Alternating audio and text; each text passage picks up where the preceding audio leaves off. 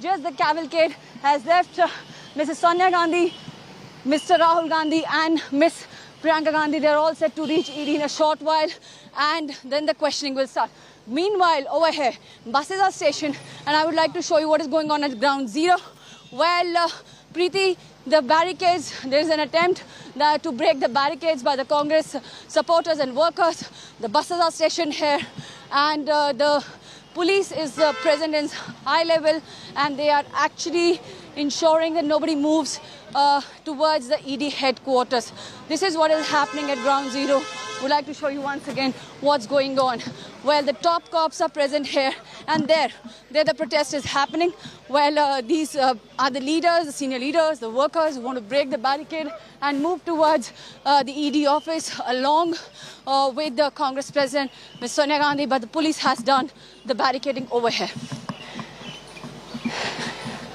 All right, stay with me, Supriya. I want to connect right now immediately to Manish Pandey, but I'll tell you, what's going on here. The senior leadership of the Congress, those who haven't gotten detained, are now making their way back to the Congress office. There was an attempt to breach the barricades. Most of the Karyakartas have gotten detained. They've been taken into buses.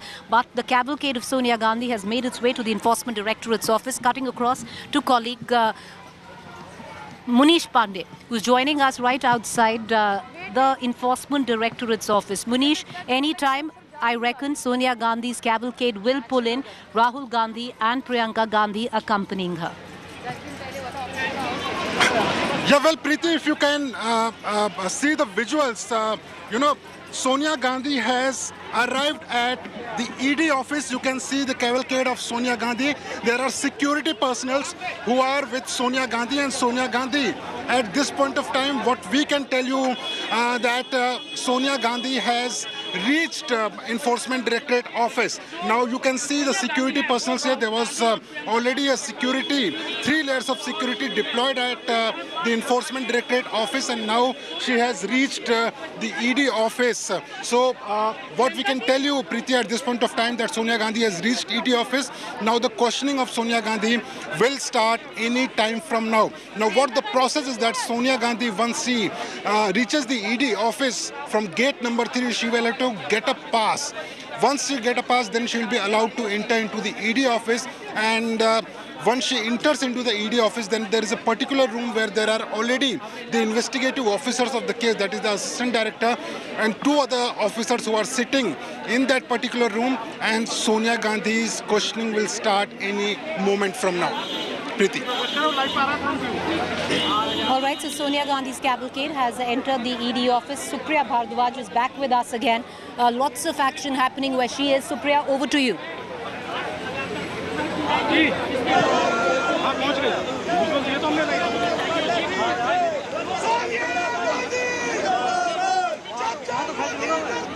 All right, a lot of sloganeering where my colleague Supriya is. Munish, as we continue to beam out the live visuals for our viewers, multiple flashpoints. I'm at the AICC office. From the AICC office, of course, there is the ED office where Sonia Gandhi's cavalcade is just about pulled in. All of that going on. But Manish, break it down for us. You know, what we were talking about earlier. This time around, what's going to be the difference in terms of questioning, where the ED is investigating the role of Rahul Gandhi a month ago, to now Sonia Gandhi, where the National Herald case is concerned?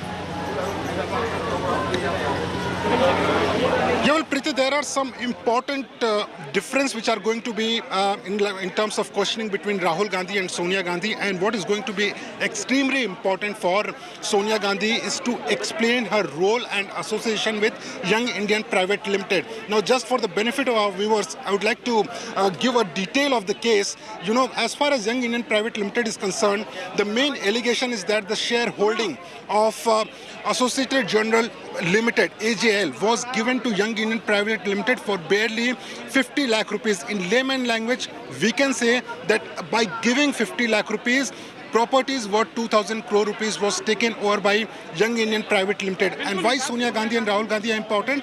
Because Sonia Gandhi was shareholder of the company. 38% of shareholding was with Sonia Gandhi, 38% of shareholding was with Rahul Gandhi. And again, the important point is that Sonia Gandhi was director of the company. And Sonia Gandhi decided to become director of the company in the last point. She was the last person to be made director of the company. So what ED wants to know that why she chose to become a shareholder, major shareholder of Young Indian Private Limited, why she decided to become a director at last point in Young Indian Private Limited, and whether there was any instruction from Sonia Gandhi to the other senior members of Congress to transfer the shares of AGL to Young Indian Private Limited. So these are going to be extremely important question for Sonia Gandhi, which she has to answer today during the questioning. Now, as far as the questioning is concerned, once again, just for the benefit of viewers,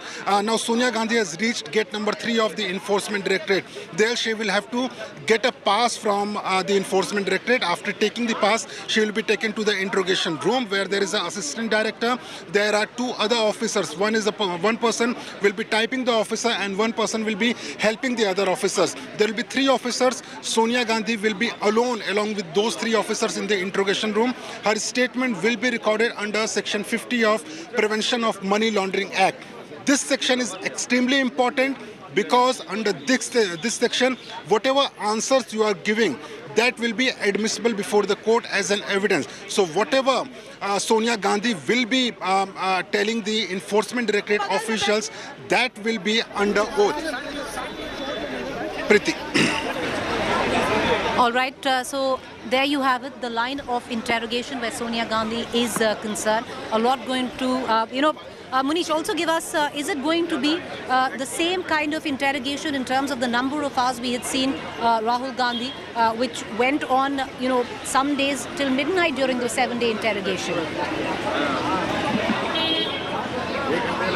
Well, Preeti, under normal circumstances, Enforcement Directorate is allowed to question a person for almost 9 hours. That is including 1 hour of lunch break. But in case of Rahul Gandhi, what had happened is that after the questioning got over, on every day, Rahul Gandhi requested the ED officer that he wants to make corrections in his answers. And that is why, when he was left around 9 o'clock in the night, he left only by 12 o'clock because he took almost 2.5 hours to 3 hours to correct his answers. That is a procedure which is followed by the Enforcement Directorate officials. Now, as far as Sonia Gandhi is concerned, remember the number of questions which were posed to Rahul Gandhi in comparison to those numbers. For Sonia Gandhi, there are very less numbers of questions. Now, as far as the numbers of hours is concerned, if Sonia Gandhi decides to answer all these questions in detail, the questioning may continue for late till evening till 7-8. But if she requests the ED officials saying that she is feeling tired or she is not very well, then she will be allowed to leave questioning whenever she wants. Preeti.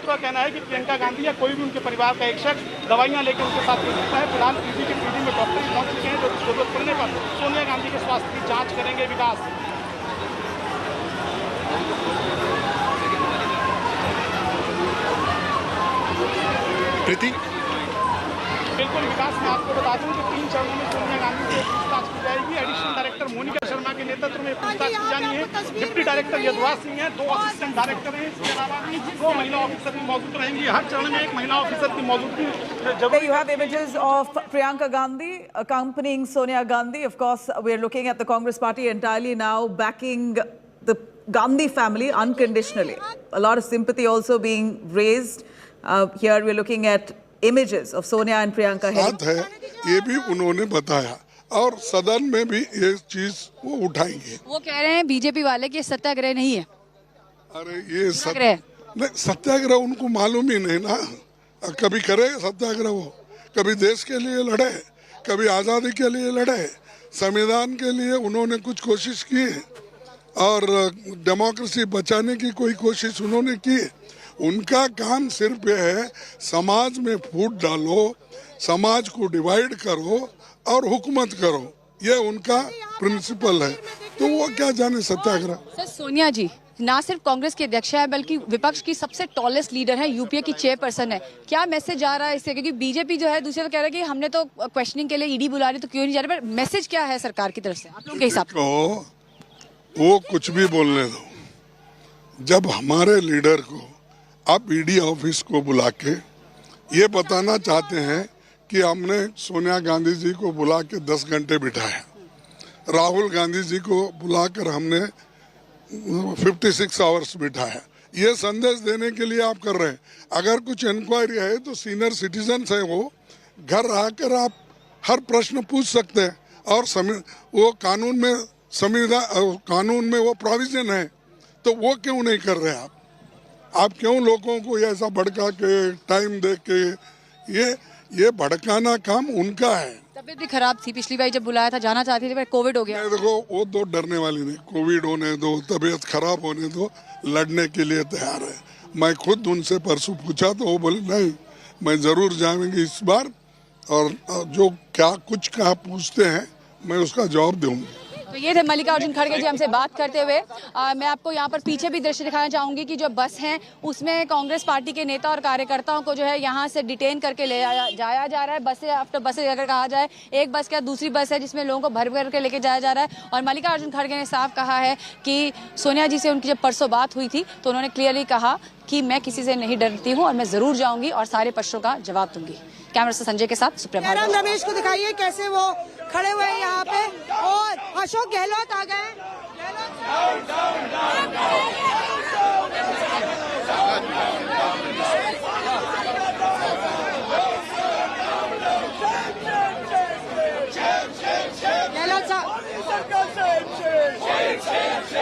Gehlot साहब किस तरह से आप लोग यहाँ पे विरोध कर रहे हैं? क्या आपको लगता है जनता भी जुड़ेगी इससे कि जनता मानेगी? पूरे देश में जनता जुड़ी हुई है, लोग ऐसे एक्शन को लाइक नहीं करते हैं। आम कार्यकर्ता आम लोग कंडेम कर रहे हैं। सोनिया गांधी जी सीआरपीसी में है, 15 साल से कुछ नहीं, छोटे होते हैं बच्चे या कोई महिला होती है, उसके लिए घर जाके बयान दिए जाते हैं। ईडी चाहती तो उनके घर जाके बयान दे सकती थी, जैसे कई नेताओं ने लिए हैं। तो सोनिया गांधी जी के पीछे क्यों पड़े हुए लोग? बसों में भर भर के ले जा रहे हैं, आप हिरासत देंगे अशोक गहलोत? बसों में भर के जा रहे हैं, आपको हिरासत देंगे? हिरासत में ले जा रहे हैं? हम तो तैयार है कुछ भी करने के लिए। जो सरकार फैसला कर चुकी है, छावनी बना दी है एआईसी को, एआईसी के अंदर कोई पदाधिकारी नहीं जा सकता है, ऐसा तो कभी नहीं हुआ। राज्यों में अगर सरकार जहाँ अपोजिशन की है वहाँ अगर बीजेपी दफ्तर को जाके रोक दे हम लोग, अलाउ नहीं करें उनके आदमियों को, कैसे लगेगा उनको? आज हालात बना दिए यहाँ पर। पवन खेरा साहब अगर कल बुलाएंगे परसों बुलाएंगे, रोज आप लोग यही करेंगे? हम 24 घंटे खड़े रहने को तैयार हैं, ये हमारा सत्याग्रह है।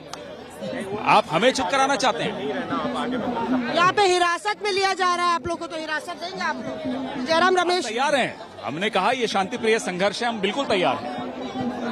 तो यहाँ पे आप देखिए जयराम रमेश कुछ बताते हुए, कांग्रेस एक तरीके से पूरी तरफ चौतरफा प्रहार करते हुए नजर आना चाहती है। सरकार के खिलाफ मोर्चा खोल दिया है यहाँ 24 अकबर रोड पे। अंजना देवेंद्र जी किस तरह से देखते हैं आप ये पूरा जो बवाल मचा हुआ है? क्या आपको लगता है कि ईडी पर दबाव पड़ेगा? ये पूरी तरीके से ईडी और सीबीआई का जिस तरीके से मिसयूज कर रहे हैं, हम इसकी आलोचना करते हैं, हम इसका विरोध करते हैं। एक शांतिपूर्वक तरीके से हम अपनी बात को रखने की कोशिश कर रहे हैं। और आज सारे जो आप देख रहे हैं कि सभी एमपीज यहाँ पर मौजूद हैं, हमारे ऑफिस बीयर्स यहाँ पर मौजूद हैं, हम सब इसको विरोध कर रहे हैं।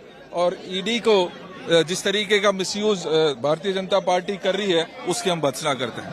सर क्या कहेंगे आप, क्योंकि जिस तरह से सोनिया गांधी के साथ राहुल गांधी या प्रियंका भी गए, तबियत बता रहे ज्यादा ठीक नहीं है? मैं ये कहना चाहता हूँ वो जितने भी क्वेश्चनिंग है लाइव करवा दे, लाइव करा दो, देश को पता चले। क्योंकि जो मोदी जी हैं वो देश की आवाज दबाना चाहते हैं। सोनिया जी राहुल जी कैसे हैं? कांग्रेस पार्टी है जो देश की आवाज उठाते हैं। महंगाई कहाँ चला गया, वो बोलते को बोले कोई ना, कोई जवाब नहीं दे रहे कुछ।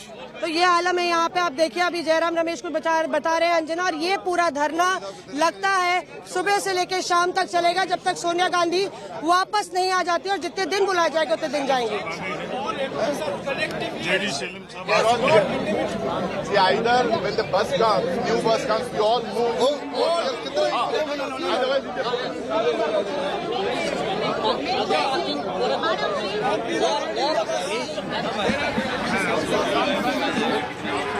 So my colleague Maushmi there, right outside the Congress headquarters, all the senior leaders are standing there.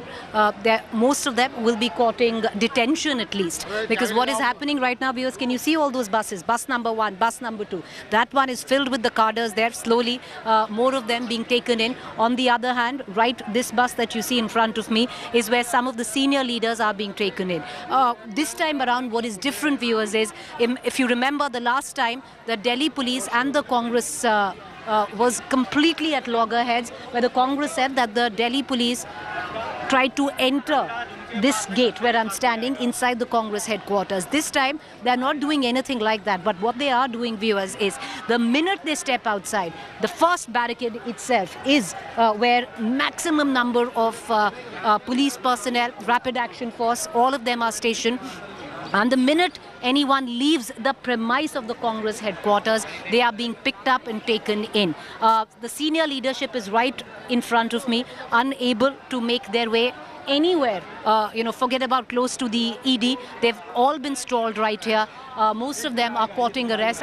Courting detention is what I can see. They will be taken in to police stations. The Congress party activists and leaders are staging protests in Jammu over the ED of Sonia Gandhi. Here you can see that a large number of Congress party leaders and activists are staging protests. They are raising slogans against the Modi government. They are accusing the Modi government of indulging in vendetta politics. Sonia Gandhi's questioning is on at the ED office in connection with National Herald case, but the Congress party believes that the Modi government is targeting its political rivals. So here you can see that there is anger among the Congress party leaders and activists. Large number of leaders and activists are here raising slogans against the Modi government, and clearly you can see the anger is palpable.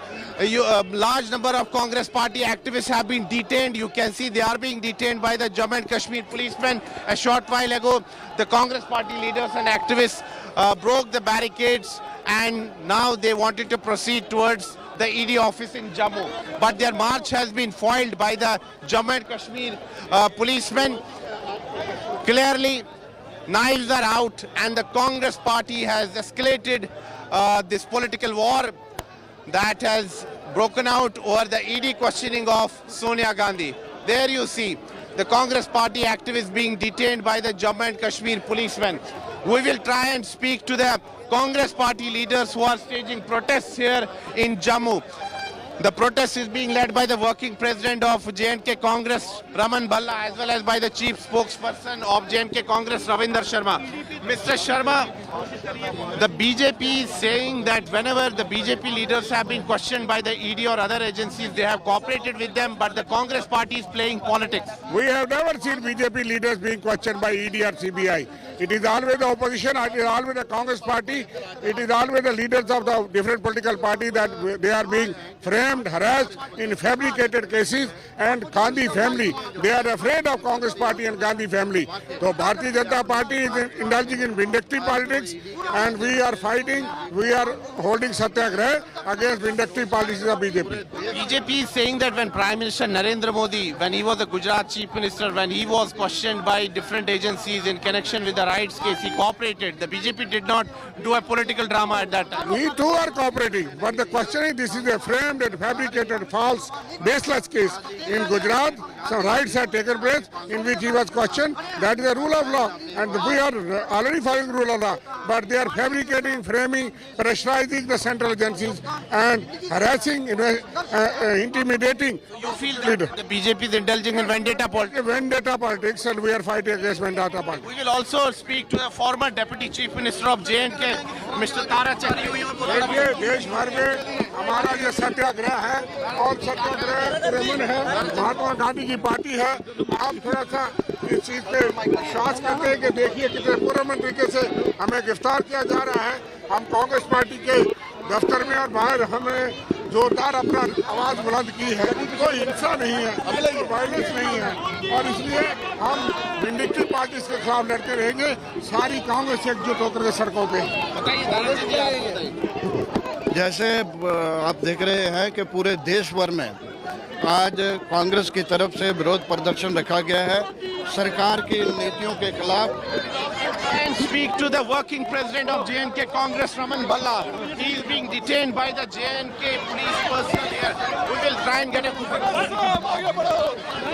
आज कांग्रेस के कार्यकर्ता रोष प्रदर्शन है। दुख है इस बात का कि भाजपा जिस ढंग से विपक्ष की आवाज को दबाना चाहती है, जम्मू कश्मीर में एजेंसियों का सहारा लेता है। पहले महंगाई की मार और वो सोनिया गांधी जिसने प्रधानमंत्री की कुर्सी ठुकरा दी, त्याग की देवी कहा जाता है कांग्रेस के कर्ता, उसके लिए जान देने के लिए तैयार और वहां पर आखिरी तक लड़ाई लड़ेंगे। आज कांग्रेस के कार्यकर्ताओं में उत्साह कितना है और मैं समझता हूँ कि आज सरकार, आज का प्रशासन विपक्ष की आवाज को दबाने के लिए इन एजेंसियों का सहारा लेता है। हम इसका कड़ा विरोध यहाँ पे करते हैं। बीजेपी आरोप लगा रही है कि कांग्रेस बीजेपी क्या आरोप लगाए? बीजेपी ने तो आतंकवादियों से सांठगांठ की है। हाल ही में लश्कर तोबा वाले लोग, ये वो लोग जिन्होंने अपनी देश के लिए जाने दी और वो लोग जो अमित शाह के लिए भी मिलकर उसको पहुंचाने का काम करते हैं। You can see that the top leadership of JNK Congress are staging protests here in Jammu against Sonia Gandhi's questioning by the Enforcement Directorate. You can see that a large number of Congress party activists and leaders are being detained. They are being taken to different police stations and there is massive sloganeering taking place. The Congress party leaders and activists are staging protests and they are raising slogans against the Modi government, accusing it of indulging in vendetta politics. So clearly the political war over the ED questioning of the Gandhis has escalated. The Congress party leaders and activists across the country have hit the streets, and here in Jammu also large number of Congress party leaders are protesting and are raising slogans against the Modi government. They are saying that the Congress leadership will cooperate with the agencies, they will cooperate with the Enforcement Directorate, but at the same time they want to send out a message that the BJP government... Those are crores of property which she has been taken. In a no election affidavit it is there. It is just she is the head of a Congress party and it is a paper which has been started by Jawaharlal Nehru and various leaders. She has sacrificed power. 10 years she could have become the Prime Minister of this country. BJP is afraid of her. BJP is afraid of her leadership. They want to mentally harass the Congress leaders, so they are trying to do this. We are opposing it. Sir, one clean chit you raised the question about Ishwarappa's clean chit has been given on... Clean chit is being given by the Chief Minister, Home Minister and Yadurappa. It is not the police department. The day one itself they said that he has not done anything wrong. Then what police have done? Police have written in a writing, that's all.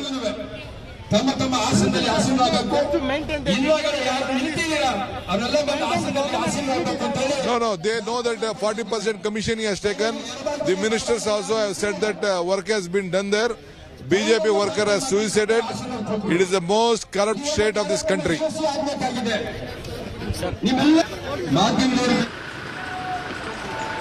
All right, viewers, we're at the AICC headquarters, protest peaking, coordinated at the same time where the Congress is concerned.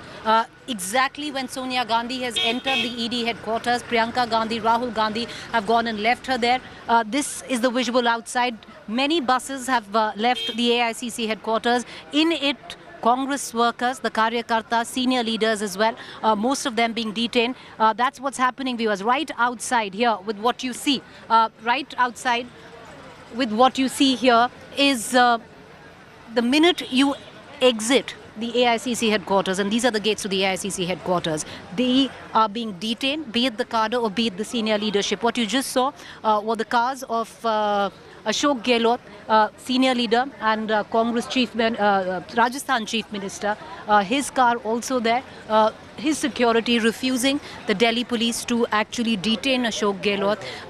His cars have just gone there following him. But in all of the top leadership right now has courted detention. They've been taken into buses because this time around the Delhi police didn't take anything to chance, viewers. What they've done outside the AICC headquarters is the minute you step out, you will be detained. Maximum enforcement right outside at the gates of the AICC headquarters. Aishwarya, my colleague, who's been tracking the protests outside the AICC headquarters, now joining us. Aishwarya, Sonia Gandhi has gone in for her interrogation, and now the protest thinning in front of the AICC headquarters. Most of them who were protesting here have now been detained.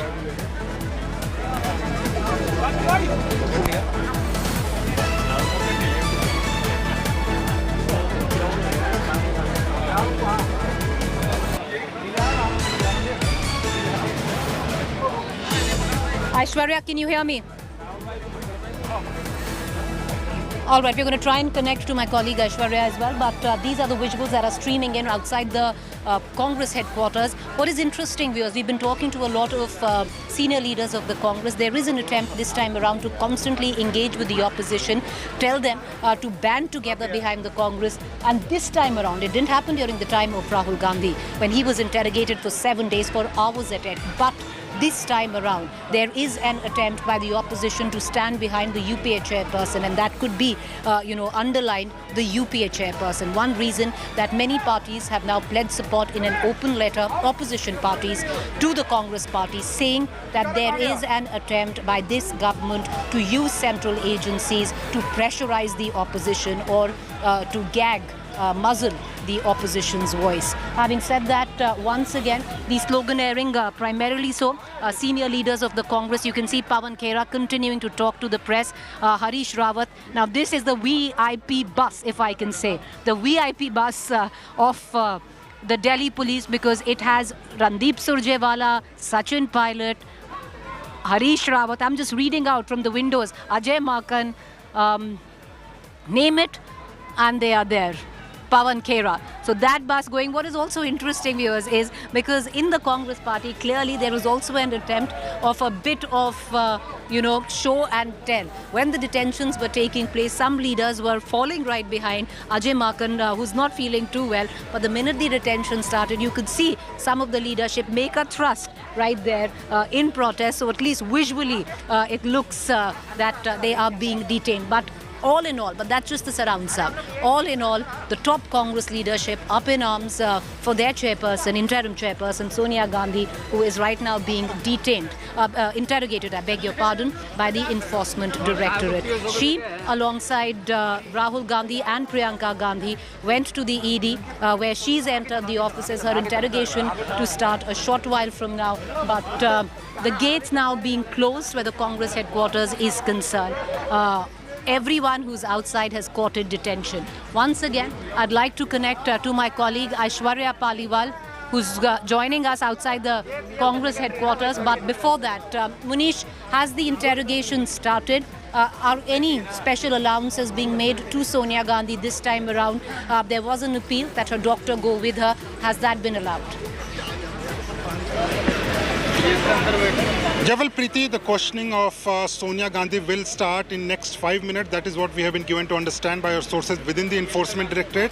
As far as, what the current situation is, what is happening right now is concerned, the formalities are being done because this is a statement of Sonia Gandhi which will be recorded under Section 50 of Prevention of Money Laundering Act, which means that Sonia Gandhi will first take an oath and then under oath this statement will be recorded. But also we have also accessed the line of questioning for Sonia Gandhi and what we have been given to understand is that the ED would ask Sonia Gandhi about her association with Young Indian Private Limited and why they want to ask specifically because she was not only 38% shareholder but also the director of Young Indian Private Limited.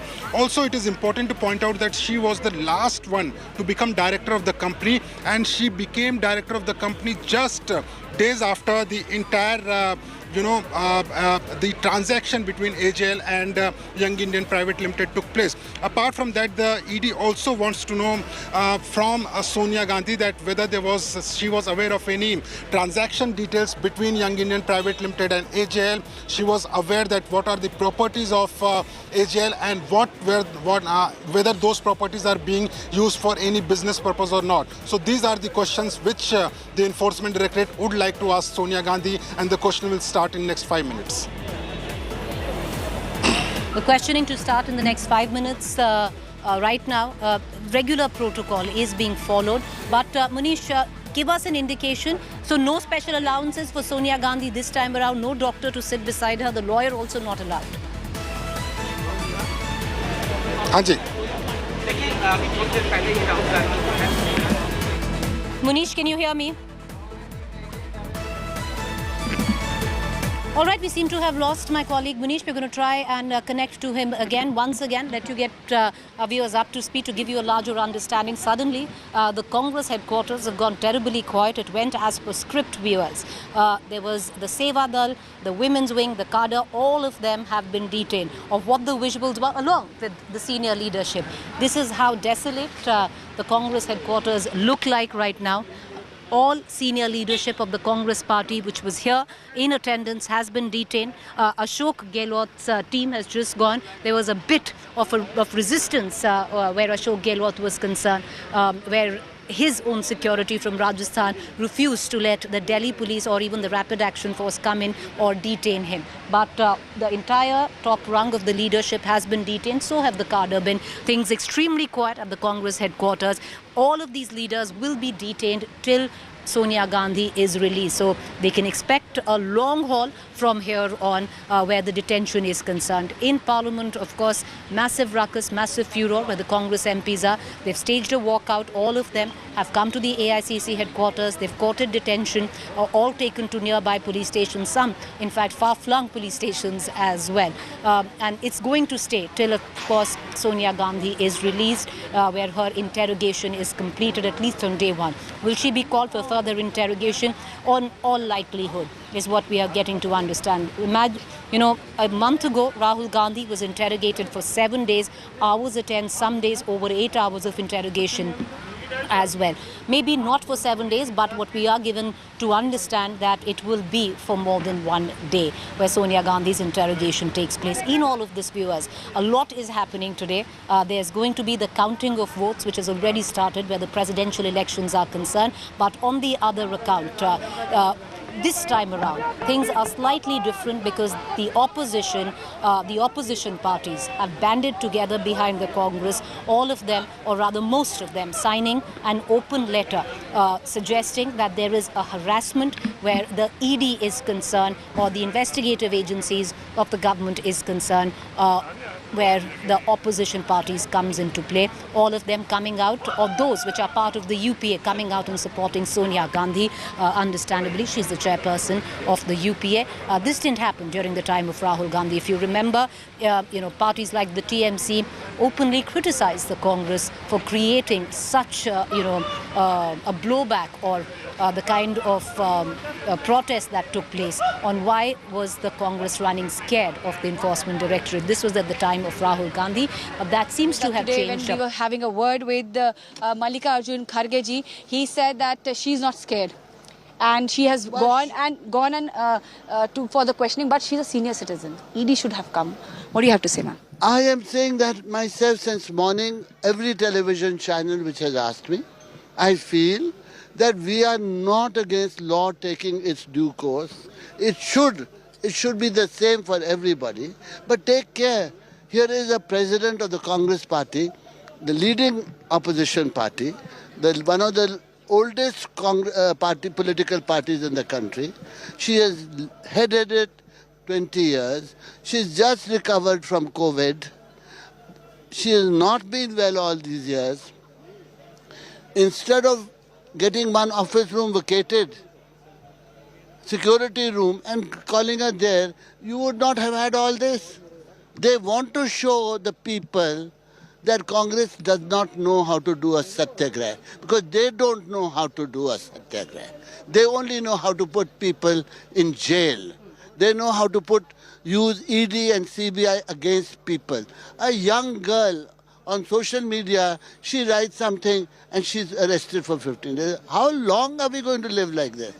No, it's not. Also, ma'am, my final question to you. You have known Mrs. Gandhi for such a long time. There is a video message of her when you were also in the parliament saying that मैं इंदिरा जी की बहू हूँ और किसी से नहीं डरती. What do you have to say about Sonia Gandhi? That is true. उन्होंने पहले दिन जब कोविड से पहले इनको बुलाया गया था, उन्होंने कहा मैं नहीं चाहती कोई मेरे साथ जाए, मैं अकेली जाऊंगी, मुझे ना किसी से डर है क्योंकि मैंने कोई गलत काम नहीं किया और मैं सत्य का साथ देती हूं तो मुझे कोई घबराने की जरूरत नहीं है. और यही उन्होंने दर्शाया है. जहाँ जहाँ गुजरात में भूचाल आया था, 3 दिन वहाँ तंबू में रही, लोगों से मिली. जहाँ जहाँ हमारे मुल्क में विपदा आई है, ये वहाँ पहुँची हैं. इनको सही मायने में डर नहीं है, तभी तो लोग इनकी इज्जत करते हैं. Well, that was the senior leader of the Congress party, Ambika Soni ji, speaking to us, and this is the mood at ground zero at the moment.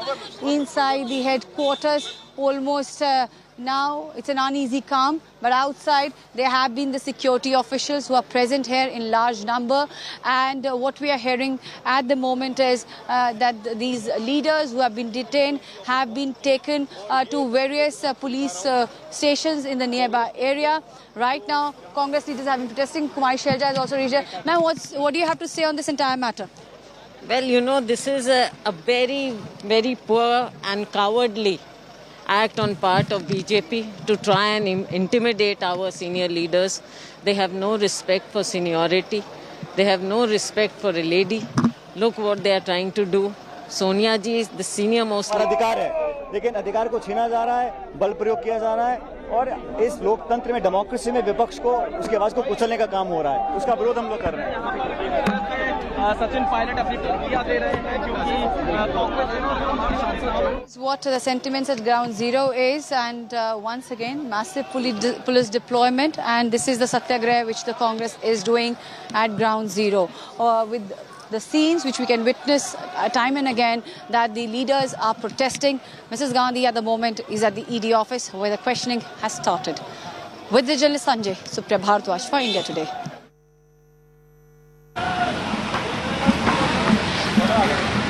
All right, my colleague Supriya speaking to senior Congress leaders Ambika Soni and Kumari Selja.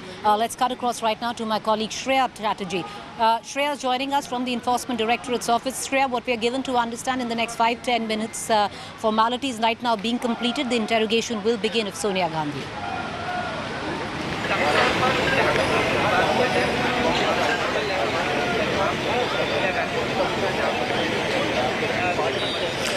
Absolutely so, Preeti. You know, the questioning of Sonia Gandhi will begin in a matter of few minutes, and her statement will be registered under Section 50 of the PMLA Act. The questions that she will be facing from the Enforcement Directorate is her association with Young India Private Limited, as well as the time when the Congress had given that debts to AJL when it ran into losses in the year 2008. Now, crisp questions that Sonia Gandhi will be facing is, was she aware about the transactions between Young India Private Limited and AJL when she became the director? Because remember, she was the last one to become the director. Was she aware of these transactions? These are the questions that she will be facing. The other important question that she will be facing is about the fact that whether any work of charity was done by Young India Private Limited. The reason this is because the Congress and even previously Rahul Gandhi maintained that Young India was a Section 25 company, which means that any profit that they have, that cannot be acquired by the shareholders or the directors directly. So the question that Sonia Gandhi will be asked, that if it is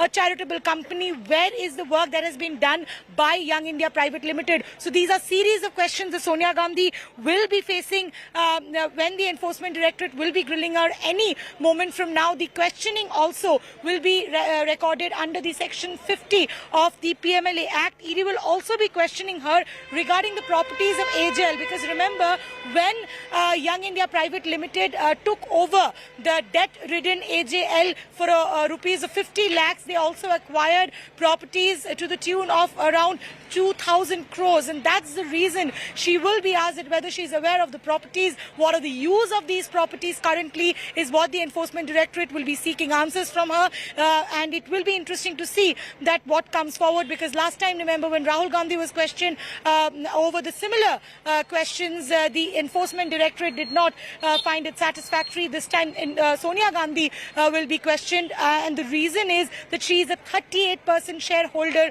of Young India Private Limited and also a director in the company. All right, Shreya, stay with me. Sonia Gandhi, in the next 5 minutes, the interrogation will begin. Let's cut across and dip into all the political reactions that we've been gathering through the course of the day. ये जो हो रहा है, एक और जो 70+ as है उनकी, उसमें मतलब ईडी खुद को कहना चाहिए हम करा के पूछताछ करेंगे आपको मेरे मान। जिस रूप में ईडी का, इनकम टैक्स का, सीबीआई का दुरुपयोग हो रहा है, वो तो जग जाहिर है, कोई नई बात तो है नहीं। पूरे ऑफिस को छावनी बना दिया है, पुलिस का बल का दुरुपयोग कर रहे हैं। ये कब तक चलेगा? लोकतंत्र में आवाज़ अपनी रखने का अगर अधिकार नहीं है, फिर क्या बचेगा इस देश के अंदर? हम तो जवाब देंगे, पेशी है, हाजिरी है, अपना लिखित जवाब भी देंगे, लेकिन लोग डेमोक्रेसी में अगर अपनी बात नहीं रख सकते, हम लोग धरना नहीं दे सकते हैं, प्रोटेस्ट नहीं कर सकते हैं, तो फिर क्या रह जाएगा हमारे गणतंत्र लोकतंत्र के अंदर? I don't know what they're going to do. We are going to go to the ED's office. Let us see what they do. What is the strategy? We are protesting. We are protesting. Why is the ED calling Mrs. Gandhi when the case is in the Supreme Court? All the facts are in the records. It is in the income tax return, company return. It is in the balance sheet. So what is it that they want to know, which the Supreme Court will not have? Are they higher than the Supreme Court? ये सत्य की लड़ाई है। सत्य ना परेशान हो सकता ना पराजित। श्रीमती सोनिया गांधी और कांग्रेस पार्टी से पिट्ठू ईडीआई जो ईडी है उससे ये डराने की कोशिश कर रहे हैं। पिट्ठू ईडी कभी भी कामयाब नहीं हो पाएगा। There was no money laundering. It is a political vendetta. They are harassing the Congress president. It is just she is the head of a Congress party, and it is a paper which has been started by Jawaharlal Nehru and various leaders. She has sacrificed power. 10 years she could have become the Prime Minister of this country. BJP is afraid of her. BJP is afraid of her leadership. हम पहले इस हफ्ते क्या किए, parliament के अंदर हम देश के सारे मुद्दे उठाने की कोशिश किए। सारे समस्या जो आम आदमी सह रहे हैं, जैसे कि महंगाई के बारे में, सरकार चर्चा करने के लिए नहीं तैयार है। और उसके अलावा वो हमारे नेताओं के खिलाफ इस किस्म के राजनीतिक इंक्वायरी चल रहे हैं। तो नेचुरली हम प्रोटेस्ट करेंगे, किया हुआ है और करेंगे। लेकिन हम चाहते हैं कि देश के मुद्दों के बारे में, देश की प्रॉब्लम्स के बारे में, देश की समस्या के बारे में आप बैठ के राजनीति ठीक तरह की, कोई प्रॉब्लम नहीं है। इस किस्म को हमारे नेताओं को ऐसे पकड़ के ले जाना बार बार हमें तो नेचुरली अच्छा नहीं लगता। All right, viewers, you just heard all the political reactions coming in from the Congress party. Most of those leaders right now stand detained. They were picked up right here from the Congress headquarters. I want to cut across right now. The action has shifted to the Enforcement Directorate. Colleague Munish Pandey is joining us live with the very latest coming in. Munish, what are you picking up? What's happening inside? I would reckon the next 5 minutes the interrogation will start. The line of questioning, will it be different from what Rahul Gandhi's was? Will you take us through the fine print? Yeah, well, Preeti, what we can confirm at this point of time is that the questioning of Sonia Gandhi has begun. This questioning is under Section 50 of Prevention of Money Laundering Act, which means that whatever Sonia Gandhi will reply to Enforcement Directorate, that will be admissible as the evidence before the court. So this is going to be certainly important for the Enforcement Directorate as well as for the Gandhi family, especially for Sonia Gandhi and Rahul Gandhi. Now, as far as the line of questioning is concerned, we have been given to understand is that most of the questions which were asked to Rahul Gandhi would remain same for Sonia Gandhi, for the precise reason that Sonia Gandhi and Rahul Gandhi both were 38% shareholders of Young Indian Private Limited, and also they were the directors of the company. But what's important here for Sonia Gandhi would be the question which the ED is going to ask her, that why she decided to become the director of Young Indian Private Limited when all the transactions were already completed. And also what is going to be important, Preeti, is that just to give you a background of the case, Young Indian Private Limited was incorporated with just 2 directors at that point of time. Sonia Gandhi and Rahul Gandhi were not the directors. But in the month of December and later in the month of January, Rahul Gandhi and Sonia Gandhi decided to become director, and not only director, 38% of shareholders each. Now, ED wants to know that whether Sonia Gandhi was aware that AGL assets and shareholdings are now with Young Indian Private Limited. During Rahul Gandhi's questioning, there was a very important point when Rahul Gandhi pointed out to the Enforcement Directorate that Young Indian Private Limited is a Section 25 Companies Act incorporated company, which means that no person can take a personal benefit or a single penny from that particular company. But as far as Enforcement Directorate is concerned, they countered Rahul Gandhi at that point of time is that when it is a Section 25 Companies Act company firm, then why there is no charitable work done by Young Indian Private Limited? Now, in case of Sonia Gandhi, they are again going to ask that if it is a Section 25 Acts incorporated company, then why there is no charitable work done by the Young Indian Private Limited? They also want to know that whether Sonia Gandhi is aware of the assets of Associated General Limited, and what are the where are these properties today at this point of time, whether they are doing any business or not. All these questions will be posed to Sonia Gandhi. Apart from Sonia Gandhi, we have been going to understand is that Priyanka Gandhi is also inside the Enforcement Directorate office. Priyanka Gandhi won't be allowed to meet Sonia Gandhi until unless there is a special request from Sonia Gandhi asking for medicine, or if she is not feeling well, then only Priyanka Gandhi can meet Sonia Gandhi because she is in interrogation room. But as far as Priyanka Gandhi is concerned, she is waiting in the waiting area of Enforcement Directorate office. Inside the interrogation room, there are only 3 officers and Sonia Gandhi. The 3 officers are, one is an assistant director rank officer who is the investigative officer of the case. There is another person who will be typing the answers Sonia Gandhi will be giving, and the 3rd officer will be helping these 3 officers. Apart from these officers, there will be a deputy director rank officer and a joint director rank officer who will be coming to the interrogation room just to supervise. But this is a normal procedure which is which is being followed by the Enforcement Directorate in every case, and in Sonia Gandhi case there is no exception which has been done by the Enforcement Directorate. Preeti. All right, Munish, we're going to continue to come back to you. So the biggest news, the only, I would reckon, viewers, the allowance that has been made for Sonia Gandhi right now is that she has been allowed Priyanka Gandhi not sitting beside her while she's being interrogated, but inside the office of the Enforcement Directorate. Sonia Gandhi can seek out Priyanka Gandhi if she is in any medical distress, which the Congress has constantly said that her health is frail, especially after her hospitalization post-COVID.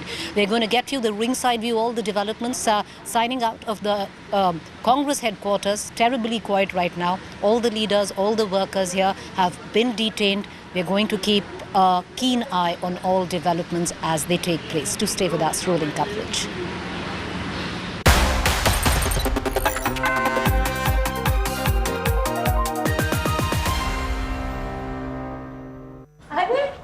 आ गई? कैसा रहा दिन? बहुत अच्छा। कोई video game cover करने गई थी ना? वीडियो गेम नहीं माँ, e-sports। E-sports? माँ, e-sports is just like any other competitive sport.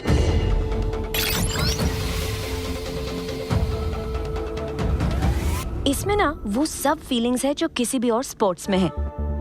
इसमें इमोशन है, इसमें एंगर है, इसमें सैडनेस है, इसमें हैप्पीनेस है,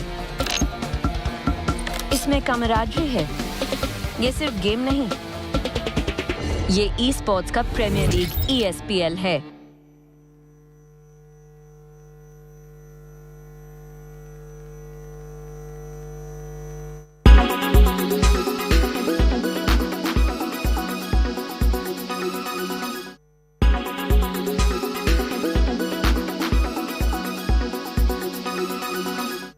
Everyone's busy finding what's trending. You're busy finding out why. India Today, for those who research before reacting. Download the India Today app now. Make your media plan smarter with India Today Live TV on your connected devices. You are watching India Today. You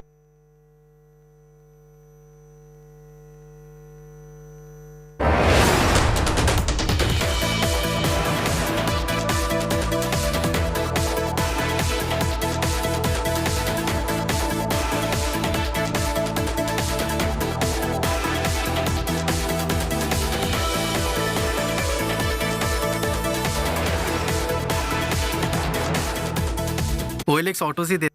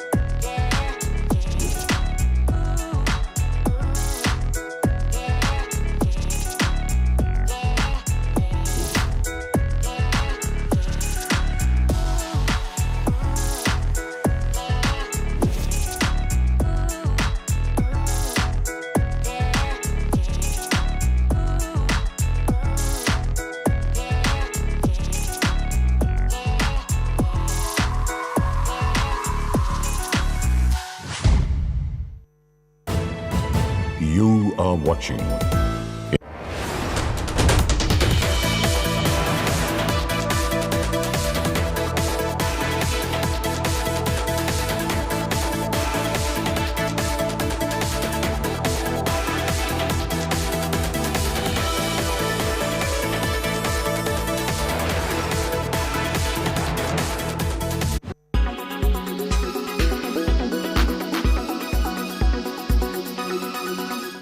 I think if I had about 20 minutes with him, I'd be able to tell him, the things that he needs to do which might help him. I'm not saying it will help him, but it could help him. There you heard it from Mr. Sunil Gavaskar. He was speaking exclusively to India Today, and when asked about Virat Kohli and his struggles in the recent past, Sunil Gavaskar says that allow me 20 minutes with Virat Kohli and I might be able to help him. Now, why do you think that he said something like this? There are a few reasons behind that.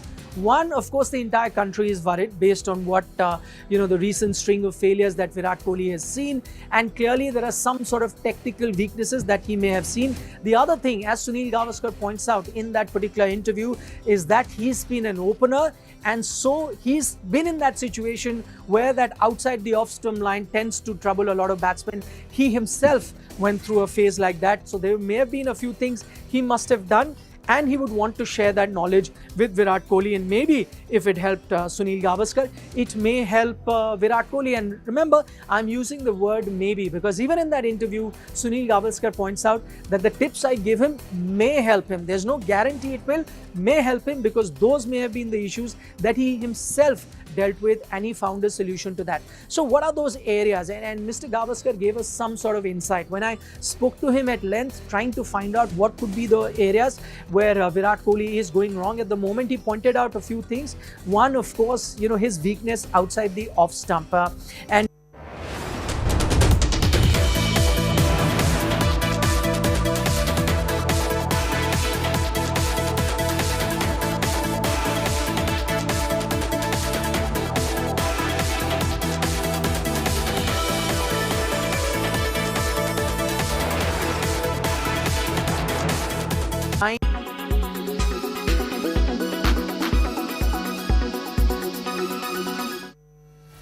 Russia has defaulted on its sovereign debt.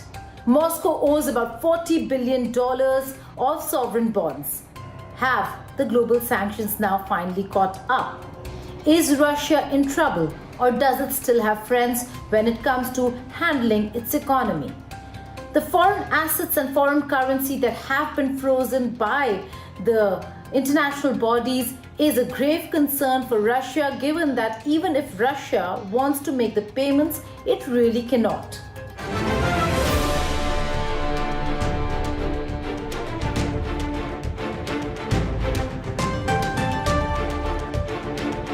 This sanction regime, or the sanctions that have been placed against Russia, with Russia now defaulting, is a grim reminder of the political outcast it once had become and is now on the way to becoming. But is it? While the West wants to isolate Russia, there are still many countries who are standing by Moscow and are engaging Russia. So is it real trouble for Russia? Or will Russia see through this crisis as well as it did in the 90s? Now, with the economy and finances at stake, how severe are the damages? Now, Russia had $640 billion in foreign currency and gold reserves held overseas. Russia owes $40 billion in sovereign bonds and half of it to foreigners. That's the part that has been defaulted this year, and it is a historic moment nonetheless. Having said that, the last time Russia defaulted was after the breakup of the Soviet Union. It also defaulted on domestic... Co-powered by The World Comes Together at Sharda University. In association with Green Lamb Laminates. Har Gustakhi Saaf.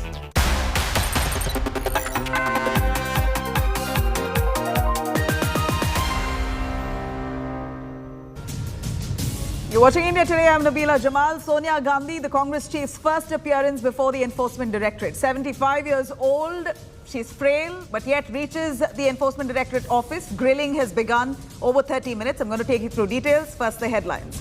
Sonia Gandhi's ED grilling in the National Herald case currently underway. Daughter Priyanka and son Rahul Gandhi accompany her. Congress protests from the parliament to the streets. Big political war over Sonia Gandhi's ED grilling. Congress alleges vendetta politics by the Modi government. BJP calls it muscle flexing to shield the scamster Gandhis. India all set to get its first tribal woman president. NDA candidate Droupadi Murmu likely to edge past opposition's Yashwant Sinha. Counting of votes currently underway. Shocking immolation of Sir after protesting against illegal mining at Revered Hills linked to Lord Krishna in Rajasthan. BJP attacks the Gehlot government. Bajrang Dal activist stabbed by 13 men in Madhya Pradesh's Agar for supporting Nupur Sharma. Case of attempt to murder and rioting registered. And businessman Gautam Adani surpasses Microsoft co-founder Bill Gates to become 4th richest person in the world. Mukesh Ambani ranks 10th on the list.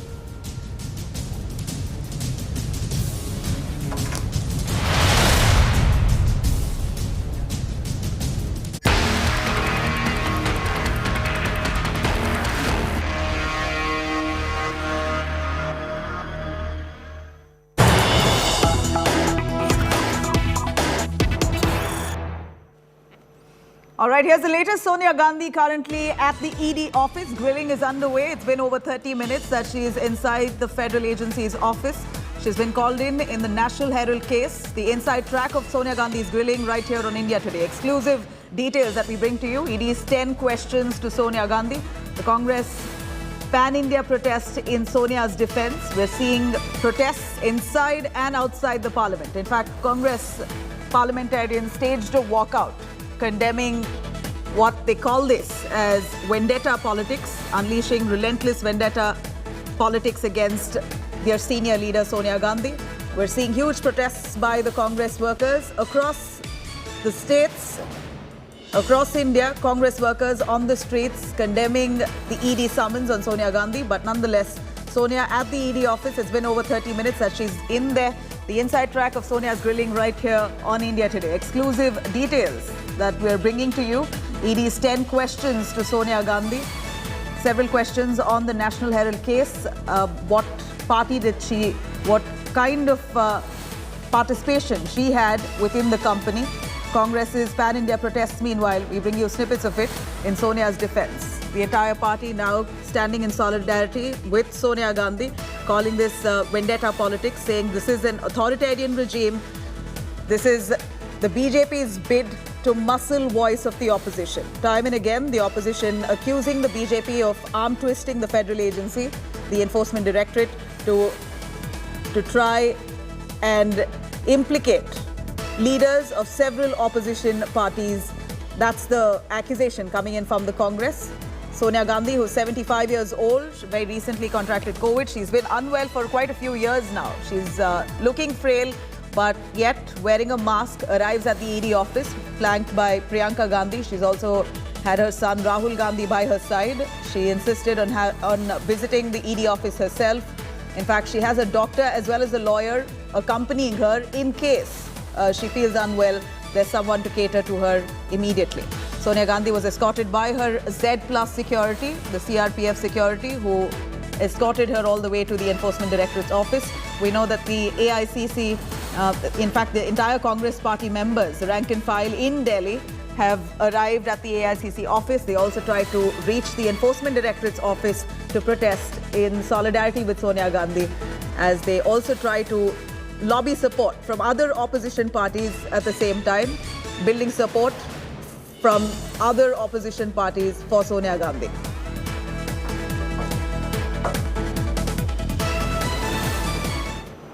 Now, Congress Supremo Sonia Gandhi is being grilled by the Enforcement Directorate at this point, with the National Herald case heat mounting on the Gandhis there. Sonia has made her first appearance before the enforcement watchdog. Priyanka, Rahul Gandhi accompany their mother, Sonia Gandhi, to the ED office. The ED summons to an ailing Sonia Gandhi has spurred the Grand Old Party's leaders to declare war. Congress workers and netas have hit the streets protesting against Sonia's ED grilling. The police have now also beefed up security and also have erected several barricades across the area of the Enforcement Directorate's office. However, there are no official permissions so far that has been granted to the Congress party. In fact, the Congress has not sought permission for these large-scale protests, and we are seeing snippets of what we saw when Rahul Gandhi was summoned at the Enforcement Directorate's office. Similar protests had taken place. In fact, public property was vandalized. We saw some amounts of arson as well in some pockets of the country, and protests today as well, similar to what we saw of when Rahul Gandhi was summoned. This time, Congress leaders have hit the streets. Again, no permission taken for the protest, but yet they've been deployed in large numbers across states in the country.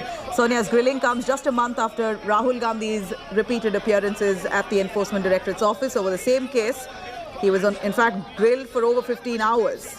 And now, a month later, Sonia Gandhi appears. In fact, her summons has come slightly delayed as she was unwell. She had sought some time and now finally appears.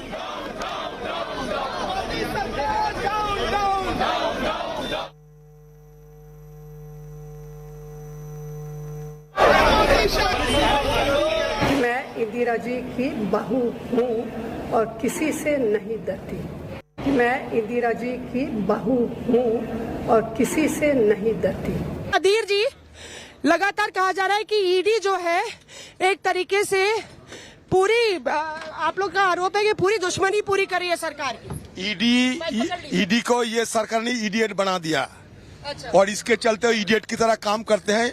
जो सरकार की आदेश होते हैं, निर्देश होते हैं, वही पालन करते हुए सारे विपक्ष के खिलाफ वो जंग छेड़े हैं। सिर्फ ये सत्तारूढ़ पार्टी को खुशी करने के लिए उनको मन मुताबिक जो प्रतिशोध की राजनीति, ये प्रतिशोध की राजनीति को अंजाम देने के लिए आज ईडी बिल्कुल खड़े हुए हैं।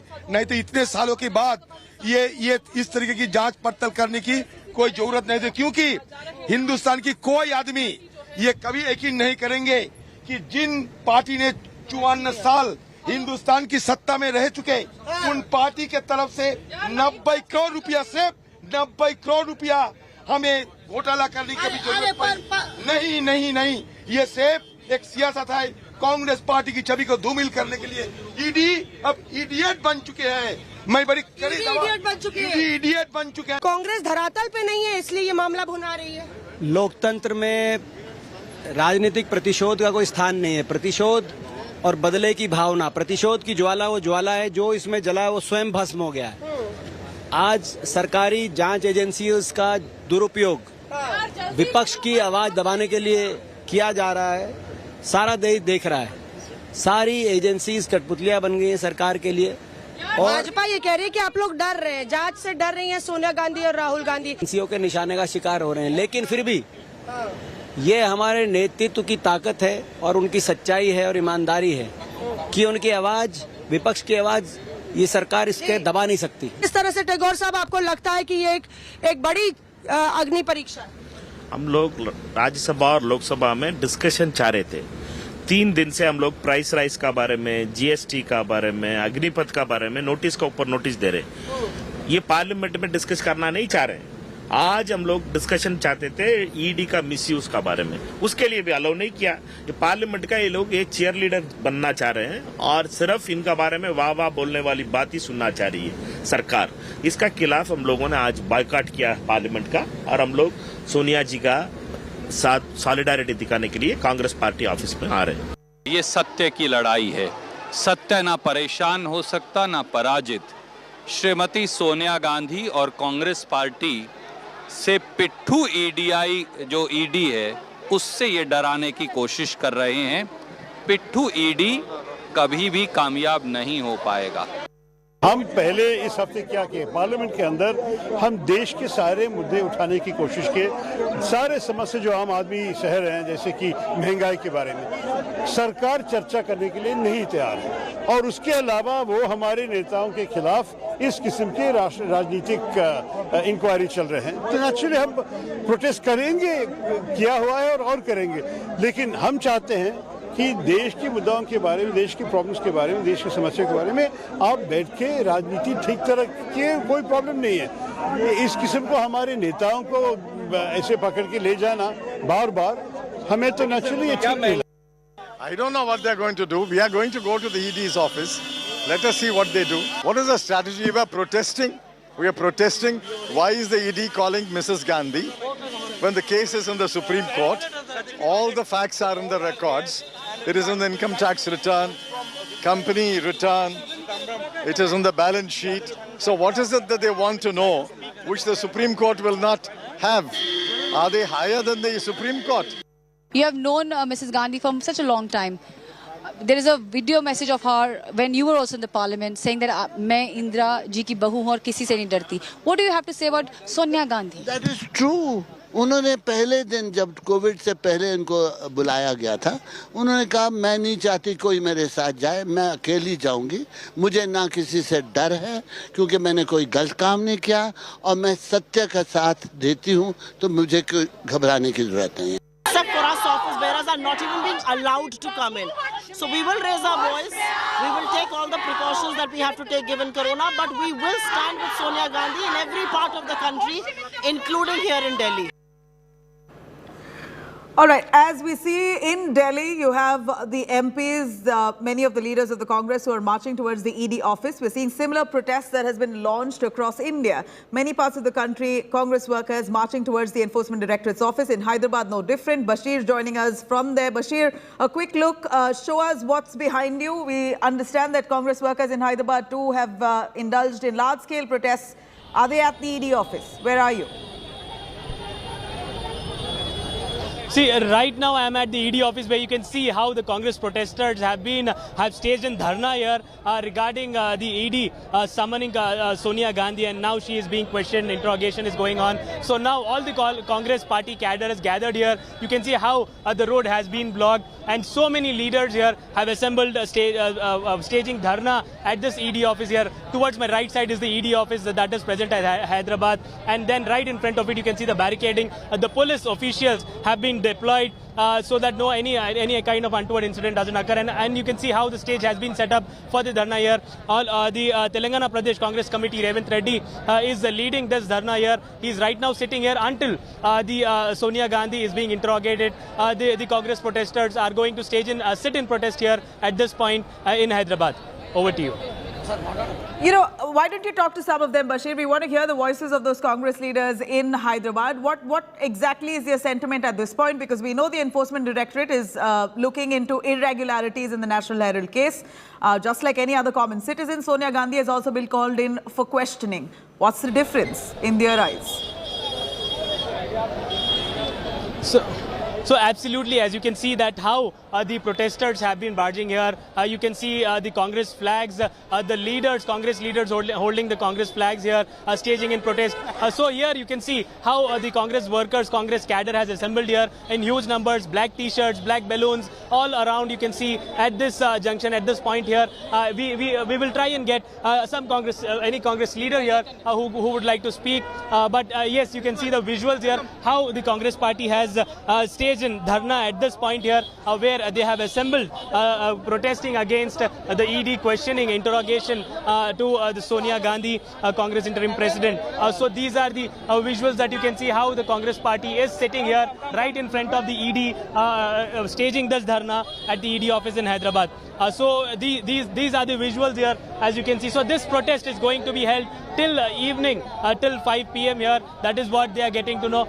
So until Sonia Gandhi remains in the ED office for questioning, the Congress cadre is going to sit here for protest. So let us talk. What exactly are you doing here? What is the reason? अभी तेलुगु में हिंदी अभी जो सोनिया गांधी यार राजीव गांधी मैंने जो ED case में डाला, जो वो ईडी केसेस पूरा जो है पूरा पॉलिटिकल इश्यूज है, पॉलिटिकल इश्यूज के लिए ईडी केसेस डाला. जो सोनिया गांधी हम लोग को लीडर है, सोनिया आम आदमी की तरह उन्हें भी क्वेश्चन किया जा रहा है कुछ केस में, तो इसमें कोई बुराई क्या है? अभी केस में जो भी है वो गलती का केस डाल दिया हम लोगों पे ऊपर. जो इलेक्शन आ रहा, 2024 में इलेक्शन आ रहा, वो मोदी सरकार पूरा बेवकूफ का सरकार है पूरा जी. These protesters have been stating that these are the false cases that have been charged against Sonia Gandhi. So this is the huge mass protest that you can see where the road has been blocked. Several vehicles here have been halted and they have been diverted to other locations from the other routes. So you can see how the protesters in black t-shirts, black balloons and several other instances where this protest is going on. So what is the protest? यहाँ पर आप क्या कर रहे हैं, क्यों protest कर रहे हैं, बताइए. ईडी ऑफिस से सोनिया गांधी के ऊपर केस लगाने की कोशिश कर रहे, इसलिए पूरे तेलंगाना में पूरे रेवंत रेड्डी तो हमने देखा है कि जैसे अलग केसेस होते हैं नॉर्मल सिटीजन्स पर, उस पर पूछताछ के लिए, इंटरोगेशन के लिए बुलाया जाता है. तो इसमें ईडी ने भी इसी तरह से बुलाया है, तो इसमें कोई हर्ज क्या है? वांटेडली बुला रहे, ये मोदी साहब वांटेडली बुला रहे. कहीं को बोले तो वांटेडली पार्टी की नीचे करने के लिए वैसा कर रहा है. इसलिए पूरे सब लोग तेलंगाना में पूरे पब्लिक यहाँ को आए, लड़ रहे. ये ईडी नहीं करना वैसा, पूरे रॉन्ग केसेस उन्होंने बना रहे, इसलिए पूरे धरना कर रहे तेलंगाना पूरे यहाँ Hyderabad mein. You can see how. So you can see how the protesters, as you can see what the Congress leader is stating here. So this is the protest that is going on at Hyderabad, right in front of the ED office. Over to you. Right. You know, at this point, the Enforcement Directorate is currently grilling Sonia Gandhi. We're seeing that at least 5 officers at the Enforcement Directorate office, as we know, are questioning Sonia Gandhi on many levels of her involvement in the company, Young Indian. Of course, at this point, Sonia Gandhi has requested to have her daughter, Priyanka Gandhi, present at the Enforcement Directorate office's building as she keeps her medicines. And if at all she feels tired in the middle, during questioning, she's been asked to be given some rest. A doctor is also on call along with Sonia Gandhi. A lawyer is also there present. In fact, Sonia Gandhi, we believe, has insisted that she goes in person and adheres to the summons of the Enforcement Directorate. While that said, we're seeing the Congress party extensively across the country who've launched a nationwide protest. They're condemning the ED summons, calling this vendetta politics. This is the Congress party repeating exactly what happened a month ago when Rahul Gandhi was summoned. Then and now we're seeing similarities, protests that have been launched across the country by the rank and file of the party showing solidarity to the Gandhi family.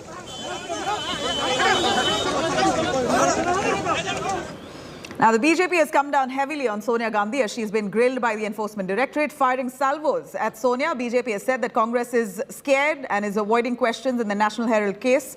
BJP MP Ravi Shankar Prasad has also slammed the Congress for holding protests nationwide over Sonia's ED grilling. Drawing parallels with Prime Minister Modi, Ravi Shankar Prasad has said that when Modi was Chief Minister of Gujarat and was grilled by the agencies then, BJP netas and workers never took to the streets and protested. Congress has, however, called ED summons as political vendetta, saying that its mischievous misuse of investigative agencies is out in the open. Congress says that prominent leaders are deliberately being targeted.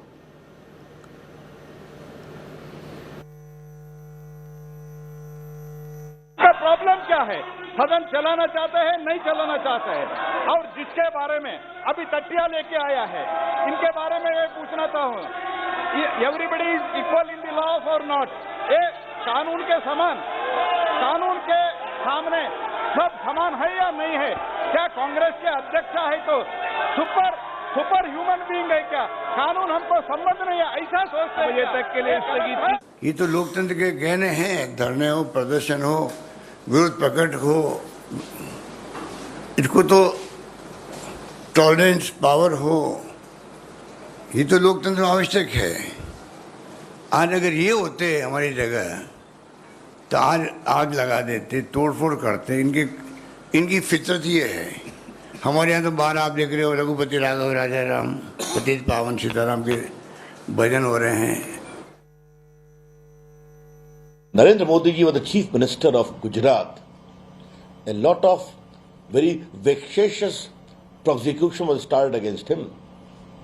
Modi ji appeared before the investigating agency as the sitting Chief Minister, replied their query for 12 hours.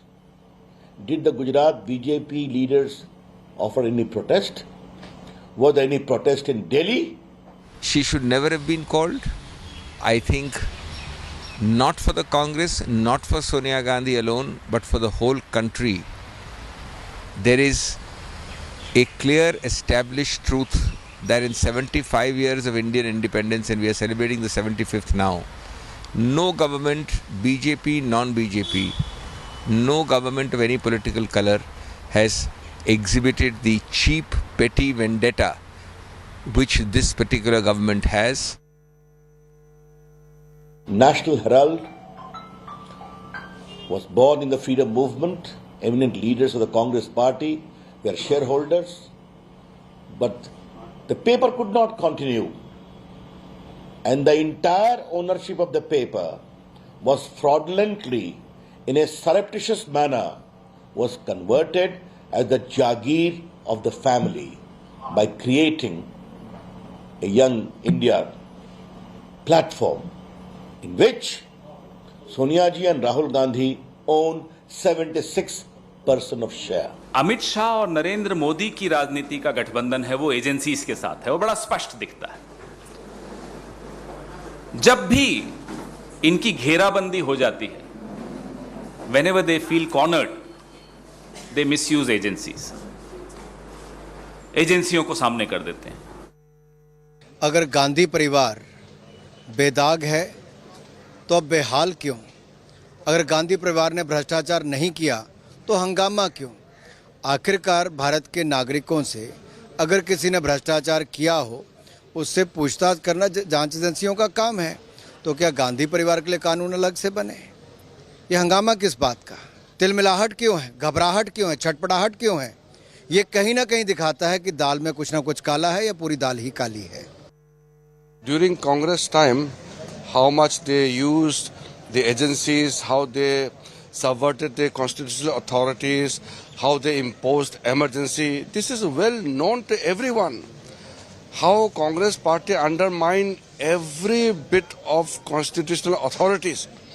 Everybody knows it. So I don't need to explain to them. अब कांग्रेस जानबूझ करके अपने कार्यकर्ताओं को सड़क पर इसलिए उतार रही है कि जिस मामले में ईडी ने बुलाया है उधर से लोगों का ध्यान भटकाया जाए, उधर से ध्यान हटाया जाए, इसलिए कांग्रेस जानबूझ करके जो है प्रदर्शन कर रही है। जबकि कांग्रेस के लोगों को बुला करके खुद सोनिया जी को ये बताना चाहिए था, राहुल जी को बताना चाहिए था कि हमें ईडी ने सम्मन क्यों किया और हमसे क्या पूछताछ की, हमने क्या जवाब दिया। कैसी बातें करते हैं ये लोग, समझ में नहीं आता। हेराल्ड एक इतनी बड़ी संपत्ति पूरे देश में रही है, उनको कम उस इतनी बड़ी बड़ी संपत्तियों को कम दामों में बेच दिया गया। उसके हजारों करोड़ रुपए किराया आ रहा है, रेंट आ रहा है।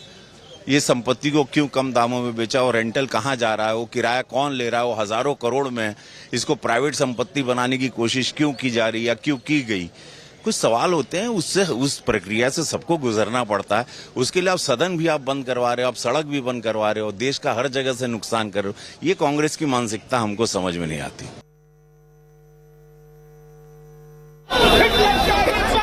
All right, let me cut across to Supriya joining us. She's been tracking those developments within the Congress party. Supriya, a quick word on the ED summons to Sonia Gandhi, as it's been close to an hour since she's at the office. Any inside information that we get, and what's the protest site like at this point? Well, at the moment, we are at AICC headquarters, where the uneasy calm prevails, because you can see only some of the leaders and the workers are present here. Rest, around 75 MPs were detained and have been taken to Parliament Street Police Station by Delhi Police. At the same time, also, what we are learning from the sources is that Mrs. Sonia Gandhi's questioning has started at ED, and accompanying her is Priyanka Gandhi. She will be staying in that area. She's not where the questioning is taking place, but she's in that area, and in the same building, also in the same ED premises, building premises. So as far as the protest is concerned, we have seen as to how there were leaders as well as the workers who were protesting. They're saying this is nothing but gross misuse of the agencies. At the same time, also what has happened is that inside the Parliament House, both the houses, whether it's Raj Sabha or Lok Sabha, there has been a massive protest by the MPs of the opposition. There was a unanimous joint statement which was issued saying that there is this misuse of the agencies which is taking place. We spoke to a lot of senior leaders of the Congress party, including Ambika Soniji, very close aide of Mrs. Gandhi, and she said categorically that Mrs. Gandhi, whom we know is not scared of questioning, she's not scared of anything, but she knows that she's standing on the side of the truth.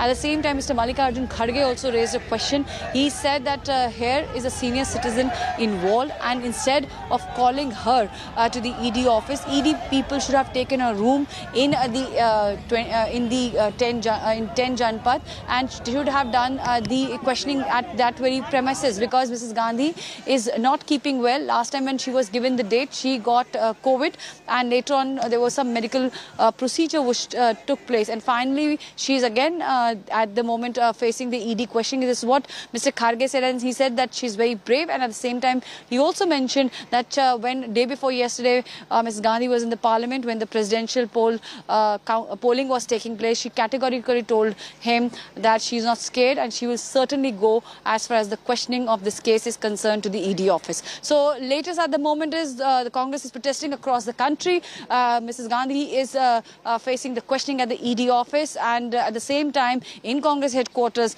you can see that there's an uneasy calm which prevails. Not many people are here. In the morning there were some stormy scenes which we witnessed both at inside as well as outside the parliament. Right from Sansad to Sadak, we have seen that a massive protest erupted as far as the Congress party and its leader Mrs. Gandhi is concerned. See that, but you know, what's the reason to why the Congress party has not sought permission for their nationwide protest? Was this done deliberately so that they can be booted out by the police and, police to use brute force to move them out of the ED office, and this would be optics for the cameras? Was that a deliberate attempt? Well, when we had a word with a lot of Congress leaders, they said what is the use of it, because last time when they sought permission, they were denied. At last minute, the permissions were cancelled. They were told to protest at Jantar Mantar, but that protest site was also denied the permission at the last minute. So they said that they want to come at the Congress headquarters, and just adjacent to AI 24 Akbar Road is 10 Janpath, where Congress President Mrs. Gandhi's residence is. And they said they want to be here. They want to march from here along with the Congress President. Only after Rahul Gandhi made an appeal to let the convoy pass, the workers allowed allowed the convoy to pass from outside the gate of AICC headquarters. I would like to show you what is happening outside. I will ask Sanjay to just show you what's going on. So we're cutting across to some visuals coming in from Bengaluru. Like we said, this almost looks like scenes from last month when Rahul Gandhi was summoned by the Enforcement Directorate's office. We saw similar scenes of arson. We see a vehicle now that's been burnt down. This is exactly what the Congress party unfortunately calls a satyagraha. Congress workers setting a vehicle on fire. This comes from Bengaluru, Karnataka, where the Congress seems to have some clout within the state, and this is the way that they display it. At this point, visuals that we're showing to you right here on our screens is of a car being gutted. It's being burnt down by the Congress workers in Karnataka's Bengaluru, and this again, let me stress, they call a satyagraha. The Congress party now coming out in solidarity with Sonia Gandhi, haven't taken permission for their nationwide protest, but yet deem fit to burn down vehicles and create a ruckus in such a fashion and call this as satyagraha. Clearly a flawed understanding of what satyagraha really means. Congress workers there protesting in many parts of the country, and that was a visual that we brought to you from Bengaluru, Karnataka, where the Congress now is resorting to arson to try and lodge and pledge their protest in support of Sonia Gandhi. Remember, this is an Enforcement Directorate summons. It's a case which the ED is probing into misappropriation of funds. There is allegation of corruption, and to that extent, the Enforcement Directorate agency, the central agency, is currently probing to see where was the malpractice. But instead of possibly waiting it out or allowing for the ED to complete its investigation, even before that, we see large-scale protests launched by the Congress party, the principal opposition party in the country, where they're condemning the Enforcement Directorate summons in such a manner where they're burning down vehicles and creating quite some commotion on the streets, blocking traffic, making life hell for commuters in many different parts of the country. This is in Bengaluru, not just in Bengaluru. We are seeing similar protests where we see roads that have been blocked off in many different parts of the country, including Delhi and Hyderabad. We showed you visuals of that. But this comes from Bengaluru. Whose car is that? Is it a common citizen's vehicle there that's been gutted, or is it placed by the Congress workers themselves only to show for the optics before those cameras, to show that they're angry, they're frustrated, or whatever it is? The Congress workers resorting to arson. All right, big update coming in. Didis roared the TMC's Martyrs' Day rally. Mamata Banerjee says, and I quote, BJP will be swept away in 2024. Mamata Banerjee says, people's mandate will dislodge the BJP. This is Mamata Banerjee's comments. She says, BJP will be swept away in 2024. Didi now attacking the BJP at TMC's Martyrs' Day rally. Mamata Banerjee says, people's mandate will dislodge the BJP. 2024 is the focus Mamata Banerjee is keeping. In fact, she also has ambitions to play a large role in national politics after a sweeping victory in the state of West Bengal. Mamata Banerjee now digging her heels, trying to portray the TMC as a principal opposition in the country, owing to the Congress now facing defeat in many different parts of India. The TMC now is really pushing to be the front runner, the principal opposition. And Mamata Banerjee now at the TMC's Martyrs rally, she makes a really bold statement saying the BJP will be swept away in 2024. People's mandate will dislodge the BJP. These are words of Mamata Banerjee as she speaks. Legalize के wait किया जाए, लेकिन इस जड़ी हुन 12 तारीख को इस साल से जड़ी हुन इन्होंने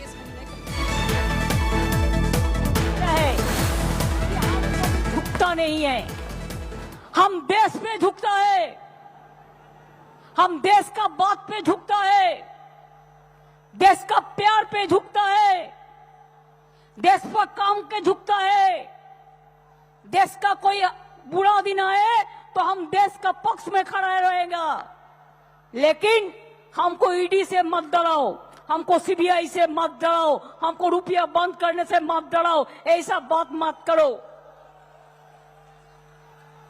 हम हिम्मत से लड़ता है, जो हिम्मत से लड़ता है वही कामयाबी होता है, जो डरफूक है वो मरते हैं, जो हिम्मत से लड़ता है वो जीतता है। हम हिम्मत से लड़ेंगे, हिम्मत से लड़ते हैं, हिम्मत का लड़ाई चलेंगे। आज तो 21 जुलाई आप लोगों को हम धन्यवाद करने के लिए, सलाम करने के लिए आए हुए हैं। इसका बाद हमारा बहुत सारे प्रोग्राम होगा। आने वाला दिन में हमारा नया कमेटी बनाएगा तो हम नया से प्रोग्राम देंगे। उसका पहले 28 अगस्त जो छात्र परिषद का दिन होता है, 28 अभी संडे पड़ा है, उसी के लिए वो प्रोग्राम 29 होगा 12 बजे गांधी मूर्ति का पास में। तिनांकुर, देवांशु, जोई जो है हम सब लोगों को बोल दिया।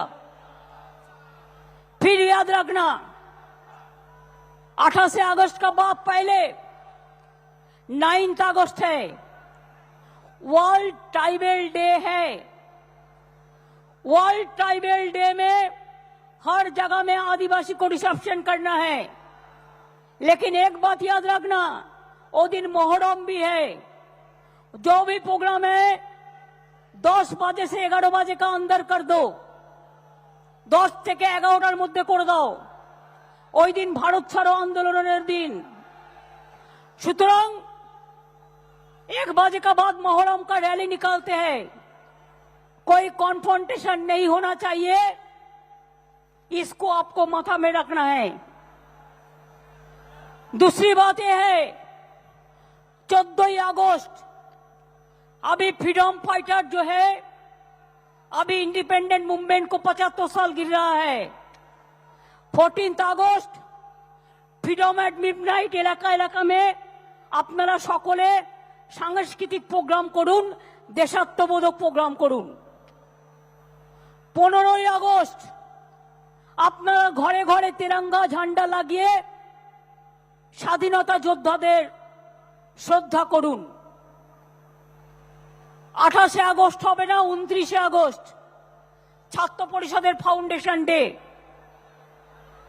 এরপরে হবে 28 আগস্টের আগে 22 আগস্ট আমাদের মা দুর্গা দুর্গা পুজো ইউনেস্কোর হেরিটেজ প্লেস, ওয়ার্ল্ড হেরিটেজ সব ব্লকে ব্লকে প্রোগ্রাম করবে। 1 সেপ্টেম্বর বেলা 2 থেকে প্রোগ্রাম হবে। কলকাতায় আমরা রেডি করব, আপনারা এলাকায় এলাকায় করবেন।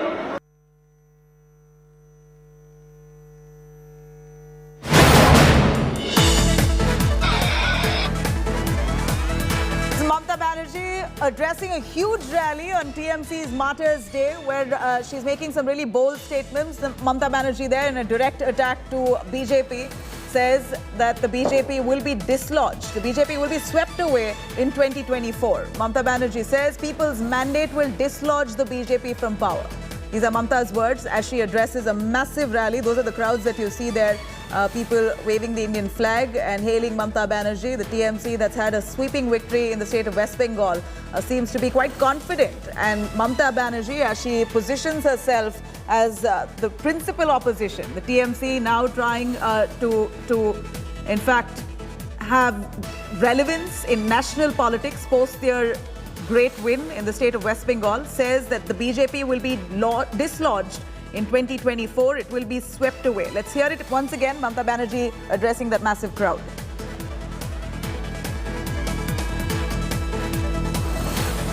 আমাদের লড়বার ক্ষমতা আছে, ওদের লড়বার ক্ষমতা নেই। আমাদের মেরুদণ্ড সোজা, ওদের মেরুদণ্ড বেঁকা। ওদের মেরুদণ্ডে একদিকে ইডি, একদিকে সিবিআই, অন্যদিকে ইনকাম ট্যাক্স, অন্যদিকে জিএসটি। আমাদের মেরুদণ্ড সোজা, আমরা মাথা উঁচু করে চলি। আজকে এত বৃষ্টিতেও, এত ঝড় জলেও যখন আপনাদের একটাকেও সরাতে পারেনি, তখন মনে রাখবেন মানুষের এই বৃষ্টি বিজেপিকে 24 সালে ভারতবর্ষ থেকে ভাসিয়ে নিয়ে চলে যাবে। All right, cutting across to Ritik Mandal joining us live from Kolkata. Ritik, a quick word from you on Mamata Banerjee as she addresses the large crowds that have gathered on TMC's Martyrs Day. At that rally, Mamata Banerjee takes a strong jibe at the BJP, saying the BJP will be swept away in 2024 and that people's mandate will dislodge the BJP. What exactly did she mean while making those comments? In what context did she make them?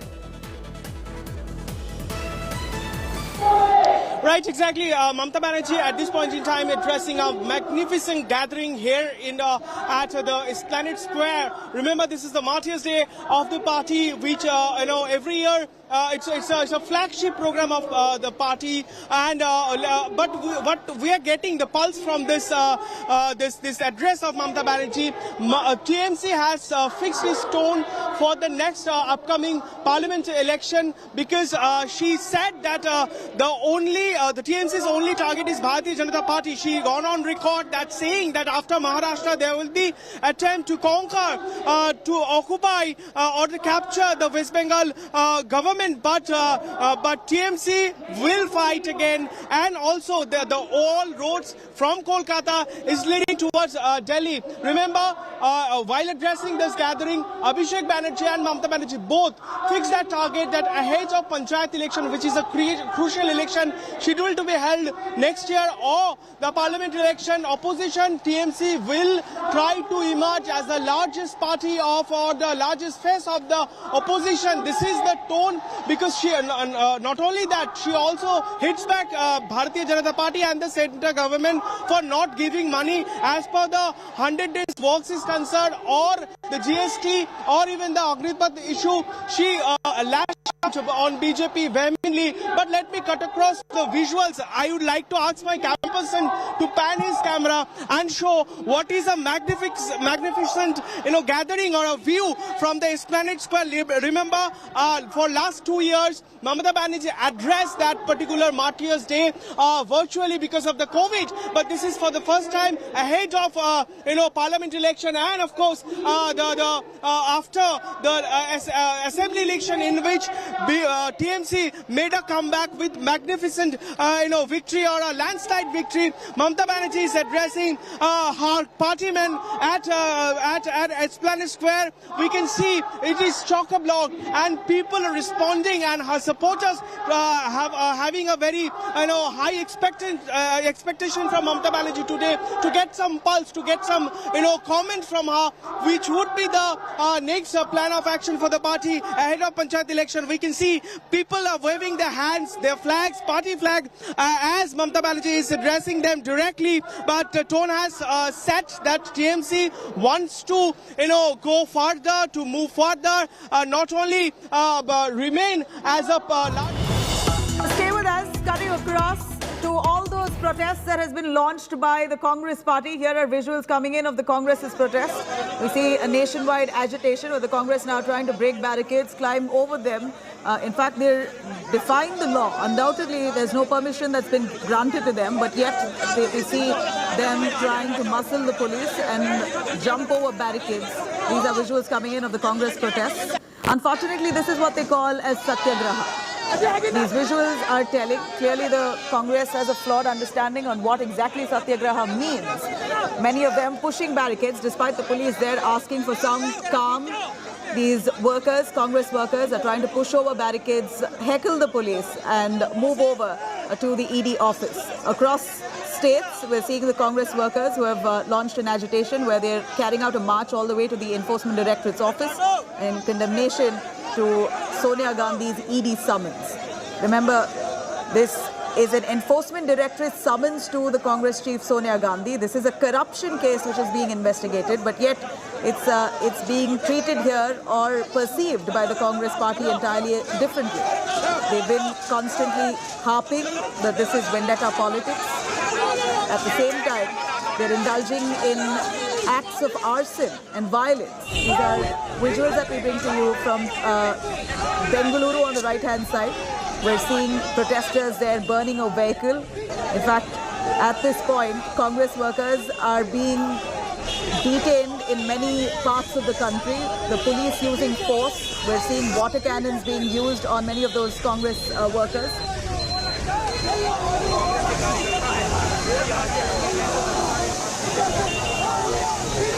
Coming in from the national capital, Delhi. Water cannons being used against the Congress workers who are trying to break barricades and jump over the ED office. There's huge deployment of security. The cops there barricaded the entire area, not allowing for protesters to infiltrate, but yet relentless efforts by those Congress members trying to push over barricades, climb over all those blockades, only to create a scene. And clearly for the optics of it, they're not going to be allowed inside the Enforcement Directorate's office. This is just a show of strength and a show of unity for the Congress at this point. It's unfortunate that this ED summons has led to the Congress coming together as a united front. If not, we've heard enough and more stories of the Congress bickering internally in different states. But this possibly is the one unifying factor. Ironically, this possibly is the only cause that has united the Congress party, the rank and file of the party across states. And we see clearly the anger and frustration of the Congress workers as they push over barricades, try to heckle the police and jump over to cross those blockades so that they can reach the Enforcement Directorate's office. Not going to happen. But yet we see relentless efforts of these workers to try and heckle the police department. In fact, the last time, one remembers how many of those Congress workers claimed that they were harassed and beaten and tortured by the police. They claimed that they were bruised and injured. In fact, Kumar Kunal joins us on the phone line, our correspondent, for a little understanding on what this really means. Kumar Kunal, no permission sought by the Congress workers to carry out this large-scale protest. Understandably, we put up barricades there. It's the Enforcement Directorate's office. None are allowed, but yet the Congress workers trying hard to barge into the premises. It's not going to happen, but we see relentless efforts, and then they indulge in arson and violence. Exactly, and this scene we can see all over Delhi and even in other states, that Congress workers are protesting against the questioning of Sonia Gandhi, which is happening right now at Enforcement Directorate office. And in that connection, this protest was organized by Delhi Congress at Delhi's Lieutenant Governor's house at Raj Niwas. And there police has stopped all these workers because there was no permission for this protest. None of the permission was granted to the Congress workers. Still, in a large number, these workers have gathered and they wanted to barge inside towards the Lieutenant Governor's house, and they have been stopped by putting barricades. Even water cannons have been used, and now somehow police has controlled the crowd which was going towards the LG office. So now, although the situation is under control, but still the Congress workers were quite aggressive and they wanted to go towards the LG house. So this thing was obvious, and all the whatever the police intelligence was also aware that such kind of protests can take place. So they were fully prepared for that, and that's why they have stopped the workers before entering the LG premises or going towards the LG house on that road which is leading to LG house.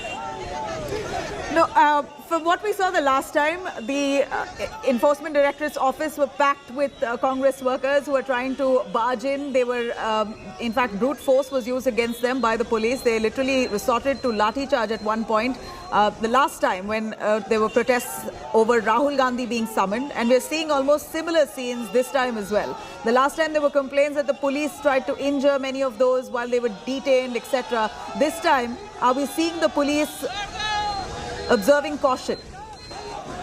Actually, this time they have kept their strategy in wrap, and they did not disclose many things how they are going to protest. That's why police officials have a few problems, because they have not intimated about their protests.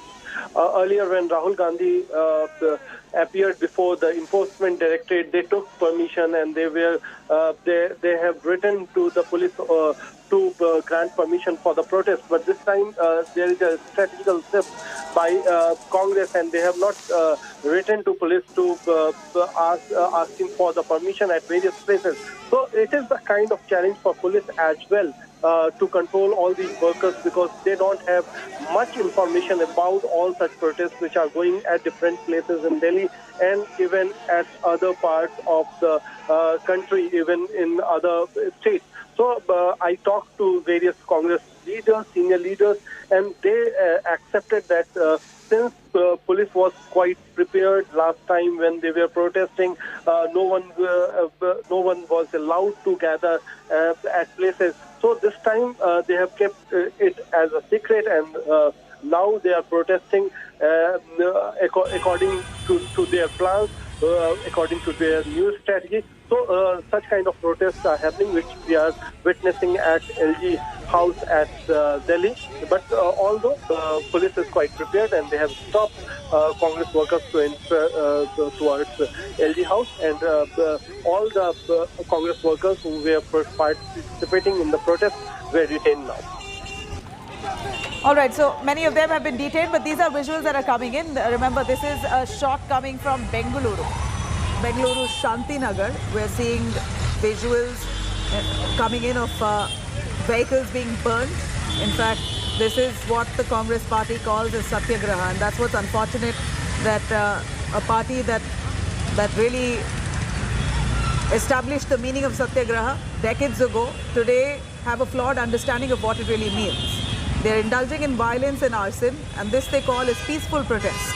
They've tried to walk and march towards the Enforcement Directorate's office despite not being given permission. In fact, they did not even seek permission from the authorities. And from what my colleague Supriya had said, that the Congress decided not to seek permission because they felt it was a futile exercise. They wouldn't have been given permission either way. This is a visual coming in from Bengaluru Shantinagar, where we see protesters there holding flags, the Indian flag, of course, the Congress flag there, and yet burning down vehicles, making this quite a problem for commuters, putting a halt to many of them trying to commute. Their daily route has been hampered. This is the Congress party launching a nationwide protest over Enforcement Directorate's summons over corruption allegations on their chief, Sonia Gandhi, and Rahul Gandhi also was summoned. Her son was summoned a month ago. We saw similar protests that the Congress party had lodged. At that point too, we saw huge arson and violence that were reported in different parts of India. The Congress workers uniting for a cause of this kind, where the ED has summoned to probe misappropriation of funds, to probe allegations of corruption, and possibly, instead of completing allowing the investigations to complete and appearing for summons graciously, here we're looking at the Congress party workers indulging in violence, which the police desperately trying to stop. But they're using all their muscle and might to mow down the police itself. In fact, they're trying to push over barricades. In the process, one can only understand and imagine what kind of struggle the police has to go through time and again when a protest of this nature, such a large-scale protest, is launched. And then you have vehicles being burnt, clearly disrupting traffic and posing a danger to people, commuters on the streets. This is not safe, but yet the Congress has no concern over how this would bother the common man, if this would interfere with daily life, and how would this really hinder the commoners who are on the streets, out on the streets, and probably commuting and traveling. These kind of protests really disrupting traffic and halting normal life. And all this done for a cause which they believe is vendetta. ED summons to their chief, Sonia Gandhi, for corruption allegations that's currently being probed. A case that's been on for a while now, which the Enforcement Directorate decides to take up. Well, questions could be raised on the timing of it and whether this is misuse of power by the BJP, etc. Whatever said and done, lodging a protest of this nature, where they're indulging in violence and acts of arson, completely takes away from the credibility of their protests altogether. If this was supposed to be a peaceful protest, this is far from it.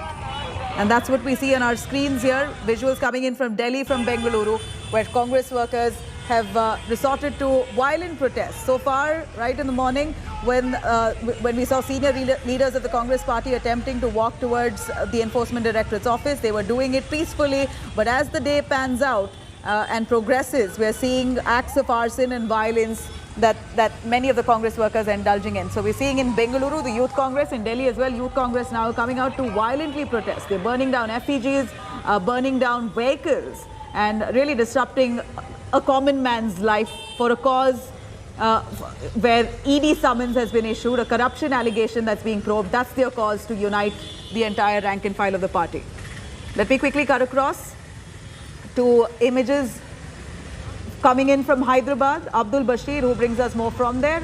Over to you, Bashir. We're seeing some visuals of violence and arson in Bengaluru and Delhi. Is that a similar situation in Hyderabad too?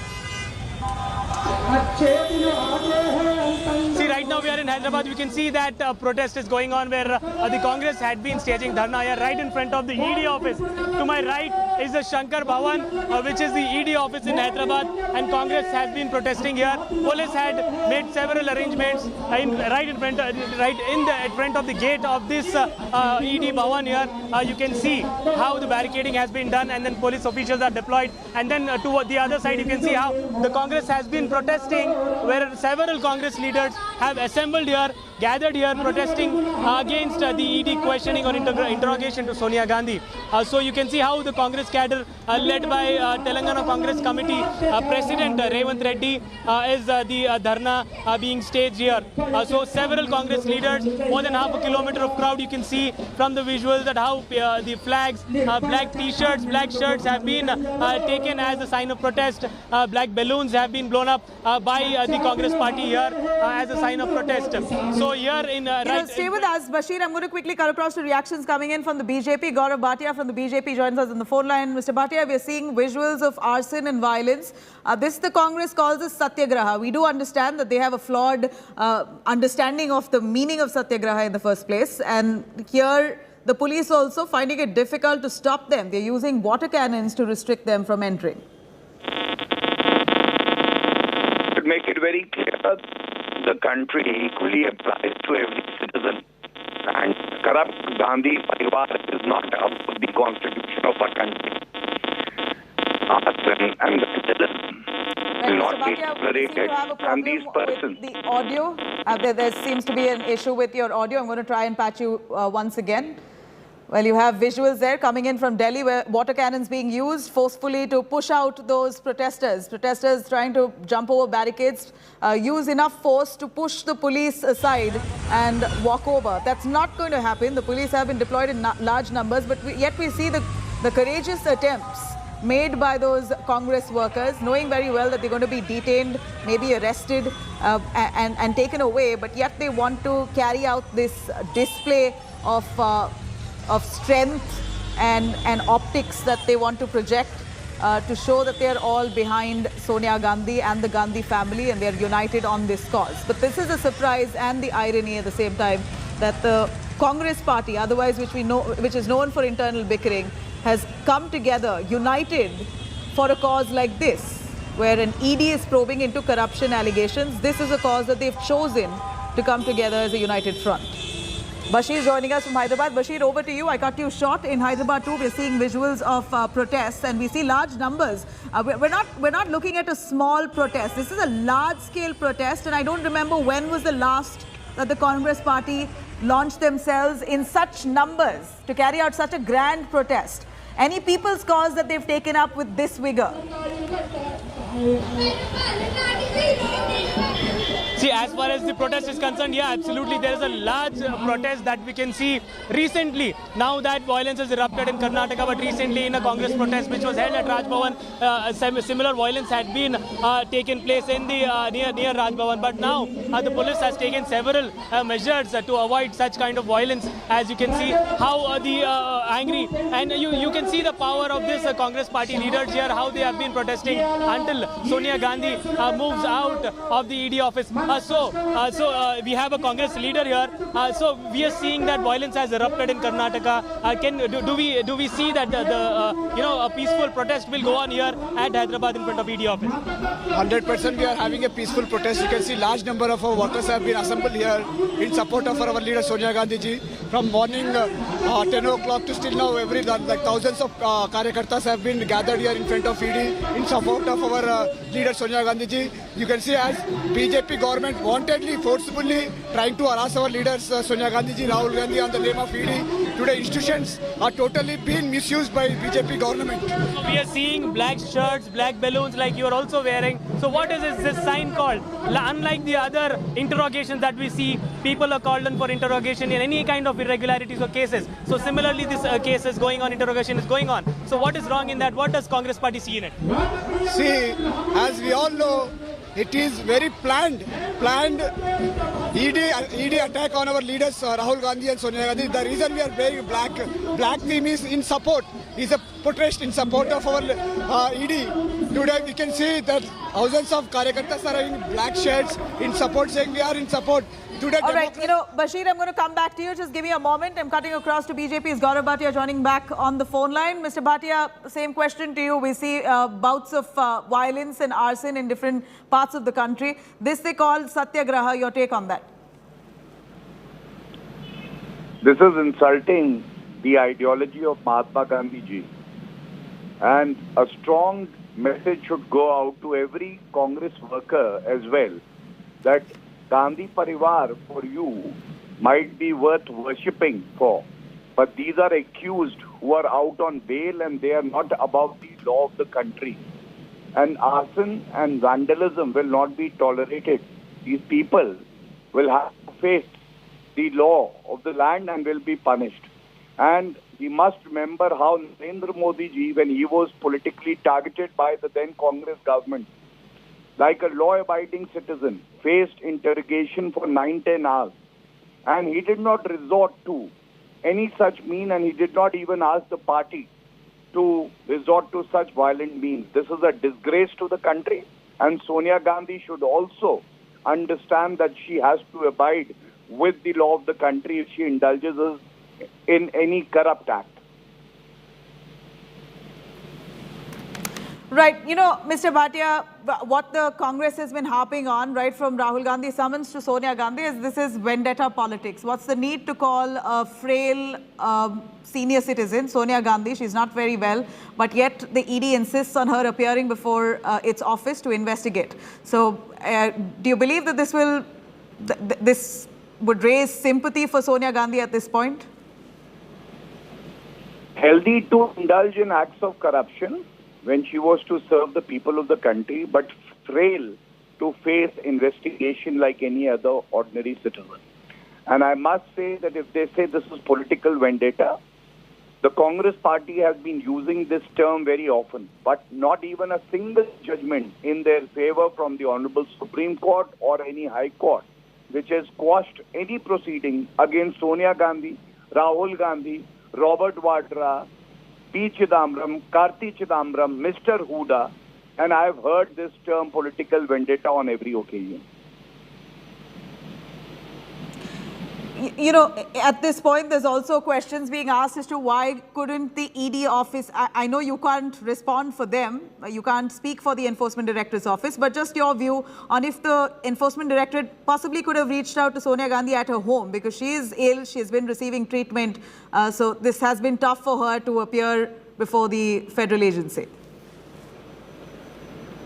A very important fact that is forgotten, that the ED as a very fair and impartial investigating agency twice accommodated the request of Sonia Gandhi ji when she wasn't well and she asked for an adjournment. But why should the law be different for the Gandhi Parivar? When somebody is asked to appear for questioning, that person goes to the ED office.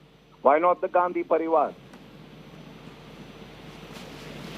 You know, this case has been going on for several years, but the timing of it has come as a question. Why so late and a delayed probe into this matter? Why couldn't this have been done earlier when you had other agencies already probing it? You had the IT probing it back in the years. What's resulted in such a delay for the ED to pick it up? This proceeding has been going on for quite some time, and as you rightly said, there is a proceeding before the IT. There is a case that the Indian people where, so let's not forget that. They had all the time in the world. All right, Mr. Bhatia, thank you very much for joining us. I'm going to cut across to some big news that we're tracking here. Congress workers now stop trains in Delhi. Massive face-off in Delhi over Sonia Gandhi's grilling as the Congress workers now resulting in acts of violence. This is nothing but absolute violence where they try to disrupt law, try to stop trains in Delhi. This is their pitch and their pledge to Sonia Gandhi. Very unfortunate that this is what they believe is satyagraha. Congress workers there stopping trains in Delhi. A massive face-off in Delhi over Sonia Gandhi's grilling as the Congress intensifies its stir. It turns violent in parts of Bengaluru. In Delhi, we're seeing trains being blocked, vehicles burnt, torched in Bengaluru by Congress workers, and in Delhi, Congress workers there sitting in dharna at the railway station on the tracks, blocking trains. Remember, we've said this time and again, it's ultimately the common man who faces the brunt. They're the ones who really are affected with this kind of protests lodged, disrupting traffic, halting regular movement, and really hampering normal life. This is exactly what the Congress is doing, and the cause is what is surprising. They've chosen ED summons to Sonia Gandhi over corruption allegations as their cause to unite in such a manner where they're carrying out arson, violence, vandalism, disrupting public life. This is the Congress's way of showing strength and support to Sonia Gandhi. One can only remember the last time that the Congress party came in such large numbers for a people's cause. We've never seen them come with so much enthusiasm and strength to protest on a people's cause, on a common man's cause.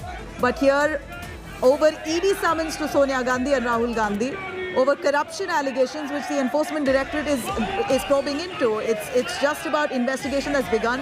ED is just about started to probe the matter. But here the Congress indulges in violence and arson, condemning this as vendetta politics. Even if they have grouse and suspicion over the ED's intentions, is this the way to protest? Is this how one pledges protest in support of their leader?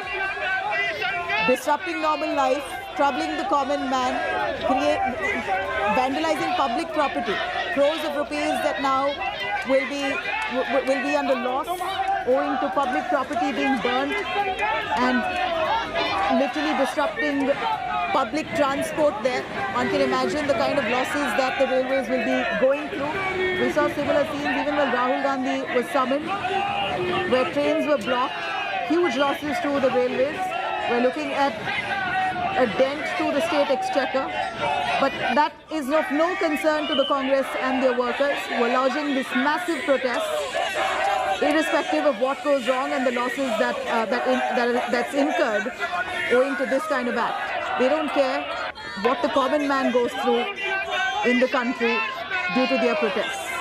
And we say it time and again, even if they have grouse and are upset with the fact that the ED is summoning a frail and unwell Sonia Gandhi. They're trying to question her while she's been receiving treatment over the last few years. Even if they're upset, even if they feel this is vendetta politics and that this must be stopped, even if they want to attack the BJP, is this the way that a principal opposition party should display their anger? The Congress party, which has really established the meaning of satyagraha decades ago, has today turned around the meaning of satyagraha altogether. This is what their understanding of satyagraha is. Kumar Kunal joining us for more on that. Kumar, railways now infiltrated by Congress workers. They're sitting in dharna on the railway tracks where Congress workers holding placards, stopping trains there.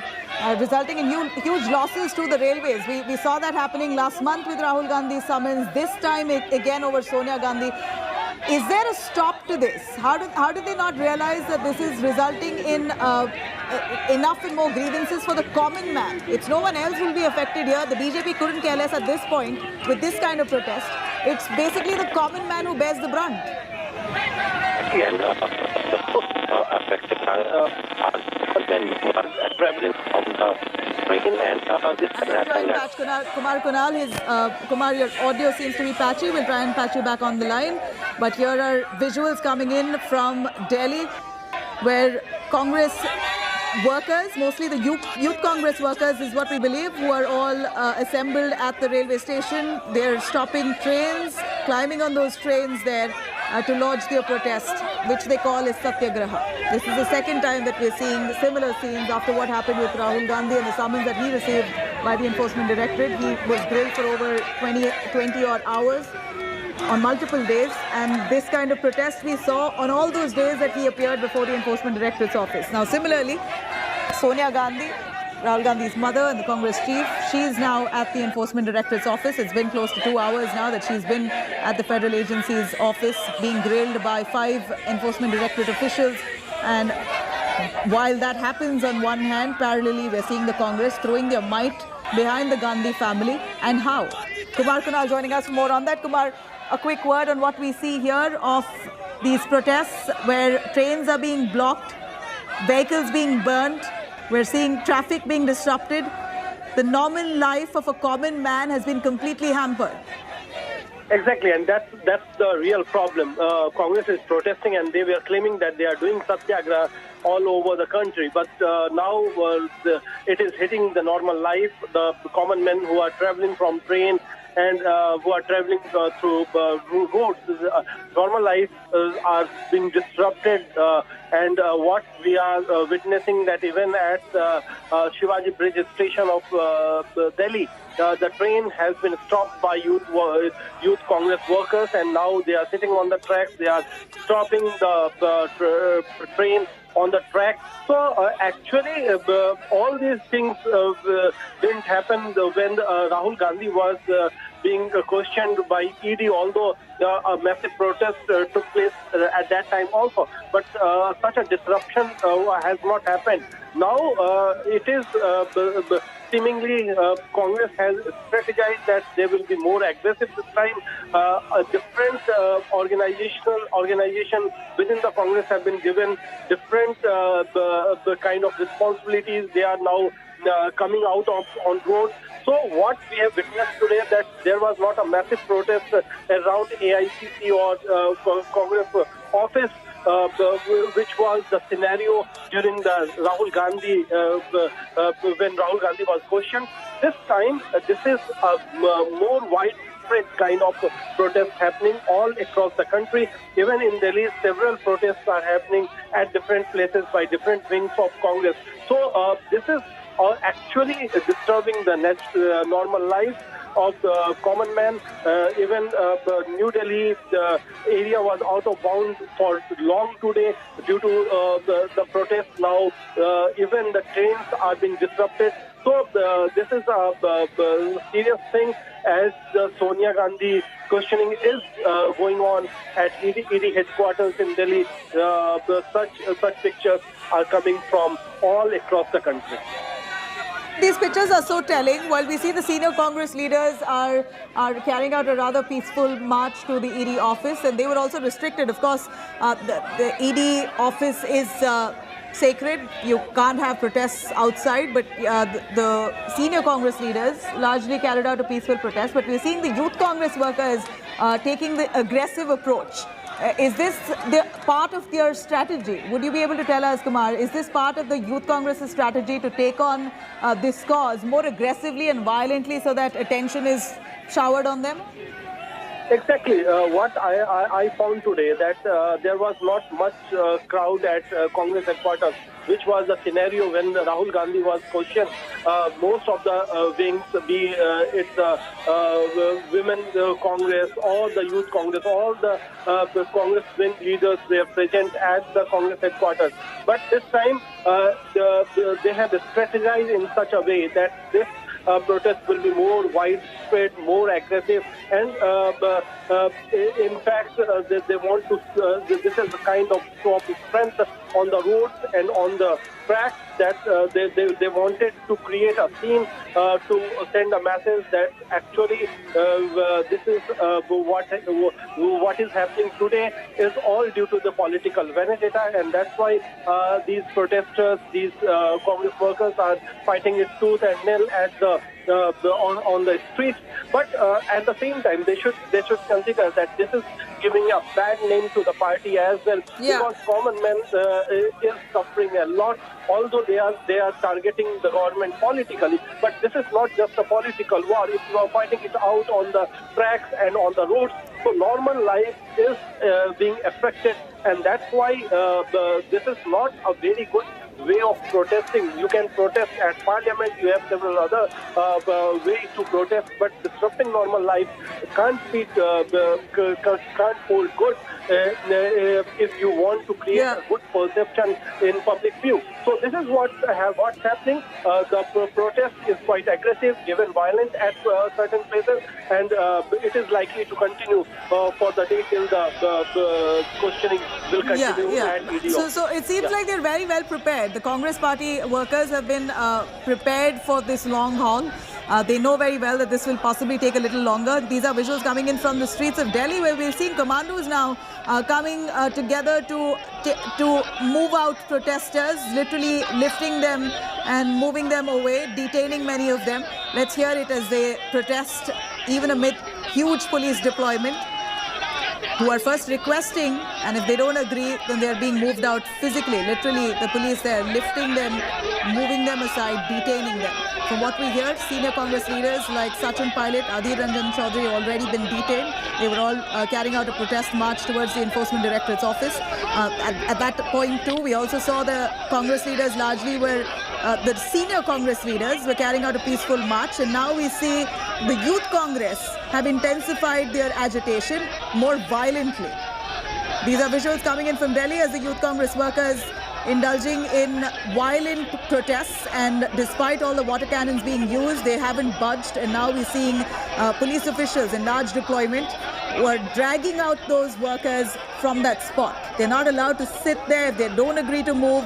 If they're spoken to politely, they've been told time and again, and despite all those warnings, they haven't budged. Now the police using force, they're physically lifting them, moving them aside, detaining them and clearing those areas. In fact, we know the traffic snarls in Delhi right now is a pain owing to these protests. And not just Delhi, let me tell you, all across the country, in different parts of India, including Delhi. We're looking at Odisha, Bhubaneswar, Hyderabad, Bengaluru.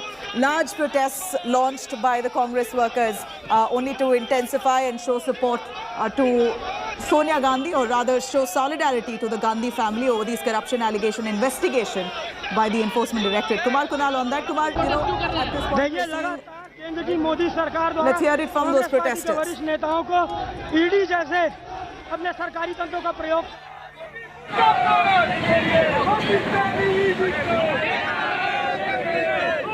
You know, Kumar, we see that the Congress workers care less about the consequences, despite them vandalizing property, restricting public transport.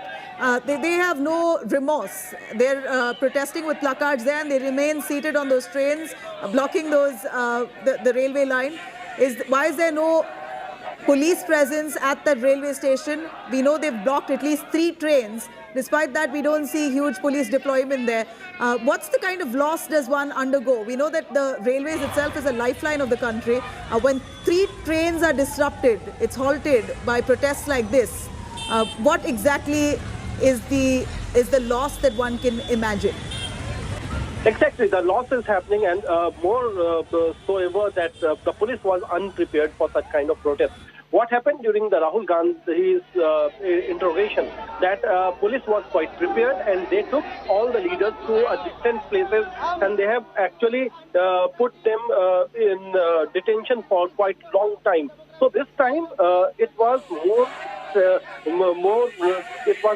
a local protest happening at different places, and that's why the police, I am telling that police was not prepared because they have not kept police forces at different stations, different locations, which is strategically quite important from the traffic point of view and even from the railways point of view. So they actually caught unprepared at this particular time, and Congress did not tell what their strategy is. Actually, even at morning when I was talking to Salman Khurshid and when I asked that what kind of a strategy you are going to bring this time, he was not, he didn't reveal anything. So this yesterday till late night, the strategy meetings happened at various points, and all the Congress leaders were given a task that a certain message should go in the public and even to the government that how Congress can protest, and that's actually what we can see right now on the streets, that actually the Congress workers are disrupting traffic on roads and as well as on the railway track.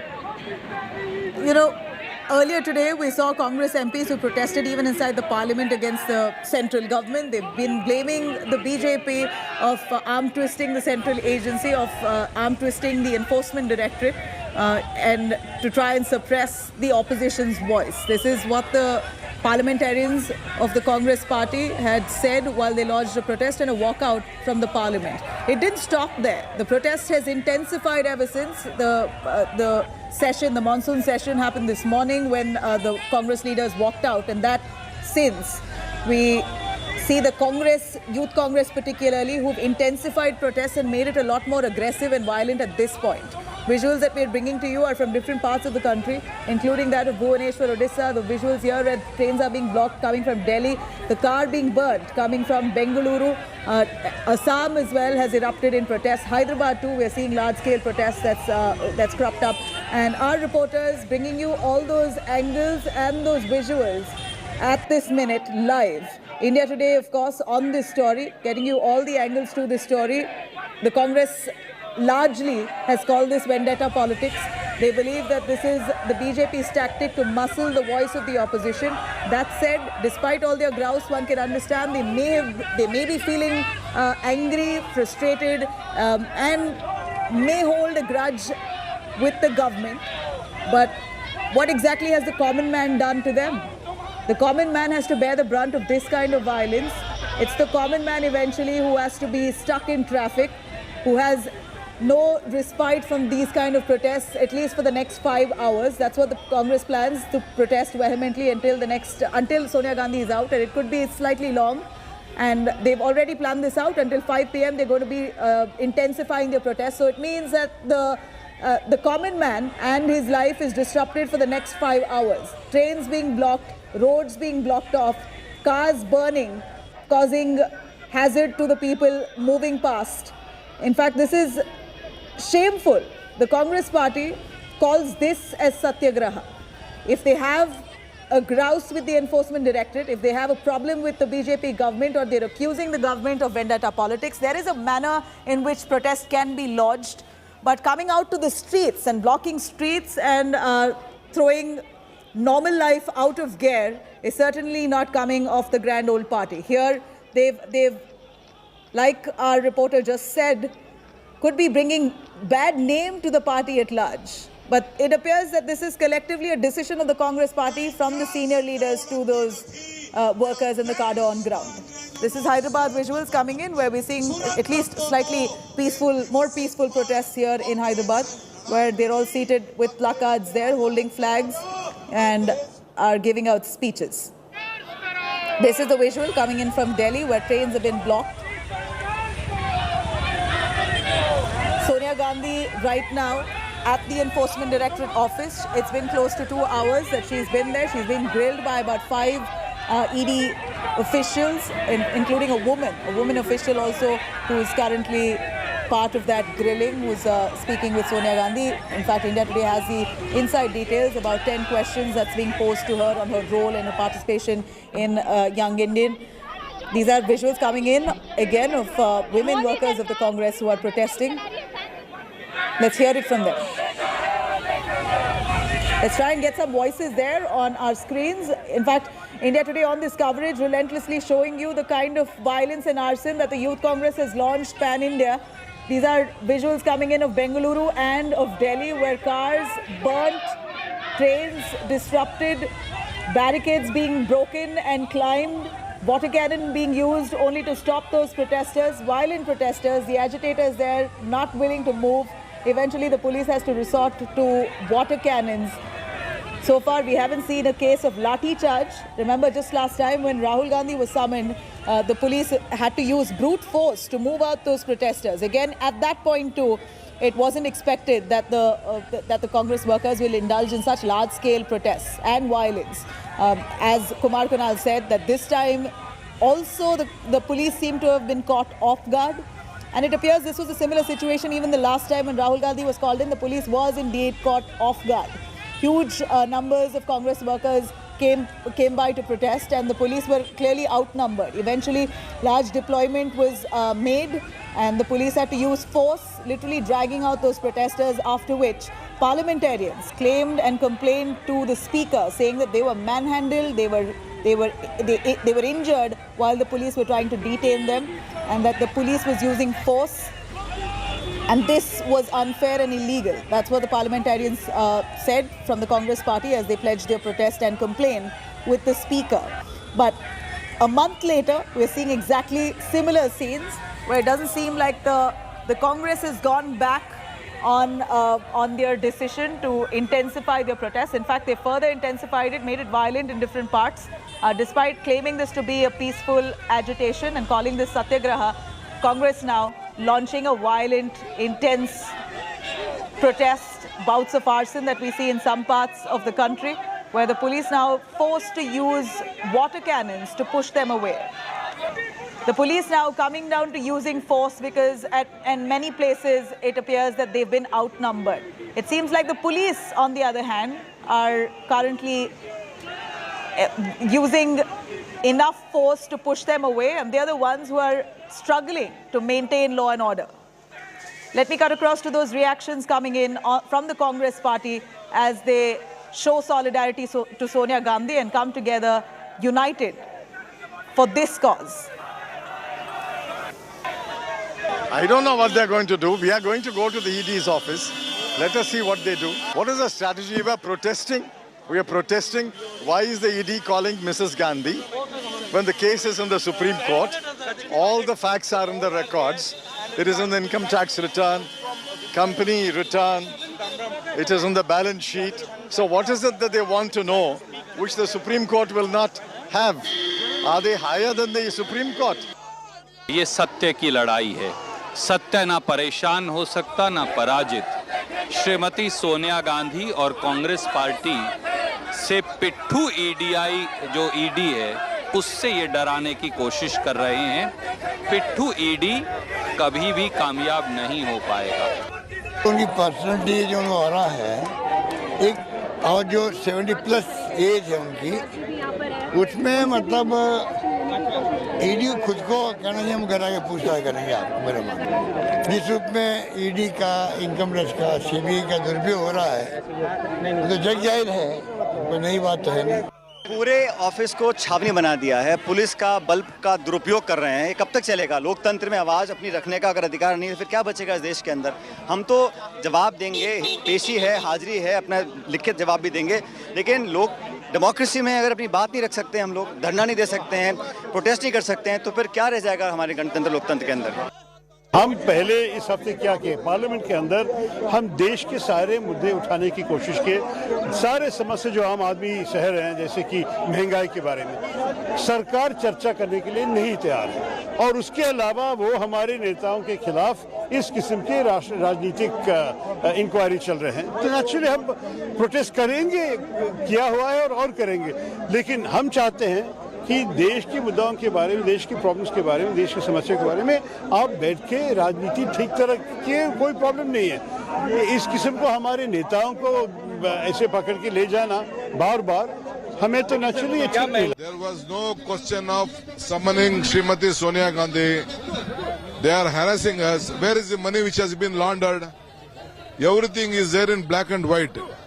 It is not her property, it is not Rahul Gandhi's property. It is not Mr. Sonia Gandhi's property. It is the property of the Congress party. She is the head of the Congress party. She is the trustee of the Congress party. She is the chairman. She has a shares. It is a common man, congressman. So where is the money laundering? Where is the cash? Where is that this one thing? Simply they are just trying to create a false documentation and they are trying to harass the entire Congress party.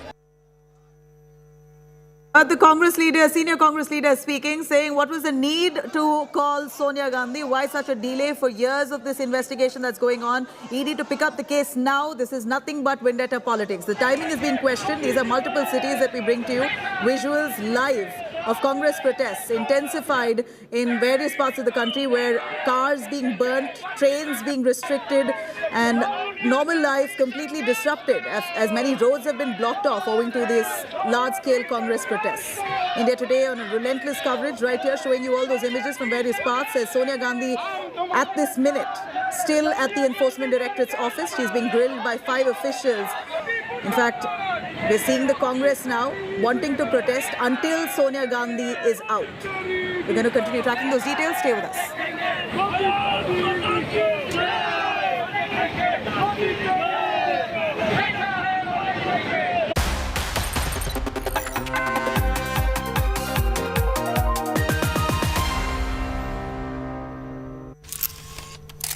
Kerala's public health. All political parties traveling from different parts. Armed with facts, Looking at political back. she takes the news by its horns. Do you think the future of these students are not hampered?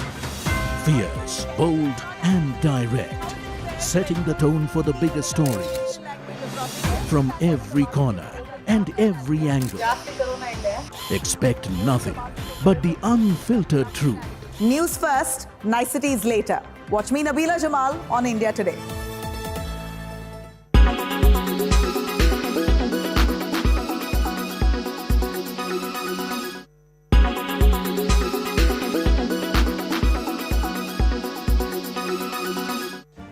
Make your media plan smarter with India Today Live TV on your connected devices. Amplify your brand with 100 million smart internet viewers. To advertise, mail us at sales@aajtak.com. Make your media plan smarter with India Today Live TV on your connected devices. Everyone's busy finding what's trending. You're busy finding out why. India Today, for those who research before reacting. Download the India Today app now. You are watching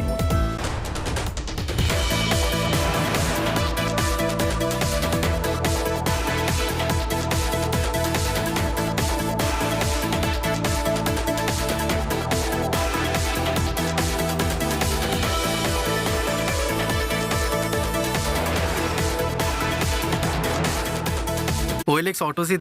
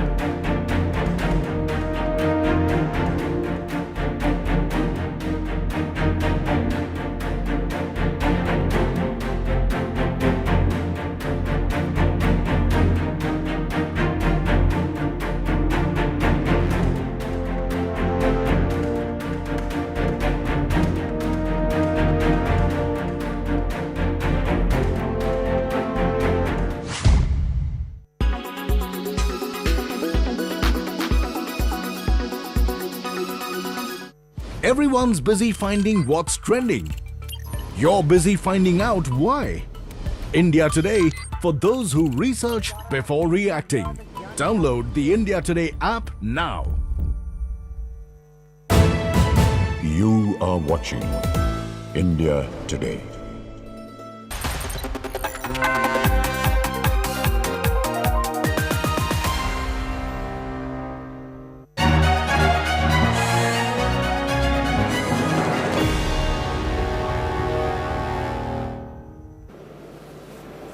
All right, the spotlight now is on the race to the Raisina Hill. Counting has just begun. Results will be announced by 4 p.m. Prime Minister Modi will be greeting the NDA candidate, Droupadi Murmu, around 2:30 p.m. Anytime now. Murmu has quite a clear edge in polls and is ahead in running for the 15th President of India. She has an edge over opposition's pick, Yashwant Sinha, who's in the fray. Preparations are underway at Delhi BJP state headquarters for Vijay Julus after election results. People have already started celebrations at Murmu's hometown, Rairangpur in Odisha. Sweets are now being prepared, distributed. Polling was held on 18th of July out of a total of 4,796 electors in the list of Electoral College for polls. Over 99% cast their votes.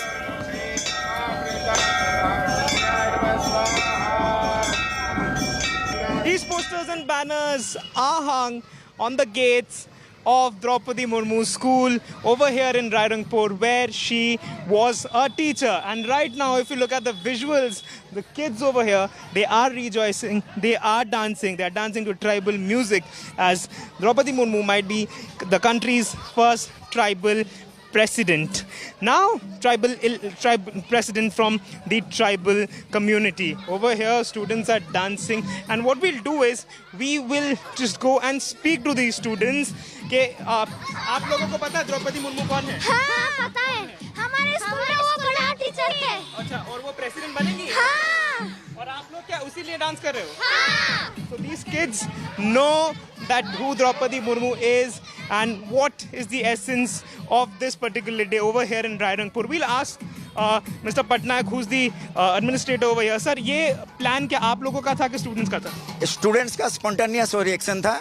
जो एक teacher थे madam Draupadi Murmu, आज जो president बन गए देश की, वो इसीलिए वो खुश में वो जो मना रहे हैं. The administrators, the teachers, the kids are extremely happy that Droupadi Murmu was a part of their school at one point of time, and they're more happier because she might just become the next president of this country. With camera person Kiranji, this is Reacting for India Today, Rairangpur, Odisha. All right, that was really interesting to see. Many of the students are rejoicing for Droupadi Murmu. It appears that Droupadi Murmu is already now going to be announced in due course. She has a clear edge over Yashwant Sinha. Milan Sharma tracking those developments live. Milan, we see that Murmu's hometown has already erupted in joy. Sweets being distributed. At this point, counting is still on to determine who's going to be the next president of India. What's the result likely to be?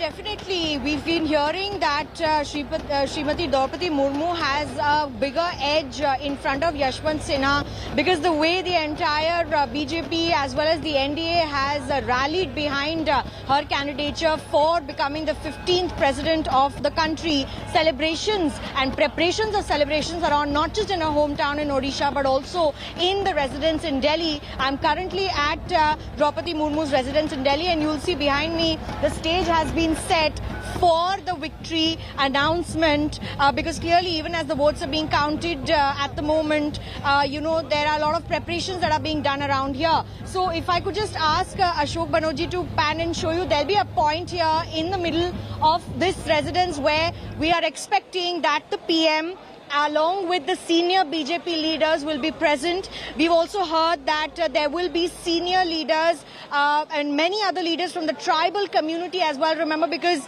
Droupadi Murmu is likely to become the 15th president of India, the woman tribal candidature that has been put forward. She'll be a tribal woman president, and that would be one of the biggest, offerings of her candidature after the counting of the votes happen if she so wins today. And that is the preparation that has been going on even in the national capital with the BJP office there. Just a short while ago, we saw Anil Baluni as well taking stock of all the preparations that are going on inside this premises, and security has been completely beefed up around here for the next near our house, at least for the next 2-3 kilometers. So we're expecting that the PM would be here after the counting of votes happen in the evening, along with the senior BJP leaders, and many such tribal leaders will be here to congratulate her. Nabila. All right, so we see that the BJP office already decked up. They're rejoicing, and clearly Droupadi Murmu has a clear edge. For the common man who may not know who Murmu really is, if you can give us a small insight into where she comes from. We know she was a teacher, and that's the school that our reporters got visuals from, where students are already rejoicing. But what really gives her enough credibility to be the next president of India? So definitely, see, it was, a plan that BJP had put forward when they put out her candidature for the President of India in this presidential election. And clearly, Droupadi Murmu happens to have that kind of background. She was a teacher in a hometown in Odisha as well, where her brother and the family is rejoicing at the moment. She comes from a humble background. She's risen up the ranks throughout her career as, a politician as well as a mass leader, because the upliftment of the tribals is what she has been working on from the very beginning. And even when her candidature was announced by the BJP, certainly there were parties that came forward to support her without any conjecture there, without any apprehensions, because of the fact that it would be for the first time that the country would see perhaps a woman who's come from the tribal community that is sort of looking at being given that platform in society at the moment with her candidature. And her being one of those people, one of those representative faces from that community is a big deal, not just for the BJP, but for the entire country. And if it so happens that she wins with a good majority, and that is what we have been reporting, and that's what, it looks as if, because the NDA candidate, there were a lot of parties that were in Murmu's support as well.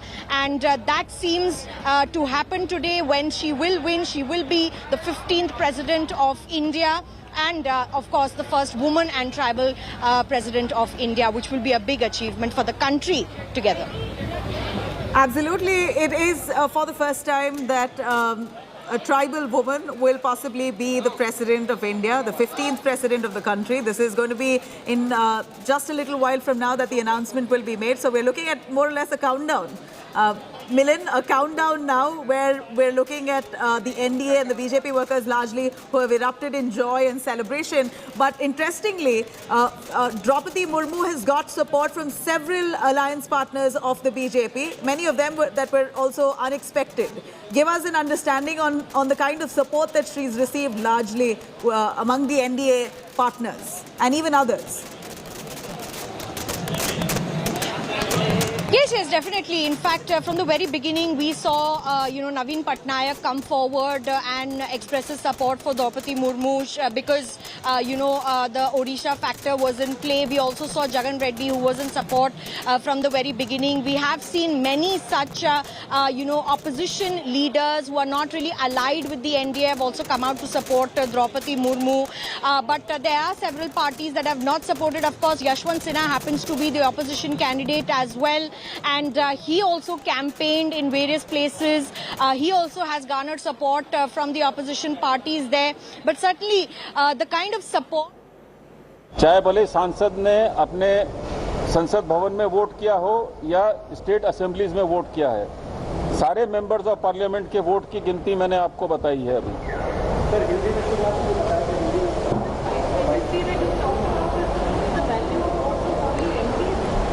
MPs. 600, yes. Total valid वोटों की संख्या है 748, जिनकी total value of valid votes है 5,23,600. इसमें से श्रीमती द्रौपदी मुर्मू को 540 vote मिले, जिनकी वैल्यू है 3,78,000, और श्री यशवंत सिन्हा को मिले 208 वोट, जिनकी वैल्यू है 1,45,600।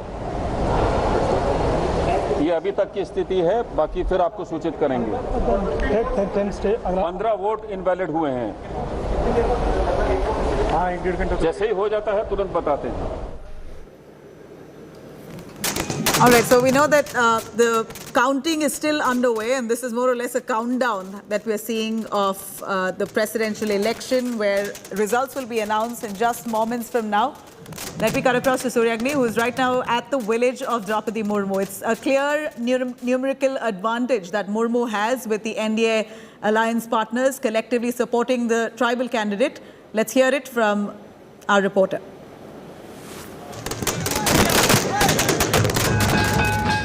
Celebrations have begun in front of Droupadi Murmu's residence over here, and we'll show you what kind of these celebrations are happening over here. Drum beats, these are quintessential Adivasi drum beats which are being played over here. People are extremely happy. This is the MLA of Rairangpur. We'll ask him, दादा अभी से शुरुआत होगी जश्न का? देखिए, और कुछ समय देर रिजल्ट निकलेगा। हम लोग को मालूम है दीदी बहुत वोट से जीतेगी, इसीलिए हम उनका घर के सामने ये जो परंपरा है, ड्रेस पहने हैं, हम लोग का आदिवासी का डांस जो है, हम लोग खुशहाली मना रहा है।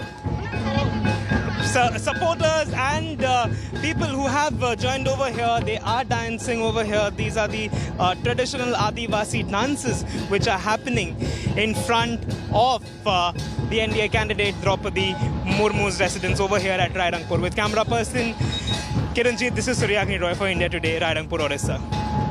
कॉन्फिडेंस है कि वो जीत के है करके, खाली हम लोग को रिजल्ट डिक्लेयर होने के लिए थोड़ा इंतजार करते हैं। सेलिब्रेशन तो हम लोग तैयारी में है, लड्डू वड्डू बटाया जाएगा और नाच उच भी होगा ट्रेडिशनल का। अगर जीत जाती है तो हम तो जरूर उसका ये मैं आऊँगा औत में। Not only tribals, it is not only the tribals, but everyone in the country is having a sense of pride for the likelihood of having the first woman tribal president of the country. Draupadi Murmu का जीतना निश्चित है और उनका राष्ट्रपति के पद पर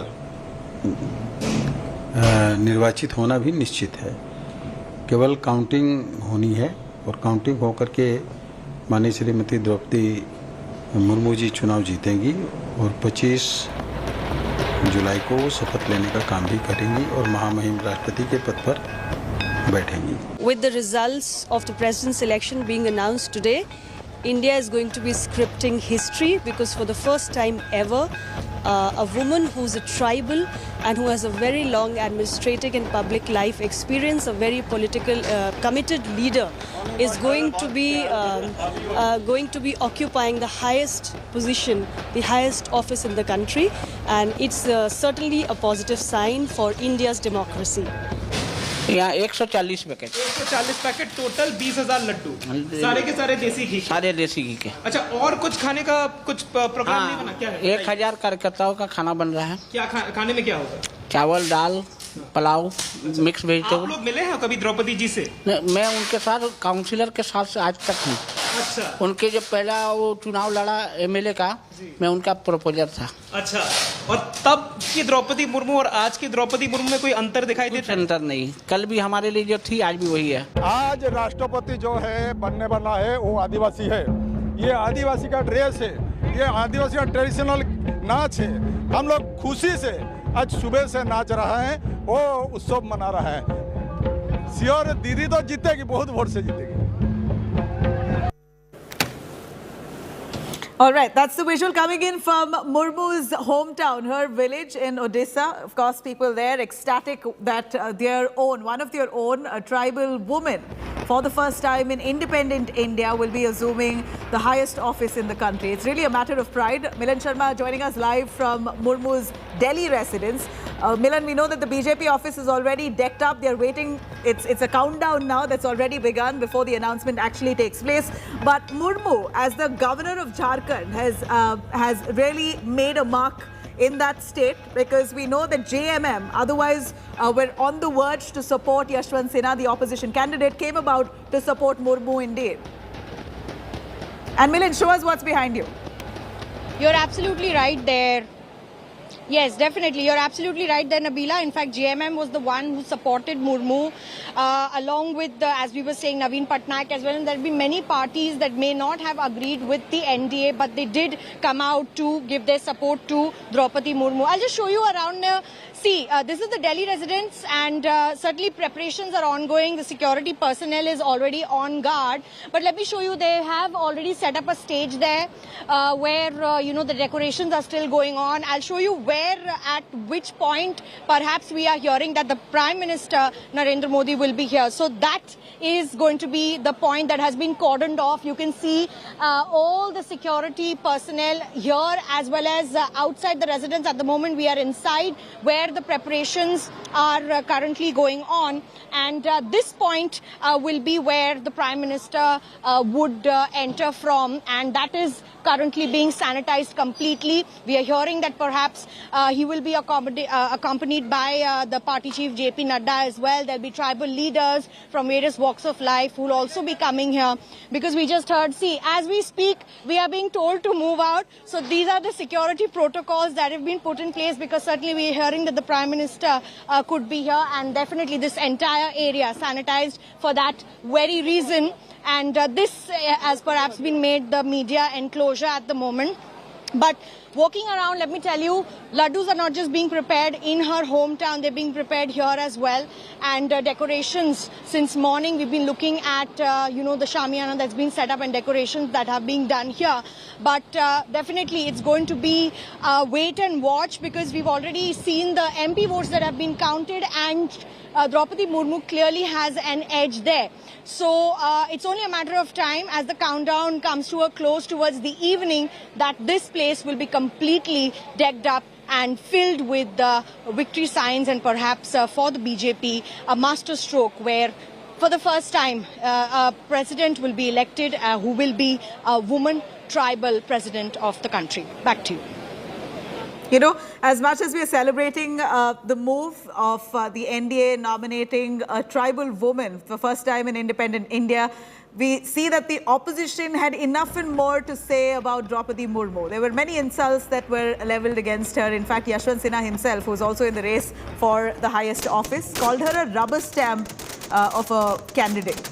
At this point, knowing whatever we know of Droupadi Murmu, she's been a lady, to mince no words, has been forthright and forthcoming on various issues. And this possibly should have been welcomed wholeheartedly, because she comes from the tribal community, and they really need a statement like this to feel included. No, well, of course, perhaps being from the opposition and with a candidate like Yashwant Sinha, whose name was mooted in that very crucial opposition meeting that was held before the selection of the presidential candidate, definitely there were talks about who would it be. Names other than Yashwant Sinha were also being raised, but right now it's Yashwant Sinha versus Droupadi Murmu. And yes, allegations on Droupadi Murmu were of the fact that because she's an NDA candidate, she would perhaps be a rubber stamp president, and she would not so uphold democracy in a sense. And there are many allegations that have been leveled by the opposition, because we are looking at the current situation wherein today even Sonia Gandhi is being questioned. The Congress party is protesting throughout the country on inflation, price rise, GST, etc. And when we spoke to Yashwant Sinha, his only idea was that the president must uphold the highest office's honor, which is also upholding democracy. But certainly the kind of lineage, the kind of legacy that she comes from, a community that has been uplifted in the country, that has now been put on the front of the map, because the tribal community, the Adivasi community, often left behind in a lot of sense, is getting a front stage in her name. So certainly the tribal leaders, the community members, even Dalit leaders are extremely happy at the fact that she was the prime choice for a candidate for the NDA. And certainly, even as the votes are being counted, she clearly has an edge because the members of the parliament, whether it's Lok Sabha or Rajya Sabha, and even, the vote count of the MLAs that will happen, have entrusted their support to her. Right. So we're going to see that it's going to be a point of victory where the Prime Minister is also expected to come here at this venue, and we just showed you how the entire area is being sanitized. This perhaps happens to be the media enclosure and the stage there.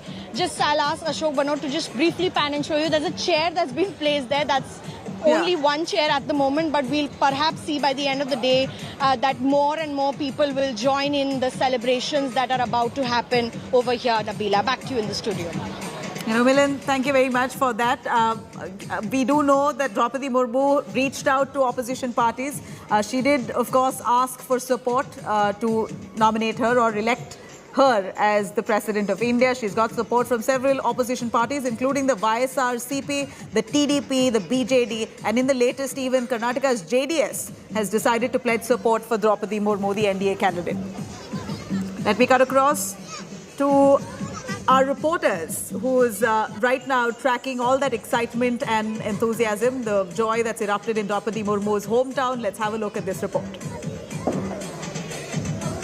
To know about the life and stories of Droupadi Murmu, India Today arrived at Rairangpur in Orissa. We met several people who told us various stories about this particular lady who was once the governor of Jharkhand. Now, be it her friends, her family members, her former colleagues, even people who worked under her when she was a teacher had various stories to share about her.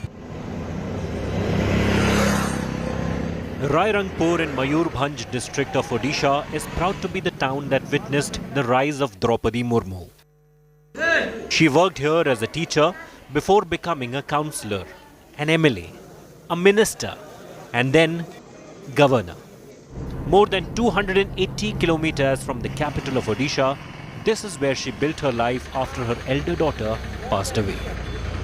She is a lady with a heart. On the one side, she is an iron lady. She would like to take strong action in one hand. In other, she would talk very politely and very compassionately with the public. Droupadi Murmu's brother Tarini Sen Tudu lives in her house in Rairangpur while the rest of the family keeps visiting. वो like any other mother, कभी-कभी strict भी है, कभी-कभी soft भी है, और she is like any other mother. In the school where she worked as a teacher between 1994 and 1997, she is remembered fondly as Didi, or elder sister. Rule regulation भी करूथिले आ समस्तनकर सहित भलो संपर्क भी रहउतिला आ छोटे छोटे छुआ मन को भी भलो व्यवहार भी करूथिले समस्त स्टाफ मान का सहित भी भलो सब संपर्क रहितला लोक मान का सहित भी भलो सब संपर्क रहितला.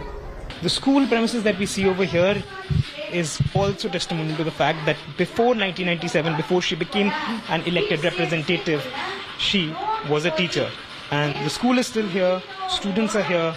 The school has expanded, its classes are still on. However, what is not over here is Droupadi Murmu, who was a teacher, and she used to teach all these subjects in this middle school. Nearly half an hour drive away is the village where Droupadi Murmu was born. Uparbeda village has changed since her childhood. The school she studied in has grown to become a high school with smart classes. Back in the 60s, it was only a primary school. Droupadi Murmu had to leave the village of Uparbeda. The reason was that the school that she went to in this particular village was a primary one. That means it was there till class 5. And that is the reason why she had to leave for Bhubaneswar for further studies. In 2022, things have completely changed over here in this particular village of Uparbeda. Droupadi Murmu's native house is a well-constructed one compared to the kacha house of the neighborhood.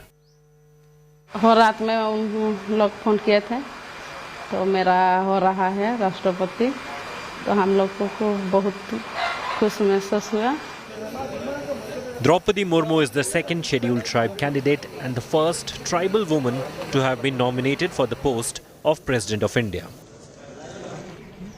This remote village in Odisha waits to celebrate her journey to the President's house. With Suryagni Roy, Bureau Report, India Today.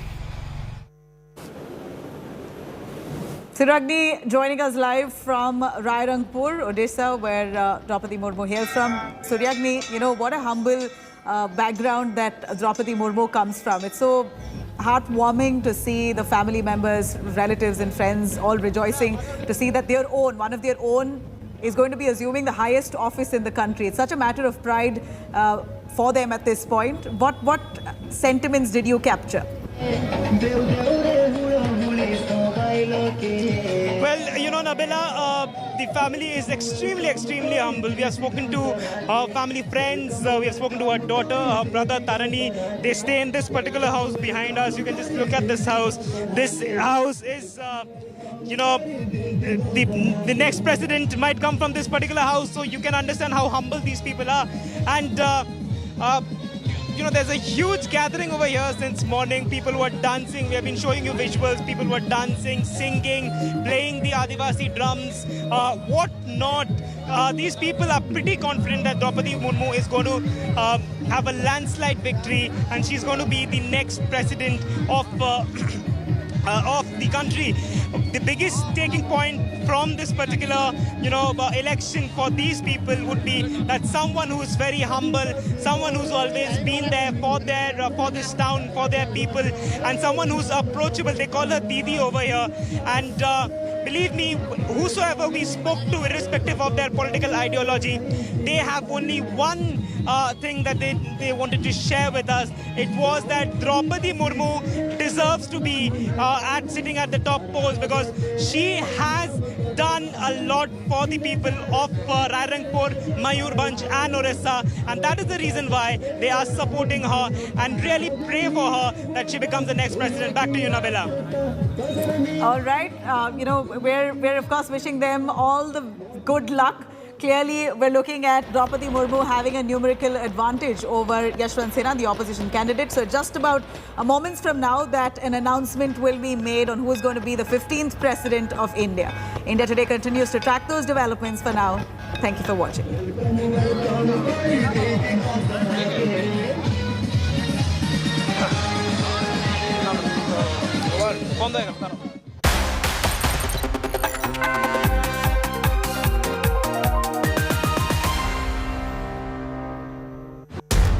इस समय पूरी दुनिया में लोग confused हैं।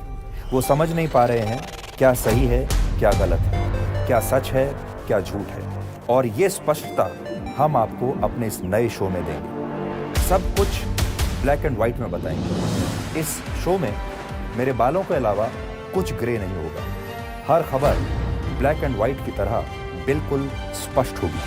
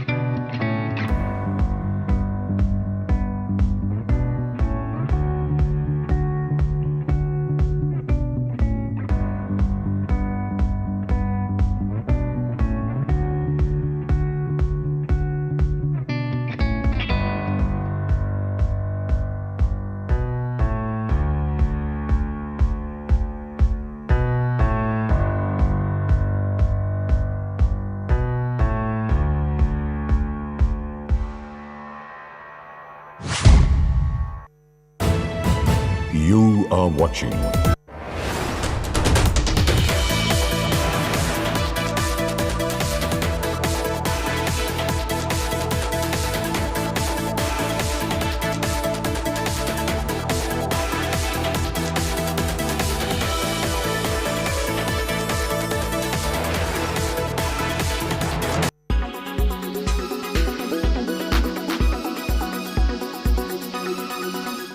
I think if I had about 20 minutes with him, I'd be able to tell him, the things that he needs to do which might help him. I'm not saying it will help him, but it could help him. There you heard it from Mr. Sunil Gavaskar. He was speaking exclusively to India Today, and when asked about Virat Kohli and his struggles in the recent past, Sunil Gavaskar says that allow me 20 minutes with Virat Kohli and I might be able to help him. Now, why do you think that he said something like this? There are a few reasons behind that. One, of course, the entire country is worried based on what, the recent string of failures that Virat Kohli has seen. And clearly, there are some sort of technical weaknesses that he may have seen. The other thing, as Sunil Gavaskar points out in that particular interview, is that he's been an opener. And so he's been in that situation where that outside the off-stump line tends to trouble a lot of batsmen. He himself went through a phase like that. So there may have been a few things he must have done, and he would want to share that knowledge with Virat Kohli. And maybe if it helped Sunil Gavaskar, it may help Virat Kohli. And remember, I'm using the word maybe because even in that interview, Sunil Gavaskar points out that the tips I give him may help him. There's no guarantee it will, may help him because those may have been the issues that he himself dealt with and he found a solution to that. So what are those areas? And Mr. Gavaskar gave us some sort of insight. When I spoke to him at length,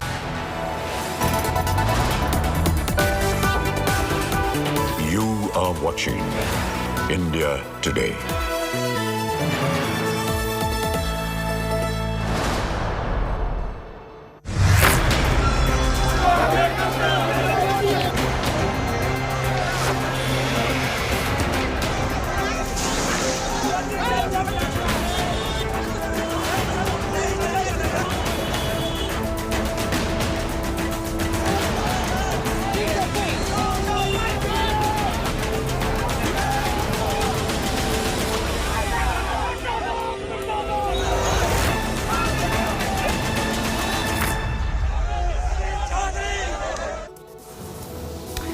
Hello and welcome. You're with us here on India Today. I'm Abha Bakaya. Breaking news for you on your screen.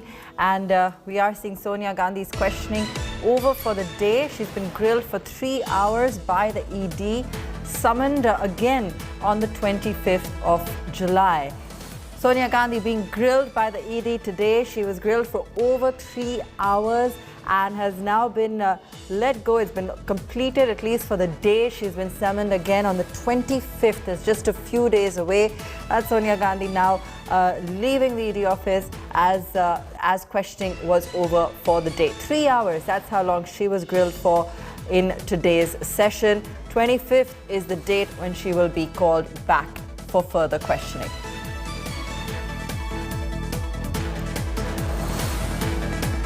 That's Sonia Gandhi for you in the news today. We've been tracking closely for you the fact that she has had to appear for questioning. And this is, of course, on alleged financial irregularities under the PMLA. The case was registered about 9 months ago. Let's go across to Shreyas Chatterjee to understand better the entire case and the developments so far. Shreyas? Well, Sonia Gandhi has been questioned by the Enforcement Directorate today for the first time, and what we do know that total 3 hours is what the questioning lasted for. What we're also hearing that she'll likely be summoned for a second round. It's a tentative matter. The summons are yet to be issued to Sonia Gandhi. This is in the National Herald case where Sonia Gandhi was questioned today by the ED. Remember, Rahul Gandhi has already been questioned in the same matter for over 50 hours. This is regarding the alleged misappropriation of funds in the acquiring of AJL when Young India Private Limited, a company was floated where both Sonia Gandhi and Rahul Gandhi were made directors after AJL was acquired. What we also do know that her questioning was recorded under Section 50 of the PMLA Act, which is admissible before the court. She was questioned about her involvement in the transactions between AJL and Young India Private Limited, and also whether that she knew about the fact that when AJL was acquired by YL, when she was made a director. The other thing that she was questioned about are the properties of AJL that was also acquired by Young India Private Limited, and that whether she is aware of the total number of properties that Young India Private Limited acquired from AJL. We also do know that the Congress has maintained during the time of questioning of Rahul Gandhi that Young India Private Limited is a Section 25 company, which means that it cannot run office of profit. It's a charitable company. Any money that is earned from the company cannot be taken by the directors or the owners of the company. So she was asked whether there was any charitable work done by Young India ever since it acquired AGL. So these were the questions that Sonia Gandhi faced. Total 3 hours of questioning on the first day. What we're learning, that there's a possibility that she will be called for the second day. The summons, however, are yet to be issued. You know, Rahul was called 5 times and grilled for 10 to 12 hours, Shreya. Sonia grilled for 3 hours today. She hasn't been feeling well. Any concession you feel that they've given her on account of her health? Well, this could very well be the reason. Even the fact that Sonia Gandhi first, she was called earlier, remember. She was called on the 23rd of June, and then she was not well, is why today's time was given. We also do know that Priyanka Gandhi Vavra also accompanied Sonia Gandhi with medical papers, and she was asked to stay in the waiting area. However, Sonia Gandhi was in the questioning room. That kind of leeway was given to Sonia Gandhi. If at any given point she did not feel well, she could raise the matter with the officers who were questioning him. Remember, an assistant director rank officer questioned Sonia Gandhi. There were other 2 officers also present, and the joint director rank official was actually overlooking the entire questioning. So that leeway will definitely be given to Sonia Gandhi, given that she has health issues, and the matter was also earlier raked up by Sonia Gandhi's family before the enforcement directorate. That's the reason probably that we see that she's been left after 3 hours of questioning. But what we're also picking up is a possibility of a second round of questioning, and Sonia Gandhi might just be summoned again. Any idea, any insight, Shreya, into the kind of answers she may have provided? Any inkling from our sources or people close to the matter in terms of any light that she shed on the matter? Well, one thing, Abha, what we're sure about is that the questioning that Enforcement Directorate asked Sonia Gandhi revolved around her shareholdings. She owns 38% share of Young India Private Limited. She's also a director of Young India Private Limited. So the questions revolved around the transaction.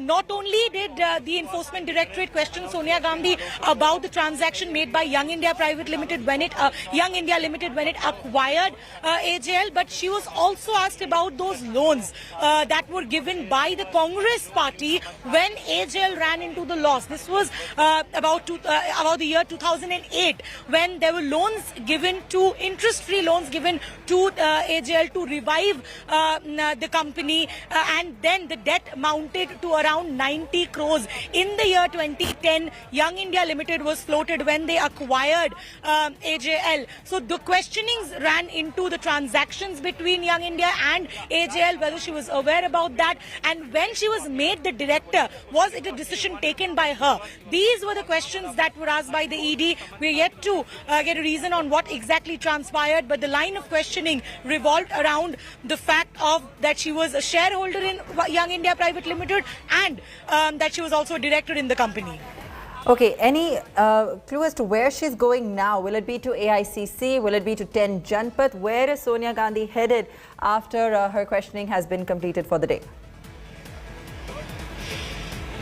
Well, in all likelihood, she should head back to her home, given the fact that she's not been keeping well, is what the Gandhi family has also maintained, and the sources inside the Congress office, because of the reason which we also saw Priyanka Gandhi Vadra accompanying Sonia Gandhi for today's questioning in the Enforcement Directorate. And there was also questions that whether a doctor would be taken in, but we do know that it was only Priyanka Gandhi who was allowed allowed inside, and she was in the waiting room when Sonia Gandhi was questioned by the Enforcement Directorate, and it was a brief questioning, we can say, only 3 hours. It's rarely do we see Enforcement Directorate or any other investigative agencies conduct such short questioning as well when such important personalities have appeared before them. We can say that Sonia Gandhi was probably an exception, and the reason that is because we do know that she was not keeping well, and it was also something that we learned from our sources inside the Enforcement Directorate that leeway was given to her, that at any given point she didn't feel well, she had the right to say that, and she would allow to pass that question. All right, stay with us, Shreya. We'll come back to you in a moment. That's the big story we're tracking for you at this hour. And India Today has a mega scoop on the ED's line of questioning for Sonia Gandhi. The ED asked Sonia Gandhi about her association with Young Indian Private Limited. That's the company that she holds 38% in. The ED wanted to know why Sonia Gandhi decided to become a shareholder of Young Indian Private Limited. They've also questioned Sonia Gandhi regarding the transactions between Congress to AJL. Sources tell India Today that Congress president faced the ED alone and no person was allowed inside with her, including her lawyer. However, a person with medicine was available in the ED office for Sonia Gandhi as she recently recovered from COVID. She was also allowed to leave questioning at any given point of time if she felt unwell. Sonia was interrogated by an assistant director rank officer who is also an investigative officer of the case. The questioning was supervised by the joint director rank officer. That's the big scoop that we have for you at this hour. More interesting details emerging about the line of questioning that the ED has taken with Sonia Gandhi with regards to her shareholding in Young Indian Private Limited. In fact, a reaction coming in from Shehzad Poonawala. Let's listen in. क्या Sonia Gandhi queen है किसी जगह की कि उनसे सवाल जवाब नहीं किए जा सकते? ऑल इंडिया करप्ट कमेटी को बचाने के लिए परिवार जो भ्रष्टाचार में 2000 करोड़ से ज्यादा की संपत्ति में लिप्त है, उसको बचाने के लिए आज एजेंसियों पर दबाव डालने के लिए ये सारा का सारा ये तमाशा किया जा रहा है। और इसीलिए ये महात्मा गांधी का सत्याग्रह नहीं, ये सोनिया गांधी का, राहुल गांधी का भ्रष्टाचार बचाने वाला दुराग्रह और स्कैमाग्रह है। That's a big story we're tracking for you at this hour. We've got some insight into the ED's line of questioning. Questions around her shareholding, Sonia Gandhi's shareholding in Young Indian Private Limited with regards to certain transfers from the Congress to AJL and queries around this particular shareholding and entity. Sonia Gandhi has been unwell. She's only recovered recently post-COVID, so there was a medical assistance nearby. She was allowed to leave in case she wasn't feeling well. However, no one else was allowed inside the room during questioning. She was questioned for about 3 hours. Remember, Rahul Gandhi was called about 5 times and questioned for 10-11 hours. Lots of questions being asked to Sonia Gandhi, as you can see on your screen. Why was there no charity work being done by said entity? Why did you choose to become a director on the board of this entity? What is Congress's role in Young Indian Limited, in the deals that the company has been doing? Did you know that Young Indian Limited has been acquiring AJL shares? These were the questions asked to Sonia Gandhi. Why were properties of AJL used as well? This is the line of questioning that took place, probing the connection here between Congress and AJL, and Sonia's lawyer was not allowed inside during the grilling. She has been called again and summoned again for questioning on the 25th. Remember, she wasn't previously able to attend when she was called due to ill health. She did appear today and has now been asked to return on the 25th. Meanwhile, Rahul Gandhi, as you know, was also called about 5 to 10 times and 5 times and grilled for about 10 to 12 hours. So some amount of accommodation for her ill health clearly, but an epic show of strength, as you can see, afoot for Sonia, with protests from Congress supporters across the country, as you can see there on your screen, and they have come out in full force at the fact that she has been summoned at this point of time. Opposition protests over summoning her for questioning, and huge protests taking place across the country on this front.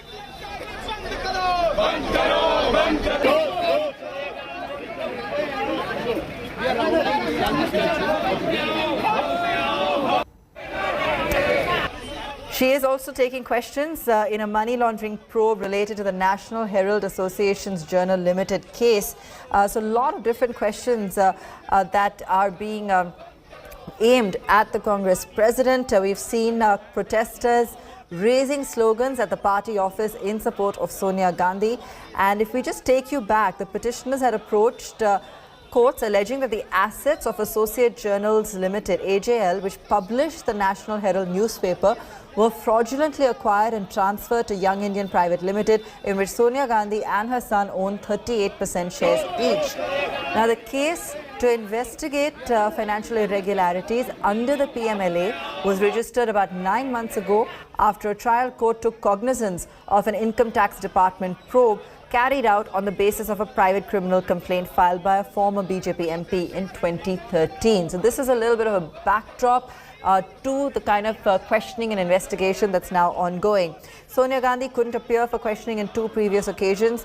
She's also been hospitalized for COVID and developed mild fever even early in June.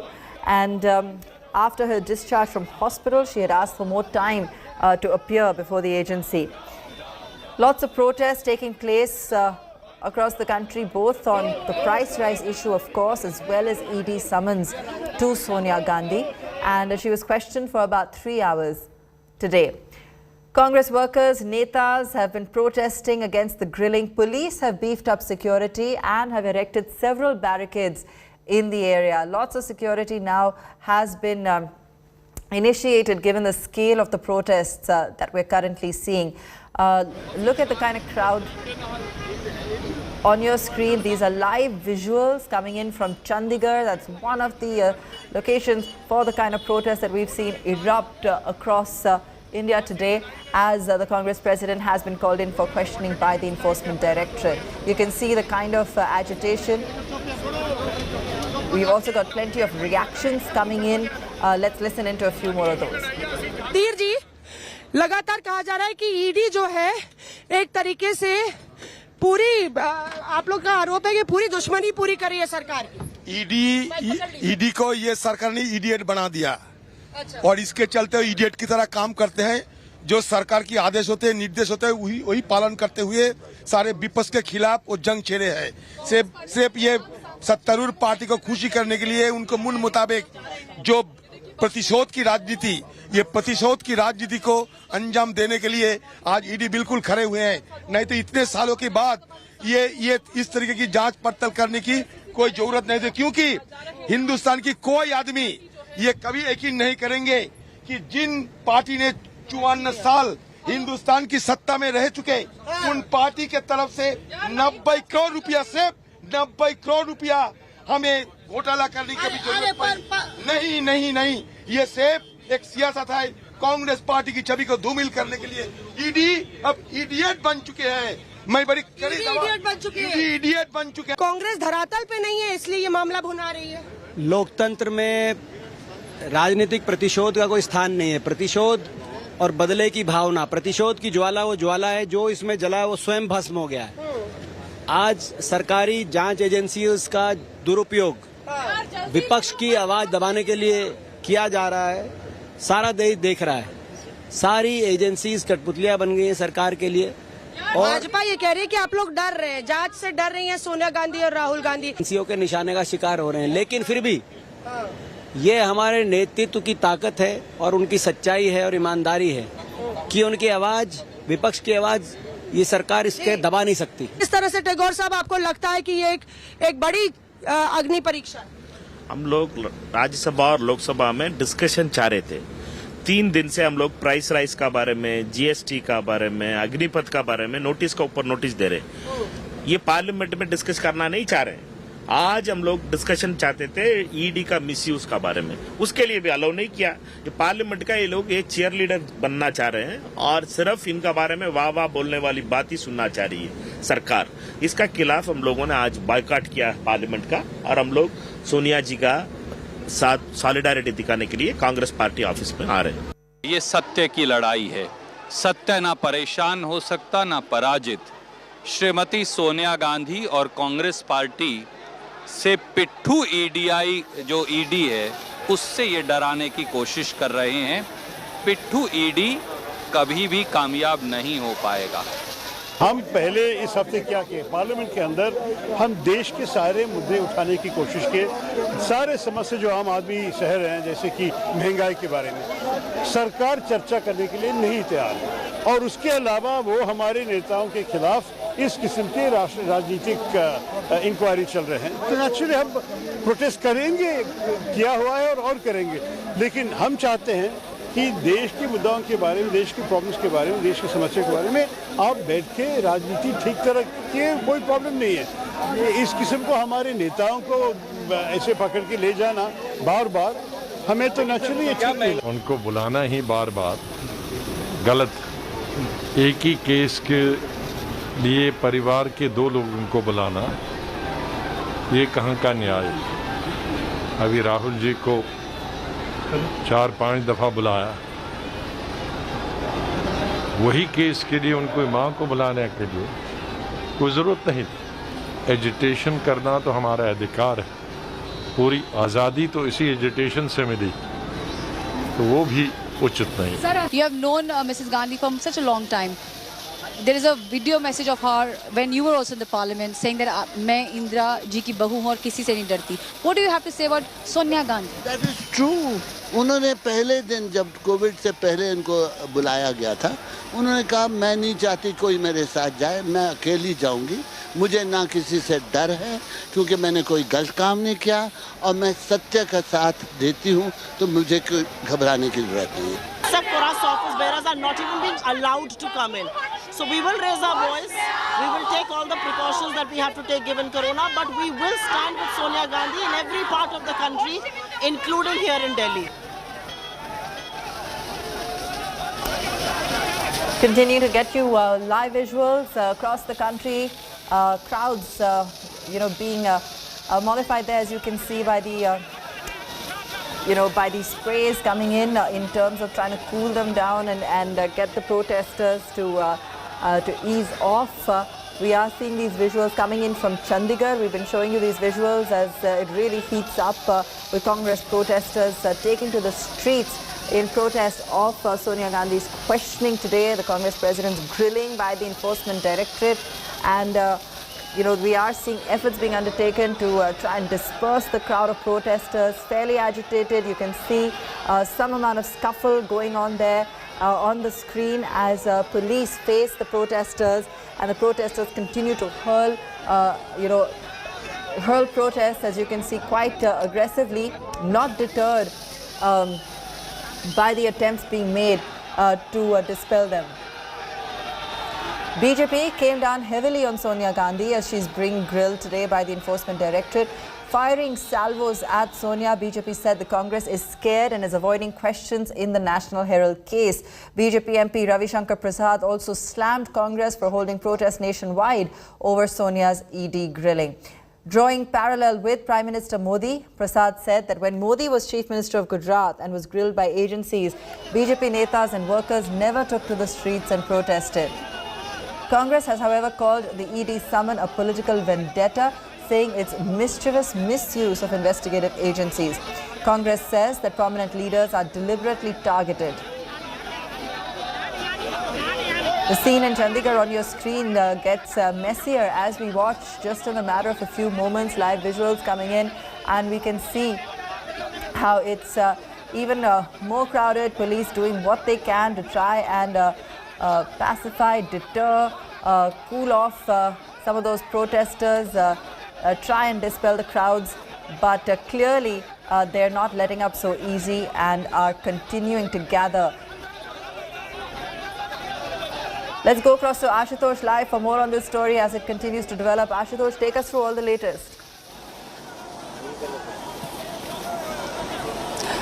The questioning for today's has been, is over with the Enforcement Directorate which summoned Sonia Gandhi, and the next round of questioning will take place on 25th July. So it was barely, 3-4 hours of the total questioning, barely more than 3 hours of the questioning. Of course, in this entire alleged scam, these questions, we have seen the hours-long proceedings with Rahul Gandhi, but when it comes to Sonia Gandhi, clearly there were certain reliefs also, as said by the Enforcement Directorate officials, and right within 3 hours of questioning, questioning, she has been let go, and another round of summon has, she has been summoned on 25th of July. But for now, we are seeing the show of strength by the Congress party, not only in the national capital, but in different states all across India. Certainly, this was the similar, pictures when Rahul Gandhi was summoned by the ED. And while the parliament session was, the opposition, particularly the Congress, is upping the ante against the government, calling it totally a vendetta politics. What it seems, the situation is not going to calm anytime soon. It may escalate further, and again during the next round of this session,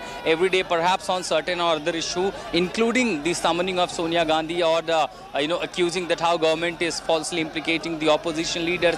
This will clearly giving ammunition to the opposition, which is constantly targeting the government, and which will continue even till the parliament session is being held.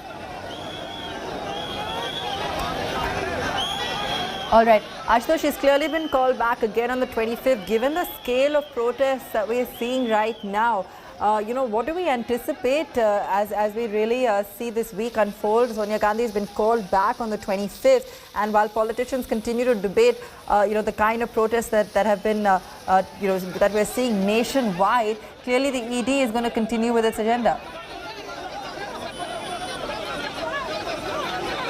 Well, the investigation is totally a different spectrum. That is the domain of the investigative agency, the investigative officials. They will carry out the investigation. What we are seeing otherwise, outside of, this spectrum is the political optics, because this is somewhere also may help the Congress party to unite, because given the, collapsing their house of, the house of the cards. All right, just give us a second, Ashutosh. We've got more visuals coming in, more very violent visuals coming in from Hyderabad. As you can see, arson. We've seen violence now in some of these protests. We've got 3 trains stopped in Delhi. You're seeing what's happening in Chandigarh. It's really starting to get even more aggravated, the protests that we're seeing. And these are in several locations across the country. On your screen right now, you're seeing live visuals coming in from Hyderabad. Congress workers have set fire to a bike in Hyderabad. The car was also torched in Bengaluru. This street fight is clearly escalating. It was supposed to be satyagraha. Is this satyagraha? That's the question that we're now asking as we see this unfold. Abdul Bashir is joining us on the phone line. Abdul, clearly, we're seeing protests getting increasingly violent across the nation, not deterred by any kind of police presence. We're seeing that bike, that scooter being torched live on our screen there. Any word coming in on the kind of escalating protests that we are seeing? Yeah, absolutely. As we have seen, that Congress had been protesting regarding the ED summoning and interrogation to Sonia Gandhi, and the spot where the bike was vandalized is exactly close to the ED office in Hyderabad, where the Congress president, Revant Reddy, was stating dharna. At this point, very near, around 100 meters away from that spot, this bike was bought by a Congress worker, allegedly, according to reports, and they have said and vandalized this vehicle, Scooty Activa, that has been vandalized. So, marking their protest at the ED office in Hyderabad, the Congress had vandalized this vehicle in protest against the ED, questioning Sonia Gandhi. Yes. We've seen these water cannons that have been trying to propel high streams of water to push back the crowds. We are seeing fires being set. On your screen, that scooter arson clearly taking place as protesters start to get violent. We've seen trains stopped in Delhi. So clearly this situation, look at the kind of crowds on your screen. I mean, it's really only growing by the minute. Even though Sonia Gandhi's questioning is over, she's on her way home. She's been suffering ill health. But clearly protesters are now in the thick of it and will continue to sort of set forth on their agenda as they are very aggressively protesting why she was called in the first place. Tell us what else you're seeing on the ground, Ashutosh, in terms of really how this is playing out and the kind of, the kind of animosity that you're, seeing unfold before you. Adul, if you could take us through really what you're seeing on the streets and the kind of action unfolding there, the kind of animosity you're seeing rolling out in front of you.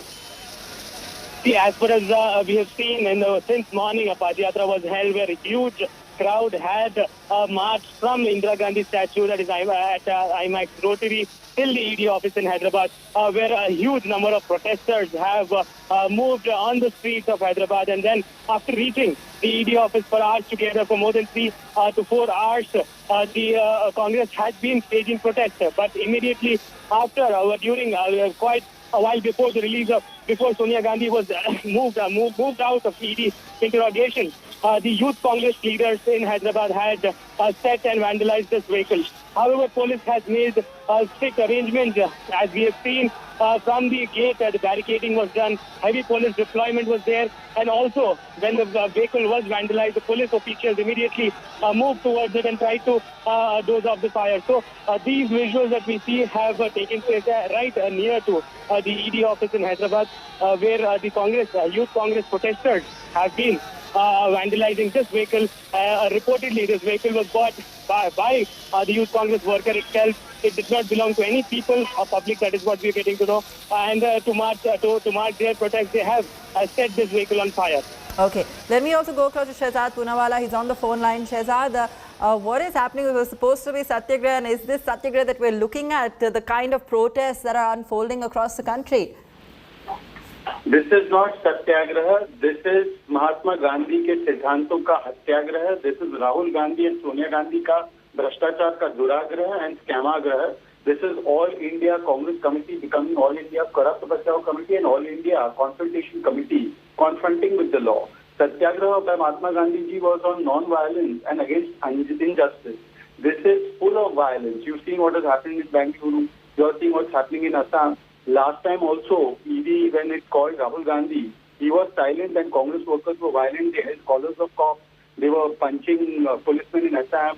They were spitting on police people. So this is the violent mindset only because how can you ask questions of the first family of corruption for the crimes and the crimes of corruption that have been committed by them? Now, this is being done by the ED on the Adesh of the court. The court has come out with a conclusion. It is also the income tax order which was challenged in High Court and Supreme Court. No relief was got. So when you have got no relief from the courts of law, you try to create violence and you try to ensure that the legal bodies can't do their job without interference, inside and imposition. The language used by Adivasi Chaudhary, where he's called ED as idiot, this shows that Congress Party की एक ही पहचान संस्थाओं का करो अपमान. They've done it for Sansad, they've done it for EC, they've done it for Supreme Court. Now they are insulting and trying to intimidate ED from doing its job. So this is the DNA of the Congress. Bhrashtachar Bachao Andolan is on. This is not Shakti Pradarshan. This is Bhrashtachar ka Bhakti Pradarshan. Sure. Understand your point, Shehzad.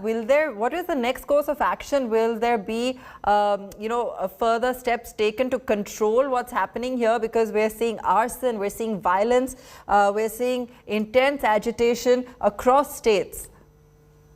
You see, I'm sure the state police forces are competent in dealing with this kind of situation. So I'm sure in respective places, wherever they are engaging in arson and violence, the state police forces will take appropriate action. But having said that, the larger question is that wasn't Mr. Jairam Ramesh, Sonia Gandhi and Rahul Gandhi telling us that they believe in principles of Mahatma Gandhi? Now, I hope Mr. Ramesh and the other spokespersons of Congress can tell us if burning bikes, if causing inconvenience to ambulances, if punching and trying to have scuffle with police officers, are these all part of Mahatma Gandhi's Satyagraha? Is it part of Mahatma Gandhi's Satyagraha to call ED an institution made by the law as idiot? Is it part of Mahatma Gandhi's Satyagraha to come out and defend on the street those who indulge in acts of corruption? Is it Mahatma Gandhi's Satyagraha to engage in violence and hinsa and to hold hostage city after city because you don't want accountability of law to touch the first family of corruption? Is it Mahatma Gandhi's Satyagraha to spit at cops or to hold collars of the cops? So I hope they would answer this question. This is not Mahatma Gandhi's Satyagraha. This is Rahul Gandhi's Duragraha. Shehzad, thanks so much for joining us and taking us through your view on the kind of scene unfolding in front of us this afternoon. We continue to stay on top of this story for you right here in India Today. We're going to take a very quick break. When we come back, India also set to get its first tribal woman president. NDA candidate Droupadi Murmu likely to edge past the opposition's Yashwant Sinha. Counting of votes underway.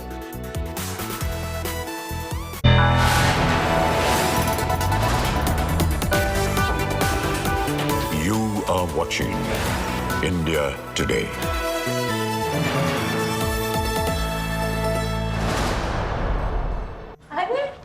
आ गई। कैसा रहा दिन? बहुत अच्छा। कोई video game cover करने गई थी ना? वीडियो गेम नहीं माँ, ई-स्पोर्ट्स। ई-स्पोर्ट्स? माँ, esports is just like any other competitive sport.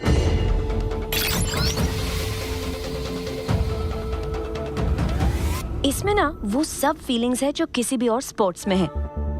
इसमें इमोशन है, इसमें एंगर है, इसमें सैडनेस है, इसमें हैप्पीनेस है, इसमें कमराडरी है।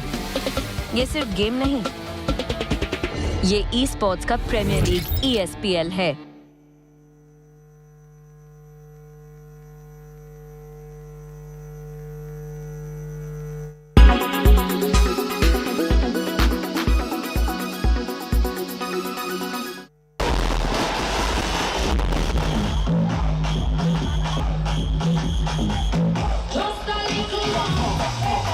Well, for us, it's really a normal festival because we have no restrictions at all.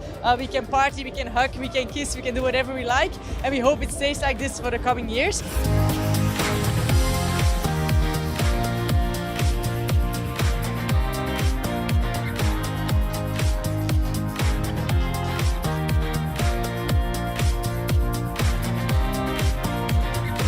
So I'm from Perth in Australia, so the west coast of Australia. We've been in a lockdown for like 2.5 years, so we're one of the first people to get out. So we come all the way over here for this festival specifically. Best festival in the world, easily. Incredible.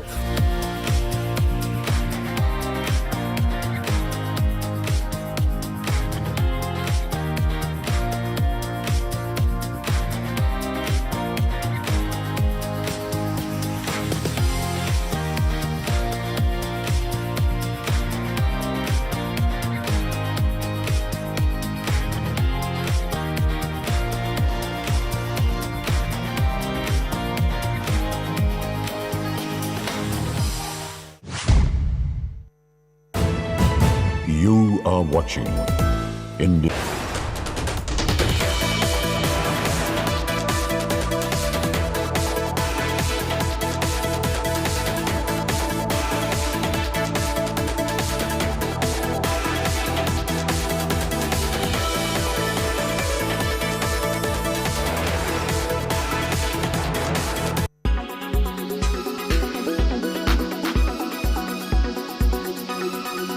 Is it so hot and humid in your city that you're finding it difficult to fall asleep? Well, you are not alone. Hundreds and lakhs of people in India are facing this problem, and now it has been documented. It's now clear that heat waves are messing up our sleep patterns. This has to do largely with your body temperature in the night. Our bodies are tuned in to dropping body heat in the night to help us sleep. The hormone melatonin serves essentially as a natural alarm clock. When it's nighttime, it widens the blood vessels in our hands and feet to get rid of heat from our bodies. So what really happens when the air around us is too hot? When temperature goes up, deep sleep gets affected. Deep sleep for at least a few hours is the bare minimum we all need to ensure our body truly gets the rest it requires. Sleep deprivation can lead to various mental health disorders. The most commonly seen are depression and anxiety. Chronic insomnia, that is chronic sleep disturbances, can lead to something called as early onset dementia, which is again a memory disorder. So it is important in order to maintain our mental health as well as physical health that we give ourselves adequate sleep. Now, there is not just the problem of rising temperatures. There is also the problem of the pandemic. COVID-19 has interfered with our sleep patterns, and this too has now been documented. The pandemic ruined sleep cycles. The stress and anxiety of COVID added to the work from home patterns completely hit our lifestyle choices. A recent survey by a social media platform found that 54% Indians surveyed confirmed that their sleep patterns have changed post the pandemic. Many of these Indians speak about the fact that they're suffering from sleep apnea, finding it difficult to go off to sleep or sleep properly at a stretch altogether. This has now even got a term called coronasomnia, caused by personal stress, by grief of losing a loved one, and even anxiety over any COVID-related news.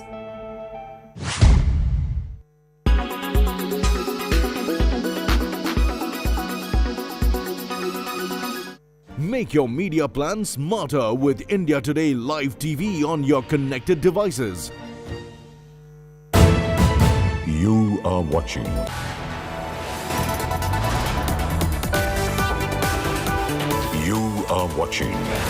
India Today.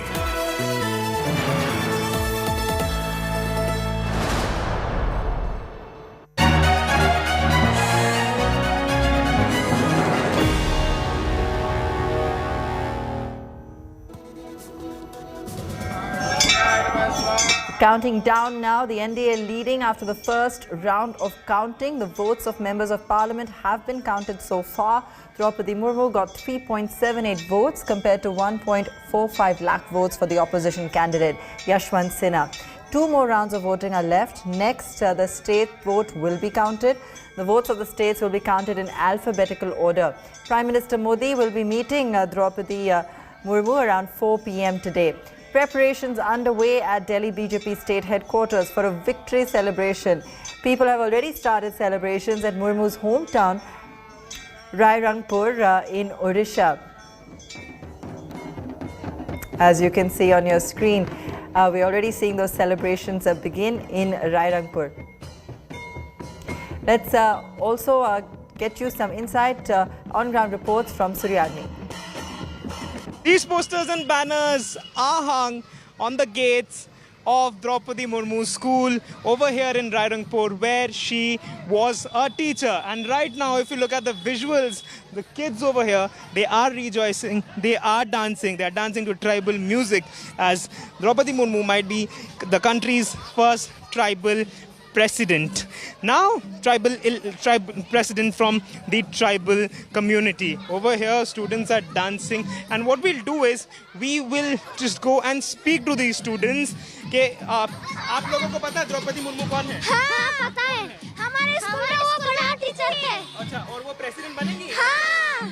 और आप लोग क्या उसी लिए dance कर रहे हो? हाँ. So these kids know that who Droupadi Murmu is and what is the essence of this particular day over here in Rairangpur. We'll ask Mr. Patnaik, who's the administrator over here. Sir, ये plan क्या आप लोगों का था कि students का था? Students का स्पॉन्टेनियस रिएक्शन था. जो एक टीचर थे मैडम द्रौपदी मुर्मू, आज जो प्रेसिडेंट बन गए देश की, और इसीलिए वो खुश में वो जो मना रहे हैं. The administrators, the teachers, the kids are extremely happy that Droupadi Murmu was a part of their school at one point of time, and they're more happier because she might just become the next president of this country. With camera person Kiranji, this is Suryagni Roy for India Today, Rairangpur, Odisha. Celebrations have begun in front of Droupadi Murmu's residence over here, and we'll show you what kind of these celebrations are happening over here. Drum beats, these are quintessential Adivasi drum beats which are being played over here. People are extremely happy. This is the MLA of Rairangpur. We'll ask him, Dada, अभी से शुरुआत होगी जश्न का? देखिए, और कुछ समय देर रिजल्ट निकलेगा. हम लोग को मालूम है दीदी बहुत वोट से जीतेगी, इसीलिए हम उनका घर के सामने ये जो परंपरा है, ड्रेस पहने हैं, हम लोग का आदिवासी का डांस जो है, हम लोग खुशहाली मना रहा है. Supporters and people who have joined over here, they are dancing over here. These are the traditional Adivasi dances which are happening in front of the NDA candidate Droupadi Murmu's residence over here at Rairangpur. With camera person Kiranji, this is Suryagni Roy for India Today, Rairangpur, Odisha. Milan Sharma joining us live from Murmu's Delhi residence. Milan, take us through. It seems that, we've seen one round of counting. We've got 2 more to go. But it looks like it's almost certain that she's going to be announced as president. Well, that seems so because you saw as in the first round of counting, Droupadi Murmu has already had 72 and more than 72% votes when the MP votes were counted, and the weightage of the votes is also higher. Droupadi Murmu leads in that first round. But I am right now at her official residence in Delhi that has been decking up since the day, throughout the day. It's been covered in canopies, and here the stage is set, so to say, Abha, for the final countdown. On the middle there you see a chair, that's the lone chair, and we are just waiting for a word of when Droupadi Murmu will become the next president of the country, the 15th president, the first woman tribal president and the second woman to be a president of India. And certainly that candidature that NDA has put forward, the opposition parties have put forward Yashwant Sinha, but clearly here also within the residence preparations have been made, and we are hearing that after the votes are announced and after the final countdown happens, we'll see that celebrations will take place right throughout that entire route from the BJP office till here. Hectic preparations are still going on, security arrangements all in place, as we are expecting the Prime Minister to likely be here, arrive here to himself congratulate Droupadi Murmu, who was the prime choice for the NDA and the BJP as a candidate for the president of the country. Back to you there, Abba. We're seeing all these celebrations unfold outside her residence. Milan, BJP also is planning celebrations across the country, of course, once it's officially declared. What's the mood like where you are?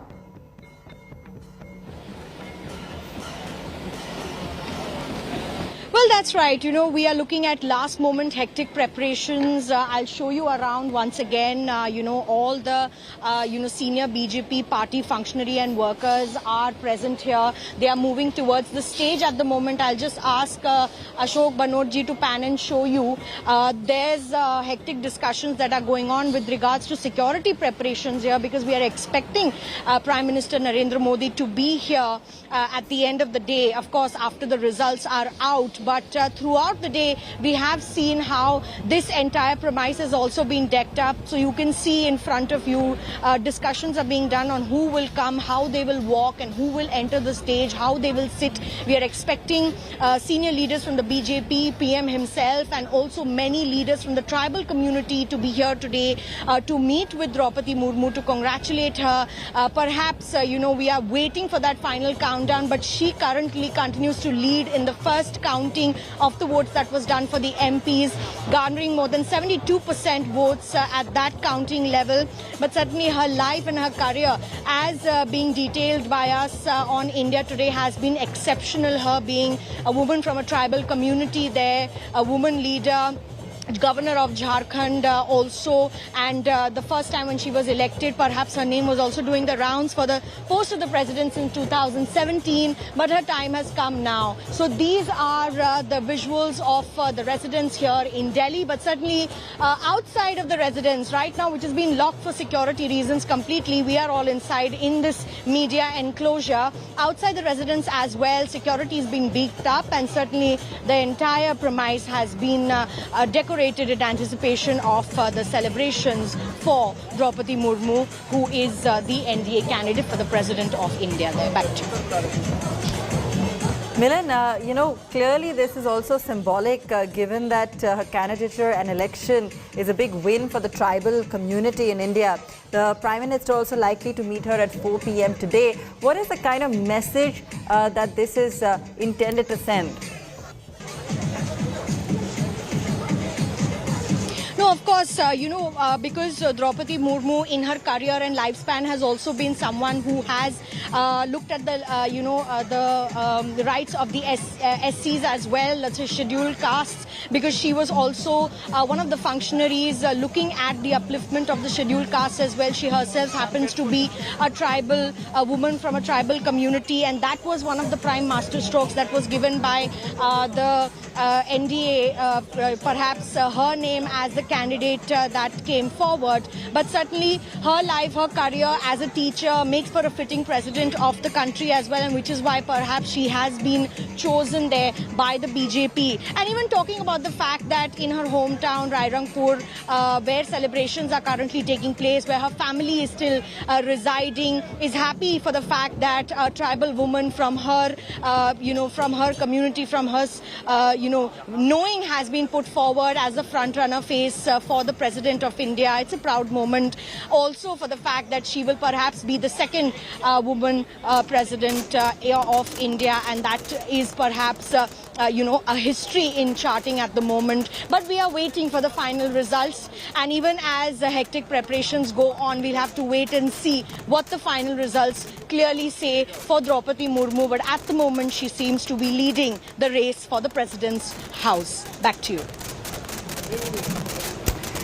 Droupadi Murmu, she is leading the race. We are expected to see that official figure coming out later this afternoon. The Prime Minister said to meet her at 4 p.m. Way ahead of the other candidate, Yashwant Sinha. We're seeing celebrations already in her hometown as well as across the country. BJP headquarters as India awaits its 15th president, the second woman president, and the first woman tribal president is likely to be announced soon today. Prime Minister, as I mentioned, will be meeting her a little later in the evening, and she's come a long way from Rairangpur to Raisina Hill, and a very strong political journey there. And she has been one to have made, of course, the candidate for the BJP, of course, in her state, and you can see the trajectory of her career as well unfolding on your screen. And finally, we are expected to hear her announced as the next president very soon. Celebrations have, of course, begun. We have been on ground to show sentiment, celebrations in her native place. Let's get you a detailed report.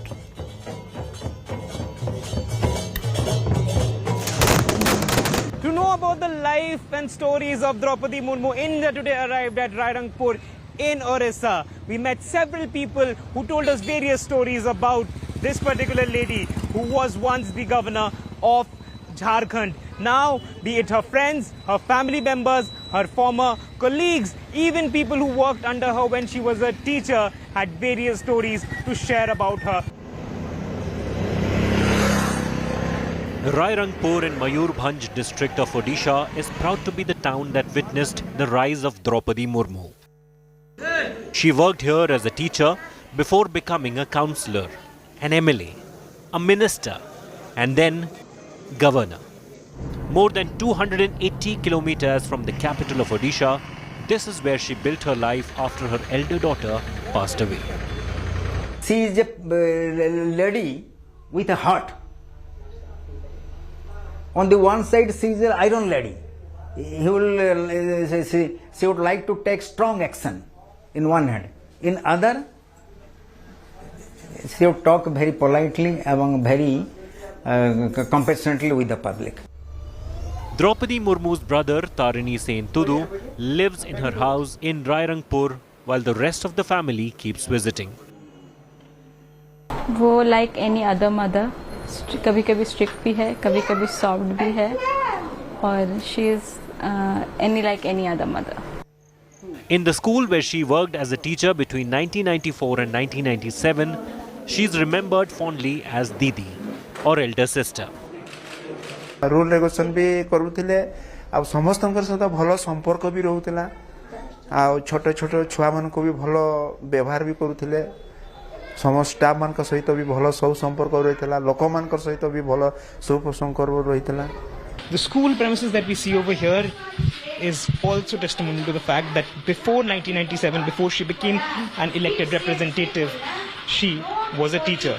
And the school is still here, students are here. The school has expanded, its classes are still on. However, what is not over here is Droupadi Murmu, who was a teacher, and she used to teach all these subjects in this middle school. Nearly half an hour drive away is the village where Droupadi Murmu was born. Uparbeda village has changed since her childhood. The school she studied in has grown to become a high school with smart classes. Back in the 60s, it was only a primary school. Droupadi Murmu had to leave the village of Uparbeda. The reason was that the school that she went to in this particular village was a primary one. That means it was there till class 5. And that is the reason why she had to leave for Bhubaneswar for further studies. In 2022, things have completely changed over here in this particular village of Uparbeda. Droupadi Murmu's native house is a well-constructed one compared to the kacha house of the neighborhood. हो रात में उन लोग phone किए थे तो मेरा हो रहा है राष्ट्रपति तो हम लोग को बहुत खुश महसूस हुआ.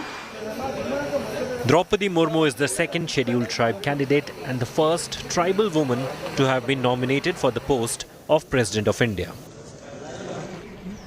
This remote village in Odisha waits to celebrate her journey to the President's house.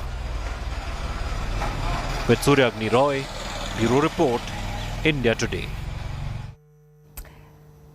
Celebrations unfolding across the country as we get ready to welcome in the 15th Indian President and the first Indian woman tribal President, Droupadi Murmu. Do stay tuned. We'll stay on top of that story for you right here on India Today.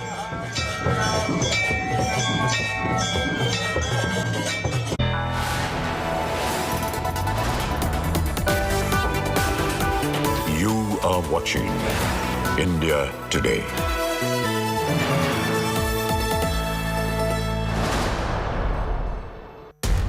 इस समय पूरी दुनिया में लोग confused हैं। वो समझ नहीं पा रहे हैं क्या सही है, क्या गलत है, क्या सच है, क्या झूठ है। और ये स्पष्टता हम आपको अपने इस नए शो में देंगे। सब कुछ ब्लैक एंड व्हाइट में बताएंगे। इस शो में मेरे बालों के अलावा कुछ ग्रे नहीं होगा। हर खबर ब्लैक एंड व्हाइट की तरह बिल्कुल स्पष्ट होगी।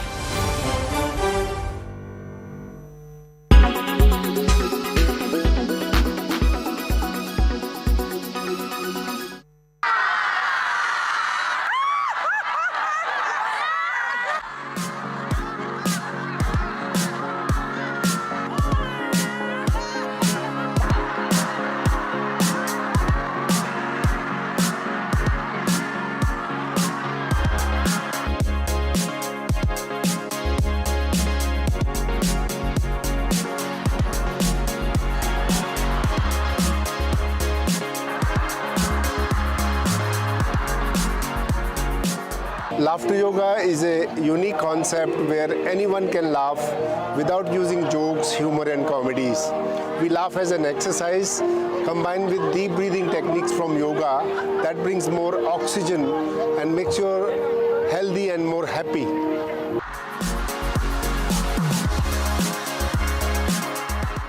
Last question. Can you laugh? Yeah, not so much.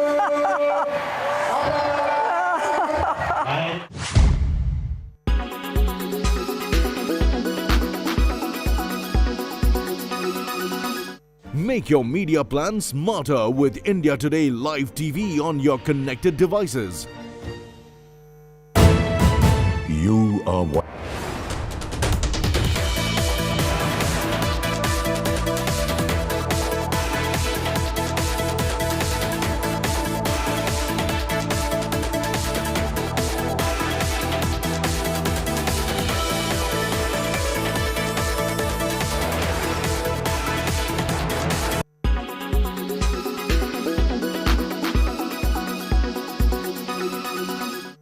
Six-time Premier of Sri Lanka, Ranil Wickremesinghe, is the 8th executive president of the island nation. in the voting that took place in the Sri Lankan parliament, he got 134 votes as against 82 that the principal opposition candidate, Dallas Ala Peruma, was able to secure, and just 3 that the left leader, Anura Kumara Disanaike, was able to secure. And this shows in the 225-member parliament in Sri Lanka, Ranil Wickremesinghe got the maximum votes. But he does have a massive task ahead of him. Sri Lanka is bankrupt. The country is in deep trouble. India, of course, has bailed Sri Lanka out with a $3.8 billion worth assistance, not just in deferred payments of $1.8 billion, but also assistance in terms of petrol and fuel in general, oil, food, medicines, gas, essential supplies. All of them are being supplied to Sri Lanka, and fertilizers that Sri Lanka so desperately requires. Now, Ranil Wickremesinghe has tried to distance himself from the unpopular decisions and policies of his predecessor, Gotabaya Rajapaksa, especially when it comes to the sorry situation Sri Lanka is in at this point of time. And there were a number of decisions that Gotabaya Rajapaksa had taken, including either reduction of taxes, which reduced government's income, or going organic on farming, which meant farm yields.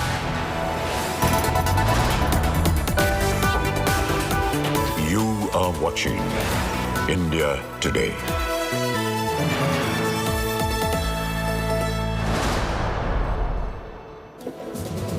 Thanks for staying with India Today's rolling coverage on a very big news day. India is all set to get its first tribal president in just a few minutes from now. But on the streets of Delhi and all of India's big cities is a huge Congress dharna in Sonia Gandhi's name. Her questioning by the Enforcement Directorate has ended today, but the anger of Congress cadres is not abating. We're going to take you to every one of those spots right here with me. Special broadcast begins. These are the headlines. Sonia Gandhi's Enforcement Directorate grilling in the National Herald case concludes for the day. Sonia was questioned for over 3 hours by the agency, likely to be summoned again on the 25th of July. Congress protests have turned violent in Bengaluru, Hyderabad, Delhi and Chandigarh. Vehicles torched. 3 trains have been stopped by Congress members in Delhi. Big political war over Sonia Gandhi's ED questioning. Congress alleges vendetta politics by the Modi government. BJP calls it muscle flexing to shield scamster Gandhis. It's history at the Rashtrapati Bhavan. India set to get its first tribal president. NDA candidate Droupadi Murmu leads after counting of votes of members of parliament. Celebrations have broken out at Murmu's residence in Odisha.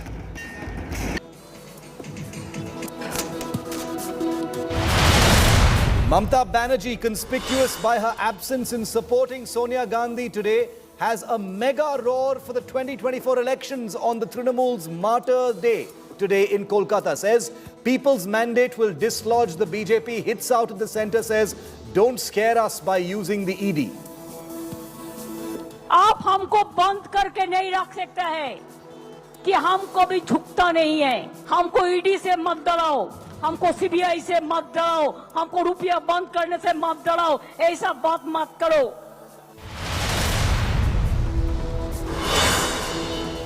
Shocking immolation of Sinha after protesting against illegal mining at revered hills linked to Lord Krishna in Rajasthan. BJP attacks Gehlot government.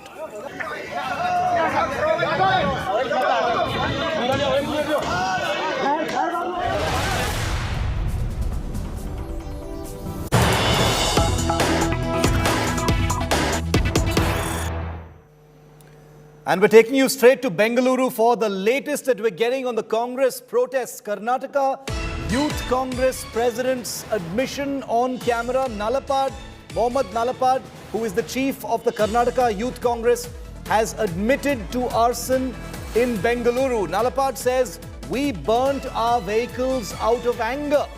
Nalapad has said it was frustration and anger of the Youth Congress that has led to us burning vehicles, our own vehicles in Bengaluru. The police can come and arrest me, says a furious Mohammad Nalapad, the high-profile Youth Congress chief in Karnataka. We spoke to Mohammad Nalapad just a moment ago. Here's his conversation with India Today's Nagarjun. Karnataka Youth Congress President Mr. Mohammad Nalapad, what has happened today across India is that Congress has taken on to street to protest in terms of what BJP is doing, is what you allege. But in Bangalore, a car was burnt in front of ED office.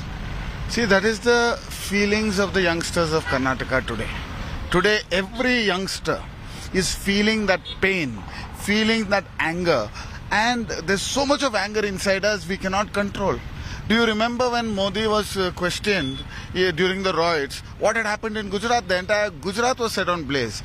But today, we are controlling our youngsters. I don't endorse that kind of behavior. But today, that is the reality. That is the kind of fear. That is the kind of anger that our youths are having. What are you trying to do? What is the kind of expectation are you setting about questioning our leaders? See, Sonia Gandhi is not just the head of the party. She's a lady who's given her life for this country.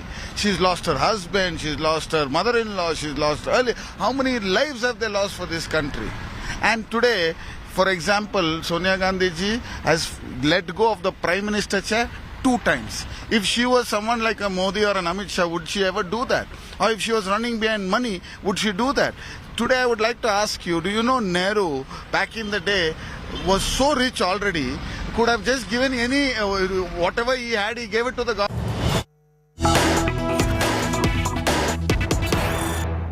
Mohammad Nalapad, the Karnataka Youth Congress chief, is with us live from Bengaluru on what has been a very, very aggressive day as far as protests are concerned. Nalapad, good to see you. Thanks for your time today. I know that your organization has been extremely busy mounting these protests today. Quite a few vehicles we saw being set on fire. That's been the level of anger you're saying today, Nalapad. Yeah, 100%. That is the mood of the nation. That is the mood of the youngsters today across the country. They are only looking and imagining. Imagine what they have been doing. Now you are talking about they being questioning only, right? Let's talk about Assam Chief Minister, Bishwajit. Assam Chief Minister, he was in Congress, he had ED IT case. He went straight away to BJP and became the Chief Minister. No cases against him. What is BJP? A Ganga dip? Directly, this is called vendetta politics. The mood of the nation, the entire country, all the youngsters across the country are fuming in anger. Today, you are talking about burning couple of cars. The BJP is burning the entire constitution. What right that Baba Sahib Ambedkar has given us, the individuality to protest, the individuality to say what we feel like. But today you are curbing us. This is the present situation.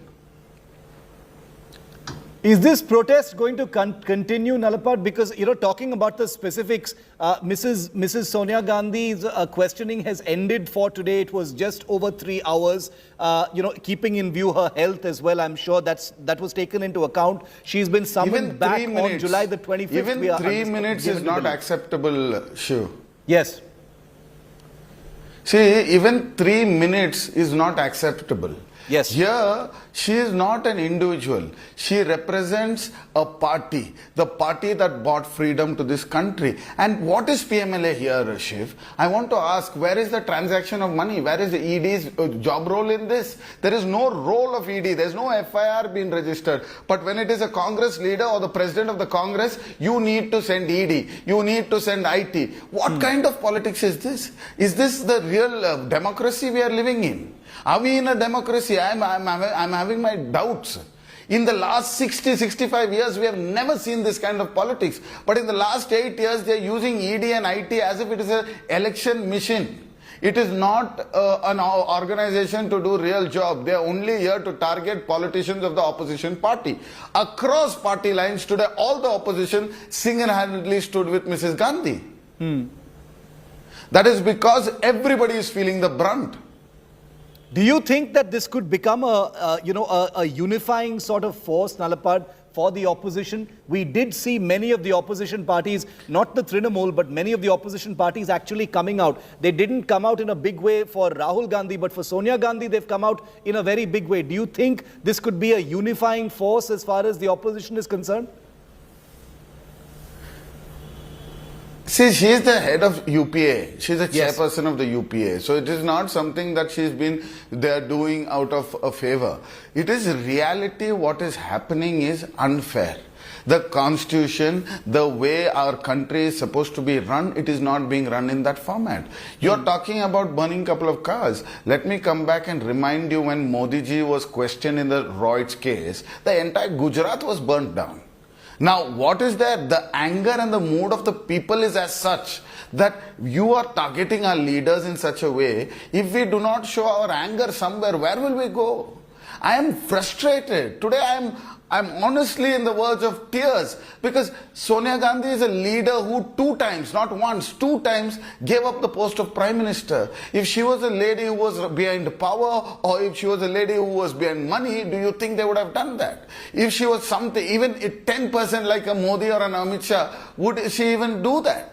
She's a great woman, and the effort and the energy she's taken into building this party, I am grateful to having such a leader.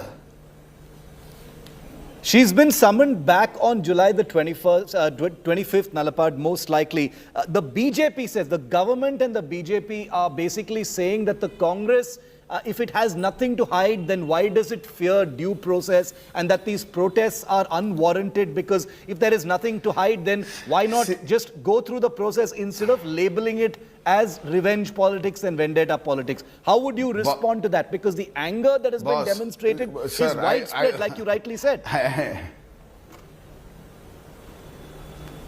See, I just want to request you to try to understand the situation. Yeah. EDIT is not anyone's property, or it is not a missionary of BJP.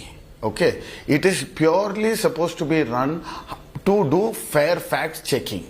Now, when we are talking about ED or PMLA, there has to be a transaction. A1, there has to be a transaction in which there is money involved, or there has to be a sale of a product.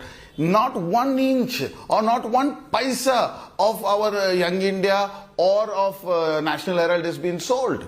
The organization that was, it is a Congress party's organization. They kept it in a format so that the organization couldn't run. But today you are trying to say that our leaders have tried to embezzle money out of it. What kind of buzzard thing is this? So ED, let them do their job, but this is not their job. There's no transaction of financial transaction or trace of money. There's no trace of money. So when this is the situation, you doing this is purely vendetta politics, right? What role does ED have in this? ED has, suppose you're summoning for 3 hours and let go, again you're calling, you're saying, right? Even 1 minute they are not supposed to do it. Just because she's the head of Congress party, you're doing this. You're trying to push down the Congress party. You're trying to fear us. You think this is going to keep us down? I don't think so. The youth of the nation are with the Congress party, and we will voice it out loud and clear. Nalapad, just a last couple of questions. Since you head the Karnataka Youth Congress, there are elections coming up next year, in Karnataka as well. But I hear your anger and I hear your frustration. What is the mood like? This may seem like a silly question given the images that we're seeing, but you're the boss of all these young, Congress members in Karnataka and elsewhere. What is the mood? What are they telling you? See, honestly speaking, from the last 3 days, I've been getting calls from across the state, and they've been only telling me one thing: sir, we want to do something. We are in anger. We want to express our anger. I've been only telling them to hold back, not to do this. Let's go in the democratic way. Let's fight this. Let's protest. But the anger that has been built up, I don't know. Today now, this was just the beginning at what happened today. And 25th, what might happen, I don't know. I really don't know. The people are angry. The youngsters are angry. The youth of Karnataka are angry. Not just the youth Congress workers. Even a common youngster, even a common youth of this country is angry. Are these protests going to continue, Nalapad? Because, the questioning doesn't appear to be tomorrow on a track across of the stopping. state district. See, tomorrow across the state in every district headquarters there's going to be a massive protest. Again, if they call her on 25th, it is going to be a massive protest again in Karnataka. I can vouch for this and say that this will not stop unless you stop the vendetta politics. I, with folded hands, request the BJP government to stop such kind of vendetta politics. Please let ED and IT do their job naturally, then using them as an election weapon. Because Rahul Gandhi said he's going to do a Bharat Jodo Yatra, you're questioning him, you're summoning him, you're threatening us, you think that we're going to back down. You're going to watch a spectacular when Rahul Gandhi starts walking. You're going to see how thousands of youngsters are going to come out and join Rahul Gandhi. We believe in the idea of Congress, we believe in Rahul Gandhi and his leadership, we believe in the Congress party. And today you're trying to attack the Gandhi family. Next, who you're going to do? Everybody you can do. We all are ready. I'm ready to be arrested even today. Put me behind bars, I don't care. But we will voice out, we will fight, we will stand with the people of the country. On a completely separate note, Nalapad, and this is my final question, do you think something like this, has the potential, or do you sense it, of reviving, galvanizing, strengthening the Congress as it goes into another big election season? Because the Congress has had a lot of problems electorally speaking. Do you think this has the potential to be a kind of turning point for the Congress party? See, I don't think there is required of a major revival of the party. See, Congress party has cadres from down to upward. We just need to re-energize them and move them forward. And I think BJP, by trying to think that they are doing this to scare us, they are doing the job of re-energizing us. We are going to come out stronger than before. You're going to see the results of all this in 23 elections. And out of the topic, I just want to ask you, what are they trying to do with the GST? GST is not supposed to be done like this. It is just Gabbar Singh tax. They put a 5% tax on goddamn milk here and curd. They are talking digital India on checkbooks. The checkbook that is going to turn digital India, 18% tax. What are they trying to do? Who are they? Now, when you're saying GST, even a person that has 10,000 rupees salary or 100 crore rupees salary, he still has to pay the same amount of GST. So what are they doing? They're pickpocketing from the common people and they're collecting these taxes and not even giving it back to the states. The people who are paying the taxes are not even benefiting from that. This is the kind of governance they're doing. You take Agnipath, you take anything. 2 crore job promises. As a youngster today, I'm worried about the youth of Karnataka. We have 1.25 crore youngsters in Karnataka and nobody has a job. I've been rallying around Karnataka and I see every single youngster who comes and says, get me a job. Anna, please get me a job. This is the kind of request we are getting. And I'm helpless because this BJP government doesn't seem to understand the requirements. They only think by doing ED, IT on Congress leaders and the opposition leaders, they're going to win elections. I don't think so. The mood of the people is changed and the country wants a change. They do not want this dictatorship. Mohammad Nalapad, pleasure. Thank you very much for speaking to us here on India Today. Thanks very much. Those protests by the Congress, the Youth Congress, are going to continue. As Nalapad just said here on India Today, they're going to happen in a big way across Karnataka tomorrow as well. They are going to intensify. Well, Congress Chief Sonia Gandhi was grilled for 3 hours by the Enforcement Directorate today. Sonia has been summoned once again on July the 25th. With the National Herald case heat mounting on the Gandhis, Sonia Gandhi appeared for the first time before the enforcement agency today. Priyanka and Rahul Gandhi accompanied their mother to the Enforcement Directorate office earlier this morning. The ED's summons to an ailing Sonia Gandhi has spurred the Grand Old Party's leaders to declare a full political war on the Modi government. The Congress workers and netas, as you saw in these images, hit the streets protesting against the questioning and summoning of Sonia Gandhi. The police have beefed up security and erected several barricades all along several parts of VIP Delhi. There are no official permissions for the Congress to hold these protests, but they have been taking place as is their right. Sonia's grilling comes a month after Rahul Gandhi's repeated appearances at the Enforcement Directorate over the same case by massive Congress protests at that time as well.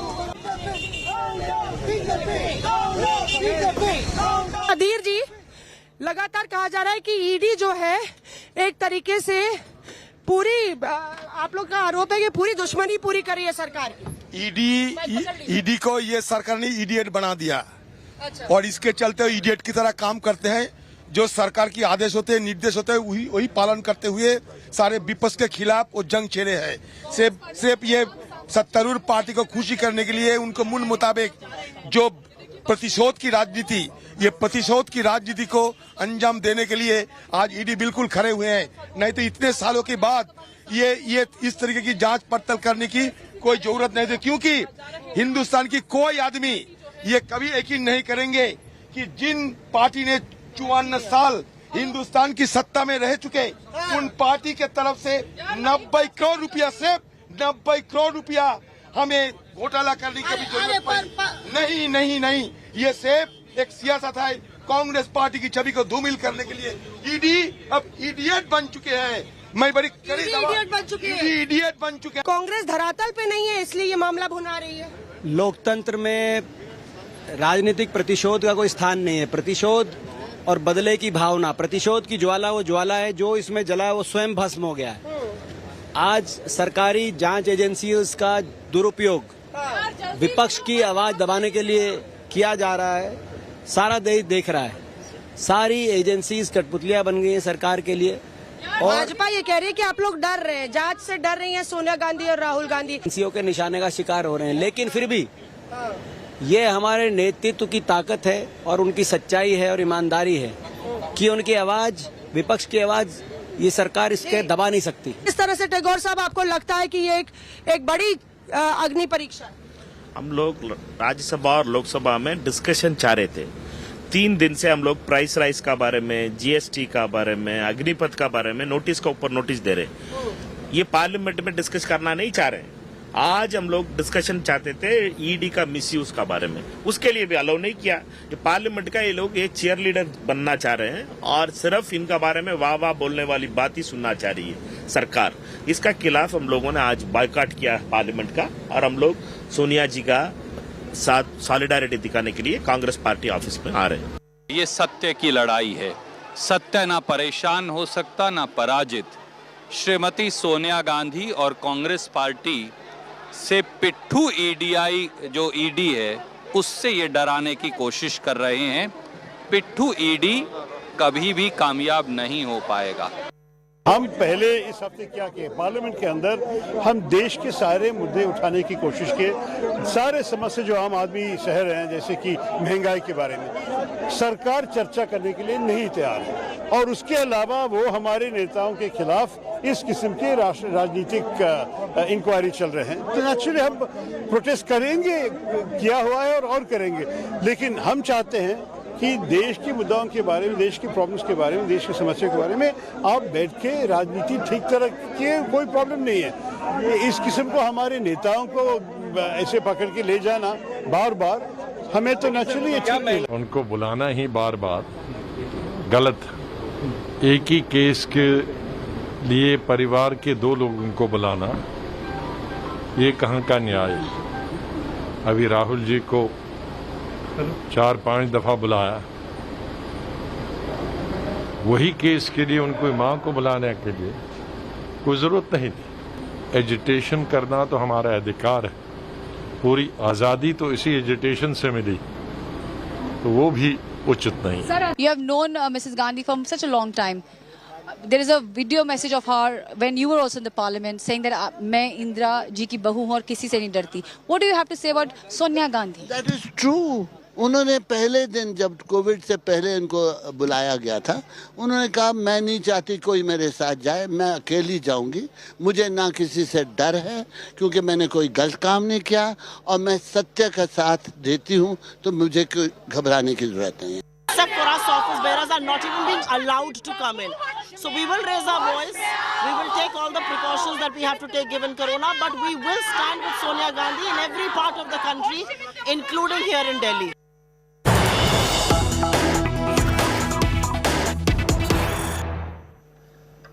And the reactions are constantly coming in from the Congress leadership. Chidambaram, former minister, senior leader of the Congress party, taking a direct dig at the Enforcement Directorate. Part of the widespread Congress anger today over Sonia's questioning. The Congress claims Sonia was available after 3 p.m. Chidambaram says the Enforcement Directorate had no more questions after 3 p.m. Chidambaram says Sonia Gandhi offered to continue with the questioning at the Enforcement Directorate, but that the Enforcement Directorate did not have any further questions, and that's why questioning ended. No further questions after 3 p.m. despite Sonia Gandhi offering to continue to be available for that questioning, is what P. Chidambaram is now saying. We were allowed to leave the Kingsway Camp police lines at 4 p.m. Chidambaram, senior leader, former Home Minister and Finance Minister, saying that the Enforcement Directorate ran out of questions when it was interrogating Sonia Gandhi at the Enforcement Directorate office, and that this was not some leniency shown by the Enforcement Directorate or some courtesy shown by the Enforcement Directorate, is the suggestion being made by P. Chidambaram of the Congress party.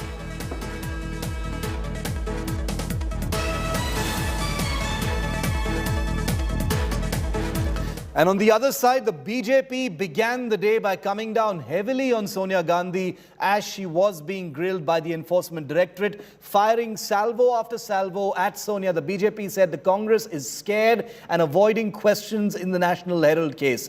BJP MP Ravi Shankar Prasad also criticized the Congress for holding protests nationwide over what the BJP and the government say is due process. Drawing parallels with Prime Minister Modi, Ravi Shankar Prasad said that when Modi was Chief Minister of Gujarat and was grilled by agencies, BJP netas and workers never took to the streets to protest. The Congress has, however, called the ED summons political vendetta, badla politics, saying it's mischievous misuse of investigative agencies. The Congress says that prominent leaders are deliberately targeted. The problem क्या है? सदन चलाना चाहते हैं, नहीं चलाना चाहते हैं, और जिसके बारे में अभी तटिया लेके आया है, इनके बारे में मैं पूछना चाहूँ, everybody is equal in the law और नॉट? ये कानून के समान, कानून के सामने सब समान है या नहीं है? क्या कांग्रेस के अध्यक्ष है तो सुपर ह्यूमन बीइंग है क्या? कानून हमको संबंध नहीं है, ऐसा सोचते हैं? ये तक के लिए स्थगित। ये तो लोकतंत्र के गहने हैं, धरने हो, प्रदर्शन हो, विरोध प्रकट हो, इनको तो टॉलरेंस पावर हो, ये तो लोकतंत्र में आवश्यक है।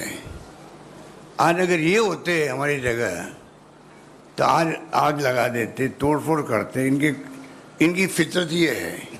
हमारे यहाँ तो बाहर आप देख रहे हो, रघुपति राघव राजा राम, पतित पावन सीताराम के भजन हो रहे हैं। Narendra Modi ji was the Chief Minister of Gujarat. A lot of very vexatious prosecution was started against him. Modi ji appeared before the investigating agency as a sitting Chief Minister, replied their query for 12 hours. Did the Gujarat BJP leaders offer any protest? Was there any protest in Delhi? She should never have been called. I think not for the Congress, not for Sonia Gandhi alone, but for the whole country. There is a clear established truth that in 75 years of Indian independence, and we are celebrating the 75th now, no government, BJP, non-BJP, no government of any political color has exhibited the cheap, petty vendetta which this particular government has.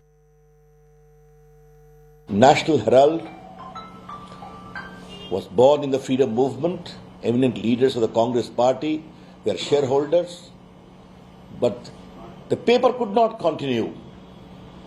And the entire ownership of the paper was fraudulently, in a surreptitious manner, was converted as the Jagir of the family by creating a Young India platform in which Sonia ji and Rahul Gandhi own 76% of share. Amit Shah और नरेंद्र मोदी की राजनीति का गठबंधन है वो agencies के साथ है, वो बड़ा स्पष्ट दिखता है। जब भी इनकी घेराबंदी हो जाती है, whenever they feel cornered, they misuse agencies. एजेंसियों को सामने कर देते हैं. अगर गांधी परिवार बेदाग है तो अब बेहाल क्यों? अगर गांधी परिवार ने भ्रष्टाचार नहीं किया तो हंगामा क्यों? आखिरकार भारत के नागरिकों से अगर किसी ने भ्रष्टाचार किया हो उससे पूछताछ करना जांच एजेंसियों का काम है. तो क्या गांधी परिवार के लिए कानून अलग से बने? ये हंगामा किस बात का? तिलमिलाहट क्यों है? घबराहट क्यों है? छटपटाहट क्यों है? ये कहीं ना कहीं दिखाता है कि दाल में कुछ ना कुछ काला है या पूरी दाल ही काली है. During Congress time, how much they used the agencies, how they subverted the constitutional authorities, how they imposed emergency. This is well known to everyone. How Congress party undermined every bit of constitutional authorities. Everybody knows it. So I don't need to explain to them. अब कांग्रेस जानबूझ करके अपने कार्यकर्ताओं को सड़क पर इसलिए उतार रही है कि जिस मामले में ईडी ने बुलाया है उधर से लोगों का ध्यान भटकाया जाए, उधर से ध्यान हटाया जाए, इसलिए कांग्रेस जानबूझ करके जो है प्रदर्शन कर रही है. जबकि कांग्रेस के लोगों को बुला करके खुद सोनिया जी को ये बताना चाहिए था, राहुल जी को बताना चाहिए था कि हमें ईडी ने सम्मन क्यों किया और हमसे क्या पूछताछ की, हमने क्या जवाब दिया. कैसी बातें करते हैं ये लोग, समझ में नहीं आता. हेराल्ड एक इतनी बड़ी संपत्ति पूरे देश में रही है, उनको कम उस इतनी बड़ी बड़ी संपत्तियों को कम दामों में बेच दिया गया. उसके हजारों करोड़ रुपए किराया आ रहा है, रेंट आ रहा है. ये संपत्ति को क्यों कम दामों में बेचा और रेंटल कहाँ जा रहा है, वो किराया कौन ले रहा है, वो हजारों करोड़ में इसको प्राइवेट संपत्ति बनाने की कोशिश क्यों की जा रही है या क्यों की गई. कुछ सवाल होते हैं, उससे उस प्रक्रिया से सबको गुजरना पड़ता है. उसके लिए आप सदन भी आप बंद करवा रहे हो, आप सड़क भी बंद करवा रहे हो, देश का हर जगह से नुकसान कर रहे हो. ये कांग्रेस की मानसिकता हमको समझ में नहीं आती.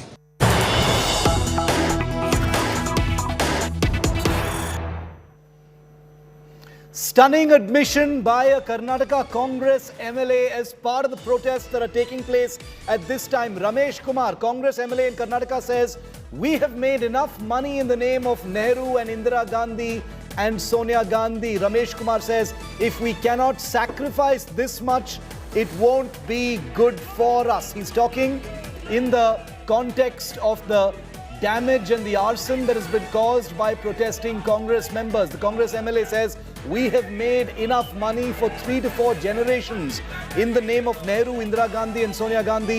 If we cannot sacrifice this much at least, it won't be good for us." This is in the context of vehicles being torched, two-wheelers being damaged and torched, trains being stopped in different parts of the country as well. So a justification for the vandalism and damage coming in by way of the words of an MLA of the Congress party in Karnataka. Listen into this MLA.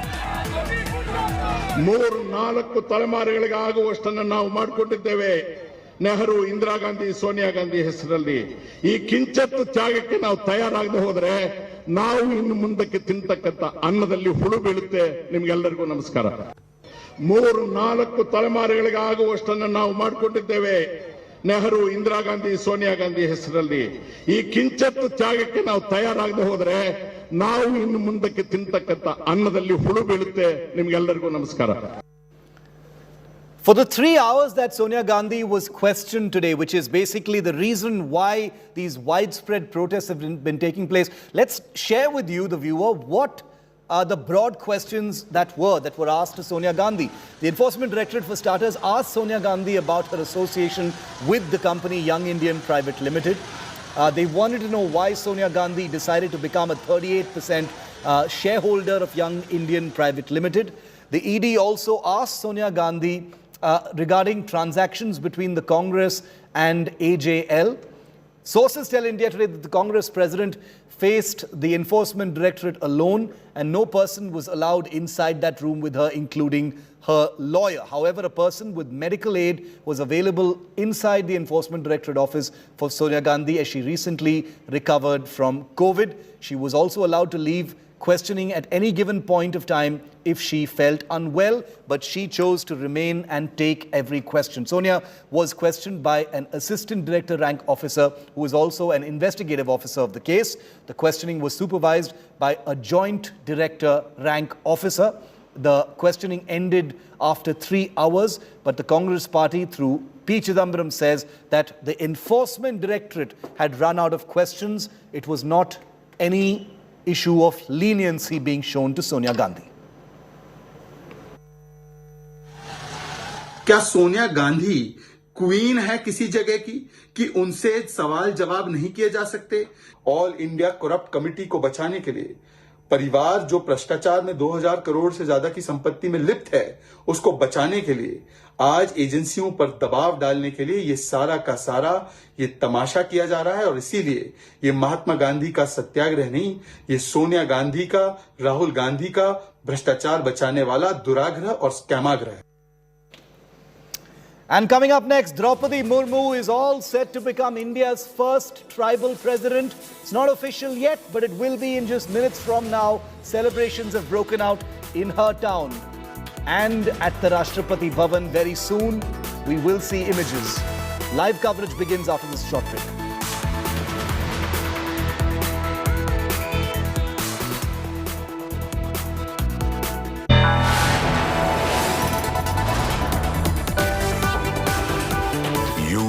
Watching India Today.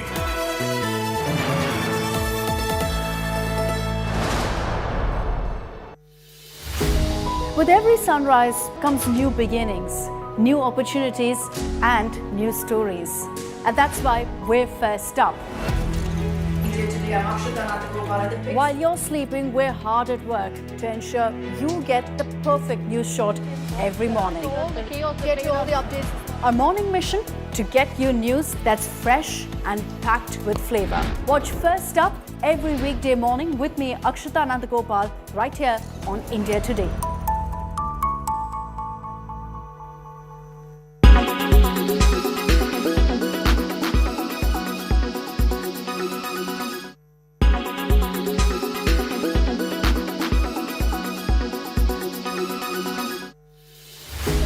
With every sunrise comes new beginnings, new opportunities and new stories.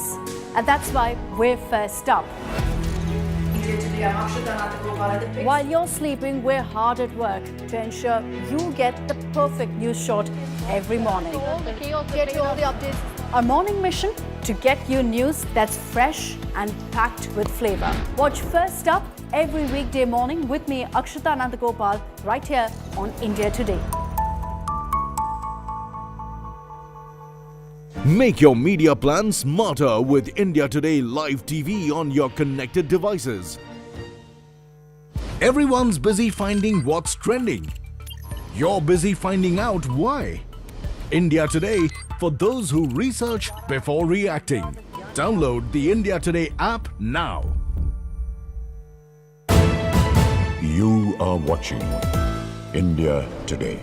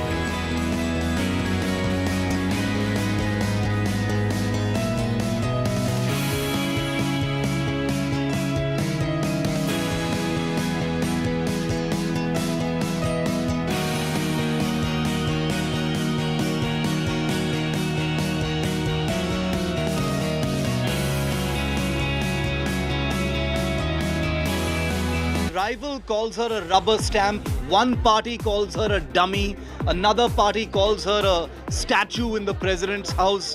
Well, no matter what you think of it, you can call it legitimate jibes against a potential president or just the wails of the frustrated. The fact is, Droupadi Murmu is about to become India's first tribal president.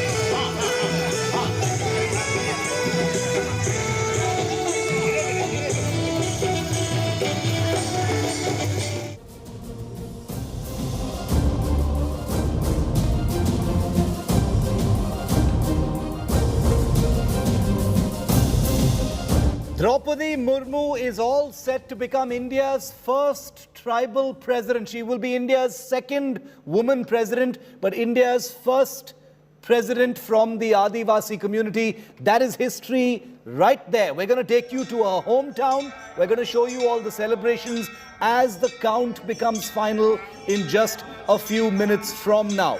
Her rival, Yashwant Sinha of the Trinamool Congress, has been swept away in what is looking like a landslide victory for India's 15th president. Droupadi Murmu hails from the Mayurbhanj district of Odisha.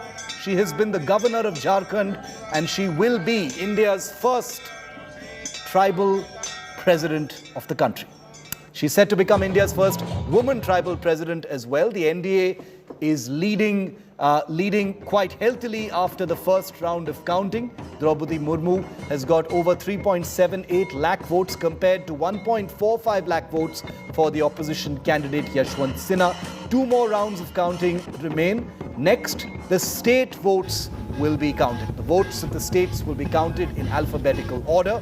Prime Minister Modi will be meeting Droupadi Murmu very shortly. Obviously, those pictures will be live here on our coverage. Preparations are underway at the Delhi BJP state headquarters for a victory celebration. People have already started celebrations, as you can see, in Rairangpur, which is Droupadi Murmu's hometown in the Mayurbhanj district of Odisha.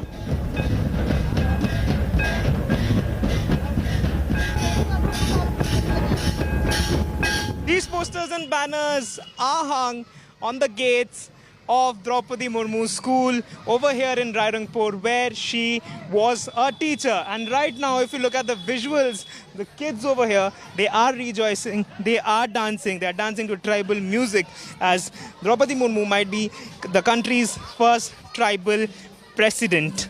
Now, tribal president from the tribal community. Over here, students are dancing, and what we'll do is we will just go and speak to these students. कि आप लोगों को पता है द्रौपदी मुर्मू कौन है? हाँ, पता है. हमारे स्कूल में वो बड़ा टीचर है. अच्छा, और वो प्रेसिडेंट बनेंगी? हाँ. और आप लोग क्या उसी लिए डांस कर रहे हो? हाँ. So these kids know that who Droupadi Murmu is and what is the essence of this particular day over here in Rairangpur. We'll ask Mr. Patnaik, who's the administrator over here. Sir, ये plan क्या आप लोगों का था कि students का था? Students का स्पॉन्टेनियस रिएक्शन था. जे एक टीचर थे मैडम द्रौपदी मुर्मू, आज जो प्रेसिडेंट बन गए देश के, वो इसीलिए वो खुश में वो जो मना रहे हैं. The administrators, the teachers, the kids are extremely happy that Droupadi Murmu was a part of their school at one point of time, and they're more happier because she might just become the next president of this country. With camera person Kiranji, this is React News for India Today, Rairangpur, Odisha. Celebrations have begun in front of Droupadi Murmu's residence over here, and we'll show you what kind of these celebrations are happening over here. Drum beats, these are quintessential Adivasi drum beats which are being played over here. People are extremely happy. This is the MLA of Rairangpur. We'll ask him, Dada, abhi se shuruaat ho gaya jashan ka? देखिए और कुछ समय देर result निकलेगा. हम लोग को मालूम है दीदी बहुत वोट से जीतेगी, इसीलिए हम उनका घर के सामने ये जो परंपरा है, ड्रेस पहने हैं, हम लोग का आदिवासी का डांस जो है हम लोग खुशहाली मना रहा है। Supporters and people who have joined over here, they are dancing over here. These are the traditional Adivasi dances which are happening in front of the NDA candidate Droupadi Murmu's residence over here at Rairangpur. With camera person Kiranjit, this is Suryagni Roy for India Today, Rairangpur, Orissa. Even as the countdown to elect India's 15th president has begun, where Yashwant Sinha versus Droupadi Murmu is being looked at, but Droupadi Murmu clearly has an edge over Yashwant Sinha as the NDA candidate outside her home, not just in the state of Odisha and her hometown, but also in Delhi. It has been a day of preparations. We have seen Mr. Anil Baluni is also here to look at the preparations of what is going to unfold outside the house. But at the moment also we're looking at BJP party workers coming in and going out of the house that has been decorated with flowers, and a shamiana has been put in place. We hear that food is being prepared. There'll be laddus that are being prepared inside the house to celebrate the victory of not just the 15th president of India, but also if Droupadi Murmu wins, she will be the first Adivasi, that is tribal woman, to be the president of the country. And as we stand outside the house right now, security arrangements have also been made inside and outside the residence, because it is expected that Prime Minister Narendra Modi could himself, along with the senior leaders of the BJP, arrive to congratulate Droupadi Murmu on this victory. But till the results are out, anticipation continues. Meanwhile, this is the scenario, the situation outside the Delhi residence of Srimati Droupadi Murmu. With Ashok Banot, Milan Sharma for India Today. And I want to go across to Poulomi Saha, who's outside Droupadi Murmu's Delhi residence, where all the action is at this point of time. Poulomi, what's the mood there? Several leaders have already arrived. Will the Prime Minister be arriving there as well shortly, Poulomi?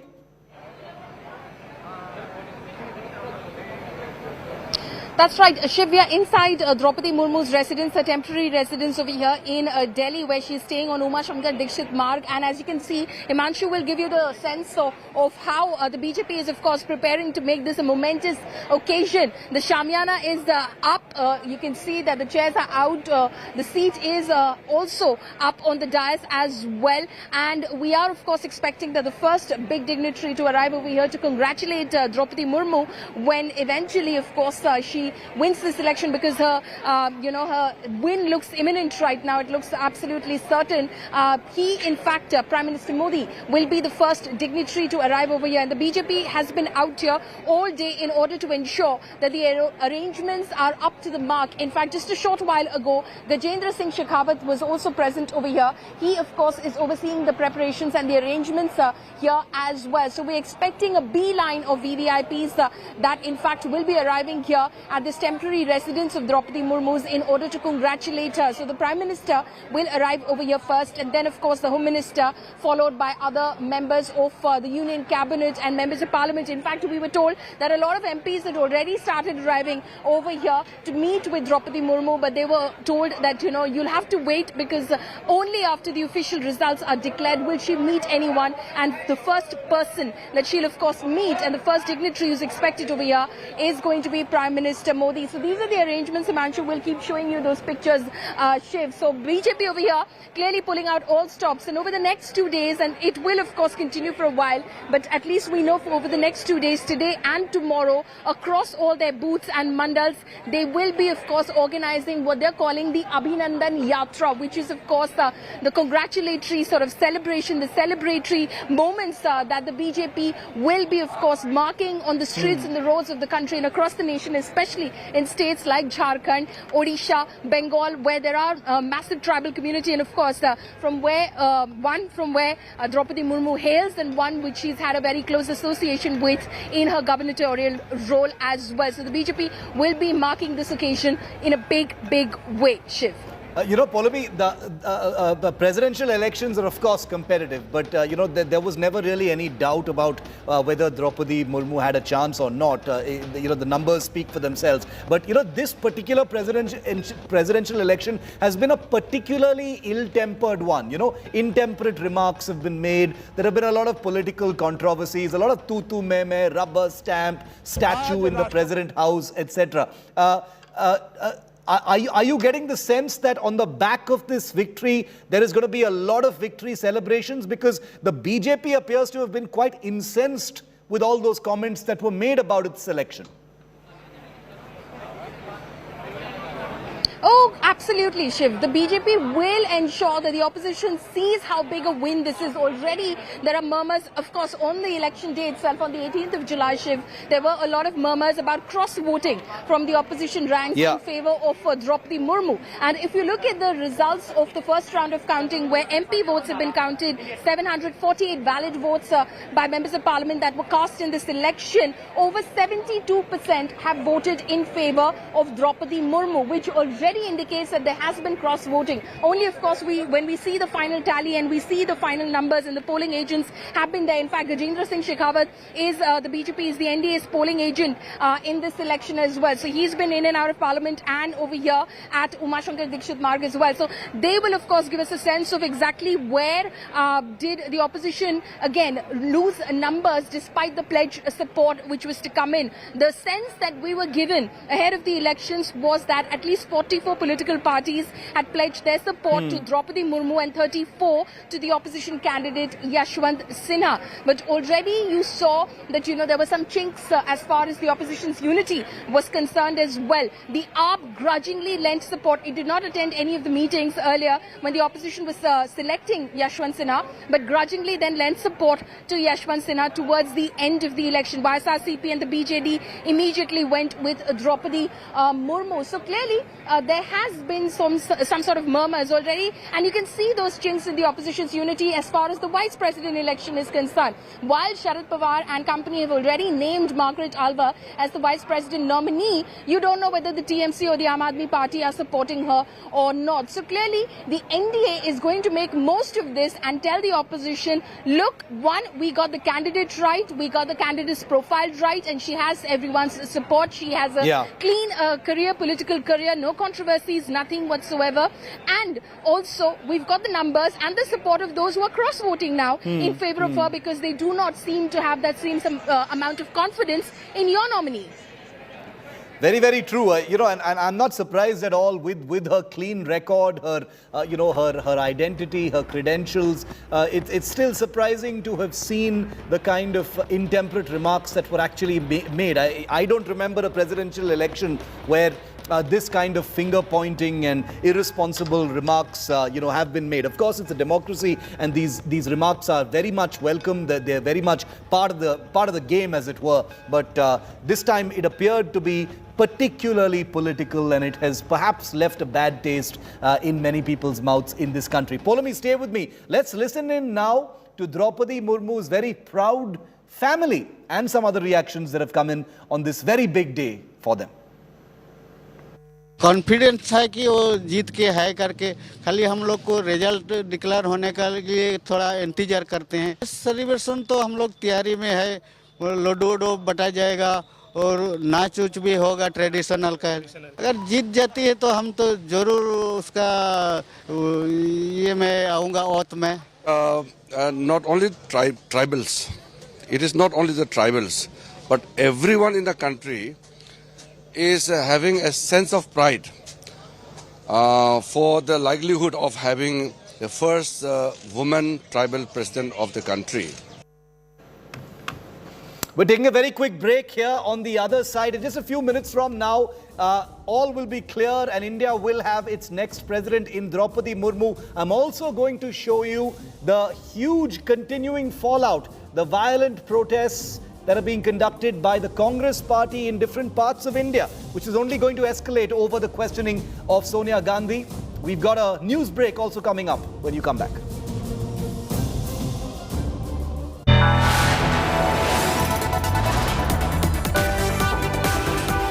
You are watching India Today.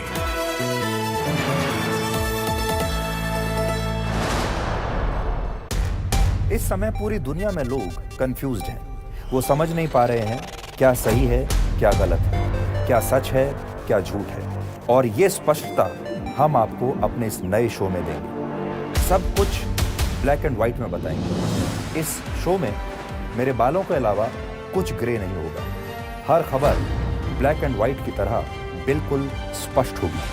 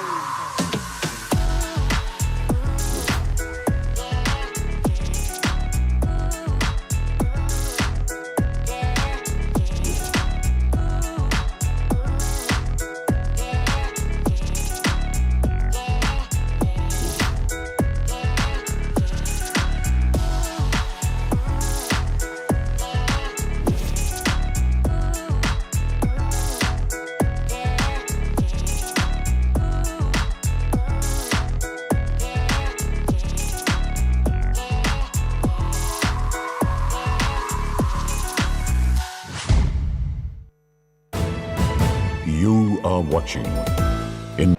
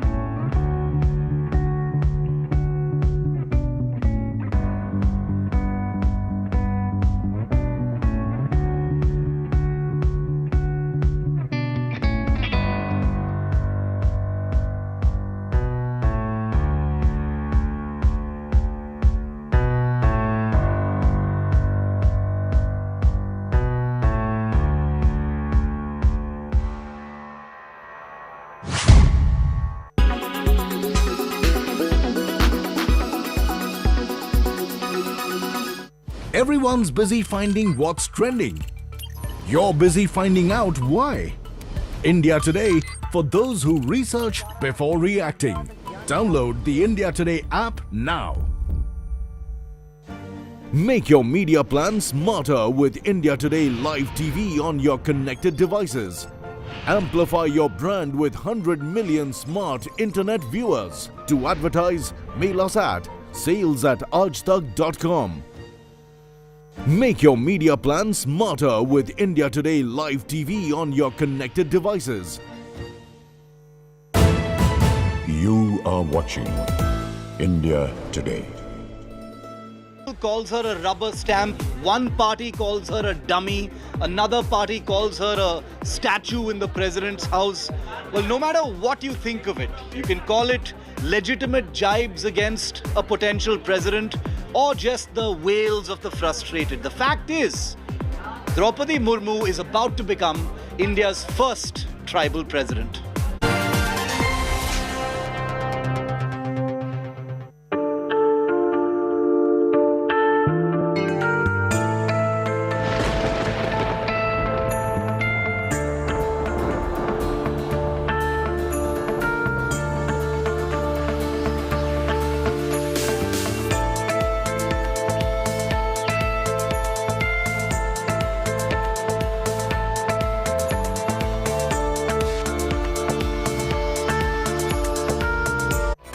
Co-powered by Solar है लगाना तो Luminous को बुलाना. In association with the new Volkswagen Virtus.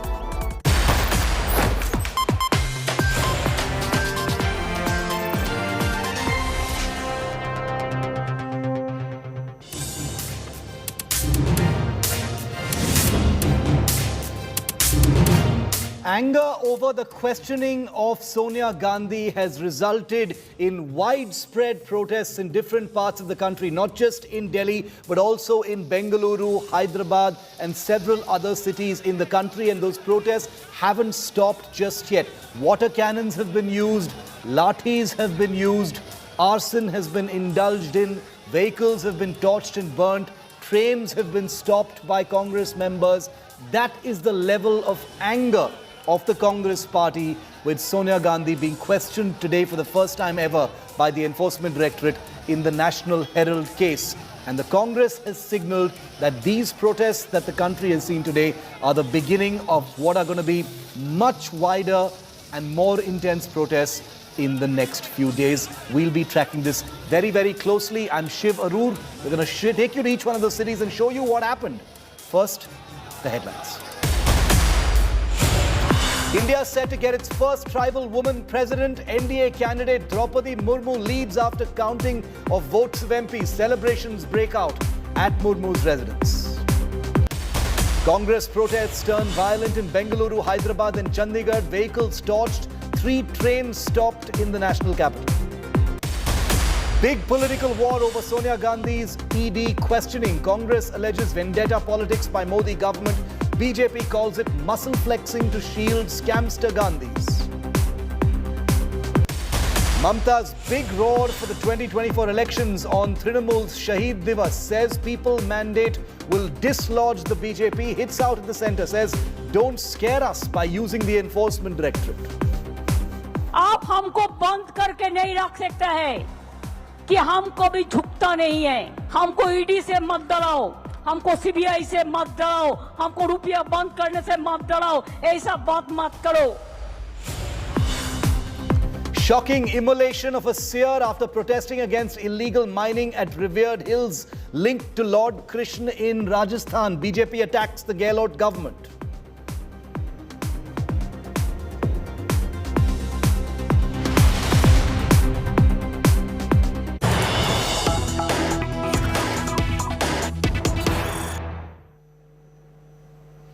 Okay, we've got more information coming in on the war of words over Sonia Gandhi's interrogation by the Enforcement Directorate. The Congress and the Enforcement Directorate are now in a public war of words over the nature of the questioning and in what circumstances the questioning actually ended with Sonia Gandhi. The Congress claims that Sonia Gandhi was available post 3 p.m. as well and was and signaled to the Enforcement Directorate that she was willing to stay for as long as required for the questioning. But the Enforcement Directorate says the questioning concluded on Sonia's request because she was not feeling well. The Enforcement Directorate questioned Sonia Gandhi for over 2 hours and ended the session on her request as she's recovering from COVID, say officials from the Enforcement Directorate. This has been aggressively debunked and denied by the Congress party, with P. Chidambaram of the Congress party saying that Sonia Gandhi was available for questioning beyond 3 p.m., beyond the 3 hours. She said, I will be here for as long as necessary, ask what you want to.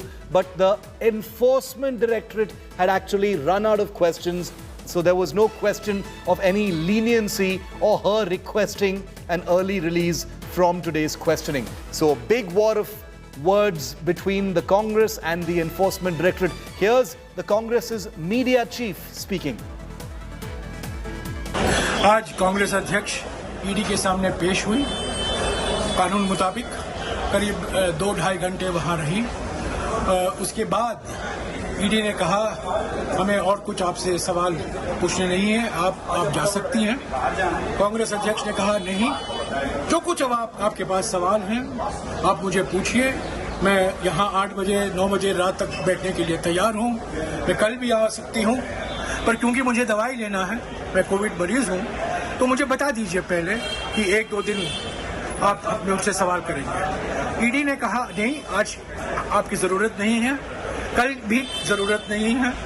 तो Congress president की ओर से एक निवेदन गया है कि अगर कुछ सवाल बाकी हैं तो सोमवार को पूछताछ करें, वो जाने के लिए तैयार है। मैं इस खबर का पूरा खंडन साफ भाषा में करना चाहता हूं कि ईडी सूत्रों के अनुसार जो कहा गया है कि कांग्रेस प्रेसिडेंट के गुजारिश से, कांग्रेस प्रेसिडेंट के निवेदन से आज की पूछताछ खत्म हुई क्योंकि वो कोविड मरीज थी, ये बिल्कुल बेबुनियाद है, गलत है, झूठ है। आज का क्वेश्चनिंग खत्म हुआ क्योंकि ईडी के पास और कुछ सवाल बाकी नहीं रहे और कांग्रेस प्रेसिडेंट बिल्कुल, कांग्रेस अध्यक्षा बिल्कुल तैयार थी रात तक बैठने के लिए ताकि जो भी सवाल ईडी पूछे उसका सही जवाब, सही उत्तर वो दे। I'm going to bring in India Today's Munish Pandey in just a moment from now, to get some clarity on the circumstances under which the questioning actually ended. It may seem irrelevant to many, but since it has become a particular point of contention, publicly speaking, between the Enforcement Directorate and the Congress Party, I think the viewers would like to know what really happened.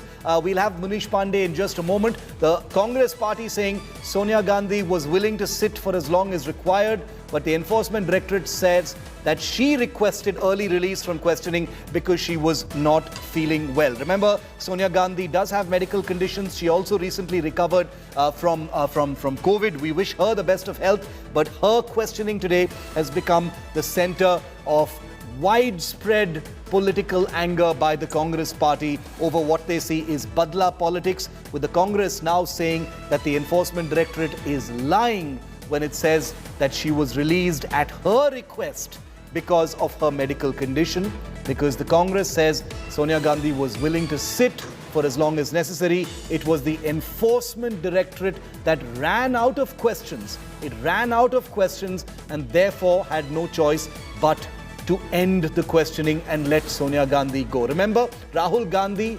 Rahul Gandhi last month was questioned for 5 full days. But Sonia Gandhi was questioned only for about 2.5 to 3 hours today, and she has been called back, we understand, on the 25th of July. We'll get more clarity on that, but I want to bring in India Today's crack reporter Mausami Singh, who's been outside the Congress office, outside the Enforcement Directorate, basically where all the action has been all day today. Mausami, big bone of contention now, claim versus counterclaim between the Congress Party and the ED over the circumstances under which Sonia Gandhi, finally walked out of that room. The ED says she requested early release. The Congress says the ED ran out of questions. What are you hearing? Absolutely. We see a tit for tat there, happening with the Congress rebutting the information that has been passed on through ED officials as sources, saying it was Sonia Gandhi who said that she was ready to cooperate, and in fact asked the ED that whether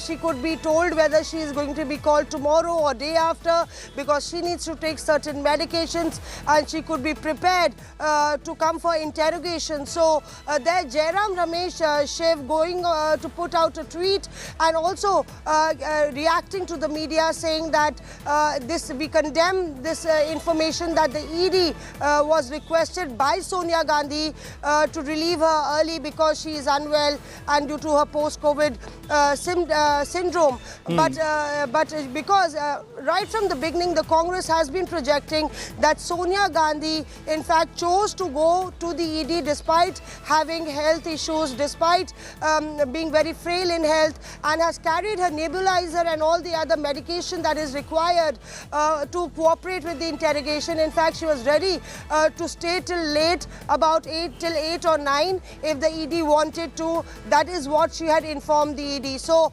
we hear there is a presser at 5:30 by Jairam Ramesh to lay threadbare what the Congress believes Sonia Gandhi said to the ED, and he will be outlining that.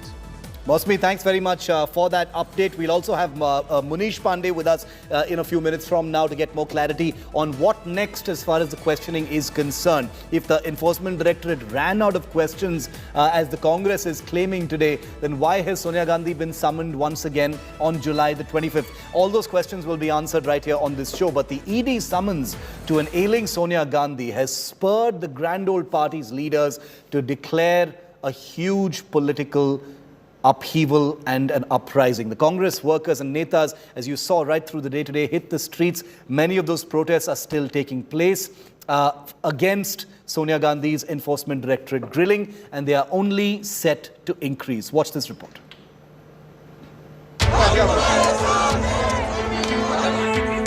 Arson, burning of vehicles, street protests and fury. Massive face-off with cops.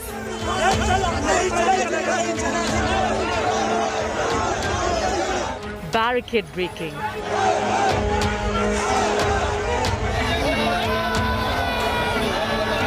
And rail roko stir by Congress workers.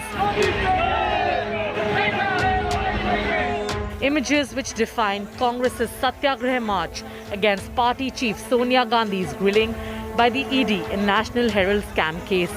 Streets of the national capital witnessed Congress loyalists' big dangal.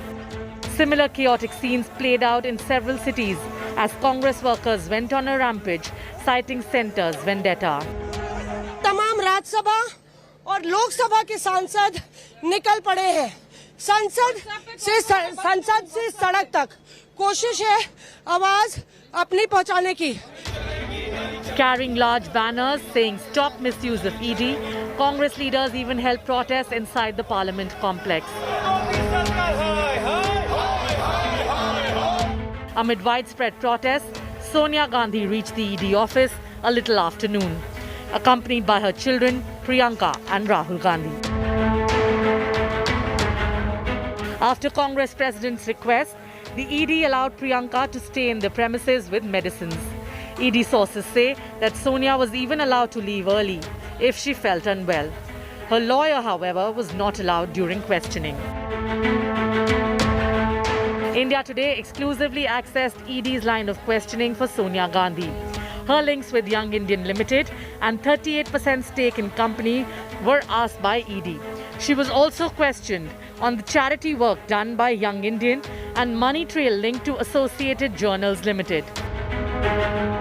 The Congress Supremo was allowed to go home after 3 hours of grilling.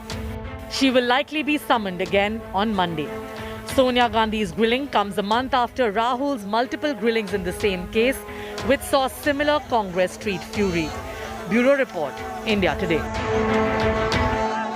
And I want to go across to the Congress Party's Dr. Ajay Kumar, who joins me on the phone line. Dr. Ajay Kumar, thank you for giving us your time. A sort of a war over claims has broken out, sir, between the Congress Party and the Enforcement Directorate, where the Congress Party claims that the Enforcement Directorate ran out of questions, and that's the reason why Sonia Gandhi had to be let go. There was no, there was no question of any leniency or, accommodation of any kind. But the Enforcement Directorate has been quoted by PTI as saying that Sonia Gandhi requested an early release from this questioning because she was not feeling well. Can you throw any light on this, sir? The only reason I'm asking is because these claims have been made in public. The first question is, Enforcement Directorate doesn't have the person who made the statement. This is same BJP's nonsensical, lies and false propaganda. For the simple reason, Shiv, yes, sir. You tell me, 2 days back, 100 crores were given by BJP legislator to become ministers in the Shinde BJP Shiv Sena rebel Shiv Sena BJP government. 100 crores. Mr. Modi, ED, nothing is happening there. 100 crores MLAs of Maharashtra are giving to become ministers. Here is a case where there is no FIR, and you are an intelligent. You've been a journalist covering all these issues for long. There is no investigation in this country which gets initiated without a complaint. That And Mrs. Gandhi has, and it is very clear, Jairam has already spoken and he's Yes. doing a press conference. Jairam Ramesh is doing a press conference. There is nothing, they can't scare us. Rahul Gandhi tolerated their nonsense for 5 days. They kept him till 1:30 in the a.m. Mrs. Gandhi they don't know the kind of stuff Mrs. Gandhi is made of.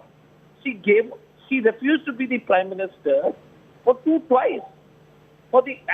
And she's the last person in the world to succumb to pressure. She's seen so much of tragedy in her life. I mean, she's lifted the remains of her husband. She had carried her mother-in-law in her arms.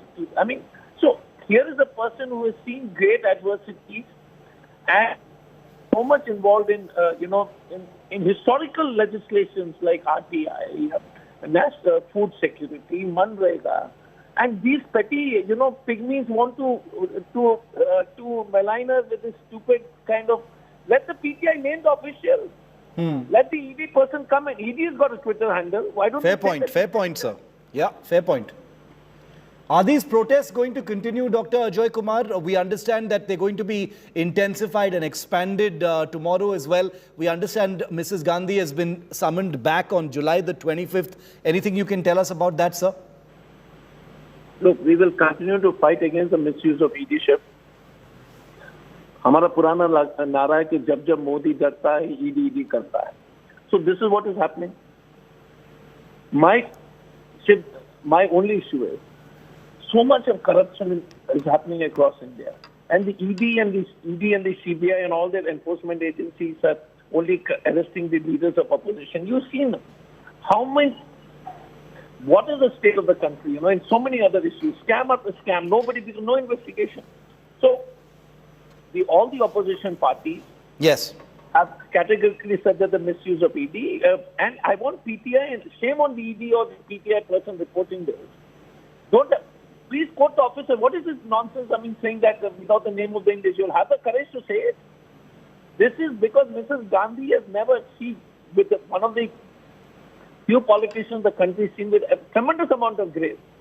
She reached on time despite everybody trying to, with the protests happening. And she's the last person to be scared of these kind of threats. Mr. Gandhi shown it will never get covered down. And please tell them, through your voice, I hope they're watching your channel. Stop, doing this Gobelian propaganda. Have the courage. We are not going to be. Mrs. Gandhi is the last person they can ever scare or threaten. She's made out of, much more sterner stuff. Dr. Ajay Kumar, thank you very much for speaking to India Today. Thank you very much. We'll be tracking the fallout of these protests and the questioning as well, with the fury and face-off over Sonia Gandhi's ED grilling. The Congress party is going all out in its Shield Sonia mission. Why wouldn't they? Accusing the centre of a witch hunt against Sonia by using the Enforcement Directorate as a weapon. Here's how the political face-off between the BJP and the Congress has been playing out since this morning.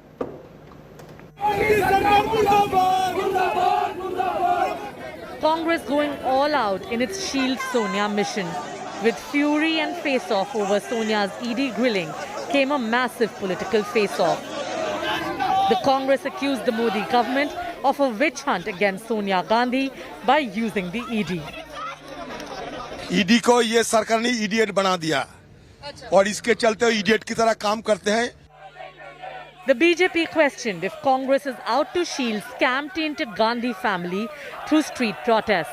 In a scathing attack, Union Minister Prahlad Joshi asked Congress if it thought Sonia Gandhi is a superhuman and not equal before law. Everybody is equal in the law or not?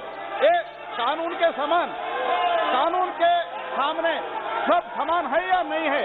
क्या कांग्रेस के अध्यक्ष है तो super human being है क्या? कानून हमको संबंध नहीं है, ऐसा सोचते हैं. BJP MP and former Law Minister Ravi Shankar Prasad came down heavily as Congress staged protests nationwide, highlighting that Gandhi family's bid for court relief in Herald scam has so far failed. When Narendra Modi ji was the Chief Minister of Gujarat, a lot of very vexatious prosecution was started against him. Modi ji appeared before the investigating agency as a sitting Chief Minister. Did the Gujarat BJP leaders offer any protest? Was there any protest in Delhi? Amit Shah और नरेंद्र मोदी की राजनीति का गठबंधन है वो agencies के साथ है, वो बड़ा स्पष्ट दिखता है। जब भी इनकी घेराबंदी हो जाती है, whenever they feel cornered, they misuse agencies. BJP also said that protests are nothing but mere tactics to mount pressure on centre and the investigating agency. क्या सोनिया गांधी क्वीन है किसी जगह की कि उनसे सवाल जवाब नहीं किए जा सकते? आज एजेंसियों पर दबाव डालने के लिए ये सारा का सारा ये तमाशा किया जा रहा है और इसीलिए ये सोनिया गांधी का, राहुल गांधी का भ्रष्टाचार बचाने वाला दुराग्रह और स्कैमाग्रह। It's really an injustice what's going on with the government. They're misusing government machinery to pursue political ends. Most unfortunate. It's durupyog by the BJP of their machinery. As far as we're concerned, we are for Satya. While opposition parties expressed solidarity with Sonia Gandhi, TMC Supremo Mamata Banerjee attacked ED without naming Sonia. ওদের মেরুদণ্ডে একদিকে ED, একদিকে CBI, অন্যদিকে income tax, অন্যদিকে GST. আমাদের মেরুদণ্ড সোজা, আমরা মাথা উঁচু করে চলি। Can the Congress generate sympathy for Sonia Gandhi, or will its strategy of fighting scam heat with street fury backfire? Bureau Report, India Today.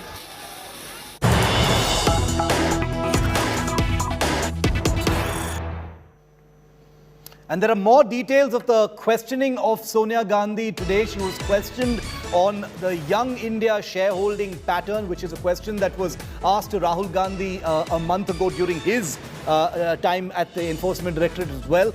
Sonia Gandhi was also additionally questioned on the 38% stake of her family in Young India Private Limited. She was the last director to be appointed in Young India. She was also questioned on charitable activities of Young Indian Private Limited. Shareholders and directors of Young India who were members of the All India Congress Committee were also made office bearers of AJL. She was asked about that. Also questions on commercial properties of AJL acquired in an allegedly fraudulent manner. So these are some of the many questions that were asked today to Sonia Gandhi in what appears to be a first round of questioning, even though there is a claim versus claim war between the Congress party and the Enforcement Directorate on the circumstances under which Sonia Gandhi's questioning ended today. Mosmi continues to be with me from outside the Congress office in the national capital. We'll have Munish also with us in a moment. Mosmi, the protests by the Congress party are set to expand and intensify over the next couple of days. What are you hearing? Absolutely, Shiv. See, the Congress party is playing on the front foot as far as, emotionally raking up this entire issue is concerned. They are calling it a political vendetta, have also roped in other opposition parties to send out a condemnation statement early in the morning today, and that's one reason that Congress doesn't want to be on the back foot.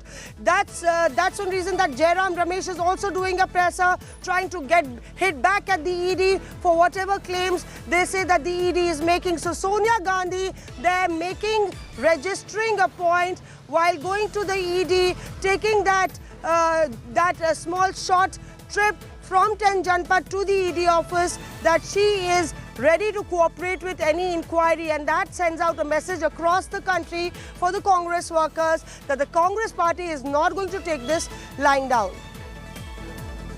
Mosmi, thanks very much for that. We'll keep tracking that story very, very closely. These protests are going to increase and expand starting later today as well as tomorrow.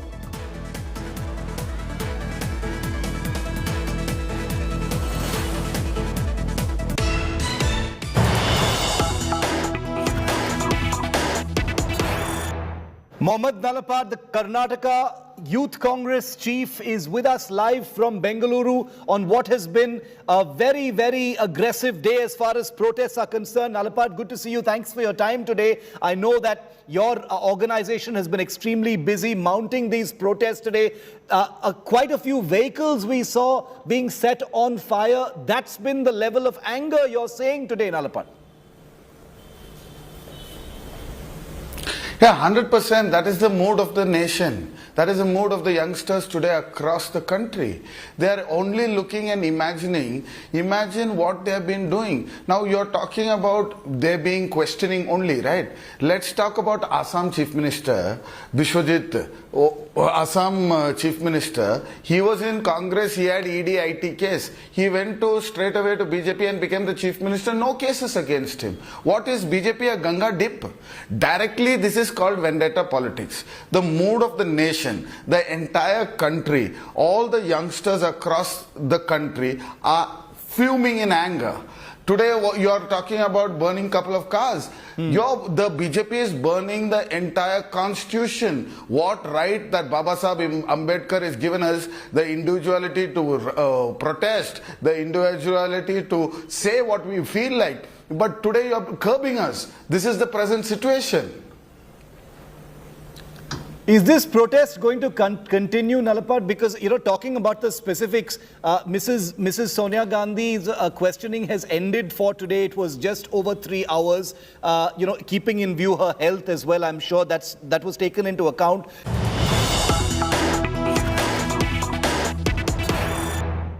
Earlier results of Parliament, the grand total so far is 1886 valid votes, valued at 6,73,175, out of which Srimati Droupadi Murmu gets 1349 votes, valued at 483,299. 4,83,299. And Shri Yashwant Sinha gets 537 votes, valued at 1,89,876 so far.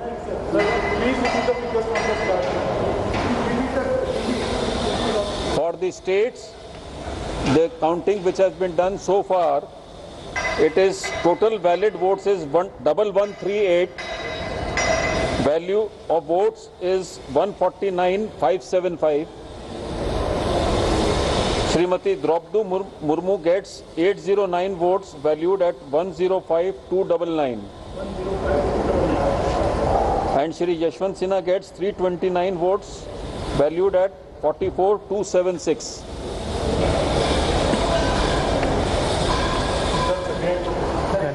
Grand total, the total valid votes 1886, value of such votes 673,175.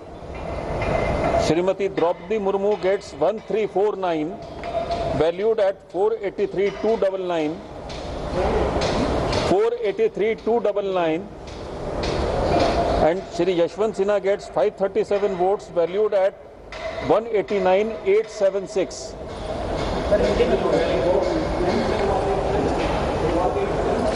189,876.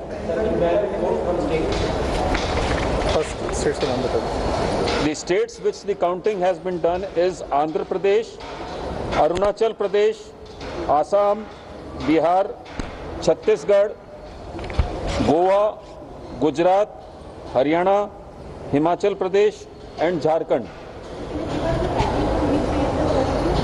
That we will give you. How many votes were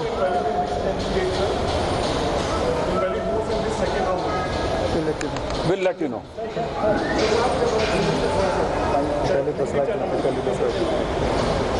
पहले 10 राज्यों की जिनकी अभी गणना हुई है, वो 10 राज्य हैं आंध्र प्रदेश, अरुणाचल प्रदेश, आसाम, बिहार, छत्तीसगढ़, गोवा, गुजरात, हरियाणा, हिमाचल प्रदेश और झारखंड।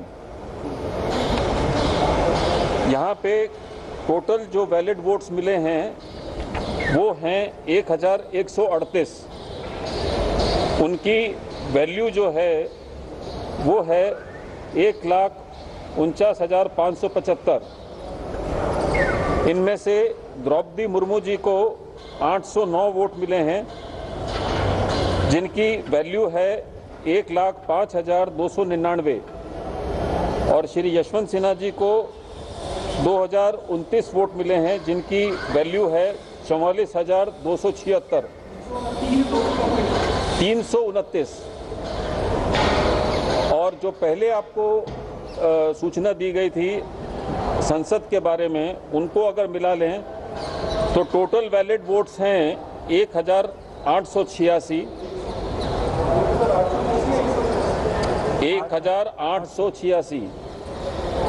और उनकी वैल्यू है 6,73,175। उसमें से श्रीमती द्रौपदी मुर्मू को मिले हैं 1,349, जिनकी वैल्यू है 4,83,299, और श्री यशवंत सिन्हा जी को मिले हैं 537 वोट, जिनकी वैल्यू है 1,79,876। 89। तो इस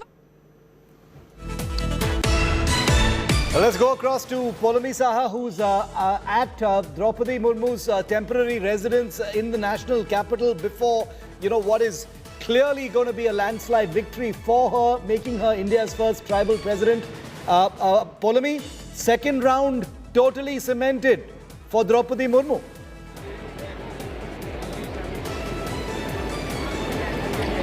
That's right. It is only now certain that when the final results are declared, we will have our 15th Rashtrapati in Miss Droupadi Murmu. And as you can see, that big board over there has already gone up, which basically says Abhinandan Nav Nirvachit Mananiya Rashtrapati Srimati Droupadi Murmu. So the BJP is absolutely certain of the NDA nominee's victory, and they've already said Nav Nirvachit Mananiya Rashtrapati for Droupadi Murmu. These are the arrangements that the Bharatiya Janata Party, in fact, has made over here at the temporary residence of Miss Murmu here in New Delhi. She, of course, is inside the residence. We expect the Prime Minister to arrive here right after the results are declared. He will immediately, in fact, arrive over here and pay her a visit, after which she is, of course, and then, of course, some other senior dignitaries, including the Home Minister, are likely to pay her a private visit at the residence. We'll, of course, get those pictures for you. But then eventually she will, of course, come down and sit over here, that chair which has been put out for Droupadi Murmu over here, where she will, of course, be, garlanded, and she will be, of course, congratulated on a victory, because there'll be a beeline, as the BJP expects, of party karyakartas, MPs and other members of the party, senior and junior members of the party, who will, of course, come here and felicitate the new president of India. A huge moment for, of course, the NDA in securing this victory for their nominee, but also a big moment for India, as it is all set to get its first tribal president, Shiv.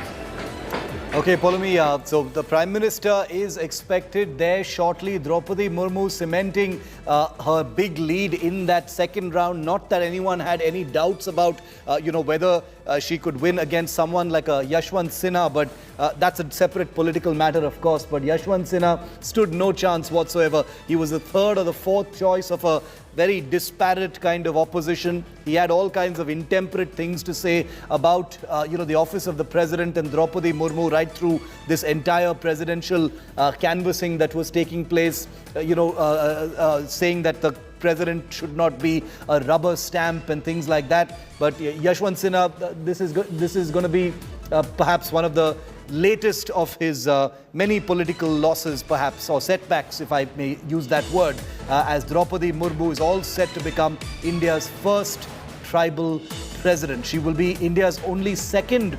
woman president, but the first president from the Adivasi community. She has cemented that second round. Polami, by when will those third round figures be out? When will it be final? When will it be President Droupadi Murmu? Okay, I'll go to Polami in just a moment, because I think she's moving to get us some reactions from the home of the future president. But like I said, the first tribal president of the country is a very, very big deal. Celebrations, as you can imagine, have already begun in Rairangpur, her hometown in Odisha. India Today went down to that little town to show you the people's sentiments, the celebrations that have broken out already there. We're gonna get that report in just a moment, but before that, we've got some constant breaking news coming in from the presidential election. This is the final lap, but here's another political update coming in on the vice presidential election. The Trinamool has decided to abstain from the vice presidential election. Remember, the Trinamool now saying that the opposition fielded Margaret Alva without consulting with the Trinamool Congress. Oh boy, what an implosion in the opposition ranks. Mamata Banerjee says her party will be abstaining from the vice presidential election because she and her party were not consulted in the choice of Margaret Alva as the unified opposition candidate for vice president. Obviously not so unified anymore. The NDA's candidate is Mamata Banerjee's sort of arch rival, as it were, former governor of West Bengal, Jagdeep Dhankar, and the so-called unified opposition's candidate was Margaret Alva, who was announced, a few days ago. But now, at this vital final lap, Mamata Banerjee dropping a bombshell and saying Margaret Alva was announced without consulting us, and therefore the Trinamool Congress will be abstaining from the vice presidential election. Incredible political development here, and another signal of disunity among the opposition ranks, coming to the fore on a very crucial, high-profile election. Indrajit Kundu with me live. Indrajit, Mamata Banerjee's bombshell saying Margaret Alva was, chosen without consulting us. Well, absolutely, Shiv. And it does not come in as a surprise because we have been hearing murmurs within the TMC circles that there is some amount of discontent brewing within the party because Mamata Banerjee apparently was not consulted with the opposition parties at the joint meeting that took place, announced the name of Margaret Alva, veteran leader and former union minister, as the opposition candidate. In fact, you would remember, Shiv, Mamata Banerjee's party, Trinamool Congress, did not attend the meeting that took place at Sharad Pawar's residence. Neither was it visible at the second meeting where Margaret Alva herself was present at Sharad Pawar's residence. Yeah. So it was clear then, there were clear signals emerging out of the Trinamool Congress that something is not well within as far as opposition unity is concerned. And Abhishek Banerjee, of course, has come out clean, stating that overwhelmingly, unanimously, the Trinamool Congress has now decided there is no question of voting in favor of Jagdeep Dhankar, given the kind of acrimonious relationship that Jagdeep Dhankar as governor had with the West Bengal government. And Abhishek Banerjee went on to state that his stance was clearly in favor of one single party, of course, hinting at the BJP. So, of course, there was no question for Trinamool Congress to support Jagdeep Dhankar's candidature. However, this comes as a big jolt to the opposition unity because Mamata Banerjee now decides that we are not going to support Margaret Alva. Instead, Trinamool Congress is going to abstain. Now, it assumes a lot of political significance, Shiv, because if they abstain from this entire process, this will definitely be advantage to the NDA candidate. So, it's politically very, very strategic and decision as far as Trinamool is concerned, because you would remember, Jagdeep Dhankar held a last meeting with Mamata Banerjee as a governor in Darjeeling. Himanta Biswa Sarma, the Assam Chief Minister, was also present there about a few days back. And there were a lot of murmurs as to what exactly transpired at that meeting. Okay. What we are learning from sources is that there have been certain overtures, and Jagdeep Dhankar himself had sought support from Mamata Banerjee. So it is not happening on the face of it. But if the Trinamool Congress does abstain in the vice presidential elections, it will definitely provide some advantage to the NDA candidate. Okay, very, very interesting, rapid political developments broken first here on India Today. Stay with me, Indrajit. Preeti Chaudhary, who's been tracking the Trinamool and all of these parties closely, is also with me. Preeti, no love lost between, Mamata Banerjee and her party and the NDA's candidate, Jagdeep Dhankar. But clearly that wasn't enough for her to bury any misgivings about Margaret Alva. She's gone public with them saying, we were not consulted and therefore we're going to abstain. You know, Shiv, let's go one by one. This is huge when you look at it, how the opposition unity is in complete tatters. This is a point that has been made by the Trinamool Congress. There's a huge chunk of votes that the Trinamool Congress has, and going ahead by completely abstaining from voting during the vice president election, it's a direct, huge blow where, you know, the UPA or the proverbial UPA, because there really isn't any UPA anymore if you look at the recent developments. Why do I say that? Number one, the fact, you know, your arch nemesis where the West Bengal government was there was the governor, Jagdeep Dhankar. You've chosen to abstain in front of him. You've gone to town politically criticizing Jagdeep Dhankar, but you're not going to go with the candidate of the opposition because you said that there was no consultation. The fact that the same opposition parties, the likes of the Congress, went with you when you had suggested the name of Yashwant Sinha as the presidential candidate. So, you know, that. The second big thing, you know, Shiv, you know, today with what happened this morning, Sonia Gandhi summoned by the Enforcement Directorate. This time, the Congress thought it would be different. There'll be more support coming. Sonia Gandhi, where opposition parties were concerned. It didn't happen during the 7-day interrogation of Rahul Gandhi. They were hoping the opposition party will come together for its once UPA chairperson, proverbially still the UPA chairperson Sonia Gandhi. But no, certain political parties did not sign in on that open letter which was circulated this morning criticizing the government for what the opposition collectively deems is misuse of central agencies. The TMC was conspicuously missing in all of this. Let's go back, Shiv, to what happened when Rahul Gandhi was being interrogated. The mouthpiece of the TMC, the front page article was mocking Rahul Gandhi, asking him, why are you scared of facing the ED? All of this, Shiv, when the West Bengal government, the likes of Abhishek Banerjee, are facing the ED heat and other central agencies heat in full blow. You know, one would think they'd come together, but that quite hasn't happened. Let's look at, you know, the back end of what went just down. Stay with me for a moment.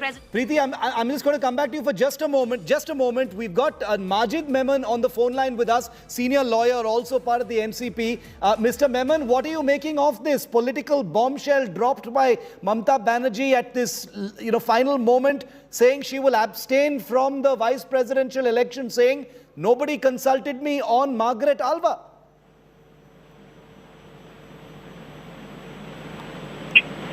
Hello. Mr. Memon, can you hear me, sir? Yes, yeah, I will answer now. Yes. See, it appears that there is some communication gap. There is some problem by which this situation has arisen. But you are saying that the opposition is split, is wide open, and all this is a bit exaggerated account. It is not so. Well, very soon, Mamataji would be contacted by other opposition leaders, including my leader, Sharad Pawarji, and very soon this will be sorted out. I don't think there is any disarray as you are proclaiming, or as there is a widespread split among the opposition leaders. I think that is an incorrect account. This will be sorted out before the actual polling day. But she says she wasn't even consulted, sir. That, you know, it's not a procedural thing. She sounds upset by this. She says, I was not consulted, you know, by the choice of vice presidential candidate of the opposition. No. See, what is happening is that whenever any opposition parties meetings are convened, it, for some reason or the other, some political party representative or leader remains to attend. Now, this could have happened in the case of, while selecting the name of Margaret Alva, and probably Mamataji may not have been there on that particular day, so that her anger is understandable. But I am sure that very soon, before the actual polling takes place, she would be pacified. Sharad Pawarji will talk to her.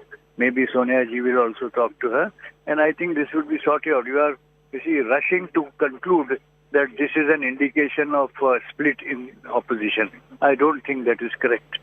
Okay, you're saying that, you know, your parties will reach out to try and pacify her. Mr. Memon, one last question in that case, which is that, you know, the vice presidential candidate of the NDA is Jagdeep Dhankar. We know that there has been a fair amount of acrimony between Mamata Banerjee and Jagdeep Dhankar, who is the NDA candidate for vice president. But it appears that was also not enough for Mamata Banerjee to kind of rally around Margaret Alva. She still had to keep her misgivings public.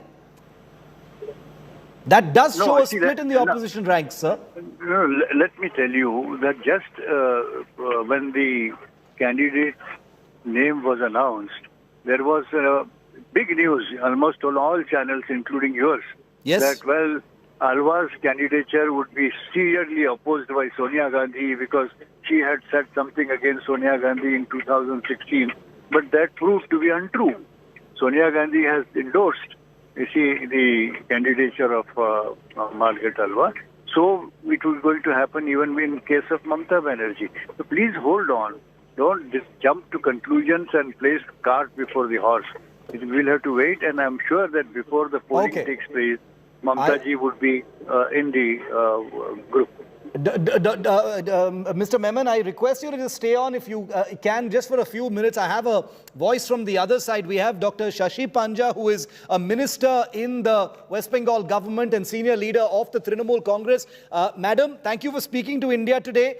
Big political reveal by Mamata Banerjee. She sounds upset, Dr. Panja. She says, we were not consulted over the choice of vice president and therefore the Trinamool will abstain. Yes, but today was a very important day for All India Trinamool Congress. Yes. There was a very important program that we had, which was attended by crores of people today. And after the program, as we had assured to many who were questioning us that there would be a meeting. So the All India Trinamool Congress chairperson and the party supremo, she sat with all the honorable MPs of our elected from our party or nominated from our party, and that is the decision which has been taken. That we have realized.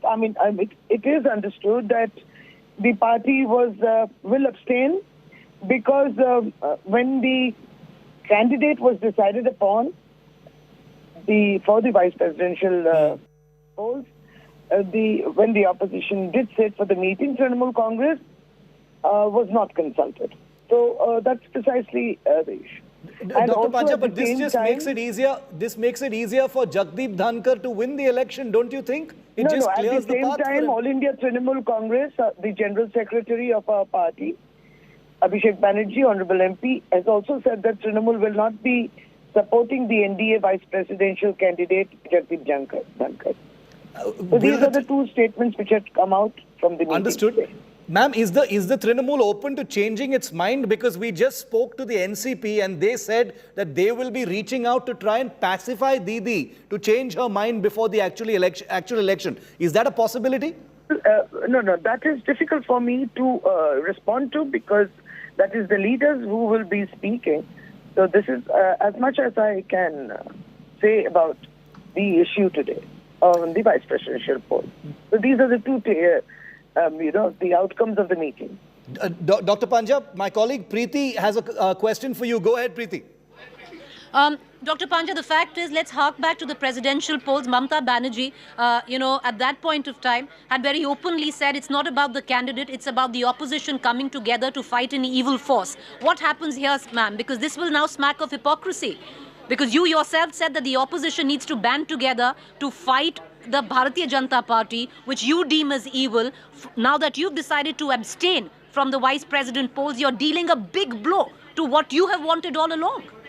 No. Till 2024, we still remain the opposition. I don't know what the outcome of the polls will be in 2024, but of course, we are still the opposition, and the entire opposition and all the opposition parties will have to get their acts together.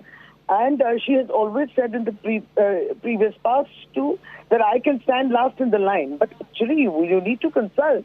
That is the minimum, I guess. So she would be last in the line too when it comes to the opposition platform getting together. But this is true that in this time, she was not consulted. And of course, the opposition, all of us need to consolidate ourselves wherever we stand strong in the various states in India. Okay, Dr. Shashi Panja, thanks very much for speaking to us here on India Today on this big political news break. As always, first here on India Today. Here's Abhishek Banerjee. Here's what Abhishek Banerjee has said on this big news break. যে অপোজিশনের যে প্রার্থী Margaret Alva তাকে সমর্থন করা বা ভোটদান প্রক্রিয়া থেকে বিরত থাকা এবং যে প্রক্রিয়ায় অপোজিশন ক্যান্ডিডেট ঠিক হয়েছে, তৃণমূলের সর্বস্তরের সাংসদ সবাই মিলে এবং দলনেতা মহাসচিব পার্থ চট্টোপাধ্যায় সকলে উপস্থিত রয়েছেন, আমরা সিদ্ধান্ত নিয়েছি যে এই ভোটদান প্রক্রিয়া থেকে বিরত থাকব।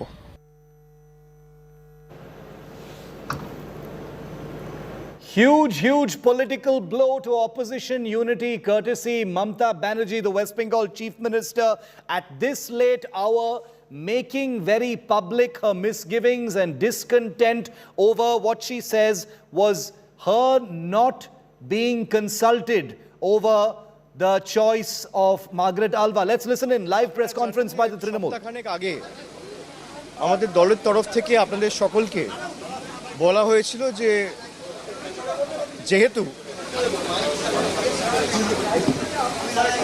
আপনারা সকলে জানেন, এক সপ্তাহ আগে আপনাদের সকলকে জানানো হয়েছিল যেহেতু দলের সর্বস্তরের নেতা কর্মী সৈনিক সবাই 21শে জুলাইয়ের আজকের এই সমাবেশ নিয়ে ব্যস্ত ছিল, সুতরাং 21শে জুলাইয়ের সমাবেশ শেষ হওয়ার পর, অর্থাৎ 21শে জুলাইয়ের সমাবেশ শেষ হবে, তারপর সেই দিনই বিকেল 4টের সময় আমাদের সভানেত্রী মমতা বন্দ্যোপাধ্যায় একটি বৈঠক ডাকেন, যেখানে রাজ্যসভা এবং লোকসভার সাংসদ সকলকে আমন্ত্রণ জানানো হয় যে উপরাষ্ট্রপতি নির্বাচন এবং সংসদে তৃণমূল কংগ্রেসের ভূমিকা সংসদে কী হবে, এই সেশনে এই দুটি বিষয় নিয়ে মূলত আলোচনা হবে। তো আজকে 21শে জুলাইয়ের সুবিপুল সমাবেশ আপনারা দেখেছেন এবং আমি প্রথমেই বাংলার মামাটি মানুষকে ধন্যবাদ জানাই, যারা দীর্ঘ 2 বছর, ঠিক না 3 বছর পরে, কারণ আমাদের শেষ 21শে জুলাইটা হয়েছিল 2019 সালে, তারপর 20তে হয়নি, 21শে হয়নি, 19 থেকে 20 1 বছর, 20 থেকে 21 1 বছর, 21 থেকে 22, প্রায় 3 বছর। 3 বছর পরে আজকে আমরা ধর্মতলার বুকে শহীদ দিবস পালন করেছি। এবং Big political turbulence in opposition unity. This one courtesy Mamata Banerjee on the choice of the opposition's vice presidential candidate Margaret Alva. That's a political story that we broke, and the repercussions and reactions to it are going to be thick and fast on the other side of this short break. Remember, we're also keeping an eye on India set to get its first tribal president in Droupadi Murmu. Coverage of both stories continues with Pooja on the other side.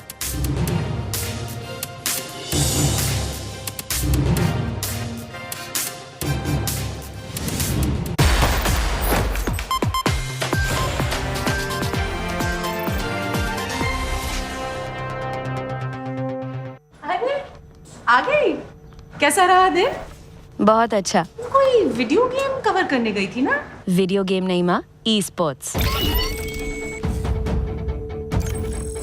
E sports? माँ, e sports is just like any other competitive sport.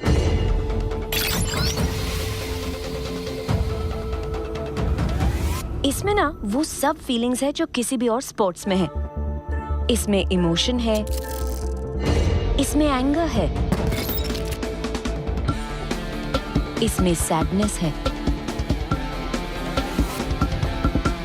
इसमें happiness है,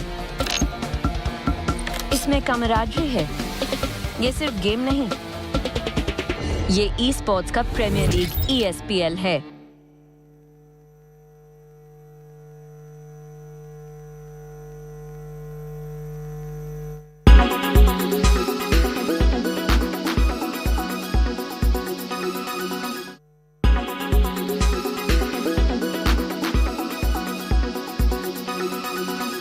Make your media plan smarter with India Today Live TV on your connected devices. Kerala public health. All political parties traveling from different parts. Armed with facts, Looking at political back. she takes the news by its horns. Do you think the future of these students are not hampered?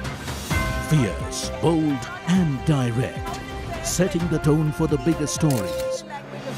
From every corner and every angle.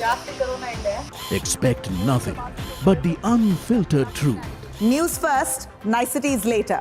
Watch me, Nabila Jamal, on India Today.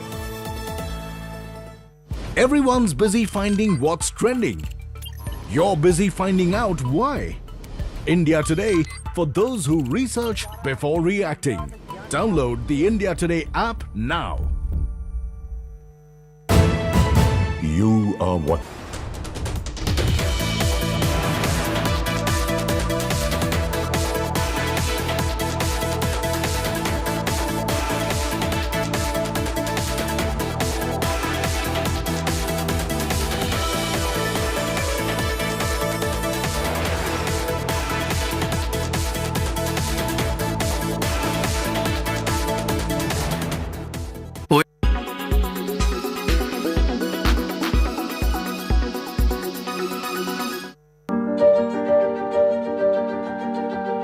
NASA beamed doctors into the middle of the International Space Station while they were physically on Earth.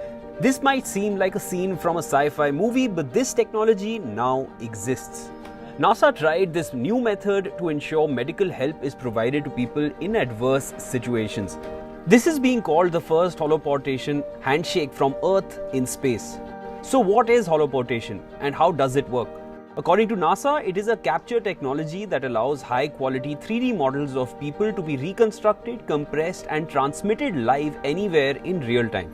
When these images are combined with mixed reality displays such as HoloLens, it allows users to see, hear and interact with remote participants in 3D. The technology gives a feeling as if the person is right in front of you. NASA says that the technology could be highly effective in deep space where communication lag is a major problem due to the immense distance between Earth and other objects. Using the Microsoft HoloLens Kinect camera with custom software, NASA flight surgeon Dr. Joseph Schmid and their teams were holoported. They interacted with astronaut Thomas Pesquet in a two-way conversation. Holoportation is not new. It has been in use since at least 2016 by Microsoft. But this was the first use in such an extreme and remote environment as space.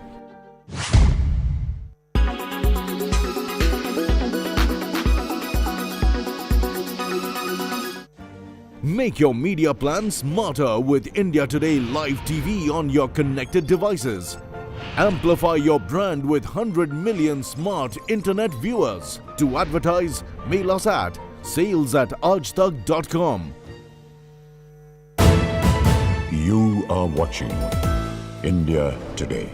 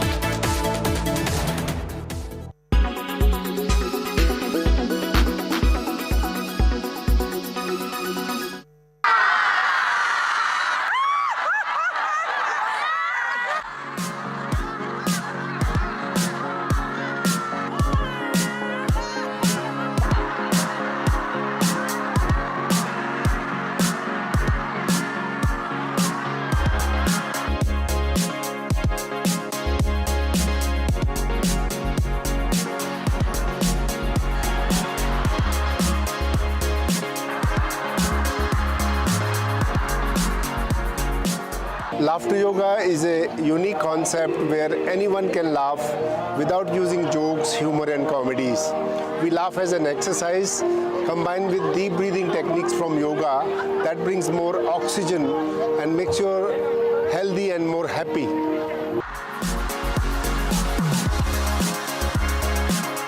One last question. Can you laugh? Yeah.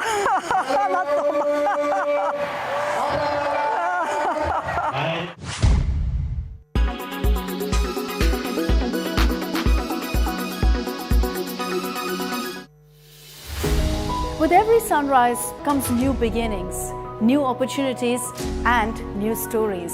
And that's why we're first up. While you're sleeping, we're hard at work to ensure you get the perfect news shot every morning. Get you all the updates.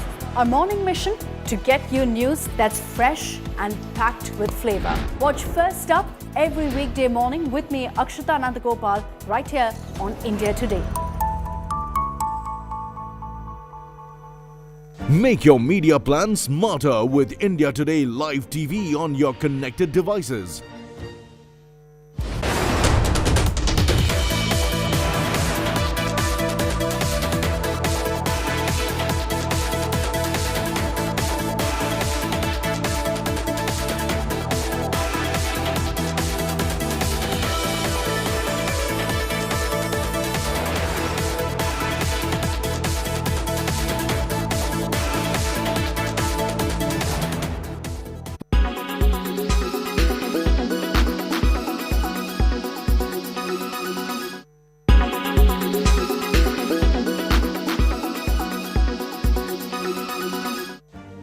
Make your media plan smarter with India Today Live TV on your connected devices. Amplify your brand with 100 million smart internet viewers. To advertise, mail us at sales@aajtak.com. With every sunrise comes new beginnings, new opportunities and new stories. And that's why we're first up. While you're sleeping, we're hard at work to ensure you get the perfect news shot every morning. Get you all the updates. Our morning mission to get you news that's fresh and packed with flavor. Watch First Up every weekday morning with me, Akshata Nandagopal, right here on India Today. Make your media plan smarter with India Today Live TV on your connected devices. Kerala's public health. All political parties traveling from different parts. Armed with facts, Looking at political back. she takes the news by its horns. Do you think the future of these students are not hampered? Fierce, bold and direct, setting the tone for the biggest stories. Co-presented by PolicyBazaar.com. In association with SBI pre-approved personal loan in just 4 clicks. JioMart, Har Ghar Ka Mart.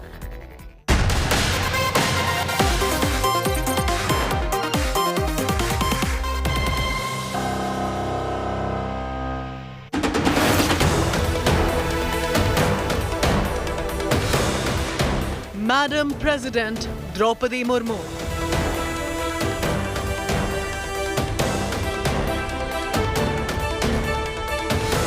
From Rairangpuri to now the Sinha Hill.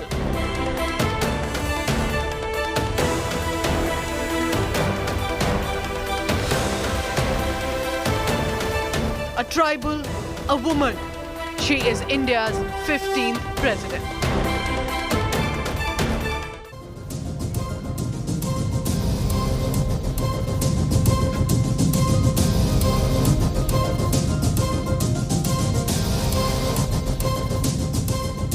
Good evening and welcome. You're watching 6 p.m. Prime. I'm Pooja Shali and today I anchor a special bulletin because there is in all likelihood history set to be made in just a short while. I'll be getting you all the latest on that. First, the headlines. The opposition parties are split wide open over the election of the vice president now, the Trinamool Congress, to abstain from voting. Mamata's party appears furious over not being consulted over Margaret Alva's nomination. Sonia Gandhi's ED grilling in National Herald case concludes for the day. Sonia Gandhi has been questioned for over 3 hours by the ED, likely to be summoned again on 25th July. But the Congress protest over it has turned violent in Bengaluru, Hyderabad and even Chandigarh. Vehicles were torched, 3 trains were also stopped in Delhi.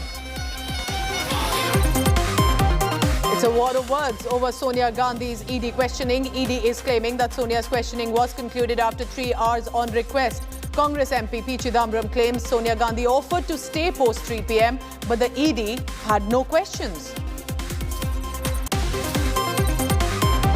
Meanwhile, it is Mamata Banerjee's mega roar for 2024 polls on TMC Martyrs Day. Says people mandate will dislodge the BJP. Hits out at the centre says, don't scare us by using the ED.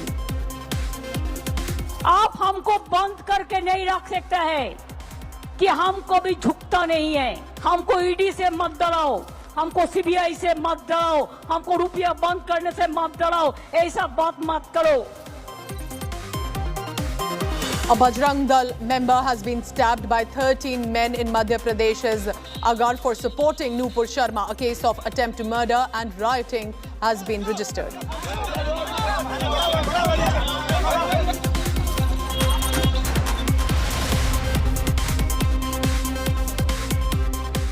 She is New India's Droupadi who can dream, and her dream will come true in the democracy that India is. Remember coming from an Odisha village in Rairangpuri to the corridors of the Sinha Hill now. Rashtrapati Bhavan is all set to open doors to Madam President. The first tribal president that she's set to become, a woman, and she will now soon occupy the top constitutional post in all likelihood. Remember, every young girl watching this right now and watching Droupadi Murmu, especially if coming from marginalized tribal groups, will know today that she too can become India's president someday. Or any Indian citizen from any community is today reminded that they too can dream the big dream, and with hard work and resilience, this achievement is possible. We start our bulletin today with the details that are coming in from the ground. Droupadi Murmu is all set to become India's first tribal president. The NDA is leading after the second round of counting. Droupadi Murmu has got over 4.83 lakh votes compared to 1.89 lakh votes for the opposition candidate. And that is Yashwant Sinha. One more round of counting, however, is still left. Once the results are fully declared, Prime Minister Narendra Modi will likely meet Droupadi Murmu after that official announcement.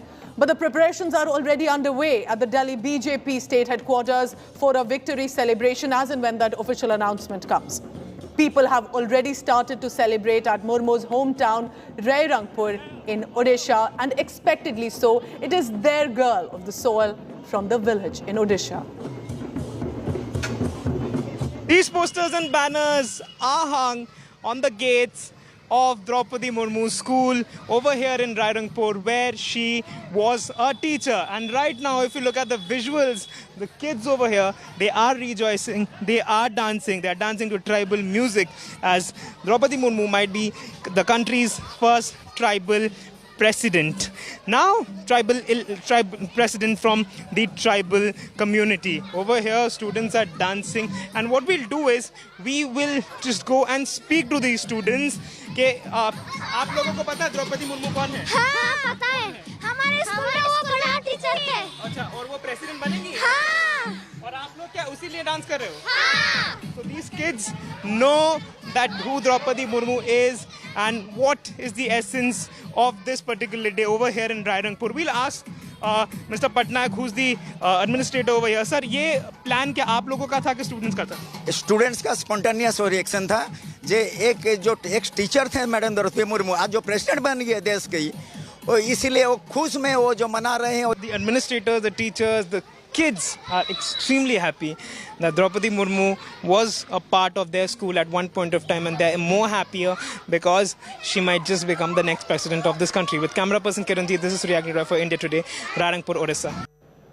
And of course, many people will want to know what the family and the friends of Droupadi Murmu would want to say the moment that official announcement comes forth. My colleague Paulomi Saha is right now at Murmu's Delhi residence. I want to quickly go across to her in this live telecast.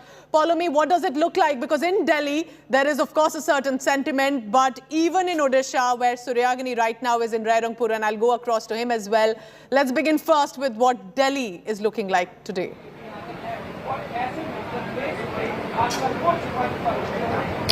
That's right. The BJP, of course, is planning a mega celebration for, of course, the results which will be declared in a short while from now. Pooja, as you can see, the arrangements have been made over here.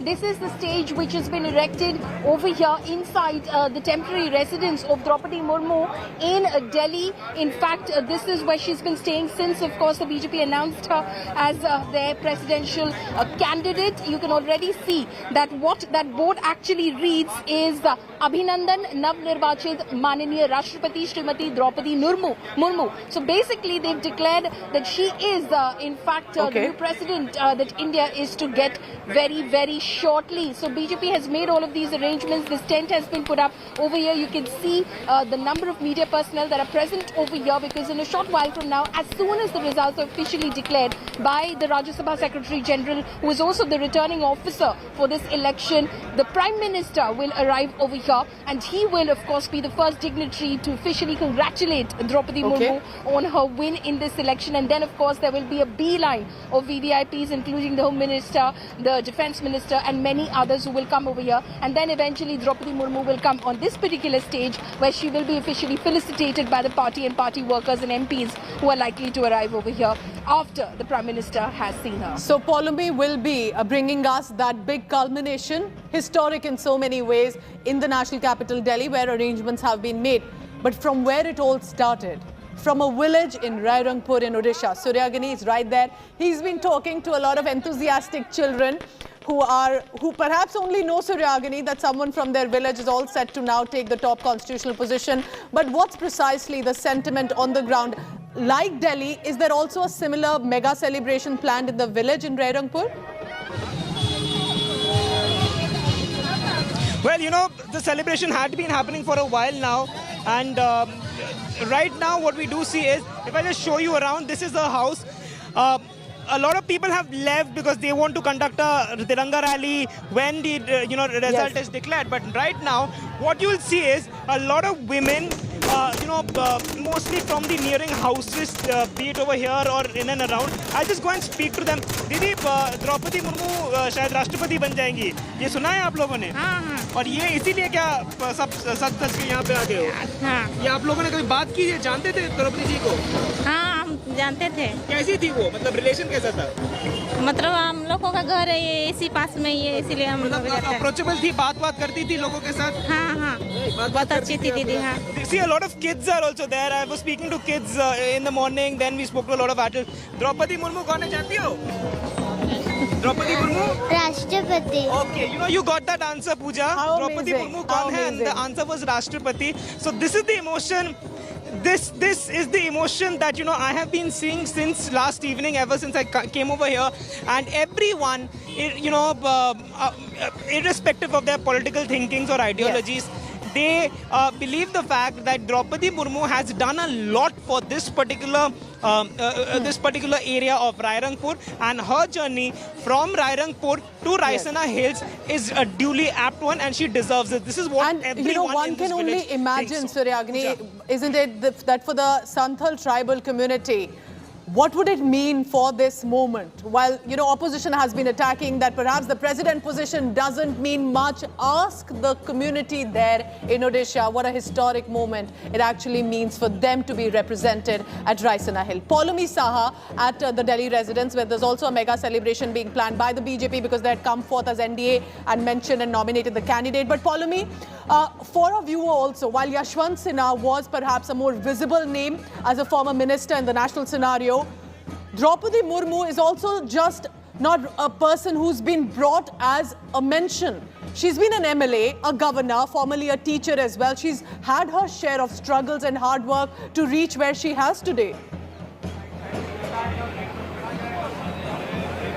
Absolutely. Droupadi Murmu's may have been a low-profile career or a life which many may not have known before, of course, she was announced by the NDA as their nominee for the presidential elections. But Droupadi Murmu's career, one, has been blemish-free. It has been completely clear of any sort of controversy. And she's grown from, the very humble beginnings where she started from in terms of course, first being, of course, a teacher, but the way she completed her education in itself is quite commendable, because there were only, Suryagini has been reporting as to how many, how limited the facilities of education were in Rairangpur, where she, of course, hails from, in Mayurbhanj district of Odisha. So she had to then go to Bhubaneswar in order to complete her education. Then she became a teacher, then, of course, a councillor, and then, of course, entering the Odisha Legislative Assembly. And she was also a minister in the BJP-BJD government, which was in power for a few years. She also held a cabinet berth in that government in Odisha as well, before, of course, the BJP then, of course, moved her as governor of Jharkhand. Many, in fact, spoke about the sort of support that Hemant Soren, who seemed to be part of the, opposition camp, has given to, of course, Droupadi Murmu. The fact is that many talk about the fact that she is the tribal woman, and hence Hemant Soren, in fact, extended his support. But also, what many within the JMM camp will tell you is about the fact that Droupadi Murmu, despite her low profile, has a voice of her own. So even when she belonged to the BJP, and the BJP, of course, made her governor of Jharkhand, when the BJP government was in power in Jharkhand, Raghubar Das. And follow me, as we talk of politics right now, apart from this journey, personal to Droupadi Murmu, there's already massive politics with the counting that's coming up. We have some big news coming in. Let's cut across to that, because the Bharatiya Janata Party has made a big claim on the presidential election, of which counting is currently underway. Top BJP sources are telling India Today. 17 opposition members of parliament, 17, have cross-voted in their favor, in the favor of Droupadi Murmu, even if the opposition parties had, remember, mentioned and nominated the name of Yashwant Sinha. The BJP had calculated 523 Member of Parliament votes that were expected to be polled in their candidate's favor. But she's got 540. They were expecting 523. They've got 40 as the counting is now taking place across the country. And we have big news that has come from the political corridors as well. I want to quickly take that to Paulomi as well. Paulomi, it will also be very interesting because even if the NDA was expecting a victory with Droupadi Murmu, if the opposition has in fact voted for them, for Droupadi Murmu and not Yashwant Sinha, it shows the opposition is in complete disarray.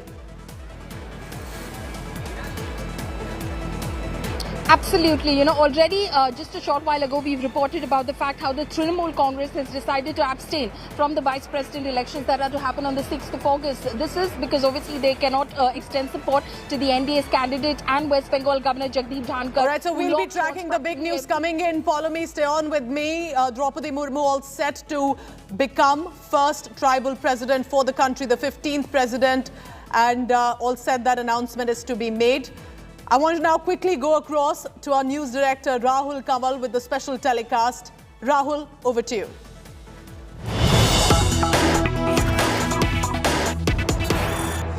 The Congress party out in force on the streets of the national capital and elsewhere, alleging that the Modi government was misusing central agencies. Joining us now on this broadcast, senior Congress leader from Rajasthan, Sachin Pilot. He was amongst those who were protesting. He was detained as well during this protest. The BJP says you are making this a big song and dance when what should really happen is that the person who's accused should come and present themselves before the investigative agencies. Why then turn this into some kind of a Congress satyagraha? Mr. Pilot, welcome. Thank you. There are two things I wish to say. One, this country is facing a severe crisis of high inflation, especially food inflation, huge unemployment, the economy is in doldrums, the dollar is rising against the rupee. And despite all these pertinent issues that we think are people's issues, the government is trying to sidetrack the topic of discussions to the agencies and ED and CBI income tax. What we did today was protest against the misuse of the government agencies. I think it's important to point out that Mr. Rahul Gandhi and Mrs. Sonia Gandhi have subjected themselves to any questions, any clarifications that they want. And she did go when someone was there. She's 75, she's unwell. They could have come home to take a statement. But anyway, she went there. Point is that if you're in opposition of the BJP and the government of India, then all hell will break loose. They will try and demoralize you, try and point fingers at you. The idea is to not allow the voice of the opposition to muffle the voice of anyone who opposes the government of India. That's the clear track record of these agencies for the last 7 years. It's not a secret. The world knows, and we in the opposition are within our rights, Rahul, to protest, to do a non-violent protest, to do a Gandhian way of marches, dharnas, petitions, protests, sit-ins. That's what we do in democracy. You will not use brute force to disallow us even that much. That's not good and healthy for any democracy, especially one that is as vibrant as India. No, but one of the instances that the BJP cites is of Chief Minister Narendra Modi going and presenting himself before an SIT, sitting all day. They say we didn't turn it into a big tamasha. We didn't have people, which could have been done at that time, out on the streets protesting. We went and followed the due course of law, which is why they are calling this, Mr. Pilot, not a satyagraha, but a gunagraha. No, that's absolutely wrong, because you can't compare the two events. One, this case that has been now brought into light after many years, after maybe 10 years or so, is because they feel now is the right time to divert the attention of the people of India and the media, of course. Because today people are asking questions. Look at the job losses, look at the chaos after the farm law bills were withdrawn, look at what this Agniveer is creating chaos in all over India. The economy is really in a bad shape and there's no sign of recovery. So when you don't answer the tough questions, you try and divert the attention on religious issues, on caste issues, then on attacking the opposition. So I think it's wrong to compare, and Mrs. Gandhi and Rahul Gandhi have never said no. They've always answered those questions. They've gone and presented themselves to the ED and any other question that were asked of them. But we are trying to make the people of India realize that all these central agencies, their job is not to investigate but to target opposition. and especially the Congress party, entire opposition leaders, if you're against the BJP ideology, then you become an easy prey and target for all these agencies. Anyone who supports the government is let off go. I mean, they go scot-free. So this track record is absolutely transparent to see that the misuse, the blatant misuse of these agencies is now out in the open. And we are against that, because in an institution like India, like a democratic setup, you can't undermine institutions, you can't politicize them, you can't misuse them to meet your political ends. And our demonstration today was just that. We were protesting outside our own party office, which had turned into a full cantonment, and then outside our own office, we were picked up and taken to a police station. We were kept the whole day there. I think this is not the way a functional democracy, a robust democracy should function. The government of India should have the patience to listen, accept if there are faults, and really not use these agencies just to suit their political agendas. Rahul Gandhi and Sonia Gandhi both out on bail at this moment. That is the reality that the BJP keeps throwing in your face. Also the fact that it took an issue as personal as this, as the Gandhi family being summoned by the Enforcement Directorate, for the Congress to come out in the streets in these numbers, not coming out on other critical issues. Some of those issues that you mentioned didn't seem to agitate the Congress quite as much as the charge against your top leaders. That's unfair, Rahul, because across the country, Congress party, whether we are in government or in opposition, we have always taken up people's issues. There's not a single issue, farmers' issues, young people's issues, migrant issues, post-corona, the kind of healthcare breakdown that we had. Congress party was in the forefront. Now, Mrs. Gandhi being questioned, obviously is big news for everybody. That's why all your focus is on what the Congress party workers are doing across the country. But I can assure you that whenever there's been a demand by the public, an issue that is related to the people of India, we've always been there. And today also, it's not about one person, it's not about the Congress party alone. It's about how the opposition is being targeted, the entire spectrum of opposition. It's not a benign interference. It's a very harsh attacking and, to do character assassination, to point fingers, to defame, to demoralize. That sort of thing is not acceptable in a country like India, where Vipaks to pehle bhi tha na, there was opposition before also. But the treatment that the government is giving to the opposition today, we've never seen this before. And I think it's important for us to raise our voice. Why can't we speak out? Why are we not being allowed to say what we want and protest in a way that's Gandhian, that's non-violent? That much we should be allowed to do. Okay, we'll leave it there for the time being. Mr. Sachin Pilot, for joining us on this broadcast. Thank you very much.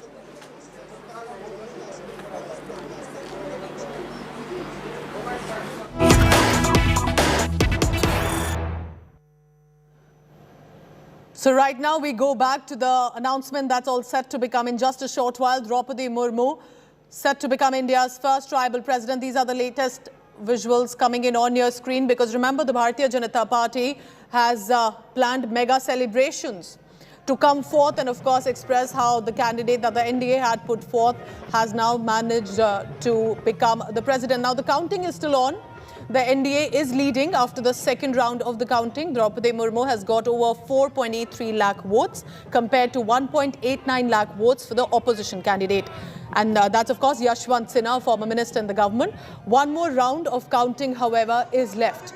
Once the results get fully declared, Prime Minister Narendra Modi is scheduled to meet Droupadi Murmu after that official announcement. But preparations already are underway at the Delhi BJP headquarters for a mega celebration. You can already see hundreds of people have gathered with the tricolour. Everyone's been watching and tracking the latest developments coming in.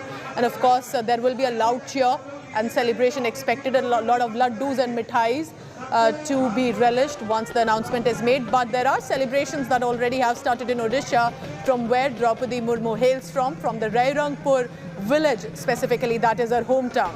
People have already started the celebrations in different parts of the country as well. As you can see, people are enjoying the laddus and the mithais, the dance and dhol.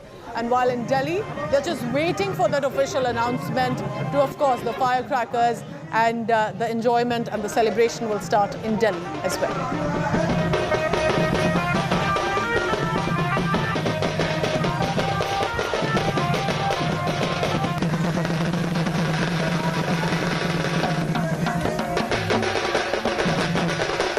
हो जाओ। Remember that while Yashwant Sinha was the opposition's presidential candidate, it was the BJP clearly one by one also making a very strong pitch. Even whether it was to the Biju Janata Dal, the Odisha Chief Minister, to other parties as well, one by one they managed to get numbers on their side. But now it's even got very interesting. The BJP is now even claiming that they were only expecting 528 votes of the members of parliament. By now, it appears to have gone to 540, which means they have witnessed an unexpected jump. And the BJP believes that it's likely coming from the opposition camp for Droupadi Murmu. Now, just to give you a background, remember, Droupadi Murmu has been a former teacher. She's been a former MLA, a councillor. She definitely has rich experience in administration and governance as well, because she's been a governor of the state of Jharkhand. And the state has progressed under her leadership as well. But the fact is that for a tribal leader from Rairangpur in Mayurbhanj district of Odisha, which is close to the Jharkhand border, for her to now become the president of the country, just imagine how inspiring it is for thousands of women and young girls, or anyone actually, whether it's from Odisha or Jharkhand or across the country, to know that anyone can possibly have this dream and work toward it, and the doors will be open. You're looking at 3 visuals of celebration, but you're also looking at, I believe that is a previous visual of Droupadi Murmu being greeted at a public location. Now, these 3 visuals clearly signify the happiness. And, you know, one would want to say, sure, the BJP will want to celebrate, but is it just about a political party or the ones or other parties who are supporting Droupadi Murmu? But is it also about a general appreciation of representation at the Raisina Hill from the tribal community? And a woman, I must mention here, has worked her way up. The opposition may want to say with either Droupadi Murmu, or there may be critics saying that the president's position is a rubber stamp. But when a woman of the caliber of Droupadi Murmu, who's not only won consecutive assembly elections, has managed to brace her way up, also battling multiple personal challenges to reach where she has. Giving you a background about her personal life as well, Droupadi Murmu lost her 2 sons and husband in a personal tragedy.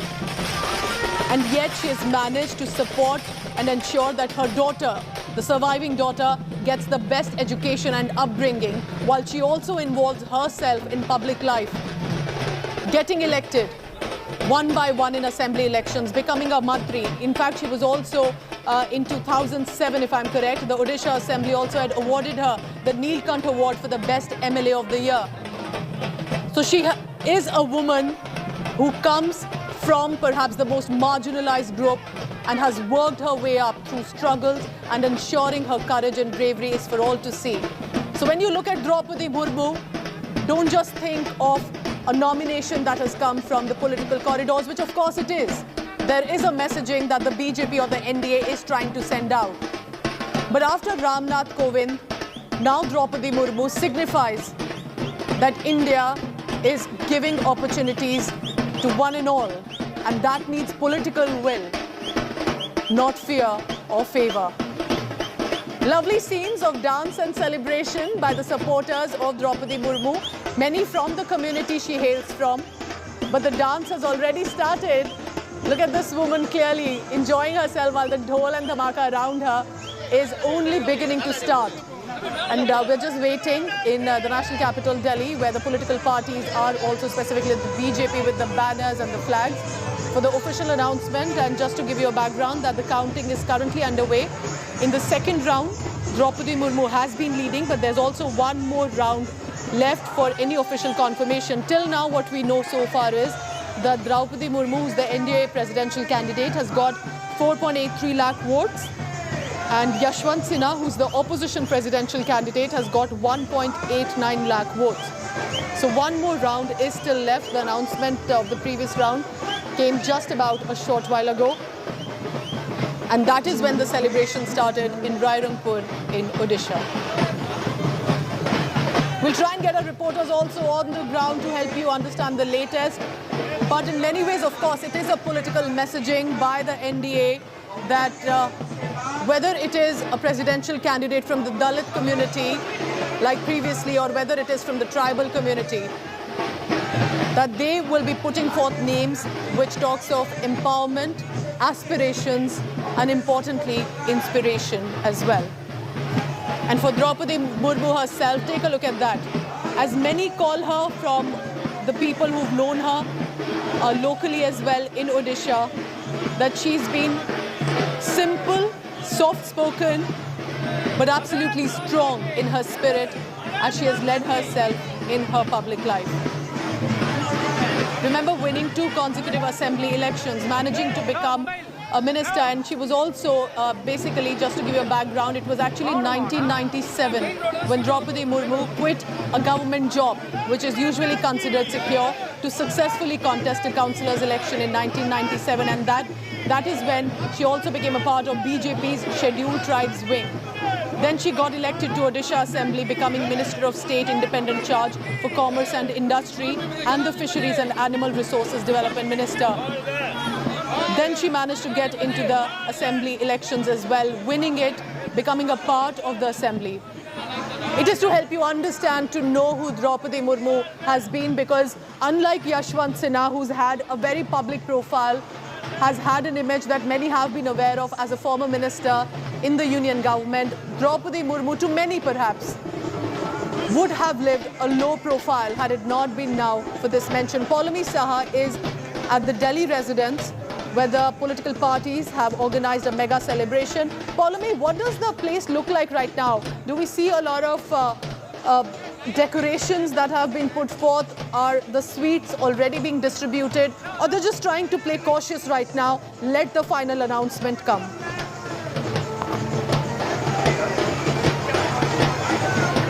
They are, of course, making arrangements over here, Pooja, for, of course, that grand celebration that they hope to have, and the grand felicitation program that they hope to have for Ms. Droupadi Murmu as soon as the results are declared. Obviously, they're very confident of the win that she is slated to secure for herself. And as you can see over here, that dais has been put up over there, and a chair has been put out over there on it, which, of course, Droupadi Murmu will be sitting on, and the big banner behind that throne, so to say, says Abhinandan Nav Nirvachit Mananiya Rashtrapati Srimati Droupadi Murmu. So clearly the BJP is absolutely certain who the next president of India is going to be, certain of their victory, and hence they've made these grand arrangements and preparations over here at the temporary residence of Ms. Murmu, which she occupied here in Delhi after she was announced as the NDA's nominee for the presidential elections on the 21st of June. She has been staying over here and, of course, campaigning across the country, trying to secure votes for herself, and it looks like she has secured more than enough votes for herself, not just from the NDA camp, and there could have been possibly some cross-voting from the opposition as well, securing and in fact making this victory for the NDA. Paulami, do tell us this, because you cover the Bharatiya Janata Party and the government also closely. What do you think has worked for Droupadi Murmu here? Because Yashwant Sinha was clearly in many ways the bigger known face. He's been a former finance minister in the government. He's been in the public life, at least in the sense that his image was comparatively well known compared to Droupadi Murmu for many. But what do you think helped the NDA clinch the numbers, and now they're claiming even the opposition here with regard to Droupadi Murmu becoming Madam President in all likelihood? Well, Pooja, to be fair, the opposition didn't stand a chance even before they announced their candidate. Why? Because the NDA's numbers were such that they were well poised to win this election already. They were falling short just by a few thousand votes, which clearly they got when they secured the support of the BJD and the YSRCP, to be precise.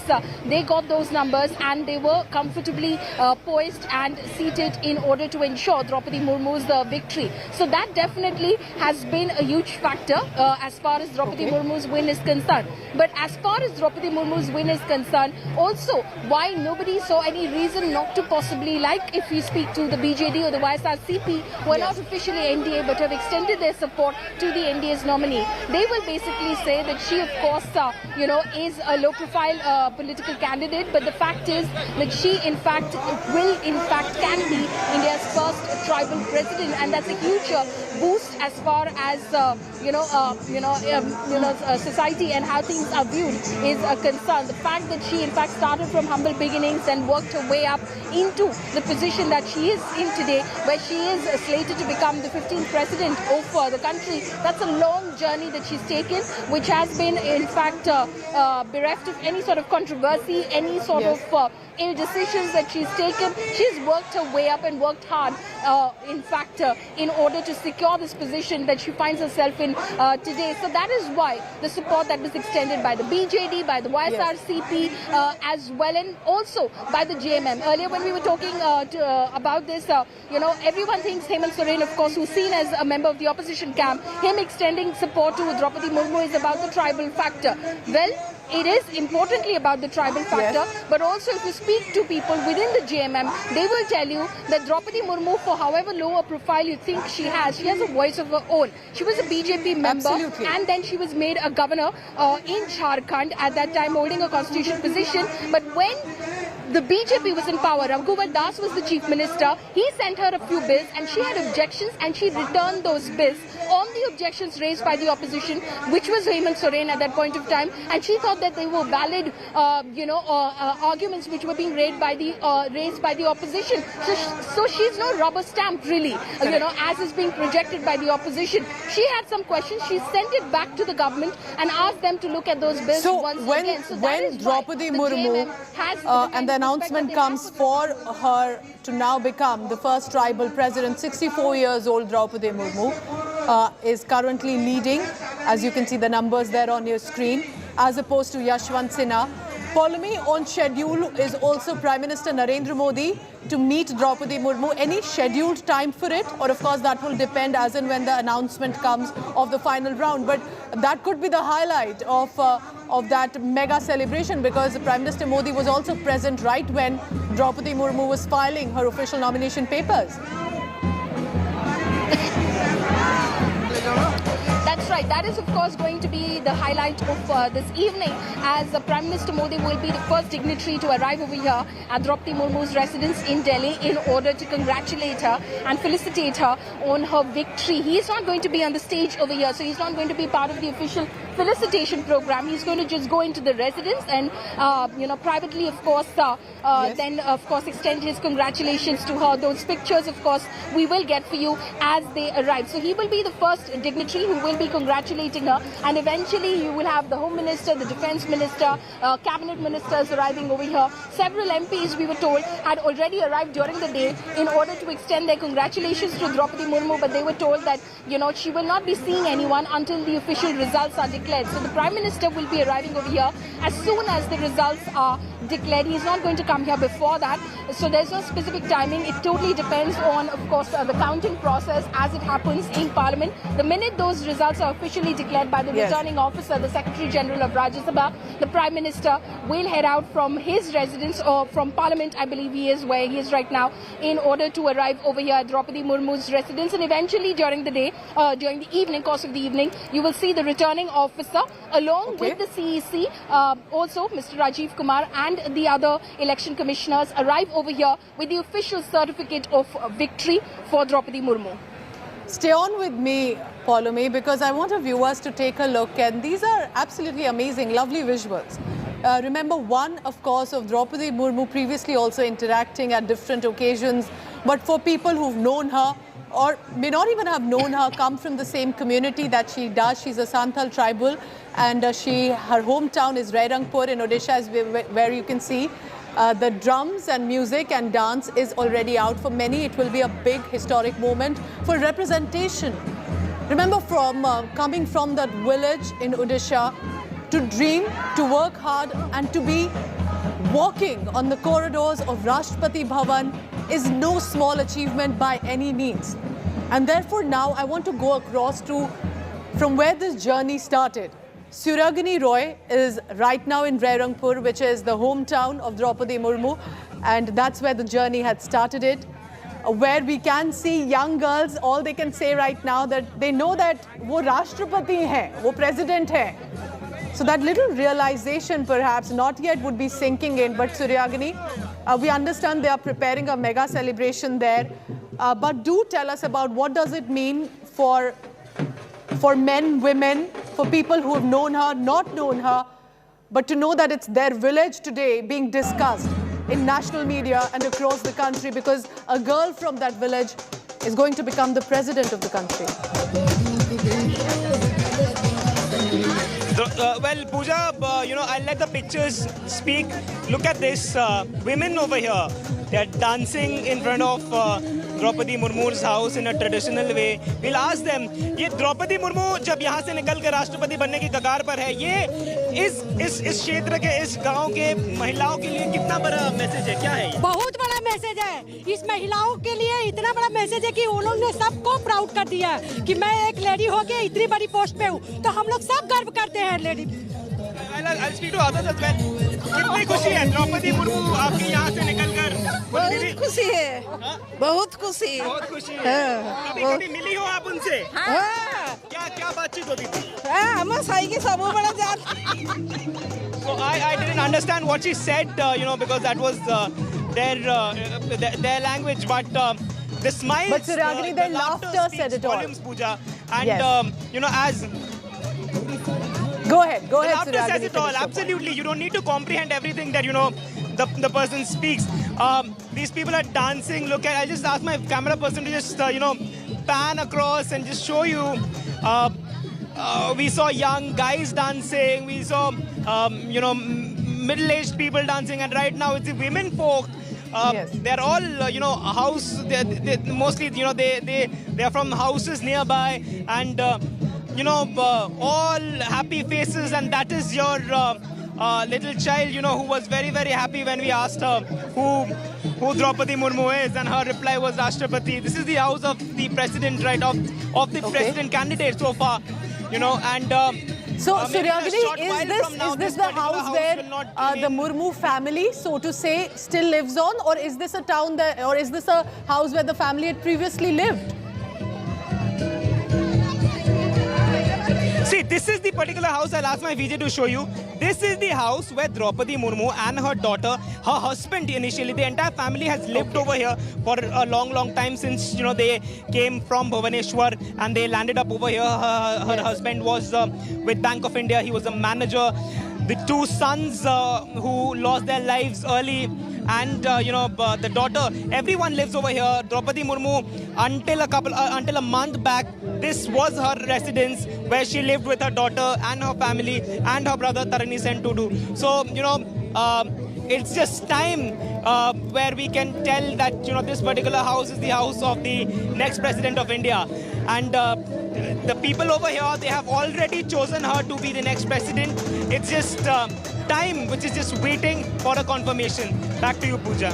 Right, absolutely fantastic visuals there, because remember, the cameras of national media wouldn't really reach a village there in Rairangpur, in Mayurbhanj district.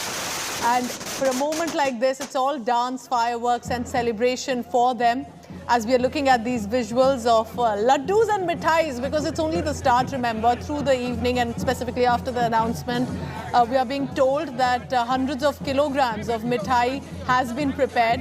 They're just waiting to unwrap the packages when the announcement has started. But the BJP leaders are already playing the drum. As I can see, that looks like it is from the Jammu region, and Kavinder Singh of the BJP playing the dhol there with a photograph of Droupadi Murmu in Jammu in yellow. That's Kavinder Singh. He's a former minister also in the JNK government. He himself has started the celebration already, because the NDA is of course clearly projecting it as in many ways a victory celebration for them as well, because they're the ones who had nominated and put forth the name of Droupadi Murmu. But across the country in several parts, that celebration has been initiated. But of course, some firecrackers and some mithai is being saved, and that will be after the official announcement. We're also looking at a previous visual of Droupadi Murmu at one of the public gatherings, because remember, as our sources are telling us on the ground, our colleagues are saying that till the time there's going to be an official announcement, Droupadi Murmu has decided not to be officially seen in public. She would want to wait for that opportunity. Prime Minister Narendra Modi and of course all senior netas of the BJP will be meeting her, but that's only once the final round of the counting that is over. Right now you can see the numbers on your screen with across the country, the voting that's been done. Clearly, Droupadi Murmu is right now trending with the numbers. Yashwant Sinha trailing there. But that was expected because NDA does have more numbers in the parliament as well. Let's take a look quickly at a ground report that has come in, and that is with her hometown. India Today is on the ground to help you bring the sentiment and the celebration. Remember, it is a history, not just for India, but most definitely for Mayurbhanj district.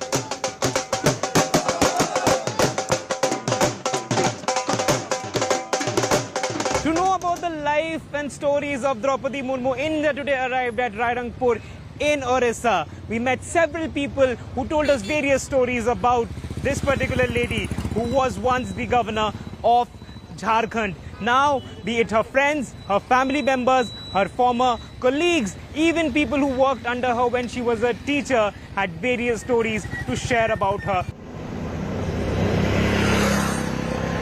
Rairangpur in Mayurbhanj district of Odisha is proud to be the town that witnessed the rise of Droupadi Murmu.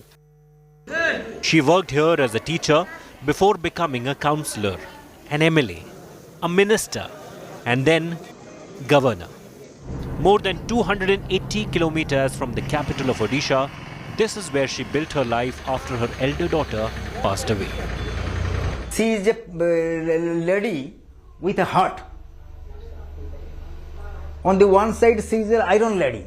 She would like to take strong action in one hand. In other, she would talk very politely and very compassionately with the public. Droupadi Murmu's brother Tarini Sen Tudu lives in her house in Rairangpur while the rest of the family keeps visiting. वो like any other mother, कभी-कभी strict भी है, कभी-कभी soft भी है, और she is like any other mother. In the school where she worked as a teacher between 1994 and 1997, she is remembered fondly as Didi, or elder sister. Rule regulation भी करूथिले आ समस्तनकर सहित भलो संपर्क भी रहउतला आ छोट छोट छुआ मन को भी भलो व्यवहार भी करूथिले समस्त स्टाफ मान का सहित भी भलो सब संपर्क रहितला लोक मान का सहित भी भलो सुख संपर्क रहितला. The school premises that we see over here is also testimony to the fact that before 1997, before she became an elected representative, she was a teacher. And the school is still here, students are here. The school has expanded, its classes are still on. However, what is not over here is Droupadi Murmu, who was a teacher, and she used to teach all these subjects in this middle school. Nearly half an hour drive away is the village where Droupadi Murmu was born. Uparbeda village has changed since her childhood. The school she studied in has grown to become a high school with smart classes. Back in the 60s, it was only a primary school. Droupadi Murmu had to leave the village of Uparbeda. The reason was that the school that she went to in this particular village was a primary one. That means it was there till class 5. And that is the reason why she had to leave for Bhubaneswar for further studies. In 2022, things have completely changed over here in this particular village of Uparbeda. Droupadi Murmu's native house is a well-constructed one compared to the kacha house of the neighborhood. और रात में उन लोग phone किए थे तो मेरा हो रहा है राष्ट्रपति तो हम लोग को बहुत खुश महसूस हुआ. Droupadi Murmu is the second scheduled tribe candidate and the first tribal woman to have been nominated for the post of President of India. This remote village in Odisha waits to celebrate her journey to the President's house. With Suryagni Roy, Bureau Report, India Today. Are we now looking at Madam President very soon? Now the NDA is leading after the second round of counting. Droupadi Murmu has got over 4.83 lakh votes already compared to 1.89 lakh votes for opposition candidate Yashwant Sinha. But while one more round of counting is still left, celebrations have already started. We can see laddus and mithais, we can see firecrackers, but we can also see a lot of dance and dhol that is being played specifically in her hometown. But the official announcement is awaited while the preparations are underway at the Delhi BJP headquarters. There's a victory celebration expected. Then Prime Minister Narendra Modi is also scheduled to meet Droupadi Murmu. Remember, Prime Minister Modi was also present right when the nomination papers were being filed. But remember, amid all of this, that young girl from Rairangpur in Odisha, today where these celebrations are on, has made its way to the Sinha hill, or almost there, so to say. Poulami Saha is in Delhi, where the BJP is planning mega celebrations. Now, BJP, while has and NDA decided to come forth with this name, Poulami, what was the messaging? When we look at all of this, we look at the celebrations, but there's clearly a political messaging here as well. What do you think that was? Because after Ramnath Kovind, where there was also, we know how there was this aspiration fact of a Dalit president, now a tribal president. What do you think was the reason with NDA's decision here?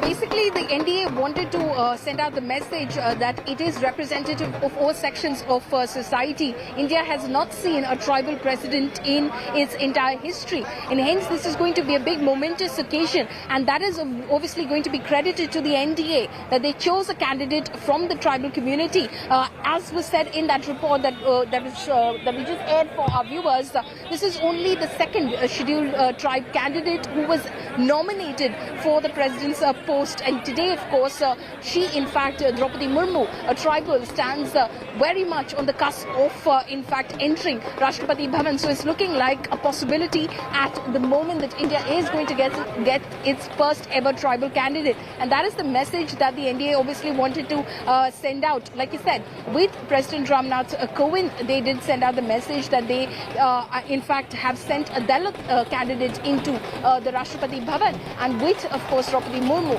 again, they are sending out the message that they're representing the tribal community as well. So they are basically representative of all sections of society. Of course, their critics and opponents will say that this is, of course, with an eye on the massive tribal vote bank that, of course, Gujarat has, for instance, because Gujarat goes to polls by the end of this year, and that is what the BJP's focus is at the moment, and that is the criticism that the BJP will, of course, face. But the fact is that they have, in fact, created history in the way that Droupadi Murmu right now looks well poised to enter Rashtrapati Bhavan, India likely to get its first tribal president in its 15th Rashtrapati.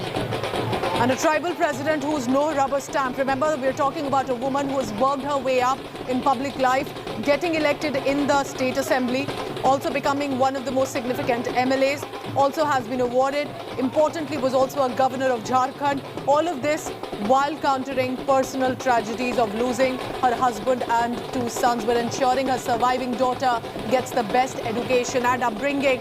What we see are these visuals coming in from Odisha. On one side, women dancing to the dhol and, of course, celebrating, while an official announcement is awaited. The men, of course, all dressed up also and celebrating that their village is right now being spoken about as Droupadi Murmu, whose hometown is Rairangpur in Mayurbhanj in Odisha, is all set to enter into the Rashtrapati Bhavan. First tribal president for the country, and right now celebrations are starting at different parts. Remember, a lot of it is, of course, the BJP cadre that has organized, but nevertheless, specifically for, as you can see from the women in Odisha, it is also about representation. The Santhal tribe from which Droupadi Murmu hails to be mentioned here. Let's listen into some reactions coming in. आदिवासी महिला द्रौपदी मुर्मू को माननीय प्रधानमंत्री मोदी जी और योगी जी उनके सहयोग से राष्ट्रपति चुना गया, जो आदिवासियों के लिए बहुत उत्साहित और खुशी की बात है। अपार खुशी है कि आज हमारे वर्ग के, हमारे आदिवासी समुदाय से there are jalebis being made, mithais being enjoyed, the firecrackers are being burst. All of this, of course, a part of the celebration. But what do the numbers look like right now for Droupadi Murmu, for Yashwant Sinha? And I can see that behind you as well, the BJP is ensuring that they do play cautious right now. People are ready but they've still not started the cheer at the Delhi residence.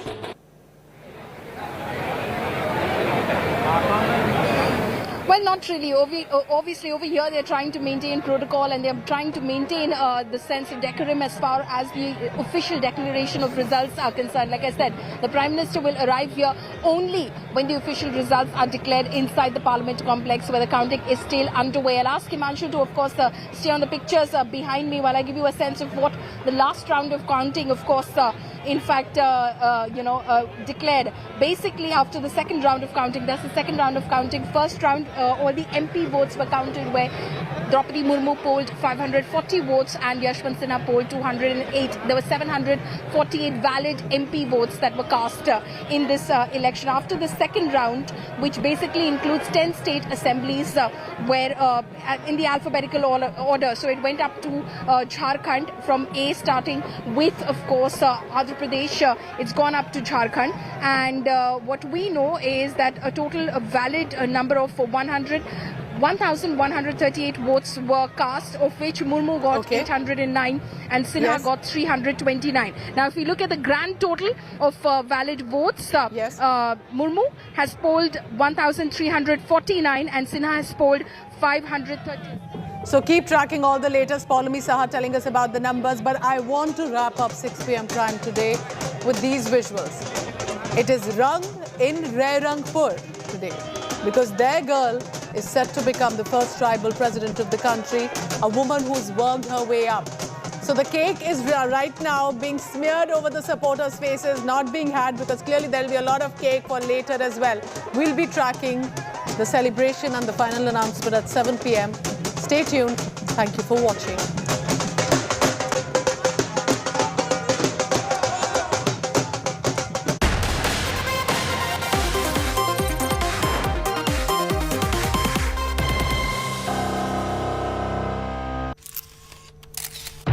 Public health. All political parties traveling from different parts. Armed with facts, Looking at political back. she takes the news by its horns. Do you think the future of these students are not hampered?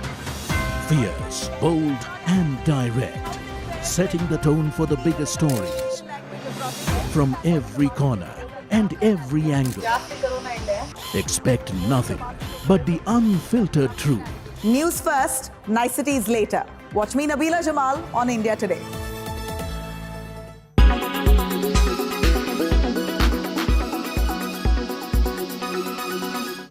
A fandom war has erupted over India Today magazine's latest cover, and locked in battle here are fans of two superstars from the South who recently made it quite big globally with their record-breaking box office revenues for their recently released films.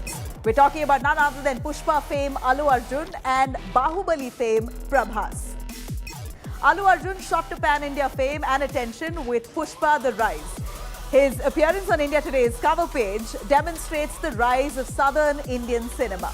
Allu Arjun's latest video hit over 5 billion views, a record-breaking feat for any Indian actor. This surely implicates that he is the front-runner in the South industry who's risen to fame exponentially. On the other hand, Prabhas had also made it to India Today's cover page back in May 2017. Well, now the comparison of both the cover pages by fans of both stars have sparked quite a row on social media. The war is all about which of these heroes have bigger pan-India fame and presence. Prabhas's fans say that his cover was more organic. The Prabhas Viral magazine issue was released titled Epic Blockbuster. Remember, Bahubali has raked up over 1,800 crores in revenues globally. So clearly Prabhas was the man of the season at that point. 2017 when Bahubali released, Prabhas was certainly the man to be on the cover page. And this time India Today decided to have Allu Arjun on the cover page of the India Today magazine, and he was shot in his typical Pushpa Raj style. Well, of course, this hasn't gone down well with Prabhas's fans. Many of Prabhas's fans on social media put out messages saying Allu Arjun's cover was just a mere PR stunt, while Prabhas's cover of 2017 was a lot more organic. Quickly, Allu Arjun fans jumped in saying that this is just some kind of jealousy that they could smell because Allu Arjun's cover has gained a lot of traction. So we see Allu's fans and Prabhas's fans fighting with each other on whose India Today magazine cover was more organic and was more a PR stunt. Both set of fans exchanging words here, but one thing's for sure, both the stars are equally important and are equally glorious. Well, what we do know is that Southern Stars in the recent past has grabbed the world's attention with their stupendous success in films. And of course, India Today magazine will continue to feature those superstars from the South who's really made India proud. Do watch out. You are watching. Co-powered by The World Comes Together at Sharda University. In association with Jeep Meridian, Untamed Sophistication.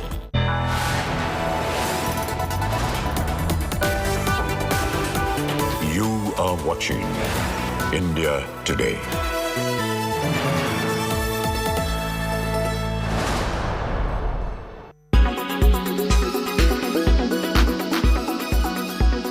यही कि OLX autos देता है आपकी car का best price. ये price ही नहीं, surprise है। Visit OLX Autos.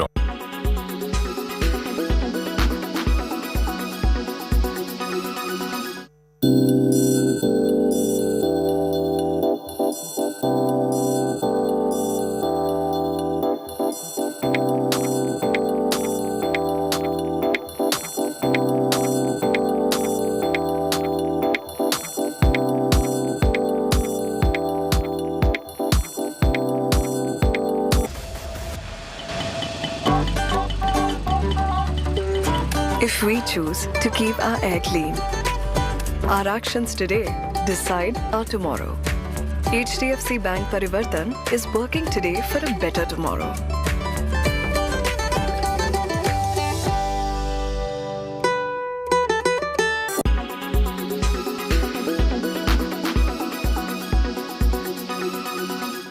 I think if I had about 20 minutes with him, I'd be able to tell him, the things that he needs to do which might help him. I'm not saying it will help him, but it could help him. There you heard it from Mr. Sunil Gavaskar. He was speaking exclusively to India Today. And when asked about Virat Kohli and his struggles in the recent past, Sunil Gavaskar says that allow me 20 minutes with Virat Kohli and I might be able to help him. Now, why do you think that he said something like this? There are a few reasons behind that.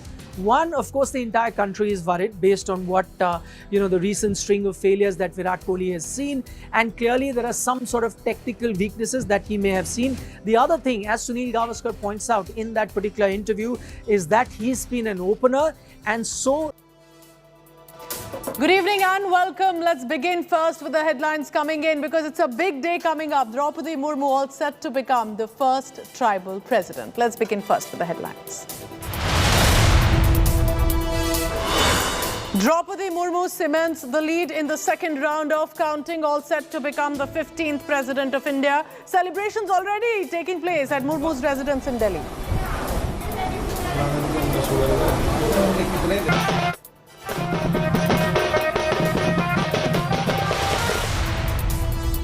Meanwhile, the opposition split is wide open over the election of the vice president. TMC to abstain from voting. Mamata's party is furious over not being consulted over Margaret Alva's nomination.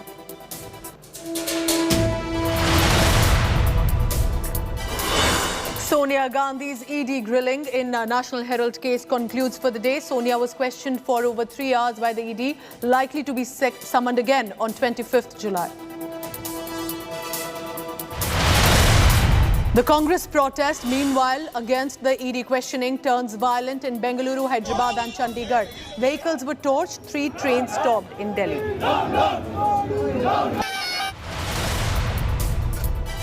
Meanwhile, it's a war of words over Sonia Gandhi's ED questioning. Enforcement Directorate claiming Sonia's questioning was concluded after 3 hours on request. But Congress MP P. Chidambaram claims Sonia Gandhi offered to stay post 3 p.m. too, but ED had no questions. Mamata's mega roar for 2024 polls on TMC's Martyrs' Day says people mandate will dislodge the BJP. Hits out at the centre says do not scare us by using the ED. आप हमको बंद करके नहीं रख सकते हैं कि हम कभी झुकता नहीं है। हमको ईडी से मत डराओ, हमको सीबीआई से मत डराओ, हमको रुपया बंद करने से मत डराओ, ऐसा बात मत करो। A Bajrang Dal member was stabbed by 13 men in Madhya Pradesh's Agar for supporting Nupur Sharma. A case of attempt to murder and rioting has been registered.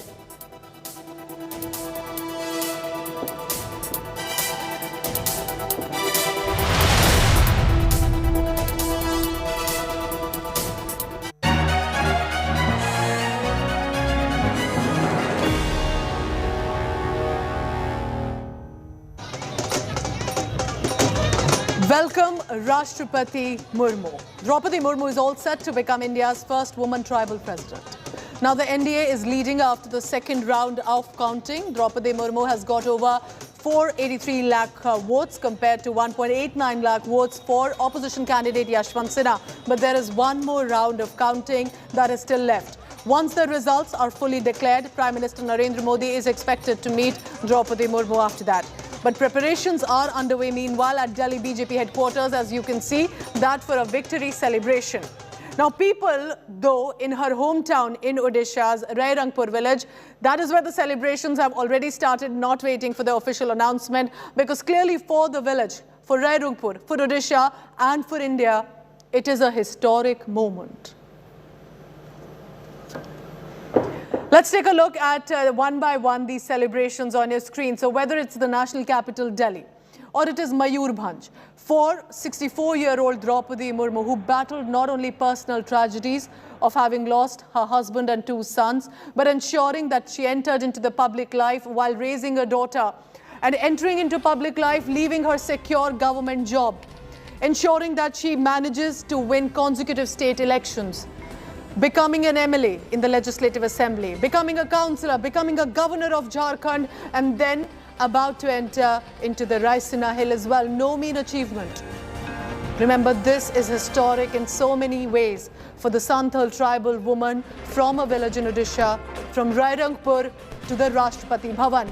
And not just for her, not just for her community, but for the whole of country. It is a moment of inspiration, because anyone watching right now, young girls, young boys watching this will know clearly well that they can also now dream and achieve. Let's take a look at Abhishek Anand, my colleague, who has sent us this ground report from Delhi. ये इस rally में और लोग शामिल होते जा रहे हैं। चारों तरफ से ट्रैफिक को फिलहाल बंद कर दिया गया है।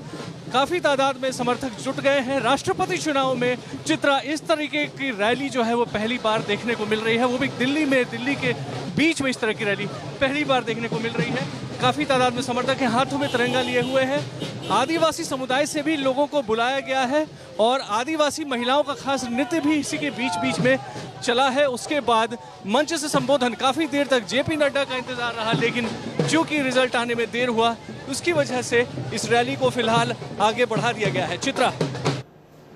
All right, so that's Abhishek Anand telling us about the ground sentiment and the mood in the national capital, Delhi, where the celebrations have already started. So there's a lot of dhol, there's a lot of dance, there's a lot of celebration specifically in Odisha, but it will be in the national capital, Delhi, where the mega political celebration is also planned. The BJP netas and specifically Prime Minister Narendra Modi will be scheduled to meet Droupadi Murmu after the official announcement. Paulami Saha is at the Murmu residence right now in Delhi.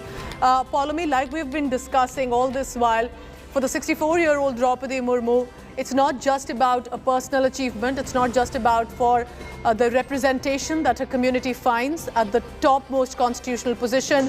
It's also about a political messaging there. So what are you picking up from Delhi, where we can see people with the tricolours already on the streets of the national capital? Follow me, over to you.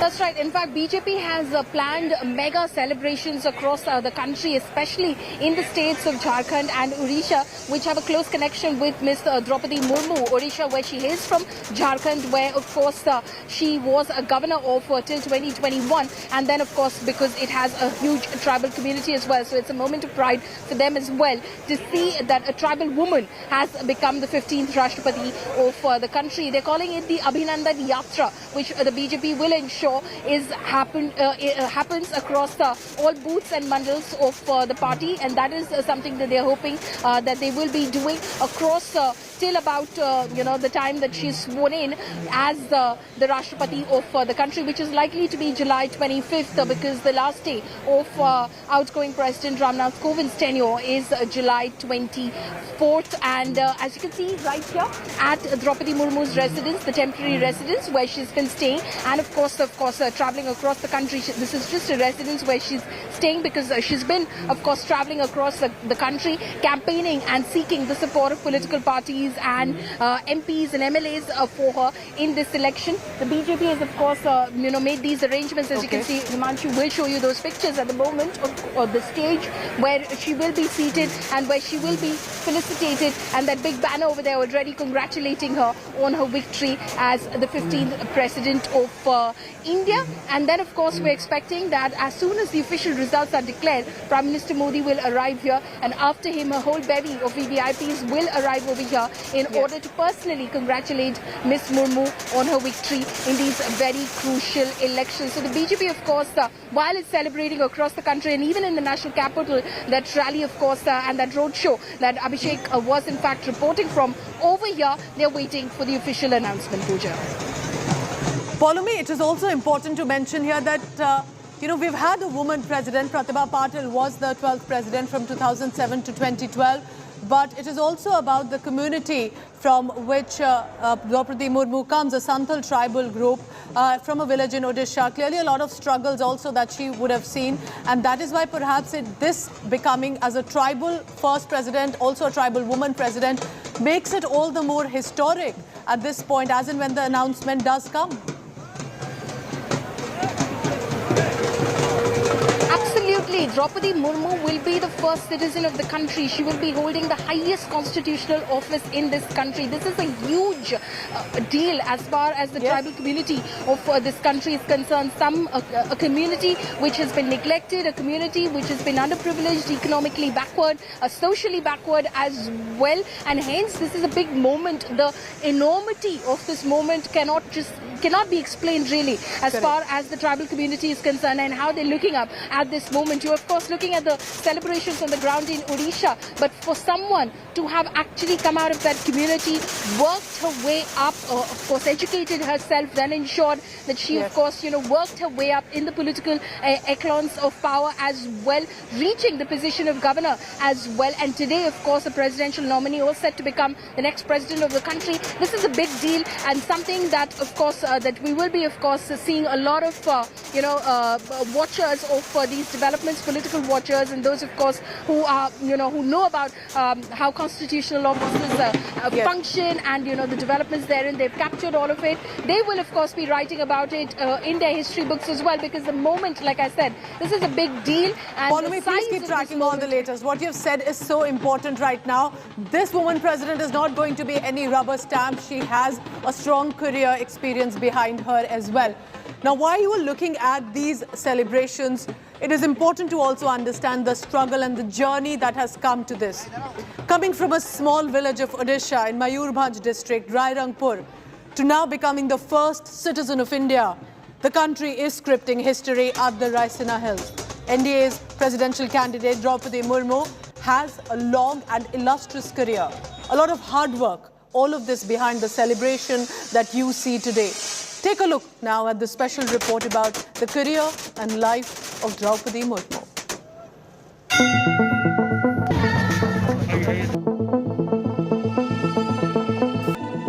Droupadi Murmu, in all probability, is the next president, given the numbers the NDA has. ବର୍ତ୍ତମାନ ଟେଲିଭିଜନରୁ news ଦେଖିଲି ଆଉ ମୁଁ ବର୍ତ୍ତମାନ କିଛି କହିବାକୁ ଚାହେଁ ନାହିଁ ପରବର୍ତ୍ତୀ ସମୟରେ ମୁଁ ଆପଣମାନଙ୍କୁ ମୁଁ ଯାହା ବି ବାଇଟ୍ ଦେବି ବର୍ତ୍ତମାନ ନୁହଁ ହେଲା କାହିଁକି ନା ଆପଣମାନଙ୍କୁ ଧନ୍ୟବାଦ ଆପଣ ଏତେ କଷ୍ଟ କରି ଆସିଛନ୍ତି. As governor of Jharkhand, she achieved 2 landmarks, the first woman and the first tribal governor of the state. A Santhal tribal, Murmu rose from grassroots to becoming a stellar MLA.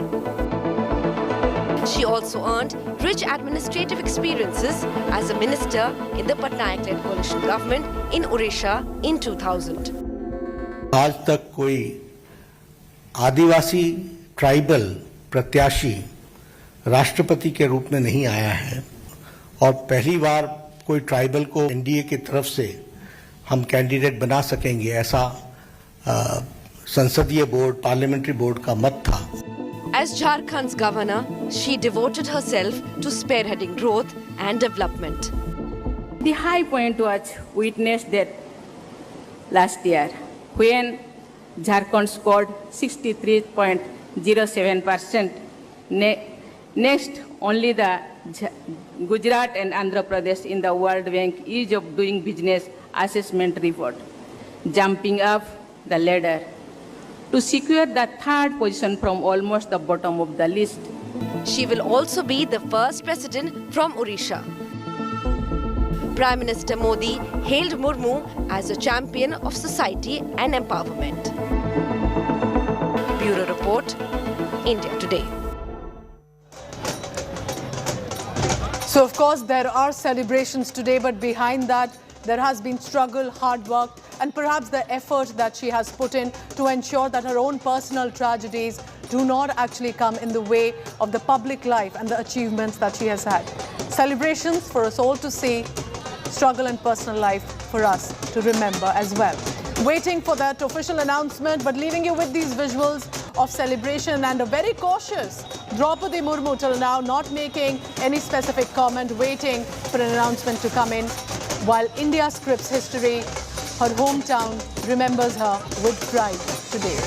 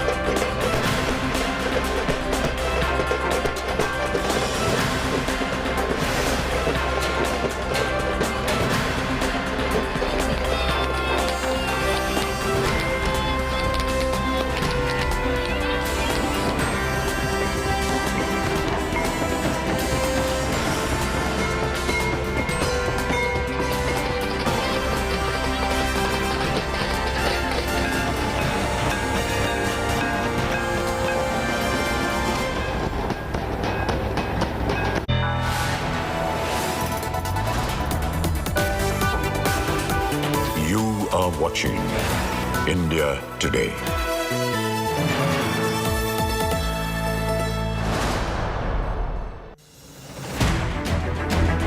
I don't read the news. I read between the lines to tell you the true version of events, the true story of our times. To document grief, the toughest assignment for any journalist to be. From those who matter, Women politicians going to stick up for each other. Of those who should matter, I document the truth. I don't distort the truth. I don't glamorize the truth. I don't gloss over the truth. The ghosts of India's contentious medieval history have come knocking again. I hustle for the truth, on the ground, in the newsroom, in the studio. I don't try to grab eyeballs. I inform you to make you see the point. To the Point with Preeti Chaudhary. At these times, only on India Today.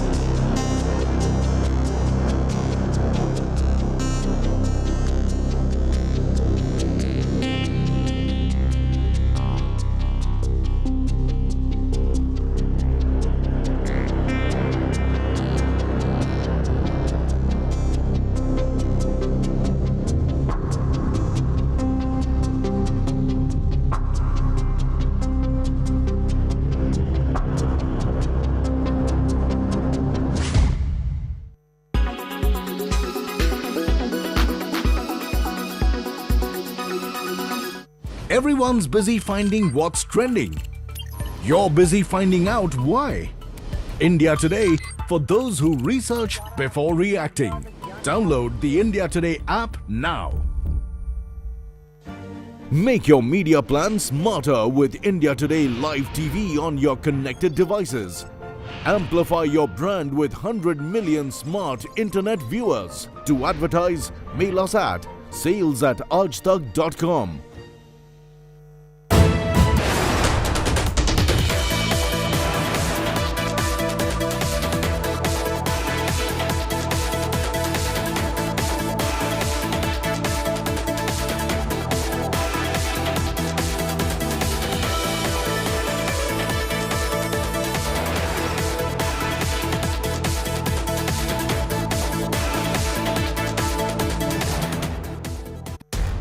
इस समय पूरी दुनिया में लोग confused हैं। वो समझ नहीं पा रहे हैं क्या सही है, क्या गलत है, क्या सच है, क्या झूठ है। और ये स्पष्टता हम आपको अपने इस नए शो में देंगे। सब कुछ ब्लैक एंड व्हाइट में बताएंगे। इस शो में मेरे बालों के अलावा कुछ ग्रे नहीं होगा। हर खबर ब्लैक एंड व्हाइट की तरह बिल्कुल स्पष्ट होगी।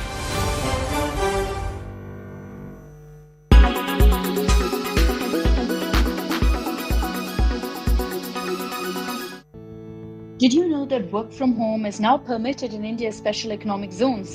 Well, yes, work from home will be allowed for a maximum of 1 year and may be extended to up to 50% of total employees, including contractual workers. The Ministry of Commerce of India has notified the Department of Commerce to offer new Rule 43A for work from home in the Special Economic Zones rules of 2006. The notification was issued on demand from the industry for making a provision for a countrywide uniform work-from-home policy across all special economic zones. The Department of Commerce thereafter held several rounds of discussion with various stakeholders before firming up the notification. This was the communication from the Ministry of Commerce. The notification is provided a 90-day transition period for SEZ units whose employees are already working from home. Special economic zones are areas of India that have different economic regulations than the rest of the country. The economic laws are more liberal here than in a country's domestic economic laws. This is done to attract foreign direct investments. As of now, 378 special economic zones have been notified, with 265 of them being operational. The new rule allows certain categories of special economic zone employees to work from home. It includes employees of IT or ITES, SEZ units in the special economic zones, employees who are temporarily unable to work, employees who are traveling, and employees who are working off-site. The SEZ unit will be responsible for providing equipment and secure connectivity to employees who work from home. So what are your thoughts on the centre's new work from home policy? Tell us in the comments section.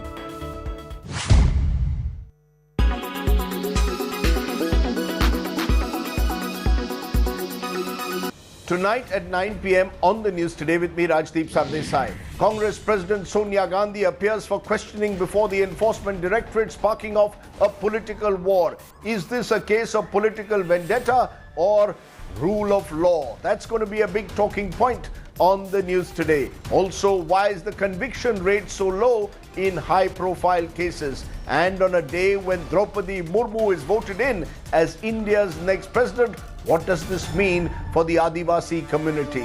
All that and much more on the news today. Co-powered by RK Marble, Khoobsurat Imandari. In association with JioMart, Har Ghar Ka Mart.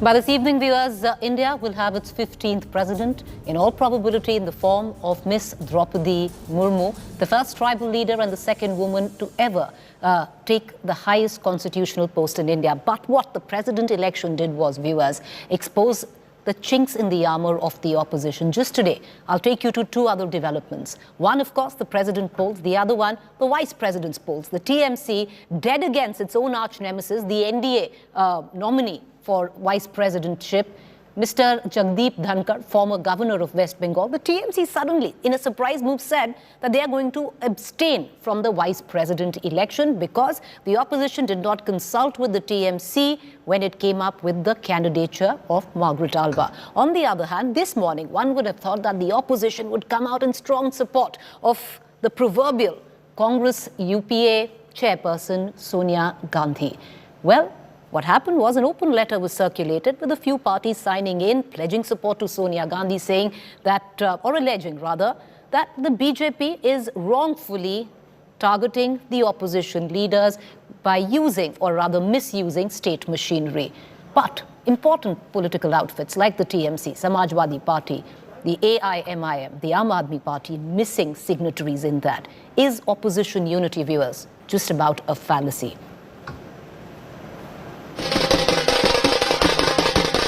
Miss Droupadi Murmu has been elected as the 15th President of India, the first tribal leader, the second woman to hold India's topmost constitutional post. In the Murmu versus Sinha battle, the NDA stamped its supremacy. The opposition exposed the chinks in its armour, establishing in no uncertain words that opposition unity is a fallacy. The united opposition was not so united during the presidential polls. Many opposition parties broke ranks with the opposition and voted for the NDA candidate. While the opposition disunity was on display with the presidential elections, the vice president's elections of NDA candidate Jagdeep Dhankar versus opposition candidate Margaret Alva is seemingly following the same script. The TMC dealt a big blow to opposition campaign by deciding to abstain from vice president elections. The other big blow to the Congress dream of leading a united opposition came on Thursday when the ED summoned Sonia Gandhi for interrogation. While an open letter pledging support to Sonia Gandhi and slamming the government for the alleged misuse of investigative central agencies was signed by some opposition parties, the proverbial UPA chairperson was not supported by key opposition political parties like TMC, Samajwadi Party, AIMIM, the Aam Aadmi Party. The victory of the ruling Bharatiya Janata Party-led NDA presidential nominee Droupadi Murmu was a foregone conclusion. The manner in which the opposition disintegrated in the run-up to the polls and now the vice president elections has raised a bigger question. Can the disparate lot come together during the 2024 general elections? So the question we ask viewers going towards 2024 general elections, or forget about that, recent now, current elections, the whole concept of opposition unity, a complete fallacy. I want to cut across this evening to our guests. We'll be joined by Rajdeep Sardesai, consulting editor, in just about a minute. In the studio with me is our national affairs editor, Rahul Srivastav, Rakesh Sinha, Rajya Sabha MP, Bharatiya Janata Party, Biswajit Deb, spokesperson, TMC, SV Ramani, spokesperson, Congress. I want to cut across to our TMC spokesperson. The reason why, Mr. Deb, I want to come to you first is because you've squared the pitch further where opposition disunity is concerned. And the reason why I say that is, sir, what was the point of abstaining now from the vice presidential elections? What does the TMC hope to achieve? You see, there was a meeting which was held today at the residence of our chairperson, Honorable Srimati Mamata Banerjee, at 4 p.m. after the Martyrs' Day program was over. And thereafter, in that particular meeting, 33 of our MPs from the Lok Sabha and Rajya Sabha, they attended that particular meeting, and it was unanimously decided that we would abstain from that meeting. And the reason was elaborately explained by our National General Secretary, Sri Abhishek Banerjee, in the press conference, in which he categorically mentioned that Congress did not inform us about the name of Mrs. Margaret Alva prior to deciding a particular name. Congress should have informed PMC well in advance about the selection of the candidate. The way the candidate was selected was not properly done. Okay. It is it is the duty of the Mr. opposition. Dev, as I want to bring in Mr. S.B. Ramani, spokesperson Congress, I want to ask you a follow-up question. I'll take you back when Yashwant Sinha was projected as the president's candidate and mooted by the TMC itself. Sir, let me ask you that question and you answer that in totality. When it was mooted, sir, let me ask you a question. You answer that in totality. So I want to take you back to what Ms. Mamta Banerjee had said when Yashwant Sinha's name was floated, primarily backed by Ms. Mamta Banerjee to begin with. She had said that it doesn't matter who the candidate is, the opposition has to band together to counter a bigger evil. The bigger evil here, namely the Bharatiya Janata Party. It suddenly seems that bigger evil doesn't exist anymore because the Congress didn't consult with you. Hypocrisy, Mr. Dev. You see, you must understand one particular thing, that it is not the responsibility of the Trinamool Congress only to unite the opposition. Each and every opposition party should unite and with an aim to defeat BJP ultimately. BJP is our prime consideration, and BJP should be considered as our prime political enemy. But the question is this: unfortunately, when the name of Margaret Alva was decided, Mamta Banerjee had not been informed, and Trinamool Congress had not been informed. The selection process, the entire selection was not properly done. This is not. Well, by the virtue of saying the BJP is your biggest enemy, you've made the BJP's life a lot more easier going into the vice presidential polls. S.B. Ramani, the fact is, that doesn't mean, why does the Congress... That doesn't mean. Okay, that yes. doesn't mean that Fair the enough. opposition unity is not there. Mr. Dev, may I please, sir, with your permission, bring in the other co-panelists. The spokesperson Congress, S.B. Ramani, is with us. Mr. Ramani, the fact is, you know, the Congress cannot take this higher moral ground every time and say, okay, you know, we supported you during Yashwant Sinha, you floated the name, we went with it, you need to do this with Margaret Alva. What happened? Why wasn't TMC taken on board? See, two things. First of all, I would like to, in advance, congratulate Madam President Droupadi Murmu, who will be elected as the President of the Indian Republic on behalf of the Congress Party. Now, the very word you said, you know, we agreed, it's not we as a Congress agreed for Mr. Yashwant Sinha. Mr. Yashwant Sinha was a common candidate of all the opposition political parties and every one of us agreed. Similarly, in the case of Madam Margaret Alva also, all-party meeting was conducted and everybody was informed, many panel names were discussed. And in those discussions, the name of Madam Alva came up. And this was conveyed very clearly to our friends at Trinamool Congress. Now, for some reason, they have decided to abstain from voting in the elections for reasons better known to them. But had they had any reservations, and if they were very clear about having a very united front against the ruling BJP, which rightly they said is the evil, they should have conveyed their objections and, you know, maybe come to the discussion table and discussed further. They failed to do that. And suddenly announcing, even without discussing, that, you know, I am going to withdraw and I am going to refrain from voting in the elections. I think that, you know, I will still request Madam Mamta Banerjee to reconsider her decision, because in the past, in many of the major issues that is confronting the nation, the opposition parties have fought together, have stood together in the parliament and outside the parliament. I think keeping that in mind, my request to Madam Mamta Banerjee would be that, you know, she should again reconsider and work for the unity of the party, because 2024 is not far away. Right. Mr. Ramani, I want to bring in the BJP spokesperson, Mr. Rakesh Sinha, who's also with us on this debate. Mr. Sinha, it does seem that the opposition is only making your life much easier successively at that. But the question that I want to raise is the question that was raised by the Congress this morning. The reason which there is opposition disunity is that you are putting pressure where central agencies are concerned and the misuse of them. Therefore, the likes of JMM did not sign on that letter which supported Sonia Gandhi today, or the fact that it went with the presidential candidate, Ms. Murmu. You know, the Congress Party's latest stand is very ridiculous. They want privilege and the immunity from the charges of corruption. You know, Sonia Gandhi and Rahul Gandhi are charged by the court. They are under the investigation. They are under trial. They are on bail. And under that purview, the ED is questioning. The questioning is not that you have done something wrong with the public sector unit.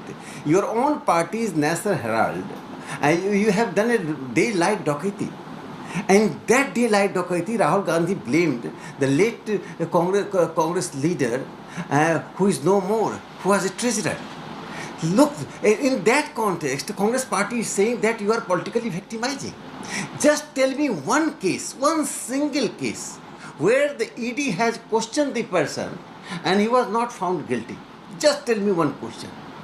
This means that we political class require some kind of political immunity from the ED, CBI. We can do and undo anything in the daylight, and anything government of the day. Tomorrow, if there is a Congress government, I have done something wrong, and if government comes, then I will say that I am politically victimized. So the very term of political victimization should not be diluted. It will damage the opposition party. Okay. In democracy, you have to take this stand. That stand should be sustainable. I am telling you that for the first time in the history of India, when Indira Gandhi was arrested in 1978, and there was a political march of the Congress, but that was a political. But here, the Sonia Gandhi is being questioned by EDI. You are making a march. You are doing a march in support of the corruption. So I think demoralizing the politics. This is the best example. As for just last line. But Mr. Sinha, as I bring in Rahul Srivastava, make your point. Sir. Make your point. This is one thing that if opposition party lacks the vision, there is a fractured, blinkered idea. And so they are fractured. They don't know what to do. The opposition party is using evil. BJP as a government evil. Political enemy. These are not the words to be used in political democracy.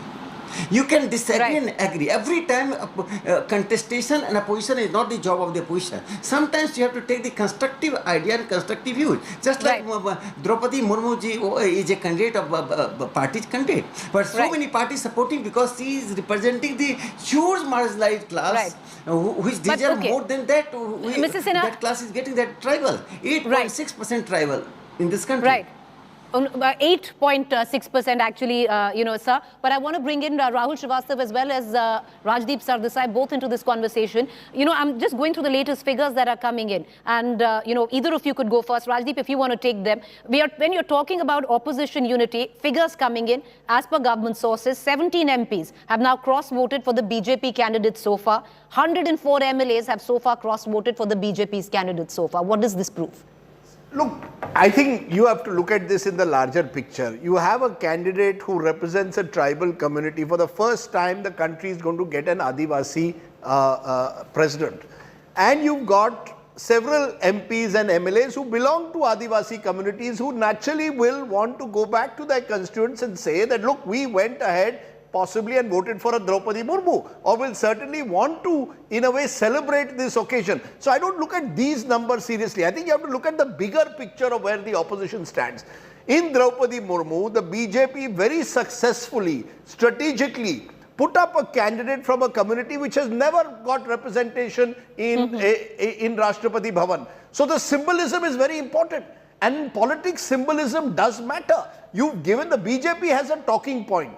The opposition, by putting up Yashwant Sinha, did not, by contrast, have a talking point.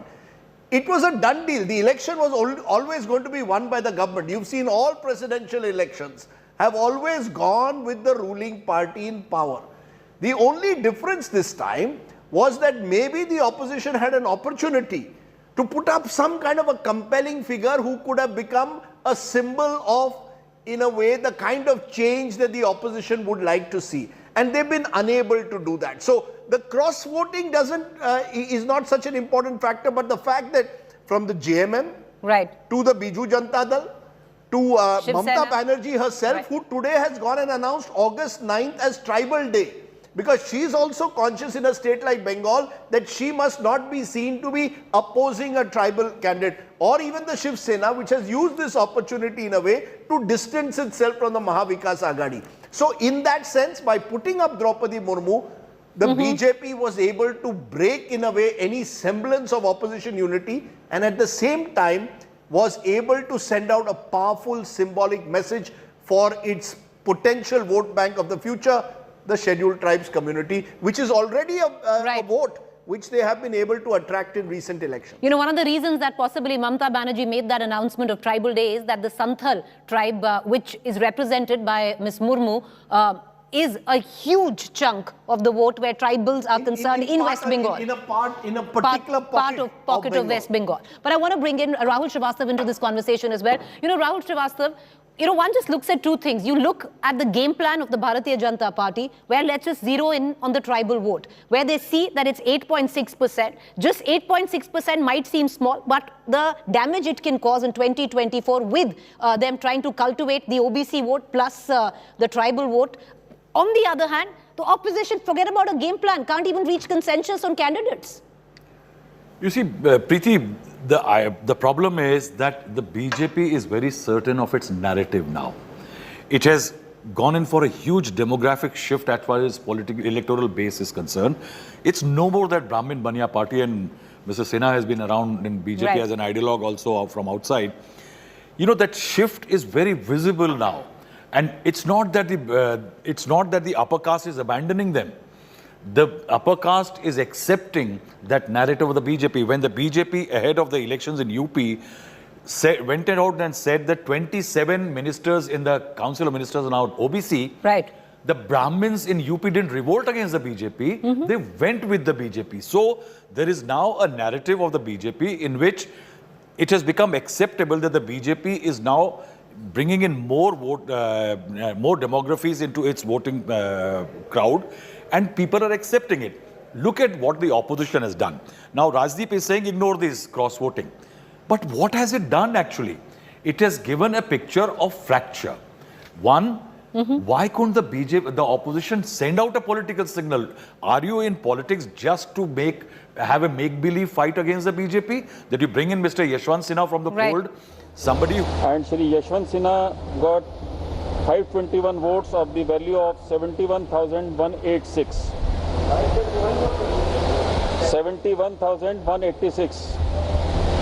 So up to this round, the cumulative total is total valid votes 3219, total value of valid votes 838,839, of which Srimati Murmu gets 2161 votes of the value of 577,777, and Shri Sinha gets 1058 votes of value of 261,062.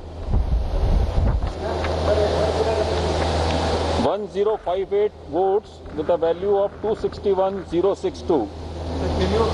इसी को हिंदी में बता दे रहा हूं मैं कि तीसरे चरण की काउंटिंग में हमने इंक्लूड किया था कर्नाटका, केरला, मध्य प्रदेश, महाराष्ट्र, मणिपुर, मेघालय, मिजोरम, नागालैंड, उड़ीसा और पंजाब। इस चरण में जो टोटल वैलिड वोट्स हैं उनकी संख्या है round of voting being counted there and indications clearly which seems to suggest a foregone conclusion in favor of Madam Murmu. But I want to, with what Rahul Srivastava was saying, I want to bring in S.V. Ramani again. S.V. Ramani, the fact is, where does the opposition's game plan lie here? Because let's even look at the tribal vote. Not just representation in the form of the likes of the president, but even inception of trying to, do the better of the lot where tribals are concerned. The BJP is playing on a completely different pitch. See, as far as the selection of the BJP candidate was concerned, without any disrespect to the newly elected president, I entirely agree with Rajdeep in the fact that it was a strategic decision to file to a candidate from the tribal community. Now, if you look at the tribal states, if you look at Andhra Pradesh, Telangana, Odisha, West Bengal, Jharkhand, and to some extent Chhattisgarh, almost all these states are not in BJP's hands. They are all, one is ruled by YSR Congress, other, by our Patnaik ji, other is by West Bengal, by Madam. So entirely, if you look into this, the BJP had a strategic field that, yes, I will file a tribal so that, there could be, first of all, when they started the elections. Mr. Ramani, let me correct you that the fact is that in the 2019 Lok Sabha elections, a majority of the ST reserved seats were won by the BJP. And the BJP got 40% share 31 in or those 47. seats, which was more than 6% compared to 2014. 2014 they had 34% vote share. By 2019 it had reached 40%. That's a huge vote share. So the BJP's vote share in tribal, in fact, one of the features, Preeti, of that 2019 election was that the BJP did much better in rural and semi-rural constituencies than they did in urban constituencies of this country, purely in terms of vote share. So there is as Rahul said, a demographic shift taking place in the BJP's coalition, and Droupadi Murmu's ascent in a way mirrors that change. Both in terms of, Rahul was discussing with us earlier this year, the number of OBC ministers in the Modi government. More than 25 OBC ministers 27 OBC ministers in this government, and you've got a large vote share coming from OBCs, SC, STs, rural areas.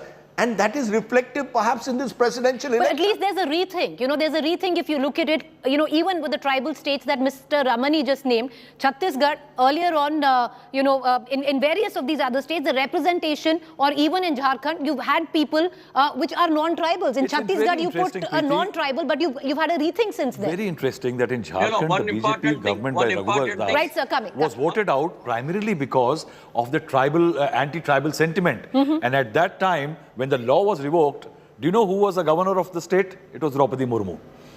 Interesting that the BJP has caught that sentiment. It is ready to make correct its mistakes. Yes. It's going into territories where it is not gone. Now, if Mamata Banerjee today is announcing 9th as a tribal day, why couldn't Mamata do it earlier? Why is there a rethink? Do it earlier? I think they're making amends. Exactly. I want to bring in Mr. Dev. But let's be fair, Rahul. The fact is, there Mr. Abni has a point. These were traditional Congress areas.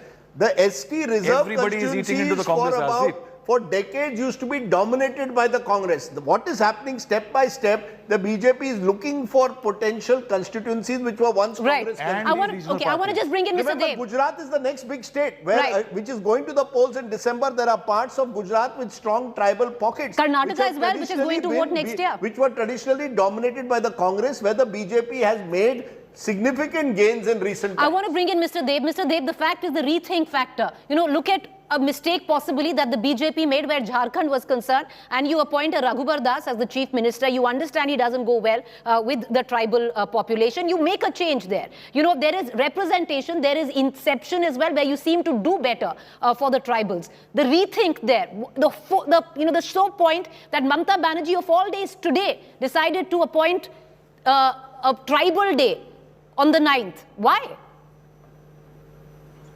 Forget one thing. That since the last 1 decade, since Mamata Banerjee had been the chief minister of West Bengal, whatever Mamata Banerjee has done for the tribals, that is on record. She has done a lot of development work for the tribals, which was not done during the 34 years of left front regime. That is number one. Number two, with due respect to Srimati Droupadi Murmu, the president-elect, I would like to say that ultimate target of BJP is the tribal votes. BJP only concentrates on election. And we all know that 4 states are going for election between 2022 and 2023. These are Rajasthan, Madhya Pradesh, and Chhattisgarh and Gujarat. And most of these states, have got 128 tribal seats, out of which in 2017 and 18, BJP could only win 35 seats. So they are concentrating only due to the vote bank, and their target is the tribal votes. And that is why I am again saying, with due respect to the president-elect, Srimati Droupadi Murmu, I would like to say, ultimately, it is the tribal vote bank which has been targeted by the. But what's BJP. wrong with that? And I want to bring in Rakesh Sinha. Rakesh Sinha, you're closely associated with the RSS, the Sangh as well, because when we talk about representation and inception, at one end you have representation where you're making these amends where the president is concerned. On the other hand, the RSS has been working in the tribal regions for a very long time right now to build a basic cadre and base. It is our social philosophy, particularly Narendra Modi ji has changed the entire, shifted the paradigm.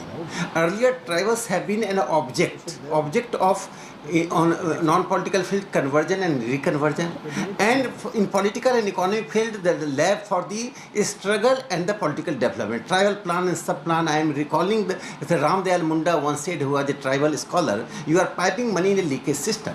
Prime Minister Narendra Modi has made a systematic transformation. That systematic transformation was first reflected when he declared Birsa Munda's Jayanti as the Janjatiya Gaurav Divas. Why you are abandoning that? Birsa Munda, this is National Day. And this is the government of India declared, and Mamata Banerjee has always something different. Second thing, a tribal development plan, the Prime Minister has given a substantive priority to the tribal development plan. You go to tribal region, 50 lakh tribals have been displaced after the independence for the region of development. So the tribals are made the intrinsic part of the development process.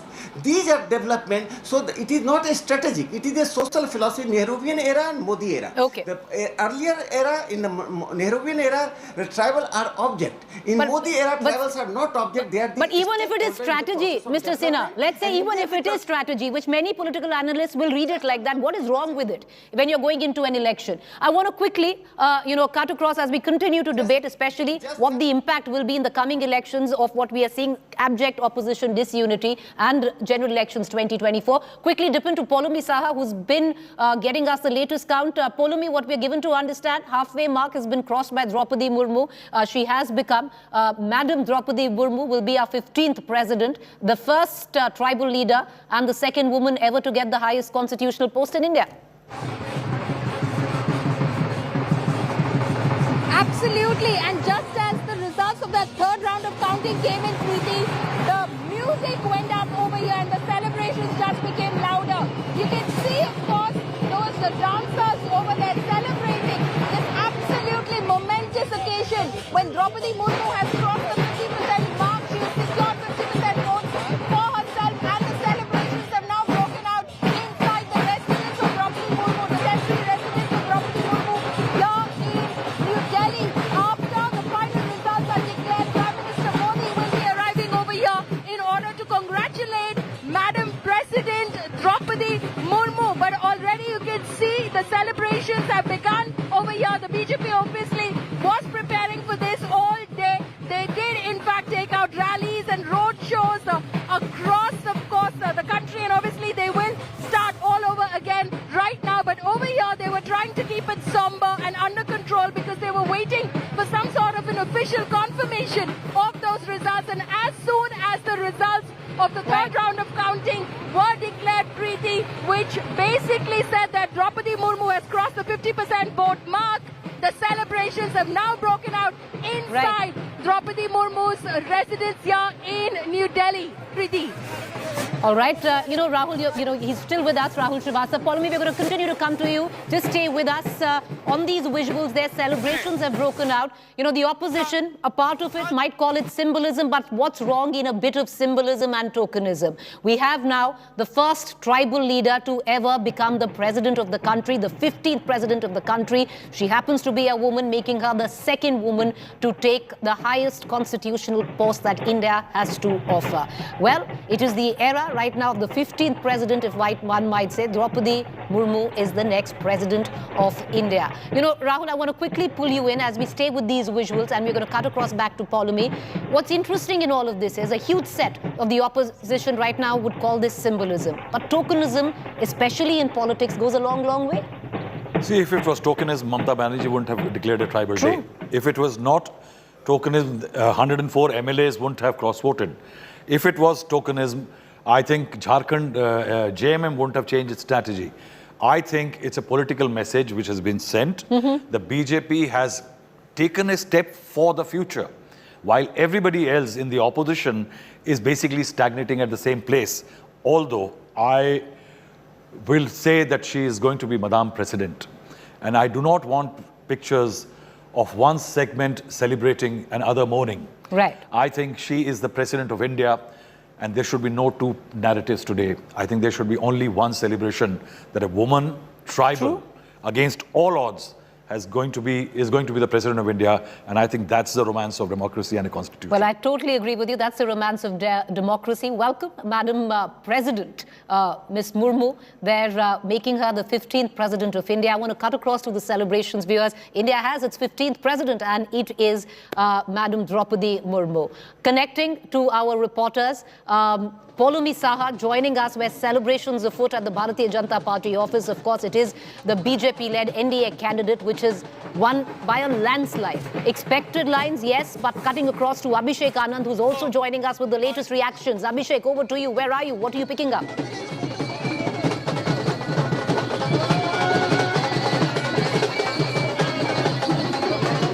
Abhishek, can you hear me?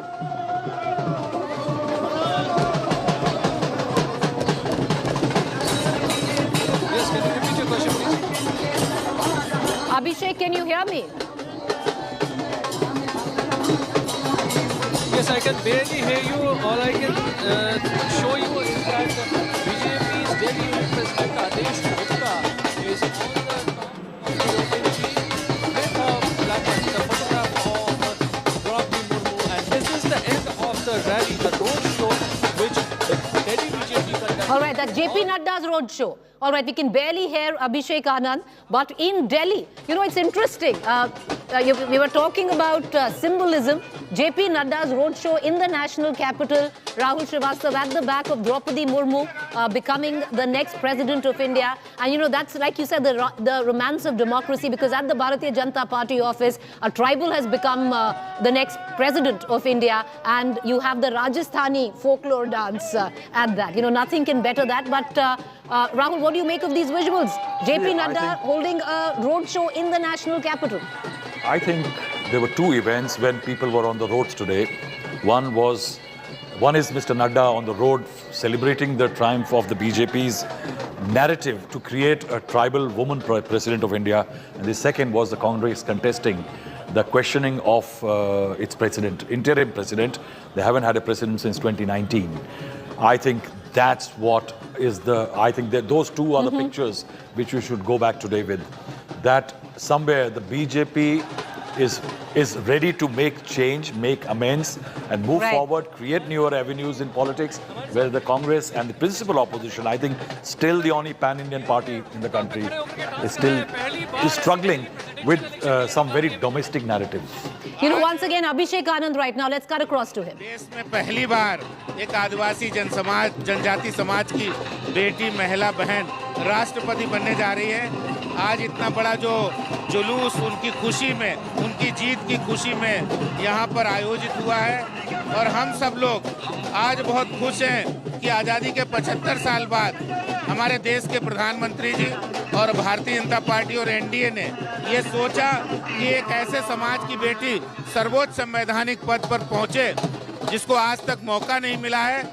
ऐसी श्रीमती द्रौपदी मुर्मू, जिनका खुद का जीवन एक प्रेरणादायक रहा है, जिन्होंने अपने पारिवारिक जीवन में संघर्ष किया, शिक्षा प्राप्त की, और उन्होंने कभी भी सामाजिक जिम्मेदारियों से पीछे मुड़कर नहीं देखा। और आज वो ऐसी प्रेरणादायक मूर्ति श्रीमती द्रौपदी मुर्मू जी हमारी राष्ट्रपति बन रही हैं। जनजाति समाज हो, आदिवासी समाज हो, पिछड़े वर्ग हो, महिला हो, हर देश के हर वर्ग के अंदर एक लहर है, खुशी की लहर है, और हम द्रौपदी मुर्मू जी के जीत का जश्न मना रहे हैं। What I'm going to do is, because as drums beat in the national capital, euphoric BJP office, where you can see the Rajasthani dancers, the folk dance there. But I want to cut across, viewers, where the celebration will be felt the deepest, and you know, it's going to cut through the maximum, and that is the hometown. That's the hometown. All right, let's listen into the latest reactions coming in. And Punjab. In this round, the total valid votes were 1,333, The total value of valid votes is 165,664.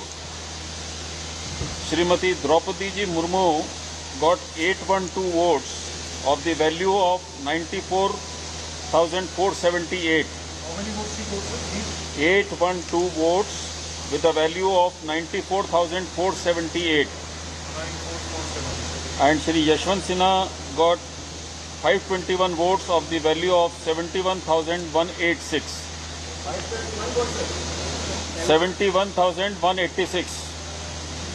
So up to this round, the cumulative total is total valid votes 3219, total value of valid votes 838,839, of which Shrimati Murmu gets 2161 votes of the value of 577,777, and Shri Sinha gets 1058 votes of value of 261,062. 1058 votes with a value of 261,062. इसी को हिंदी में बता दे रहा हूं मैं कि तीसरे चरण की काउंटिंग में हमने इंक्लूड किया था कर्नाटका, केरला, मध्य प्रदेश, महाराष्ट्र, मणिपुर, मेघालय, मिजोरम, नागालैंड, उड़ीसा और पंजाब। इस चरण में जो टोटल वैलिड वोट्स हैं उनकी संख्या है 1333 और इनकी total value of valid votes है 1,65,664। इसमें मुर्मू जी को मिले हैं 812 वोट जिनकी वैल्यू है 94,478 और श्री सिन्हा को मिले हैं 521 वोट जिनकी वैल्यू है 71,186। इस तरह से अब तक का जो कुल टोटल बनता है 3,219 वैलिड वोट्स जिनकी वैल्यू है 8,38,839। श्रीमती मुर्मू जी को मिले हैं इसमें 2,161 वोट जिनकी वैल्यू है 5,77,777 और सिन्हा जी को मिले हैं 1,058 वोट जिनकी वैल्यू है 2,61,062। एक बार so Droupadi Murmu has crossed 50% mark, no sir? You can calculate yourself. I'll come back to you after this.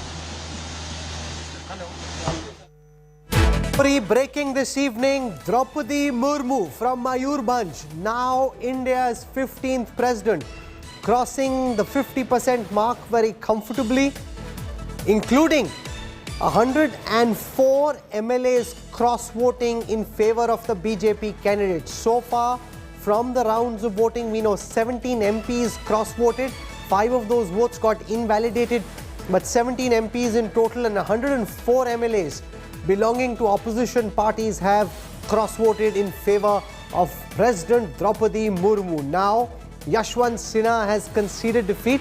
The opposition candidate tweeting moments before now, I join fellow citizens in congratulating Shrimati Droupadi Murmu on her victory in the presidential election of 2022. India hopes that as the 15th president of the Republic, she functions as the custodian of the Constitution without fear or favour. That's opposition candidate Yashwant Sinha congratulating candidate Droupadi Murmu.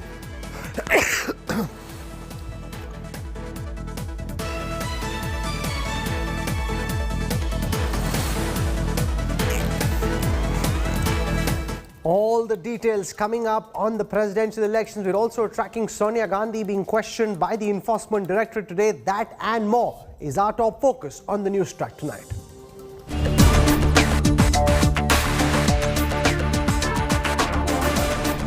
Welcome Rashtrapati Droupadi Murmu.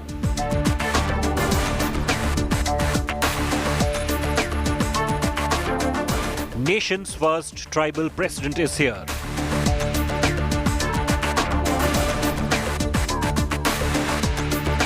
After stormy campaign, Murmu wins. India, hail your first Adivasi president.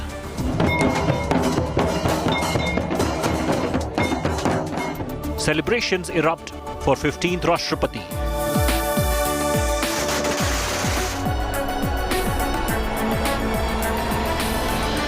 History made and barriers broken.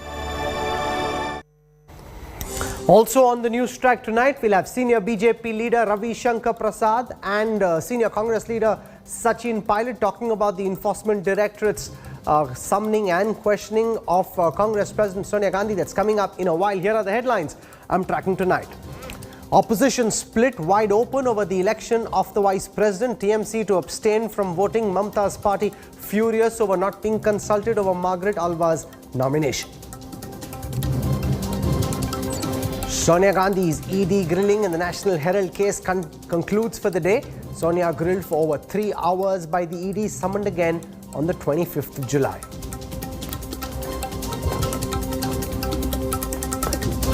Congress protest turns violent in Bengaluru, Hyderabad and Chandigarh.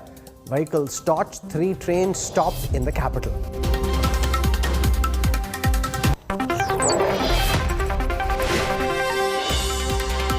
War of words over Sonia Gandhi's grilling by the ED. Congress says probe agency didn't have anything to ask the Congress president, so she was let off early. ED counters claims all key issues were covered.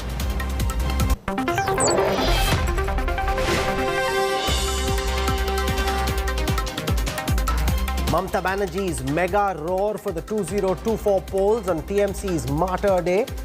Says people's mandate will dislodge the BJP. Hits out of the centre. Says don't scare us by using the ED. सकता है कि हमको भी झुकता नहीं है. हमको ED से मत डराओ, हमको सीबीआई से मत डराओ, हमको रुपया बंद करने से मत डराओ. ऐसा बात मत करो.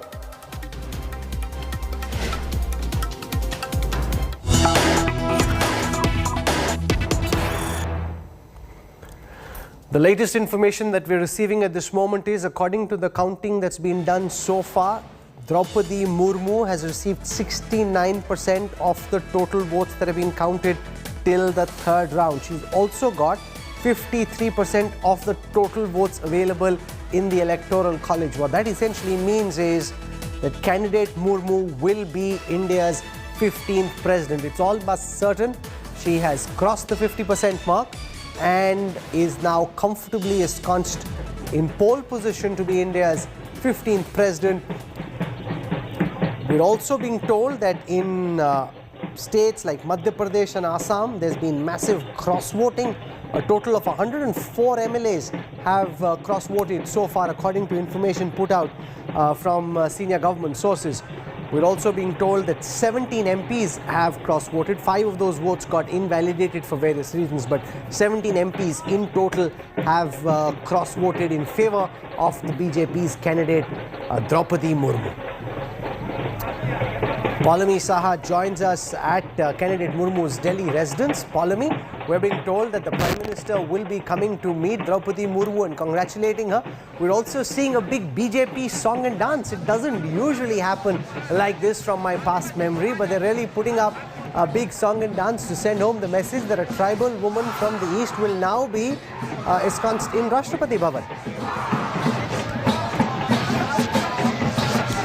That's right. This is a momentous occasion, Rahul, and the BJP wants to mark this occasion. They were being extremely careful about it and somber until, of course, that third round counting results, in fact, came in, which basically said that she has already secured 53% of the votes as far as the Electoral College is concerned. So she's crossed that mark. And hence, these celebrations that you can see that are broken out inside Droupadi Murmu's temporary residence in Delhi. She is over here, and shortly Prime Minister Modi is also expected to come over here. आप कहाँ से हो? आप ओडिशा से हो. आप यहाँ पर आए हो. कितना बड़ा ये मौका है कि द्रौपदी मुर्मू जो ओडिशा से आती हैं, वो अब राष्ट्रपति बनने वाली हैं. बहुत बढ़िया लग रहा है और हम ओडिशा से हैं, होम डिस्ट्रिक्ट से है. राष्ट्रपति दीदी द्रौपदी दीदी को होम डिस्ट्रिक्ट है. हम आसपास से रहते हैं, मयूरभंज से. ओडिशा से हम दिल्ली में रहते हैं और आज इतना खुश लग रही है, इतना खुश लग रही है जैसे कि ठिकाना ही नहीं है.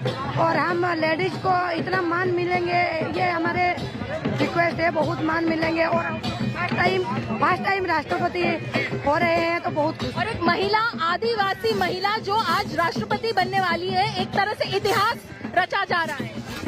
और जोहार के जो तो को गए इंटरेस्ट कोना और आले सांताल समाज रे माने नि तो उन्नति लगी और नि तो आयो होड़े दाड़े। Follow me for a moment. I want to go across to Suryagni Roy. He's at the residence in Mayurbhanj in Orissa of Droupadi Murmu. Her brother now joins us live on this broadcast for the first time, speaking to the media after it's now clear that Droupadi Murmu will be India's next president. Suryagni, take it away.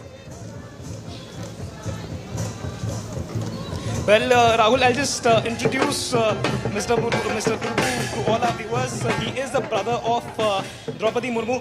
Sir, आपसे पूछेंगे कि द्रौपदी जी जब पहली बार आपसे मिले थे, आपने कहा था कॉन्फिडेंस से कि आपकी दीदी जीतेंगी और राष्ट्रपति दीदी बनेंगी। राष्ट्रपति दीदी बन गई तो राष्ट्रपति दीदी बन गई है, इसीलिए हमको बहुत खुशी है। बहुत खुशी है। बहुत खुशी। अभी अगला क्या करेंगे?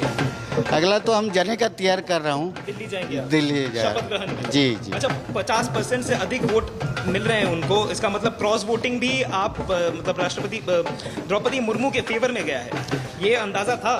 नहीं, ये तो अंदाजा हमको नहीं था, मगर वो टीवी वगैरह में देख के हमको भी मतलब सुनने के मिले कि क्रॉस वोटिंग भी हुआ करके। आपने मुझे कहा था पहली बार जब आपसे बातचीत हुई थी कि इसी घर में आप बचपन से द्रौपदी जी के साथ रह रहे हैं। यहाँ पर अभी तो वो रायसना हिल चली जाएंगी, तो आप क्या करेंगे? क्या आप भी जाएंगे उनके साथ रायरंगपुर से रायसना हिल? अभी इस बार जाने का बाद हम बातचीत करेंगे, उसका बाद सोचेंगे कि हम यहाँ रहेंगे या रायसना हिल में रहेंगे। सामने राखी है, आप क्या गिफ्ट देंगे दीदी को? नहीं, हम लोग का तो राखी में गिफ्ट ऐसा राखी में नहीं बनवाया जाता है, बस ऐसे हम लोग आप तो सुबह से खुश हो, आप मुस्कुरा रहे हो, लेकिन सेलिब्रेशन अभी नहीं हो रहा है, लड्डू नहीं दिख रहे। लड्डू सुबह बना रहे थे, गए किधर वो सब? नहीं, वो बीच में दिया गया, अभी तक खत्म हो गया, देके फिर कल बंटवा जाएगा। द्रौपदी मुर्मू ने, आपने इतिश्री मुर्मू ने कहा था, हमसे ही कहा था आज तक पे इंडिया टुडे पे, कि अगर सबको पता चले कि द्रौपदी मुर्मू कौन है, उनकी बैक स्टोरी क्या है, ऐसा कोई एमपी एमएलए नहीं है जो उनके फेवर में वोट नहीं देगा। ये मैजिक काम किया आपको लगता है? हाँ, जरूर काम किया, जरूर काम किया। खुश हुआ? बहुत खुश हूँ, बहुत खुश। So Rahul, that was Mr. Tarani Sen Tudu, the brother of Droupadi Murmu.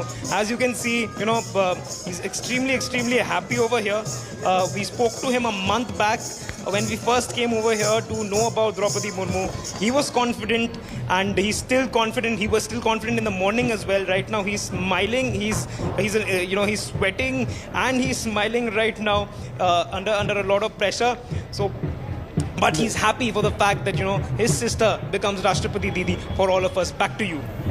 All right, interesting there to see, the words of the brother who doesn't know whether he'll be at Raisina Hill or not. He's mighty excited, as you can quite imagine. Droupadi Murmu now all set to be India's next president, crossing 50% in the Electoral College. We've got Parajita Sarangi joining us from the BJP. A big moment this, a tribal woman from the east coming to Rashtrapati Bhavan. And what's interesting is that you've got 104 MLAs, 17 MPs who seem to have cross-voted in favor of your candidate.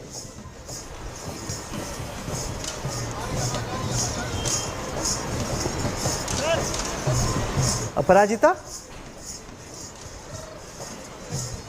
Yes. A very good evening. I think this is a day of celebration, and the entire nation is celebrating this moment of victory. We are all one, barring a few. I think we are all one. We are all very happy, elated. A woman, and that too from a very underprivileged society. She has come and she will be adorning the Rashtrapati Bhavan. Nothing could have been better for the Indians. And let me tell you that this is not just the victory of Madam Droupadi Murmu. It's the victory of a thought, an idea, a principle. Prime Minister Modi's government has always been emphasizing Antyodaya, Sabka Saath, Sabka Vikas, Sabka Vishwas. We have been standing by the downtrodden, the underprivileged, the vulnerable section of the community.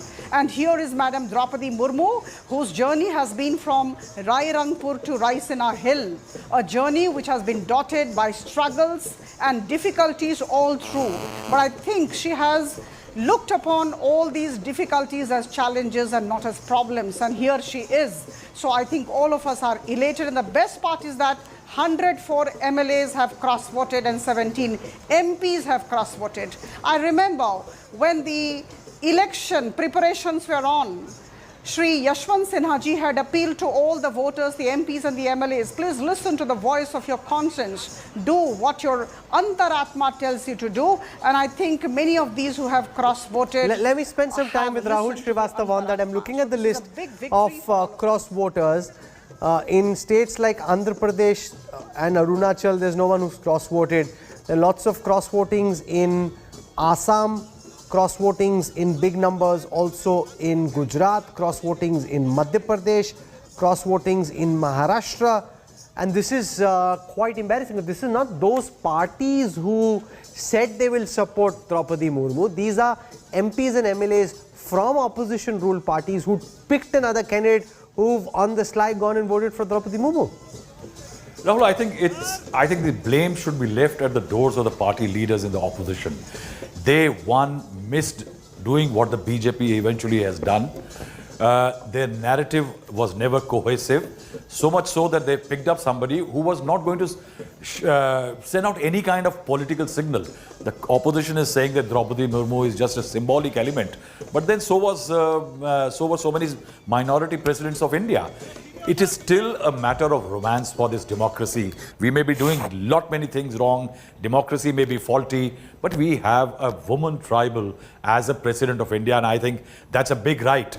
And in that, the opposition missed a trick. It was not united, and the fracturing, so much so that the leaders are unable to convince their own MLAs, or they don't know which way the MLAs are going to go, that they actually take their political decisions. I think this means that the leaders are not tuned into their own parties and also not tuned in as far as the demography is concerned.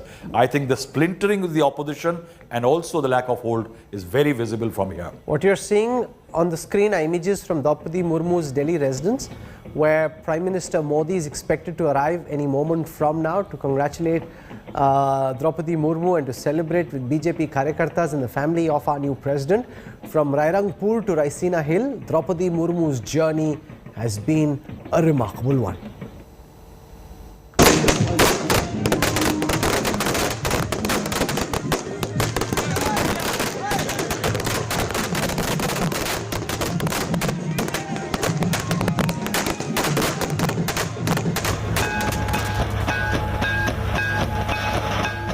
Rairangpur in Mayurbhanj district of Odisha is proud to be the town that witnessed the rise of Droupadi Murmu. She worked here as a teacher before becoming a councillor, an MLA, a minister, and then governor. More than 280 kilometers from the capital of Odisha, this is where she built her life after her elder son passed away. Her people are overjoyed.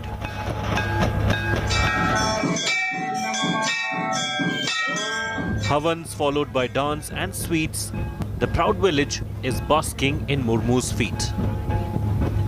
She is a lady with a heart. On the one side, she is an iron lady. She would like to take strong action in one hand. In other, she would talk very politely and very compassionately with the public. Droupadi Murmu's brother Tarini Sen Tudu lives in her house in Rairangpur while the rest of the family keeps visiting. Her brother is excited about attending the swearing-in ceremony. Celebration तो हम लोग तैयारी में है, लड्डू वड्डू बटाया जाएगा और नाच उच भी होगा ट्रेडिशनल का। अगर जीत जाती है तो हम तो जरूर उसका ये मैं आऊँगा ओथ में। वो लाइक एनी अदर मदर, कभी कभी स्ट्रिक्ट भी है, कभी कभी सॉफ्ट। क्या बोल रहे हैं? Okay, here are images of Prime Minister Narendra Modi now reaching the residence of Droupadi Murmu. Paulami Saha is at Droupadi Murmu's residence. The Prime Minister coming, wanting to be a part of this celebration. And as far as the political messaging is concerned, they're going all out to ensure that that message goes home. Naturally, when the Prime Minister is going to meet the President who's just won this election, prime-time television cameras on them at this moment, and sending a very powerful message to all parts of the country that they've got now a Santal, tribal, Adivasi woman as India's next president.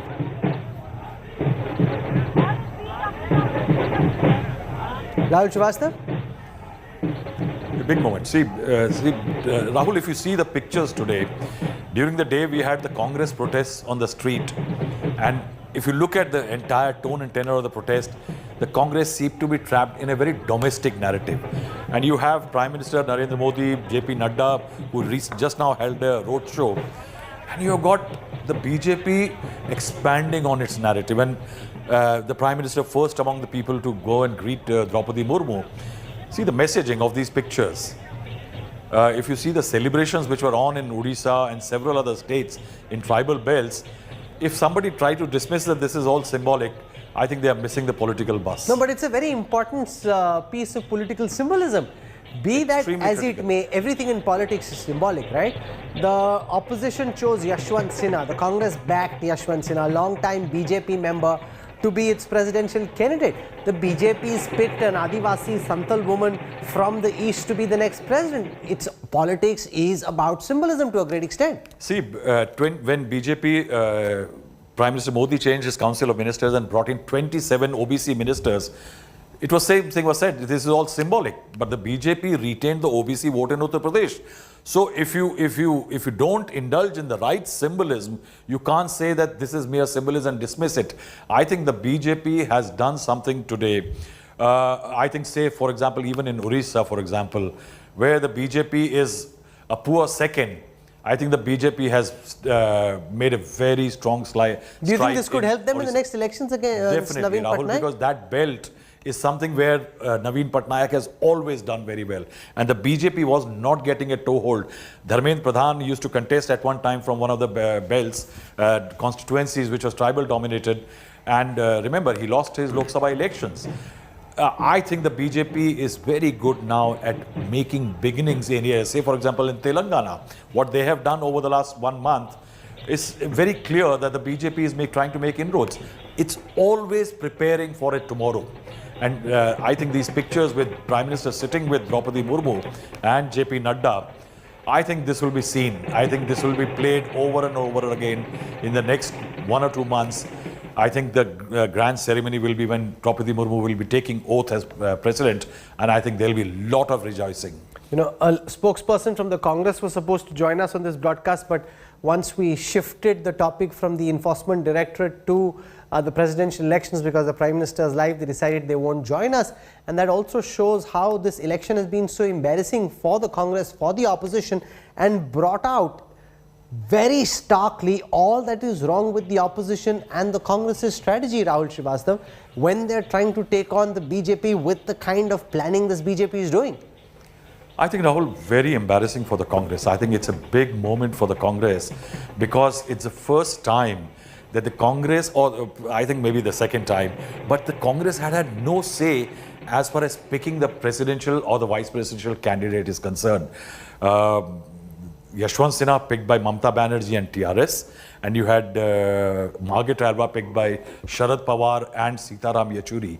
I think that indicates the slide of the Congress, that it is not part of the decision making of the opposition. It is others who are setting the tone, that for president's election, it is Mamta Banerjee who takes the lead. Say, for example, even look at this act that Mamta Banerjee has declared already a tribal day, that the state will be celebrating. She realizes that there is something that the BJP has achieved. She needs to do a political counter. I think the Congress is a very sorry state today, because I think at least in decision making, the Congress could have had a say, and that could have helped the party retain its principal opposition space, I think, which is losing very fast. I think Mamta Banerjee, Arvind Kejriwal and others are eating away at the Congress's space very, very quickly. But they don't even know what's going on. They don't know how to counter it. and they're being hit by a force which they simply cannot deal with at this moment. I want to go across to Palami Saha. She's at Droupadi Murmu's residence at this moment, smiling pictures of the victorious party. Droupadi Murmu in this white and blue sari, all set to become India's next president, receiving congratulations at this moment from the BJP president and the Prime Minister. What are you picking up from the ground, Palami?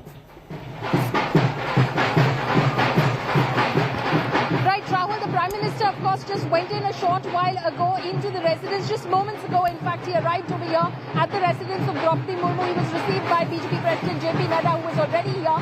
And, of course, he's gone in to congratulate Droupadi Murmu. And as you can see, there is, of course, arrangement which has been made over here at the residence. This Shamiana, which has been put up, this tent which has been put up, where Droupadi Murmu, in a short while from now, after a few of those dignitaries personally congratulate her, will be officially and publicly felicitated by the party and party karyakartas and members of parliament and others who will be arriving over here. And it had gone up a short while ago, which basically says Abhinandan Navnirvachit Mananiya Rashtrapati Srimati Droupadi Murmu. So the BJP was already very confident, and these are banners that we've seen across Lutyens, Delhi, central Delhi today as well, which basically already anticipated this victory for Droupadi Murmu. And the BJP is pulling out all stops, Rahul, in order to ensure that this momentous occasion is marked in history books when India, of course, gets its first tribal president. What are you picking up about these cross votes? The fact that 104 MLAs, 17 MPs cross voted, that's a big number. In some of the states like Assam, Madhya Pradesh, Maharashtra, you've got more than a dozen MLAs cross voting. That's a big number. It's not just in the ones and the twos. These are big numbers of cross voting MLAs. That's right. You know, the BJP had anticipated that there will be some amount of cross-voting because there were already murmurs, in fact, of that earlier. In fact, when the polling happened as well, and I was just going through the Prime Minister's tweets as well. The Prime Minister has, of course, congratulated Droupadi Murmu as she, of course, in fact, registered this victory for herself. But as far as cross-voting goes, Rahul, they had, of course, anticipated that there will be some amount of cross-voting. But today, of course, they were very surprised. At least that's what the BJP is claiming. We will have to eventually see the results as they are after they are officially declared how many MPs and how many MLAs from each state assembly and how do they vote. But as far as the MP votes were concerned, a top source told me, for instance, that they, out of the number of votes that were cast, 748 were declared to be valid and 15 others invalid. So 763, in fact, were the number of votes polled as far as Parliament was concerned in these elections. They had hoped to get 523. What Droupadi Murmu got was 540. That's 17 more MPs. So if you consider, even if you consider those 15 invalid votes and say a couple of those votes are BJP's votes, so the BJP trained its MPs real hard and its MLAs real hard to ensure that their votes are not considered to be valid. They know which ink to use, which pen to use, how to mark, etc., etc. Even if we consider that a few of those 15 invalid votes are from the Bharatiya Janata Party, that means they were anticipating 523, but a few would be invalid, which means, but they got 540, which means the figure could be more than 17 in terms of the number of MPs that cross-voted. Now that is a mind-boggling figure because the number that was doing the rounds was about 8 or 9.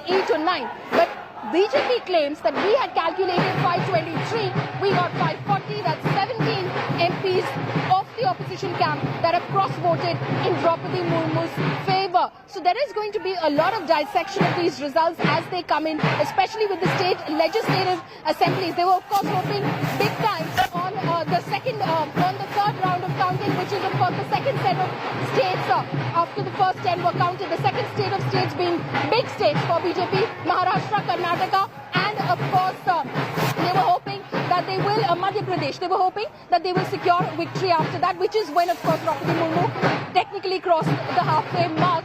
Punjab being the only state which was not voting for Droupadi Murmu in that. In the last round, where counting is still underway, only Tamil Nadu and Rajasthan is where they're hoping, they're anticipating that it will not vote in their favour. But clearly, these are big states, and if there has been this amount of cross-voting, this is a worrying sign for the opposition, really, because the opposition now has to try and decipher as to how exactly is it that they couldn't get the number of votes, given that they all came together in order to announce Yashwant Sinha's name. But then we've seen the chins already over there. Aam Aadmi Party did not attend those meetings, those two meetings that were called by Mamata Banerjee to declare Yashwant Sinha as the contender for the race. Aam Aadmi Party did not come to those meetings, and eventually, grudgingly, they did declare their support for Yashwant Sinha.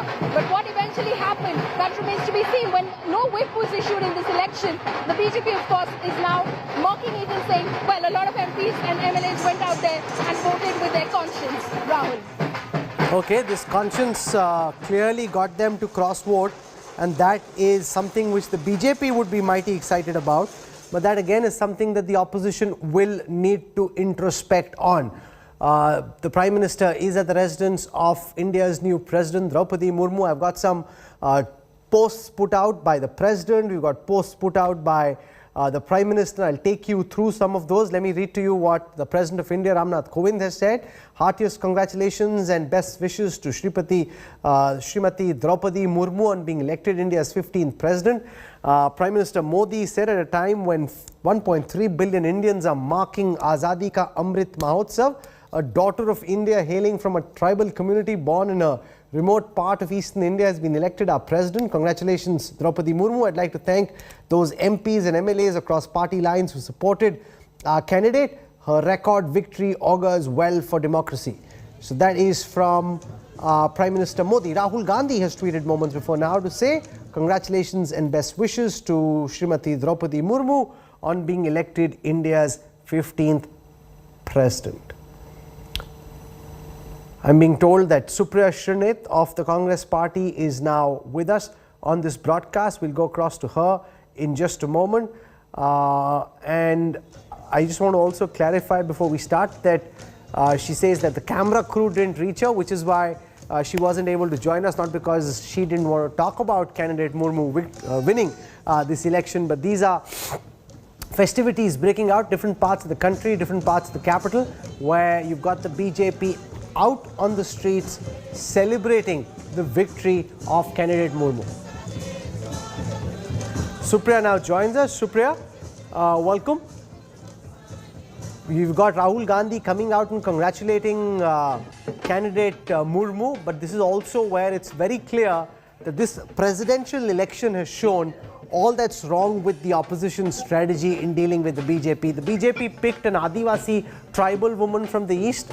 The Congress and the opposition picked Yashwant Sinha, a long-time BJP leader who criticized the Congress party at various occasions as your candidate. And even today, 104 MLAs cross-voting, 17 MPs cross-voting. What do you make of the mess the opposition finds itself in, Supriya?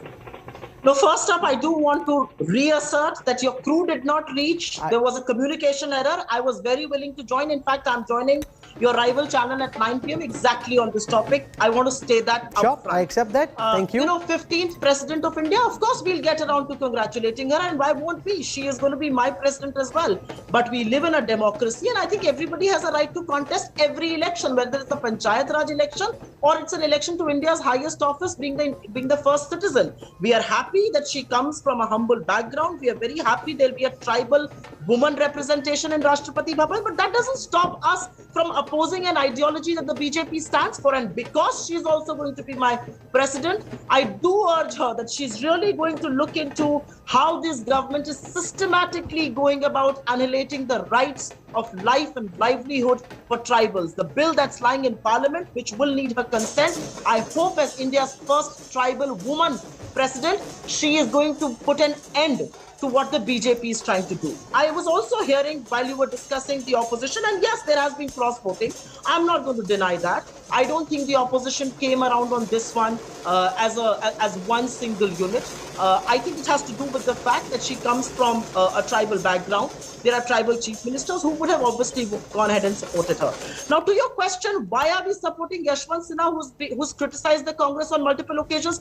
He's been a BJP finance minister, and he's calling them out every single day, because every sane individual in this country, if you believe in India more than you believe in the power of the two gentlemen trying to run this country, you will call them out. And that's what Yashwant Sinha is doing. I think every force in this country which wants to oppose the ideology that the Bharatiya Janata Party and the RSS wants to stand for, has to come together. We could not be successful this time around, but we live in optimism. No, but take for example the fact that the Trinamool Congress has said this evening that they will not back Margaret Alva for Vice President. You simply don't forget trying to fight the 2024 elections as one united opposition. You can't even come together and deciding who will be the vice presidential candidate. The TMC doesn't want to have any truck with the Congress on this. No, Rahul. I think we need to step back and realize that a 2024 general election is very different from a presidential campaign, or for that matter, the vice president's election. A vice president's election, there's very little at stake, so to say. But a 2024 general election is going to be fought all across the country, and there are glaring issues that we want to fight together, against the Modi government. I also want to make one thing very clear here. There was something that was being talked about symbolism before I joined in. I want to understand, we had a Dalit president, Shri Ramnath Kovind ji, who's now demitting office. How well off are Dalits after he had taken over than before? Dalits in this country are subject to the most gruesome atrocities under his nose, under this government's regime. So let's not get carried away with symbolism. At a time, we were trying to elect Droupadi Murmu ji to India's highest office. A tribal woman was being burnt alive in Madhya Pradesh. Tribals were being beaten up. They were denied their life to life and livelihood. So let's not get carried away with symbolism, because symbolism carries your vote so far, no further. How are Dalits today better off after 5 years of Shri Kovind? I would want to ask. Okay, let me put that question to Aparajita Sarangi. How are Dalits better off because of the presence of a Dalit as president? How will tribals benefit because of the presence of a tribal as a president? But the point that Rahul Srivastava was making was very important, Supriya, which is that this helps, for example, mobilize in parts of Orissa where the BJP hasn't done well, political momentum in favor of the BJP. It's also got the likes of Mamata Banerjee having to announce a tribal day because they realize the power of this idea. You're dismissing that symbolism, but in that political symbolism is the BJP believes lies its future. Have I lost you? Is it my turn to speak? Yes, you can, Supriya. I was talking about how everyone now wants to be pro-tribals because of that symbolism, and you're dismissing the power of that symbolism. Yeah, no, everybody wants to be pro-tribals only in the name of being in pro-tribals, because this government, through the Forest Rights Act and the amendments that are being made to it, are even leaving final approvals that will affect the ease of living for tribals, for Adivasis and Dalits in forest areas. So let's not talk about who's trying to do what about tribals. There is an August 2009 amendment. There's a 2006 Forest Rights Act, which the government needs to adhere to. The reason why I say about symbolism is, if you think Srimati Droupadi Murmu's election is going to get the BJP's boat sailing in Odisha, then we've got something other coming on our hands, quite frankly. I mean, politics is, yes, symbolism to an extent, but it doesn't carry you any further. Are you telling me if they had elected a Tamil president, the BJP would have won Tamil Nadu? Not in this lifetime for them. Not in this lifetime can they win Kerala. Not in this lifetime can they win at this moment, Supriya, it's a fact of politics that there is a brighter chance of the BJP doing better in Tamil Nadu or in a state like Telangana than the Congress. In the way that... I'm actually quite surprised. I'm quite surprised that you really believe that the BJP can do better than us in Tamil Nadu. Without the DMK, take the DMK's crutches away. Take the DMK's crutches away. Take the DMK's crutches away. Most Congress leaders would struggle to save their deposits. I object to the word crutches, first of all, and I want to put it up front. I object to the word crutches. There are no crutches in politics. There are allies. Just like we ally with some people, the BJP allies with the others. They've done it in, Let me get Rahul Srivastava in on this. Rahul, okay, just one second. Let me get another perspective on this. Supriya Srinath says that there's a brighter chance of the Congress coming back to power on its own in Tamil Nadu than the BJP doing better, or even a state like Telangana where the BJP is clearly the principal opponent. No, one second. Let's hear from Rahul. I'm coming. Rahul, I think you said that. No, I did not. Rewind. What did I say? Do not call allies crutches.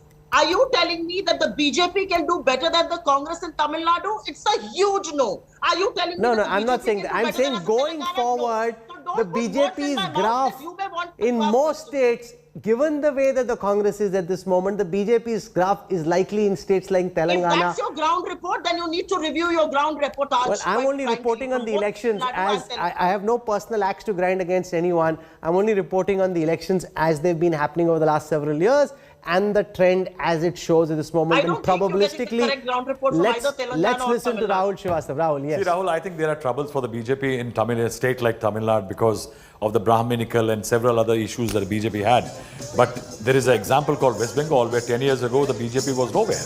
But you have a BJP which is now the principal opposition and you have virtually no Congress inside the assembly. Rahul, the point here is when we are talking about symbolism, Rahul, we have Congress made three presidents in fact, who were from the minority. Do you think it was done because that nothing will happen to the minorities? The Congress brought Mr. K.R. Narayanan as the President of India. He was a Dalit. You mean to say that Congress's effort never did anything for the country? Congress brought in Pratibha Patil ji as the first woman President of India. You mean to say that after that the lot of the women never improved? I think we should not weigh on the scales so give what me data. people got with what the symbolism was. I think if Zakir Hussain, Zail Singh, Fakhruddin Ali Ahmed, Pratibha Patil and K.R. Narayanan were strong symbols to the people of this country that constitution works in this country. No, but I think Droupadi I don't Murmu see why Supriya is in denial. Symbolism is an important part of politics. It's a reality.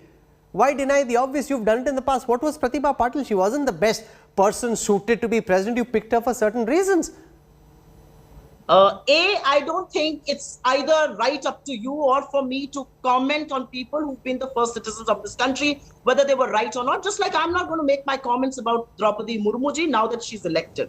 But I do want to say, I'm not denying symbolism. All that I'm saying is symbolism takes you this far and no further. I mean, if you are telling me that the lot of tribals are going to now stand with Mr. Modi, then we really are, talking about two different parallel universes that we are perhaps traversing. Absolutely, symbolism is important in politics, and a lot. It's a big deal. But to say that BJP is going to win Odisha because Srimati Droupadi Murmu has been made president. Okay, we've got live images now of candidate Murmu, soon to be our president, out with the Prime Minister and with the BJP president. They're doing their namaste. She's looking delighted. It's the biggest day of her life, as you can quite imagine. To come from a very remote Santhal tribal village to now be set to be India's president, she is delighted. Her name was Rahul in the reckoning last time round as well. The Prime Minister has left.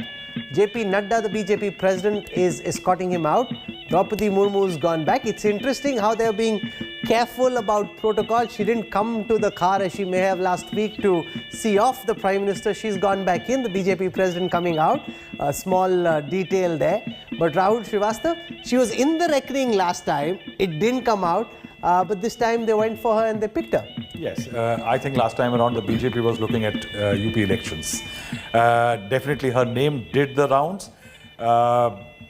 Very importantly, what you noticed, also the Prime Minister gesture to her that she can now go back and then only he will leave.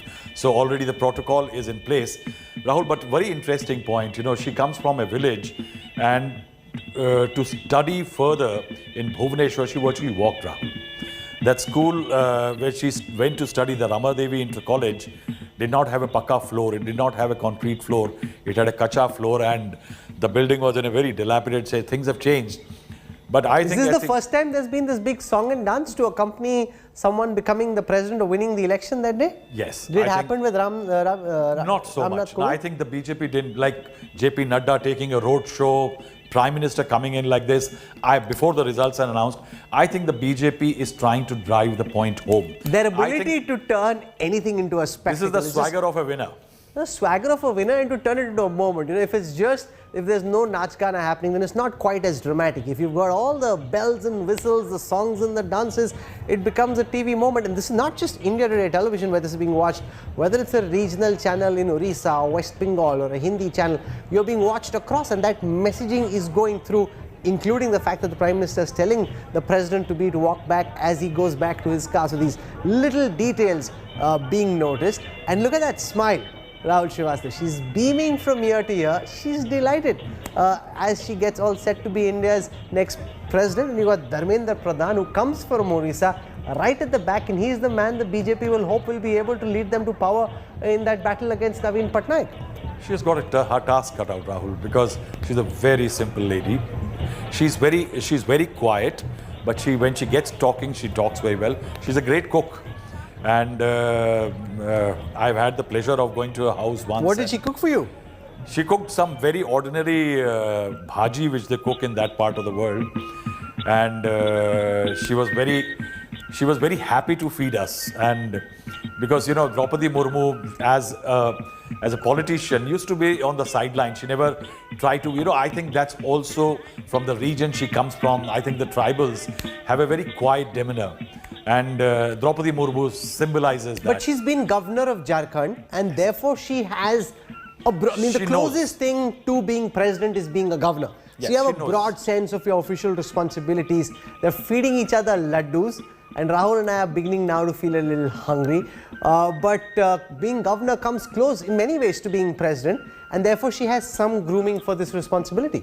I think the constitutional propriety, I think that's very critical for a president, that it knows how to, the president, while governor knows how to deal with the government, a state government though, bills which are passed on to the governor for clearances, for appointments at various levels. Definitely the governorship gives you an internship into what a president's job is. But I think it's a very critical job. And I think, again, Rahul, I will say the opposition missed the trick. Sometime before UP elections, the NDA had 48.5% votes as far as the entire collegium is concerned. The opposition could have started working then, got people like the BJD and others to join their narrative and push the candidate. Supriya was right in saying that the presidency is a very critical job. Imagine if there was an opposition president, what could have been the political scenario in this country? I think the opposition really missed the trick. No, but it's much tougher to cobble together a consensus around a candidate when you're up against somebody who's already 48 plus. Then you just need a little bit more, 1.5%, 2% more is enough to take you through. For the opposition to come together really requires the kind of political skill and maneuvering which we haven't seen this opposition being capable of. I'm going to slip into a quick break as they feed each other these laddus. It's now very clear that Droupadi Murmu will be India's 15th president at a time when 17 MPs, 104 MLAs cross-voted. That's the other big story coming out of these presidential elections. More details coming up on the other side. You're watching the News Track.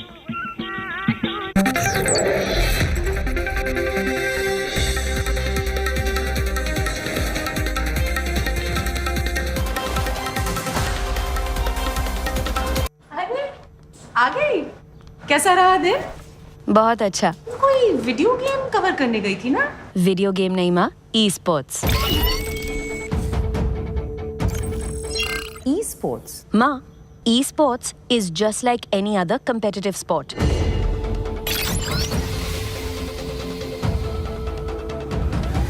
इसमें ना वो सब feelings है जो किसी भी और sports में है। इसमें इमोशन है, इसमें एंगर है, इसमें सैडनेस है, इसमें हैप्पीनेस है, इसमें कमराडरी है।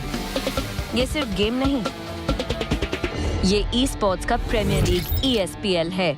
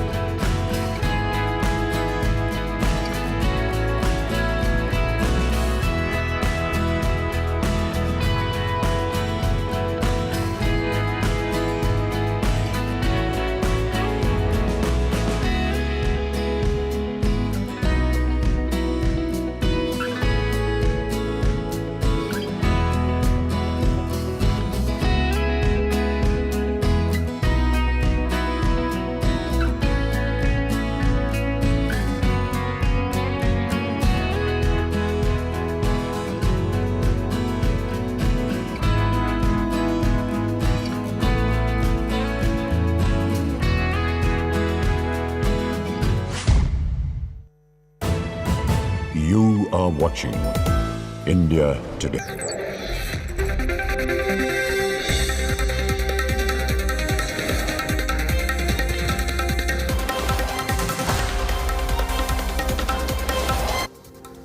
From Rairangpur to Rashtrapati Bhavan, Droupadi Murmu's journey has been remarkable. A Santhal tribal, Murmu rose from the grassroots, where she was a hard-working, industrious MLA and earned rich administrative experience as a minister in the Patnaik-led coalition government in Orissa in the year 2000. Here's all you need to know about India's 15th president.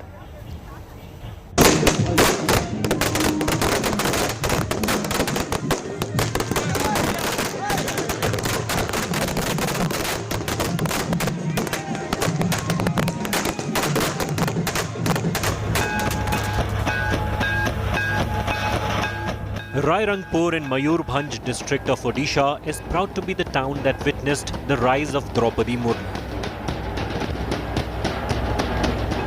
She worked here as a teacher before becoming a councillor, an MLA, a minister, and then governor. More than 280 kilometers from the capital of Odisha, this is where she built her life after her elder son passed away. Her people are overjoyed.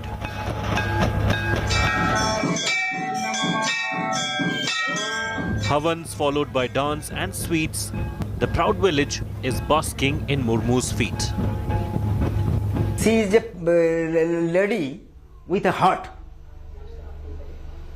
On the one side, she is an iron lady. She would like to take strong action in one hand. In other,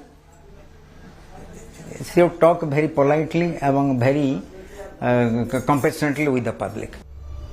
Droupadi Murmu's brother Tarini Sen Tudu lives in her house in Rairangpur while the rest of the family keeps visiting. Her brother is excited about attending the swearing-in ceremony. Celebration तो हम लोग तैयारी में है, लड्डू वड्डू बटा जाएगा और नाच उच भी होगा ट्रेडिशनल का। अगर जीत जाती है तो हम तो जरूर उसका ये मैं आऊँगा ओथ में। वो लाइक एनी अदर मदर, कभी कभी स्ट्रिक्ट भी है, कभी कभी सॉफ्ट भी है, और she is any like any other mother. In the school where she worked as a teacher between 1994 and 1997, she is remembered fondly as Didi, or elder sister. Rule regulation भी करूथिले आ समस्तनकर सहित भलो संपर्क भी रहउतला आ छोटे छोटे छुआ मन को भी भलो व्यवहार भी करूथिले समस्त स्टाफ मान का सहित भी भलो सब संपर्क रहइतला लोक मान का सहित भी भलो सुसंपर्क रहइतला.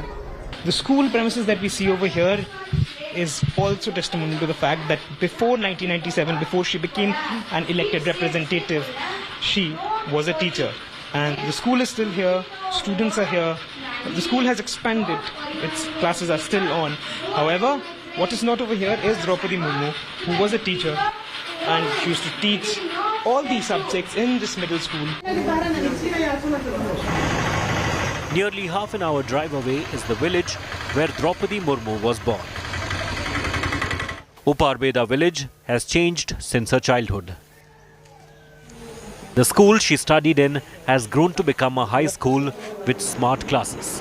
Back in the 60s, it was only a primary school. Droupadi Murmu had to leave the village of Uparbeda. The reason was that the school that she went to in this particular village was a primary one. That means it was there till class 5. And that is the reason why she had to leave for Bhubaneswar for further studies. In 2022, things have completely changed over here in this particular village of Uparbeda. Droupadi Murmu's native house is a well-constructed one compared to the Kacha house of the neighborhood. Decorated like never before for the auspicious occasion. Murmu's extraordinary journey is now the new folklore, which will inspire generations of Adivasis and common citizens. With Suragni Roy in Mayurbhanj, Bureau Report, India Today. Here's wishing Droupadi Murmu all the best for her stint as India's 15th president. Rajdeep Sardesai is all mic'd up and he comes to you with news today on the other side of a very quick break. Stay with us.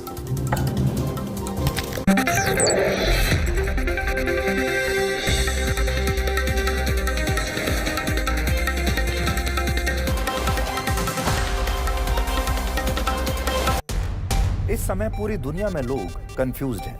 वो समझ नहीं पा रहे हैं क्या सही है, क्या गलत है, क्या सच है, क्या झूठ है। और ये स्पष्टता हम आपको अपने इस नए शो में देंगे। सब कुछ ब्लैक एंड व्हाइट में बताएंगे। इस शो में मेरे बालों के अलावा कुछ ग्रे नहीं होगा। हर खबर ब्लैक एंड व्हाइट की तरह बिल्कुल स्पष्ट होगी।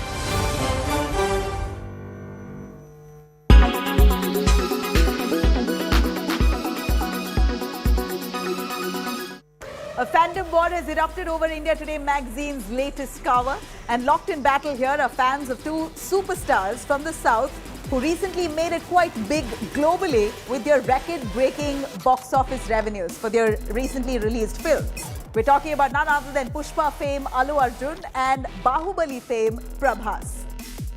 Allu Arjun shot to pan-India fame and attention with Pushpa The Rise. His appearance on India Today's cover page demonstrates the rise of southern Indian cinema. Allu Arjun's latest video hit over 5 billion views, a record-breaking feat for any Indian actor. This surely implicates that he is the front-runner in the South industry who's risen to fame exponentially. On the other hand, Prabhas had also made it to India Today's cover page back in May 2017. Well, now the comparison of both the cover pages by fans of both stars have sparked quite a row on social media. The war is all about which of these heroes have bigger pan-India fame and presence. Prabhas's fans say that his cover was more organic.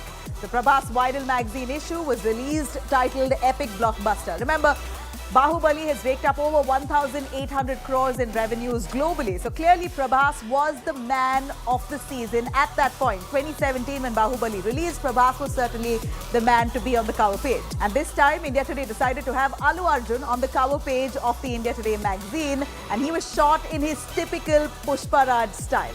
Well, of course, this hasn't gone down well with Prabhas's fans. Many of Prabhas's fans on social media put out messages saying Allu Arjun's cover was just a mere PR stunt, while Prabhas's cover of 2017 was a lot more organic. Quickly, Allu Arjun fans jumped in saying that this is just some kind of jealousy that they could smell because Allu Arjun's cover has gained a lot of traction. So we see Allu's fans and Prabhas's fans fighting with each other on whose India Today magazine cover was more organic and was more a PR stunt. Both set of fans exchanging words here, but one thing's for sure, both the stars are equally important and are equally glorious. Well, what we do know is that Southern stars in the recent past has grabbed the world's attention with their stupendous success in films. And of course, India Today magazine will continue to feature those superstars from the South who's really made India proud. Do watch out. You are watching India Today.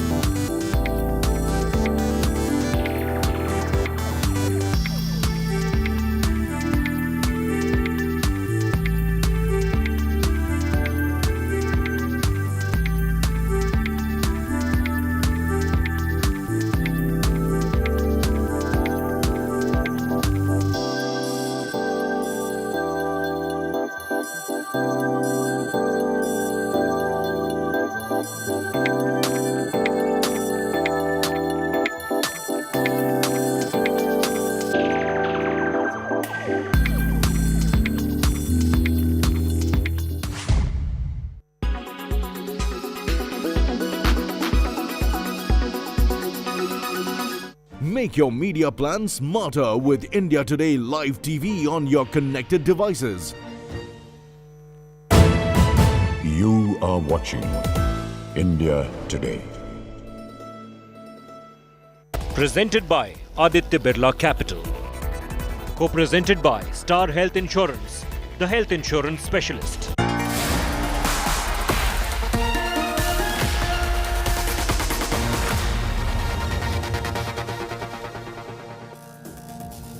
Good evening, hello and welcome. You're with the news today, your primetime destination. News, newsmakers, talking points tonight. It's the day of history because India has got its 15th president, Droupadi Murmu. India's first Adivasi president is our top focus. Also, the Enforcement Directorate has questioned Sonia Gandhi. Is it vendetta or rule of law? P. Chidambaram, among others, will be joining me tonight. But first, the 9 headlines at 9 this Thursday night. Droupadi Murmu becomes India's 15th president, gets 69% votes after 3 rounds of counting. Prime Minister Modi meets Murmu, congratulates her as celebrations break out in her home village in Odisha. Opposition is split wide open over the election now of the vice president. The TMC decides to abstain from voting for Margaret Alva. Mamta's party says it's furious on not being consulted over Alva's nomination. Sonia Gandhi's Enforcement Directorate grilling in the National Herald case concludes for the day. She will be summoned again on July 25th. Congress protests across the country. Shocking immolation of a seer who protests against illegal mining at the revered hills linked to Lord Krishna in Rajasthan. The BJP uses it to attack the Gehlot government.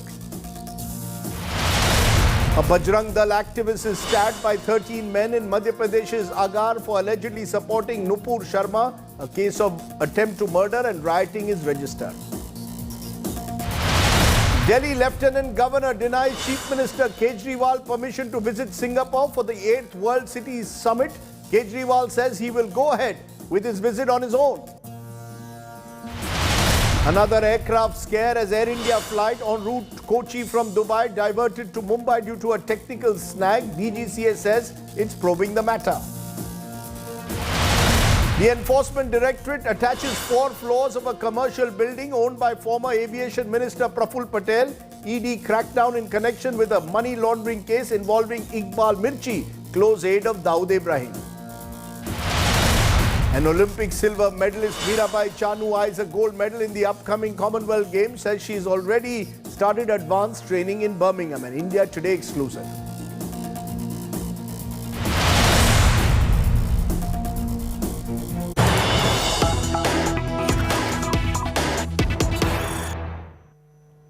But the big story this evening, Droupadi Murmu will be India's 15th president.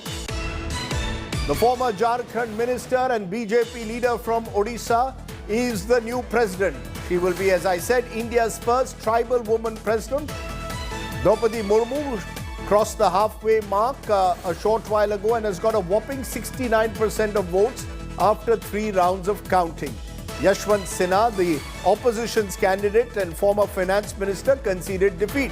The Prime Minister has visited Ms. Murmu along with Home Minister Amit Shah, JP Nadda, and they congratulated the President-elect. 17 MPs, 104 MLAs cross-voted in this election, clearly suggesting that the opposition was split wide open as this election took place. Let's go first straight across to our correspondents. Paulomi Saha joining me live from Droupadi Murmu's Delhi residence. Suryagni Roy joins me from Rairangpur in Odisha. First to you, Paulomi. We are seeing the BJP in a celebratory mood. Prime Minister there, Home Minister JP Nadda. Clearly they want to send out a message by having the first tribal president of the country that their party is reaching out to the wider tribal community, about 11 crore tribals in this country. Absolutely. There is definitely a very big political message as far as the BJP's choice and the NDA's choice of Droupadi Murmu was concerned. And of course, now that she is on her way into Rashtrapati Bhavan, a big momentous occasion, something that the NDA will of course go to the people and tell them about as they of course embark on the Abhinandan Yatra, as they're going to call it, over the next few days until she's sworn in as the Rashtrapati of the country, the 15th President of India. They will of course be embarking on this yatra across all booths, all mandals, in order to register this occasion and this victory of Droupadi Murmu's. We, of course, as you told our viewers, are standing inside Droupadi Murmu's residence, and that is, of course, the cavalcade of the Home Minister, who is inside right now, congratulating the President of India, the President-elect, and he's about to step out. Obviously, we're going to get this visuals on our cameras as we speak right now. The Home Minister there, of course, leaving after congratulating Droupadi Murmu. Earlier it was the Defence Minister, and the first dignitary, of course, to arrive over here was Prime Minister Modi, who was accompanied by, of course, BJP National President JP Nadda, as they congratulated Droupadi Murmu, the first dignitaries to arrive over here. As you can see already, MPs arriving over here. That's Jagdambe Kapal, that who sort of went in. Earlier it was also after Home Minister Amit Shah, we saw Union Minister Sadhvi Niranjan Jyoti as well, who had gone in right now. So clearly there is going to be a beeline of visitors that Droupadi Murmu will be receiving, as she of course savors this moment as people across the country celebrate India's first tribal president. Rajdeep. Let me go across also to Odisha for a moment. I'm coming back to you, Paulomi, to understand how the numbers are working out. But Suryagni, predictably, this is where it all started, where you are in Odisha. Historic moment for the tribal community, for the Santals, for the people of that part of Odisha. Give us a sense of the mood there, the sense of anticipation, what you're seeing around you. Well, Rajdeep, we all have seen the Rashtrapati Bhavan, but right now to our viewers, I'll show them once again the house of the president. This is the house where she was staying for a long time, ever since she came over here at Rairangpur. And this is the house where she stayed with her husband, her daughter and her brother Tarni Sen. They stay over here. And but right now from Rairangpur, it's going to be Raisana Hill. And you know, we'll take the question that you have asked me to the localites over here and we'll ask them directly.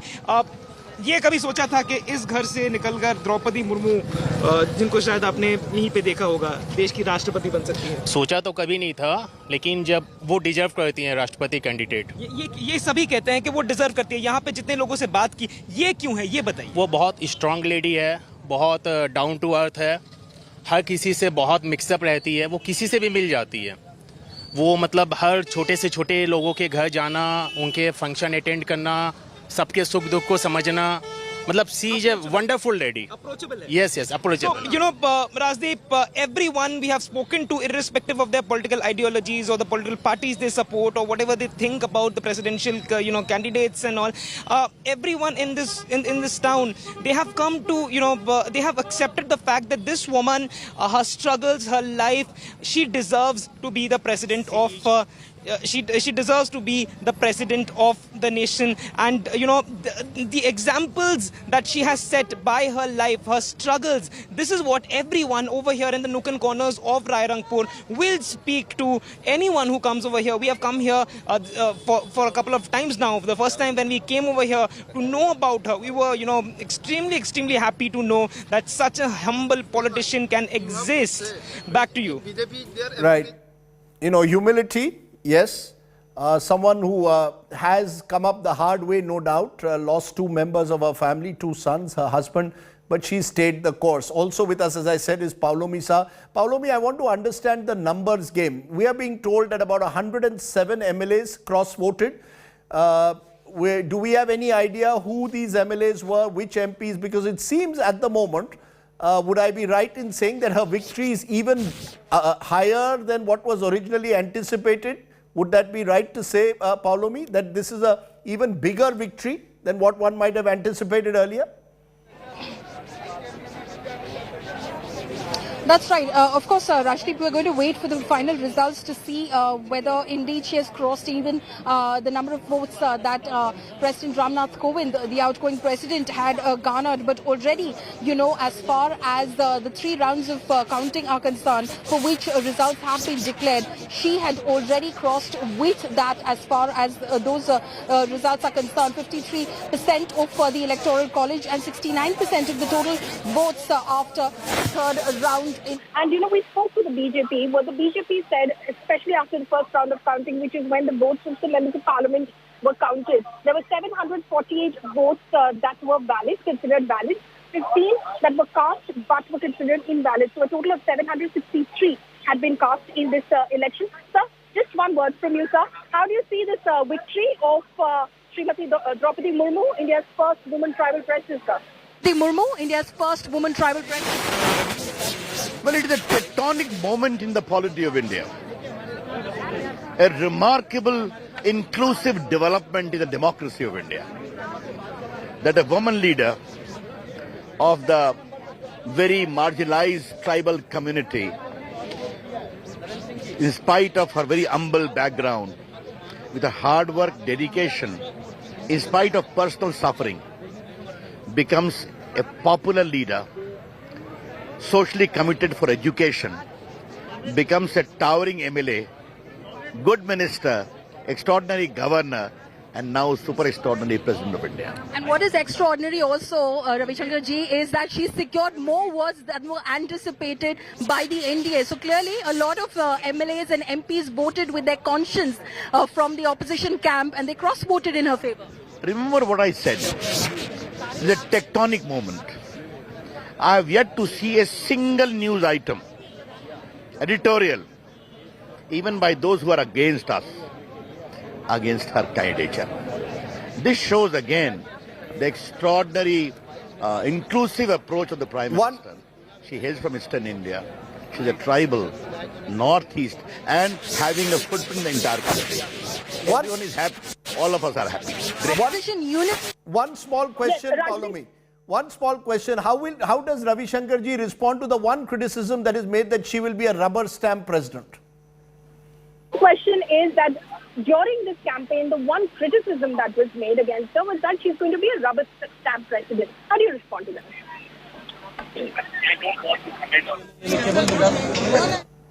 Comment on that. Rajdeep begins with something negative on the very first day. Okay? Please. What is important is the role of the president is delineated in the constitution itself. And with her vast experience for 6 years as a governor, she would be an epitome of constitution. So she's going to be an epitome of... Okay, so she's going to be an epitome of constitutional dignity. So thank you so much for speaking to India Today. Of course, that is the reaction that's coming in. We have Ravi Shankar Prasad with Paulomi suggesting this is an extraordinary moment, and in many ways it is. It is a historic moment to have India's first Adivasi president. But as the BJP carves a slice of history, is the opposition therefore been outsmarted yet again? The result was well known, but the margin is even higher than anticipated. Sudhanshu Trivedi joins me along with Shama Mohammed of the Congress. Appreciate both of you joining me. To you, Sudhanshu Trivedi first.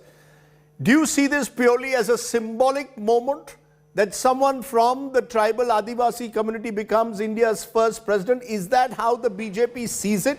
And therefore part of a social transformation that a group which 11 crore tribals in India you believe are represented today by Droupadi Murmu being in Rashtrapati Bhavan? Does this suggest a form of social engineering by the BJP?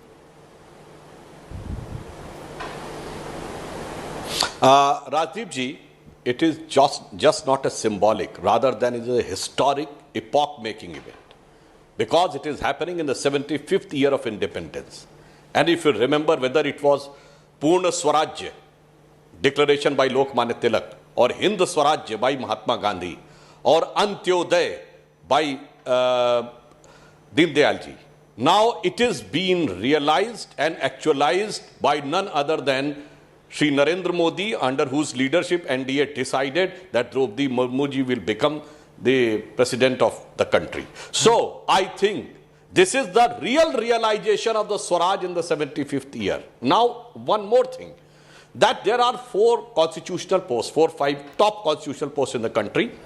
President, Prime Minister, Lok Sabha Speaker, and Chairman of the Rajya Sabha, that is Vice President, and the Chief Justice.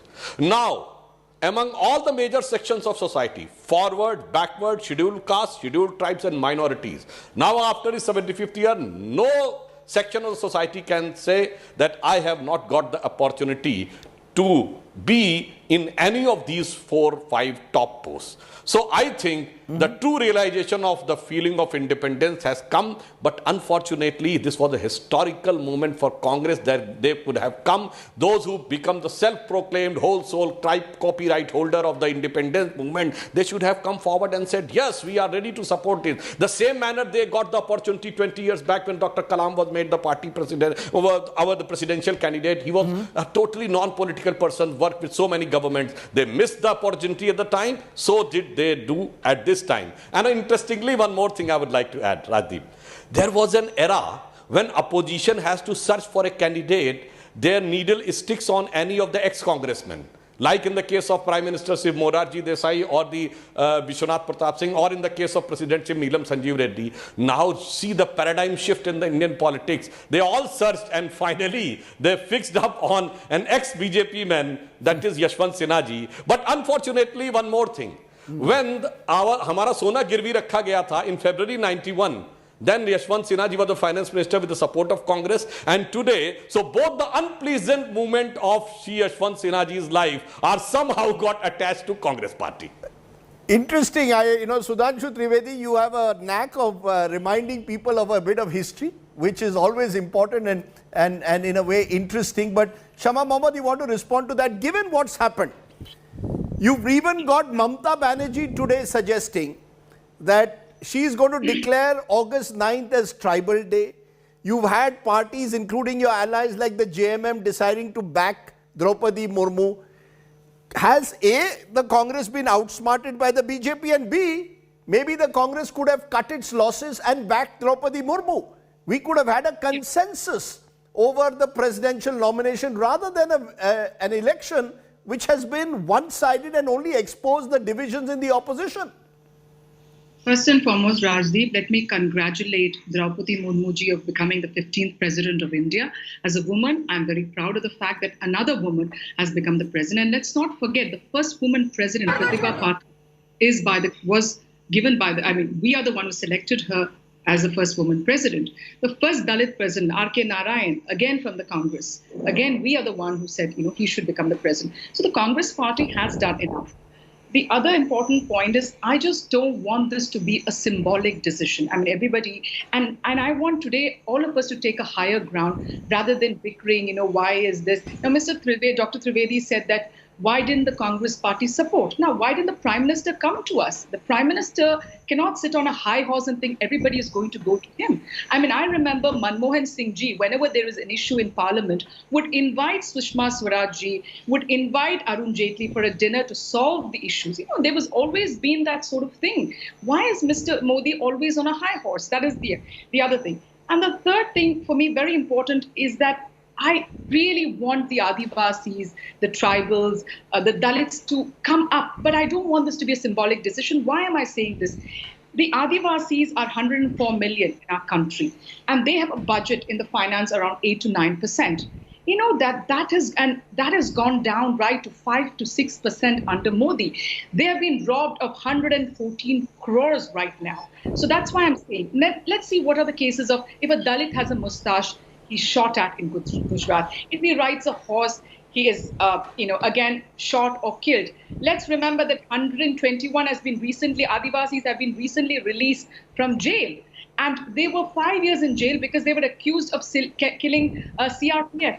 So why is these things happening is the question we need to understand. Okay. And also, this is what, and also today what happened is, we all know that there is a secret ballot. We don't know who's cross-voted, one. And the other thing is about the preferential voting. We know during Dr. Kalam's time, there was something, new MLAs, MPs, they didn't know what was preferential voting. So that could also be the case right now. But today, what we all need to get the higher ground, And I would also tell No, Dr. I'm ready to take the higher ground, but the fact is, I'm glad that politicians at times think of taking the higher ground. But I will, one moment press you, because I will ask my producer to play what Mamta Banerjee, remember Mamta Banerjee today has, okay, we will come to that in a moment, but you want to respond to that, Sudhanshu, for now? It's all very well today to say that the opposition should have also supported a Droupadi Murmu. But the Prime Minister, the Home Minister, the Defence Minister, no one approached the opposition and said, look, let's work together. And by the time they did so, it was too late. They had already got Yashwant Sinha as the candidate. You also didn't make enough of an effort to build a consensus. You had the numbers, and therefore you thought you would score a point and take the credit in a way that we have made India's first Adivasi woman the President of India. Why couldn't the Prime Minister have attempted to build a consensus, rung up Sonia Gandhi, rung up Mamta Banerjee, and resolve the issue?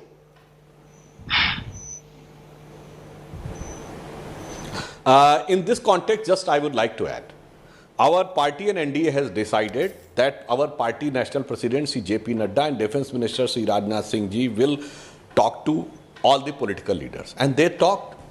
Has opposition given up their any indication? Then they kept mum. Party approached and asked, what is your view? When you kept mum, then you are expecting that when we decide, then again, like the masters, we should again approach you, sir or madam, now we are going to decide this. Do you agree to this? Sudhanshu ji, 1 minute, 1 minute, sir. Sudhanshu ji, एक minute. Chronology जो मुझे पता है, the chronology I was told is Rajnath Singh ji did ring up the likes of Mamta Banerjee, did ring up the likes of Sharad Pawar, but didn't give them a name. So you ring up someone and say, look, please, when you ring up someone, had they said that Droupadi Murmu is your choice, Mamta Banerjee says she would have immediately supported her. Sir, यही तो मैं कहना चाहता हूं. उन्होंने पूछा आपका क्या विचार है, आप बताइए. मतलब अब आप ये एक्सपेक्ट करते हैं कि हम अपना कैंडिडेट बना के परमिशन मांगते. राइट. हम पूछ रहे हैं, उन्होंने कोई अपना कैंडिडेट बताया? कंसेंसस बना के कहते साहब हमारा ये विचार है, अब तब उनकी बात के ऊपर हम विचार न करते तो ठीक है. Then everybody decided to keep mum. हो गई बात खत्म हो गई. अब दूसरा मैं याद दिलाना चाहता हूं, अभी शर्मा जी ने याद दिलाया, इन 2007 Dr. Kalam was ready to become for the second term if consensus was there. But then what happened? Everybody was ganged up that Kalam should not get the second term. Maybe because if Kalam would have been in the office, then the clemency of Afzal Guru would not have kept in waiting for 7 years. The things would have been different. So that's why those who call up the consensus are having a totally different approach in the reality. And one more thing, there is also, you can say, a paradigm shift in the Indian society. There was one candidate who started his career as an IAS officer, Sri Yashwant Sinha. And there was one candidate who started her career as a clerk.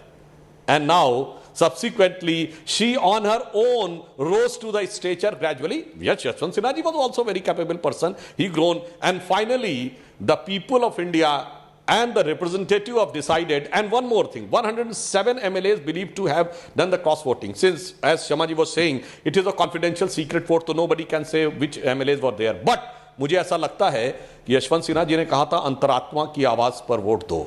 So maybe the conscience of several MLAs and MPs have arisen awake, and they have thought that if the historical opportunity at the historical moment of 75th year has come, so they should leave apart their party prejudices and come join, और इस यज्ञ में वो भी अपनी एक आहुति दे. तो हो सकता है अंतरात्मा की आवाज पर बहुत से लोगों ने कर दिया हो, क्योंकि इसमें किसी को बेनिफिट नहीं है.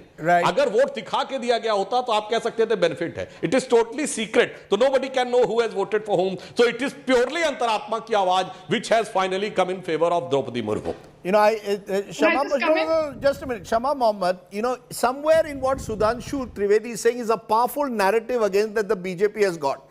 In 2014, they used the narrative of Narendra Modi versus Rahul Gandhi, Chaiwala versus inheritor.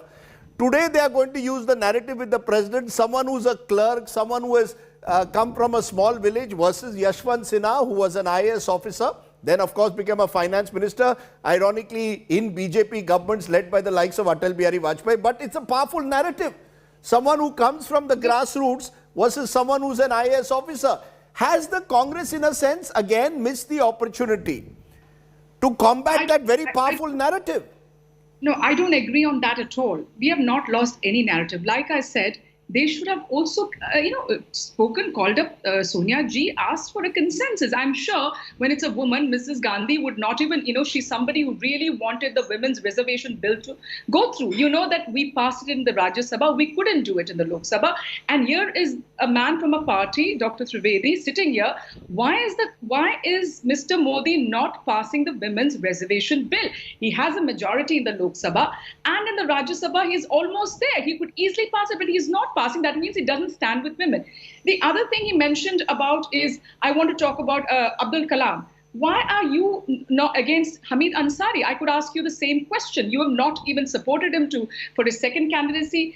Mr. Modi has accused him of treason in 2017 before the Gujarat election, along with General Kapoor and Dr. Manmohan Singh.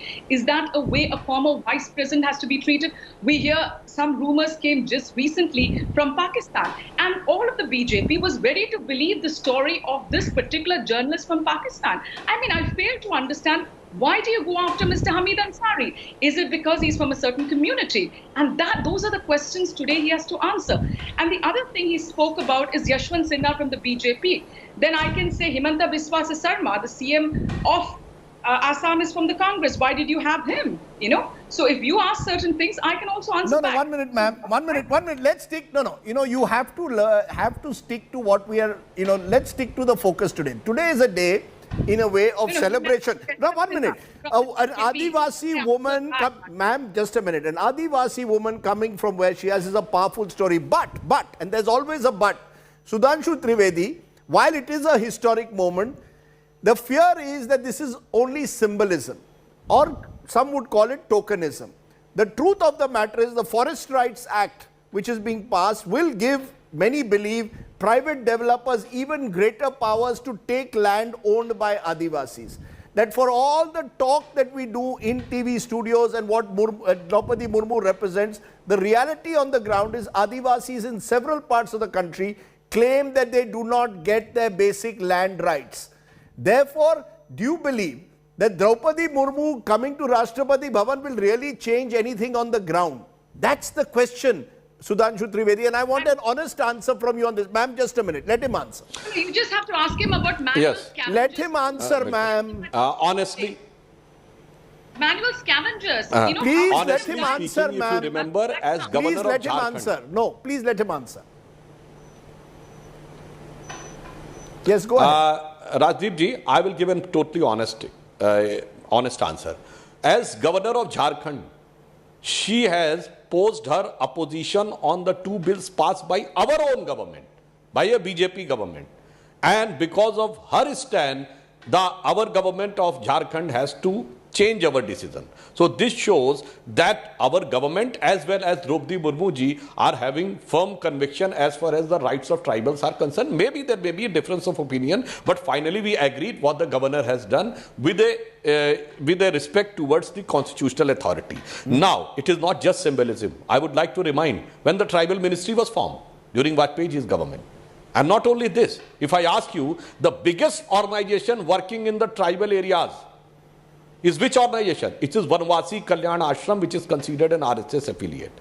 The biggest schools run for tribals are Ekal Vidyalaya, that is run by the RSS affiliate Ekal Vidyalaya organization. This we are doing since 75 years. So what Modi ji has done in strict accordance with our well thought of ideology for the upliftment both from the grassroots as well as the symbol as well as the respect and symbolism both together. It's not just the one thing are doing. Otherwise, during the previous regime, Adivasis were either under the clutches of missionaries or under the clutches of Naxalites. If Vanvasi Kalyan Ashram would have been not there, I think the entire Adivasis would have been converted. So that's the real thing done, and Modi ji has reflected the real spirit of our ideology and thinking process. I want to put just a minute. I want to put before the viewers a reality, a fact. In the last elections, 47 seats reserved for scheduled tribes. The BJP won 31.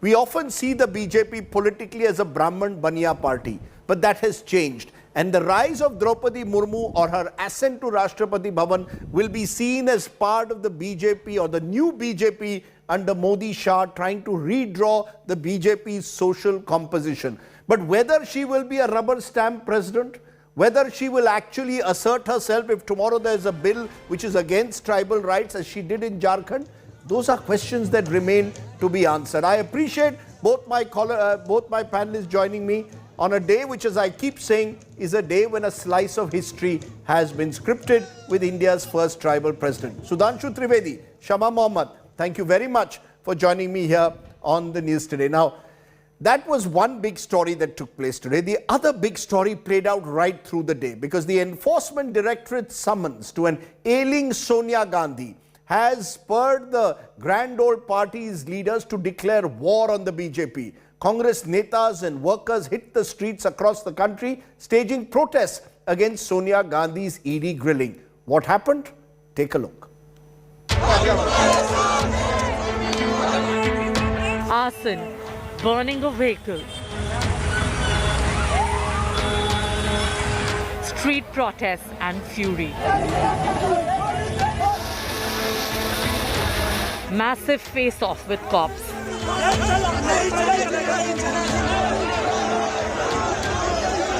Barricade breaking.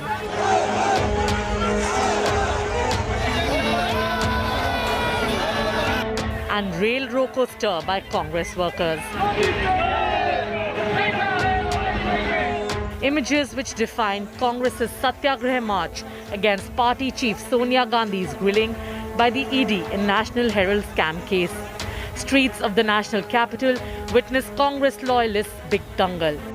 Similar chaotic scenes played out in several cities as Congress workers went on a rampage, citing centre's vendetta. तमाम राज्यसभा और लोकसभा के सांसद निकल पड़े हैं। संसद से सड़क तक कोशिश है आवाज अपनी पहुंचाने की। Carrying large banners saying stop misuse of ED, Congress leaders even held protests inside the Parliament complex. Amid widespread protests, Sonia Gandhi reached the ED office a little after noon, accompanied by her children Priyanka and Rahul Gandhi. After Congress President's request, the ED allowed Priyanka to stay in the premises with medicines. ED sources say that Sonia was even allowed to leave early if she felt unwell. Her lawyer, however, was not allowed during questioning. India Today exclusively accessed ED's line of questioning for Sonia Gandhi. Her links with Young Indian Limited and 38% stake in company were asked by ED. She was also questioned on the charity work done by Young Indian and money trail linked to Associated Journals Limited. The Congress Supremo was allowed to go home after 3 hours of grilling. She will likely be summoned again on Monday. Sonia Gandhi's grilling comes a month after Rahul's multiple grillings in the same case, which saw similar Congress street fury. Bureau Report, India Today. Let's go straight across then to former Union and Finance and Home Minister, senior Congress leader P. Chidambaram, who was among those who hit the street today. Appreciate you joining us, Mr. Chidambaram. You courted arrest against Sonia Gandhi being questioned by the Enforcement Directorate. There will be those who will say that all of this by the Congress party amounts to interference with the due process of law. That how do you respond to the criticism that the Congress is doing street satyagrahas rather than allowing the due process of law to carry forward in this case of National Herald? That's complete rubbish argument. The ED is not following the due process of law. Why are you supporting the ED and saying that they are following the due process of law and we are interfering with the due process of law? They are not following any process of law and they are protesting. Kindly listen to me. They are protesting against the misuse of the PMLA and misuse. No. You can protest the way, you can certainly protest, but you can protest possibly in a court of law, not on the street. Because the reason I'm asking you, Mr. Chidambaram, all of this is because the Enforcement Directorate is now saying that the move to probe the Gandhis was initiated last year itself after the ED registered a fresh case under the criminal provisions of the Prevention of Money Laundering Act after a trial court in Delhi took cognizance of an income tax department investigation. So they claim they are following up on what they did last year with that complaint. Well, it's obvious that you have not read the PMLA, which is the income tax violation, which is a scheduled offense under the PMLA. There is no provision of the income tax, if violated, will become a scheduled offense on the PMLA. So keep the income tax angle out. What else is it?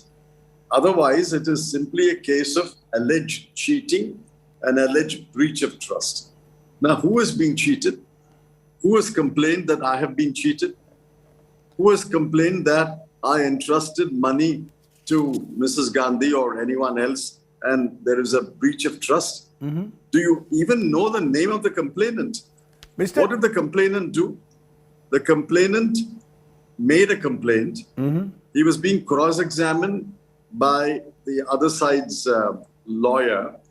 And after 2 or 3 days of cross-examination, the complainant moved the High Court and got a stay of his own case.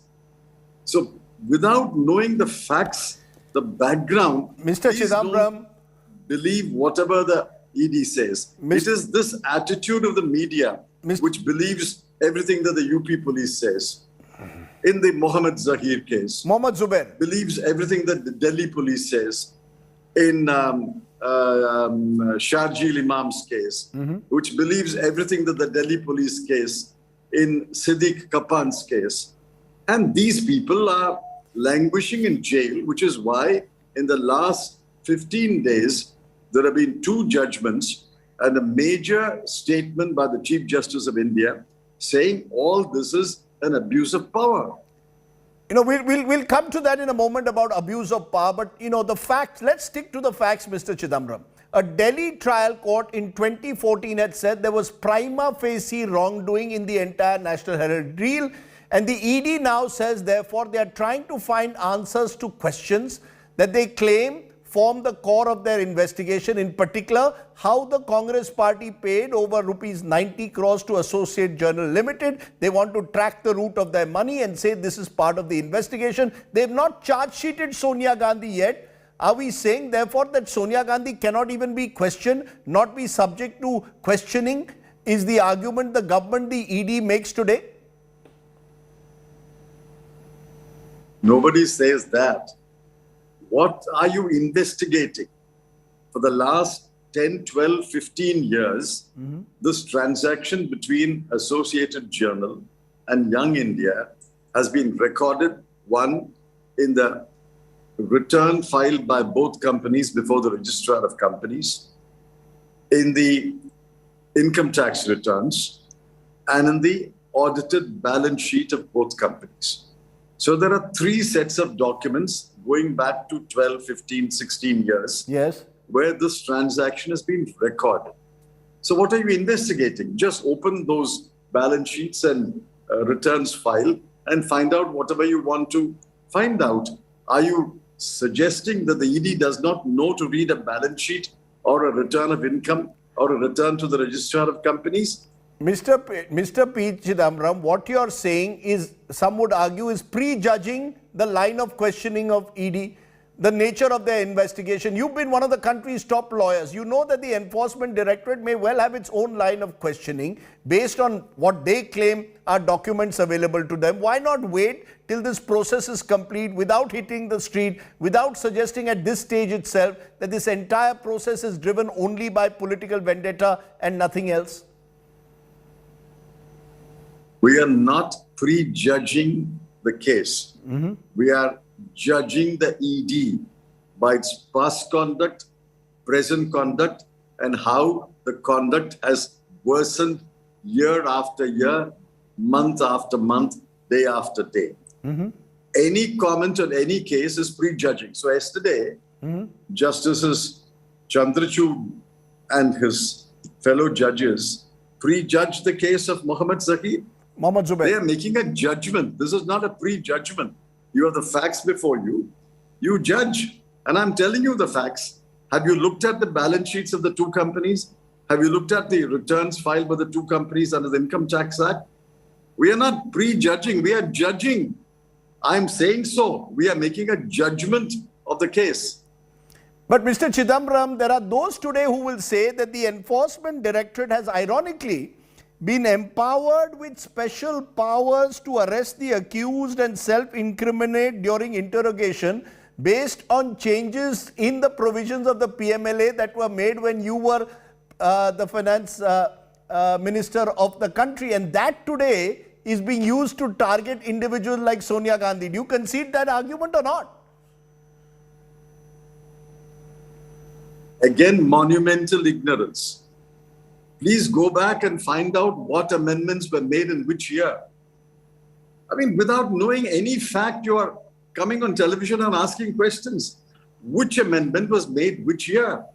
In fact, I introduced provisions which built some safeguards. And now subsequently, the BJP government has amended the PMLA twice or thrice in the last 8 years and made it almost impossible for anyone to defend himself in a fair manner. Therefore, all that is subject to a judgment of the Supreme Court, which is expected any day. It is sub judice, so I don't want to go into all that. But please don't ask questions without studying the document, without studying the law, without getting to know the facts. You know, Mr. Chidambaram, the fact is you can, you have every right to defend in a way your leadership. But are we now saying that this entire exercise that has taken place, where several Congress leaders have been questioned over the last few months, is only designed to fix the Gandhi family? Are we saying here that the process is the punishment? Is that your charge? That your claim is simply to keep the Gandhi family in some way or the other hanging over these money laundering charges? Is that what your claim is? Why did Chief Justice Ramana, who was a lawyer for 17 years and a judge for 22 years, make this anguished statement that the process is the punishment? In case after case, we have seen that the process is the punishment. Now, therefore, that was not the Sonia case. Without asking these fundamental questions. Now, let me ask you a fundamental question. You are a layman. Let us assume that all your viewers are laymen. What is money laundering? Money must change from hand A to hand B. That is money laundering, isn't it? First of all, there must be an exchange of money. A must give money to B. Now tell me, since you seem to be holding a brief for the ED, tell me who has given 1 rupee to whom? Show me one name of the giver and one name of the receiver. This Young India is a Section 25 company. Nobody can give money, nobody can take money, nobody can even accept 1 rupee by taxi charge. So who has given money, who has taken money? This must be the first case of money laundering in the whole world where the allegation of money laundering without money. Sir, the nature of the transactions that took place will presumably be subject of the final report that the Enforcement Directorate puts out. Section 3 of the PMLA, where the offence of money laundering is clearly defined. Section 2U of the PMLA, which speaks of proceeds of crime. All of this, Mr. Chidambaram, will be eventually settled at the end of this investigation. I come back to it. Are you guilty in some way of prejudging what the ED will or will not be able to achieve in a case like this? Are you really convinced even now that this is simply only a fishing expedition at this stage? Is that what you're again claiming? Why are you not accepting my word? We are not prejudging, Rajdeep. We are judging. We are making a judgment today. The abuse of the process. So Chief Justice Ramana, Justice Chandrachud, Justice Kaul, Justice Sundaresh, all of them in the last 15 days, the pronouncements and judgments were prejudgments. They are making a judgment on the facts. Here is a case where not 1 rupee has changed hands from A to B. Not 1 rupee of money. Where is the money laundering? Imagine a laundry which launders clothes without clothes. If there are no clothes in the laundry, what is it laundering? If there is no money, where is the money laundering? Why don't you ask yourself the basic question and ask the ED, who gave money to whom? So if you're claiming you're actually judging on the facts, if you're claiming that, then instead of hitting the streets when Mrs. Gandhi is being questioned, why don't you go to a court of law, suggest to the judges there that this entire investigation is a malified, malicious investigation where the process is the punishment? Do that then. That is a call which lawyers will take. There is already a case in the Supreme Court. Now, my colleague and I are appearing in that case. This is an income tax case. On the very same facts, there is an income tax violation alleged against Young India and its shareholders and directors. The matter has been pending for some time. Now, all the facts are there in that case. So I don't want to comment on a sub judice case. Let the Supreme Court decide whether there's an income tax violation. Where is the question of the ED alleging money laundering? Is the ED higher than the Supreme Court? If the Supreme Court gives a finding, I'm assuming, if the Supreme Court gives a finding there is no income tax violation, then what happens to the ED's case? And even if there is an income tax violation is not a scheduled offense under the PMLA. So what is there for the PMLA to be attracted? What is there for the ED to investigate? This is only to humiliate and bring down the reputation of people. This is the process. This is the process. Okay. And the process is the punishment. Well, that's the third or fourth time you've said the process is the punishment. That seems to have become the new catchword, both for judges and for you here, Mr. Chidambaram. We'll see how that process plays out in the weeks ahead. Sonia Gandhi has been called again on Monday. I appreciate, though, you joining me here on the news today. Let's take a break. On the other side, we'll return to Droupadi Murmu. We'll go back to where it all started for India's 15th president. And we'll bring you a ground report from Rai Rangnagar, her home village. Back in a moment. You're watching the news today. News without the noise.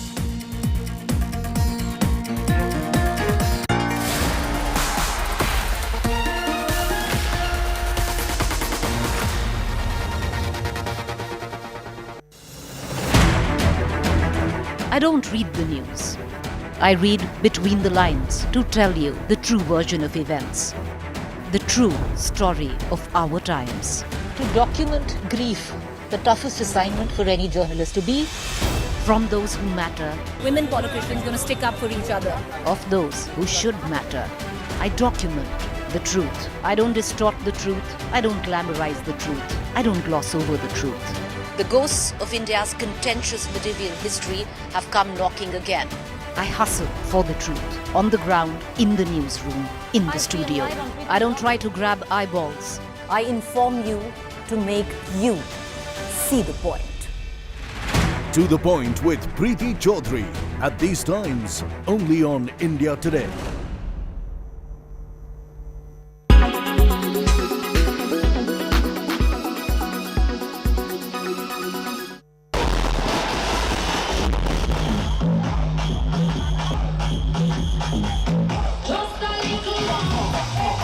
Well, for us it's really a normal festival because we have no restrictions at all. We can party, we can hug, we can kiss, we can do whatever we like, and we hope it stays like this for the coming years.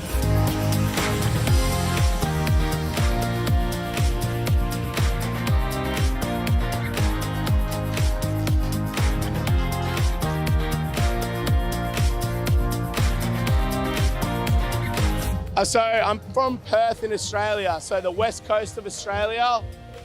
We've been in a lockdown for like 2.5 years, so we're one of the first people to get out. So we come all the way over here for this festival specifically. Best festival in the world, easily. Incredible.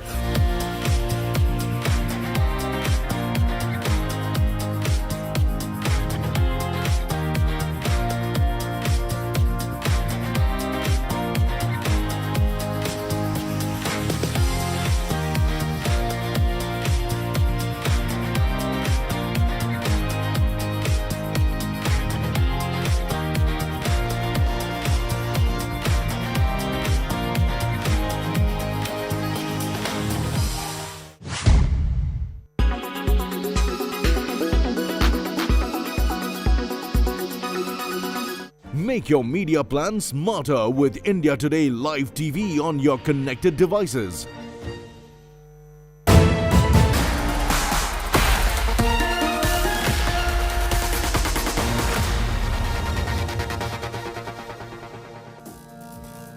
I don't know how many of you know that India's 15th President, Droupadi Murmu, who's been elected today, has a strong link with the Brahma Kumari sect. Remember, Droupadi Murmu tragically lost 2 of her children after the loss of her second son.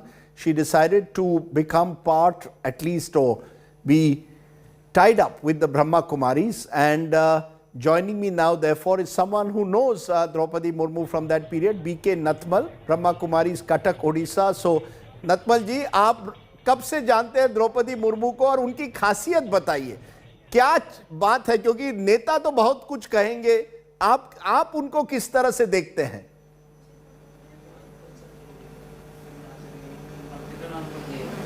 Om Shanti. Om Shanti. मैं Brahma Kumari organisation से नथमल भाई बात कर रहा हूँ जी। ब्रह्मा कुमारी के contact में जब आप 2000 में मिनिस्टर बने तब ब्रह्मा कुमारी के कांटेक्ट में आए। हमारा एक प्रोग्राम था, उस प्रोग्राम में हमने इनवाइट किया था कटक में सबसे पहले। उसके बाद में रायरंगपुर में आप रहते और भुवनेश्वर में, लेकिन कभी कभार आना हुआ। लेकिन 2009 से उनके साथ में अच्छा कांटेक्ट हुआ और 2009 के बाद में उन्होंने आध्यात्मिकता को अच्छी तरह से पहचाना और राज्यों को पहचान करके उन्होंने अपने जीवन शैली के अंदर राज्यों को उतारा। और जब जब उनको मौका मिलता था वो आश्रम पे ब्रह्मा कुमारी के रायरंगपुर में आते थे। उनके साथ साथ उन्होंने अपने जीवन शैली के अंदर सुबह 3:30 बजे उठना, हमारे आध्यात्मिक सुबह 3:30 बजे आधार पर सुबह की चर्चा करना उन्होंने अपने जीवन का, हाँ, मॉर्निंग में सुबह 3:30 बजे रोज़ अमृत वेले आज भी उठते हैं। और 2009 से हमारे कांटेक्ट में विशेष रूप से उनका आना हुआ और उनके बाद उन्होंने अपने जीवन शैली को एक राज्यों के अपना एक आधार बना करके उस पर आज तक वो चल रही हैं। जब राज्यपाल बने उस समय भी वो राजभवन में राज्यों की शिक्षा खुद करते थे और सुबह 3:30 बजे उठना आज तक उनका चल रहा है, चाहे कितना भी देरी से उनका कार्यक्रम पूरा हो। लेकिन अभी भी सुबह 3:30 बजे उठती हैं और 1 घंटा राजयोग करती हैं, उसके बाद में एक्सरसाइज करती हैं, उसके बाद में भगवान के महावाक्यों को वो पढ़ती हैं। इस प्रकार से उनकी दिनचर्या 2009 से ब्रह्मा कुमारी के क्लोजली आना हुआ। नतमल जी, आपने कुछ चीज़ें हमें बताई है जो एक तरह से हमारे लिए भी और हमारे दर्शकों के लिए भी बहुत नई होगी। That there is mister Natmal Singh, the new president of India gets up every day at 3:30 in the morning. That's when she starts her day, puja and the various other rituals associated with the Brahma Kumaris. And in the last decade or so, she's been closely identified with the Brahma Kumari sect. Natmal ji, आपने हमसे कटक से बात की, बहुत बहुत शुक्रिया. As I said, this is in many ways a defining moment to have Droupadi Murmu as India's 15th president. Therefore, on this day, let's leave you with images of the celebrations that are taking place both in Odisha and at Droupadi Murmu's residence here in Delhi. We wish her well, the 15th President of India. Thanks for watching. Stay well, stay safe. Good night. Shubh Ratri. Jai Hind. Namaskar.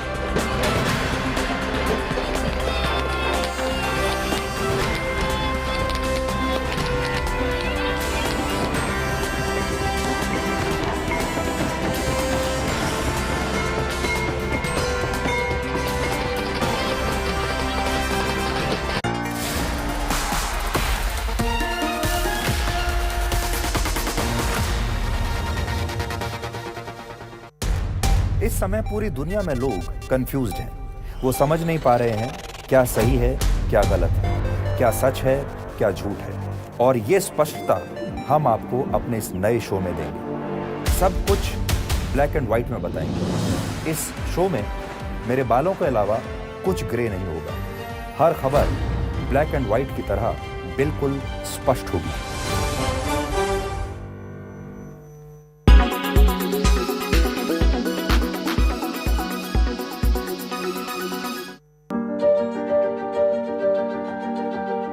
NASA beamed doctors into the middle of the International Space Station while they were physically on Earth.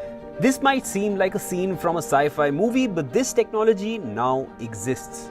NASA tried this new method to ensure medical help is provided to people in adverse situations. This is being called the first holoportation handshake from Earth in space. So what is holoportation and how does it work?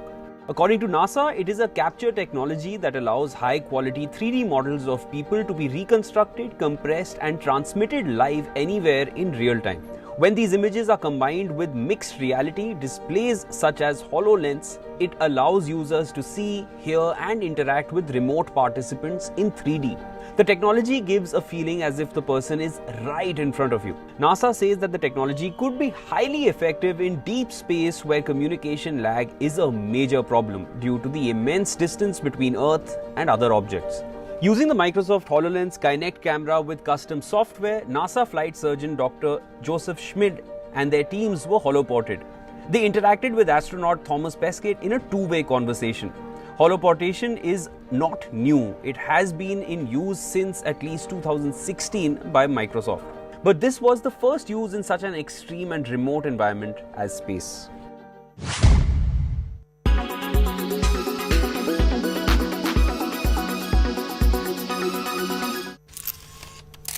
Kerala's public health. All political parties traveling from different parts. Armed with facts, Looking at political back. she takes the news by its horns. Do you think the future of these students are not hampered?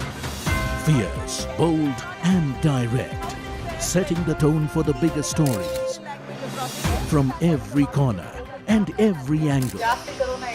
Expect nothing but the unfiltered truth.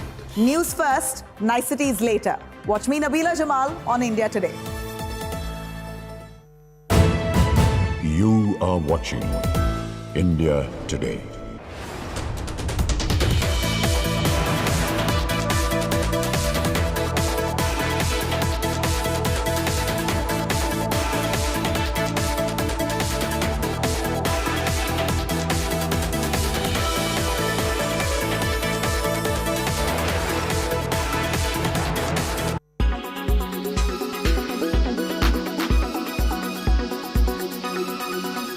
Six-time Premier of Sri Lanka, Ranil Wickremesinghe, is the 8th executive president of the island nation.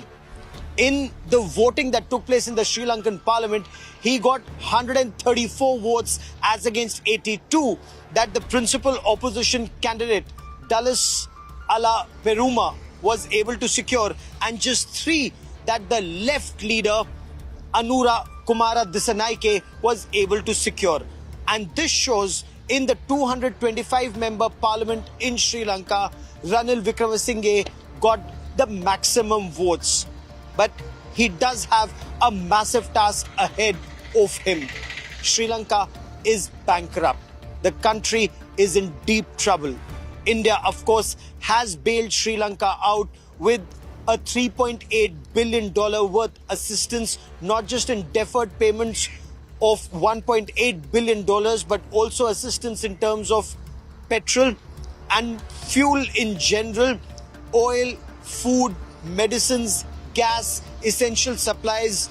All of them are being supplied to Sri Lanka, and fertilizers that Sri Lanka so desperately requires. Now, Ranil Wickremesinghe has tried to distance himself from the unpopular decisions and policies of his predecessor, Gotabaya Rajapaksa, especially when it comes to the sorry situation Sri Lanka is in at this point of time. And there were a number of decisions that Gotabaya Rajapaksa had taken, including either reduction of taxes, which reduced government's income, or going organic on farming, which meant farm yields reduced. There weren't enough organic farming material available for farmers, and this adversely impacted farming in Sri Lanka from cardamom to tea. And now India has provided fertilizers. More fertilizers are required. Fertilizers to an extent have been made available to farmers to ensure at least in the coming months and years their yield, their crop yield improves.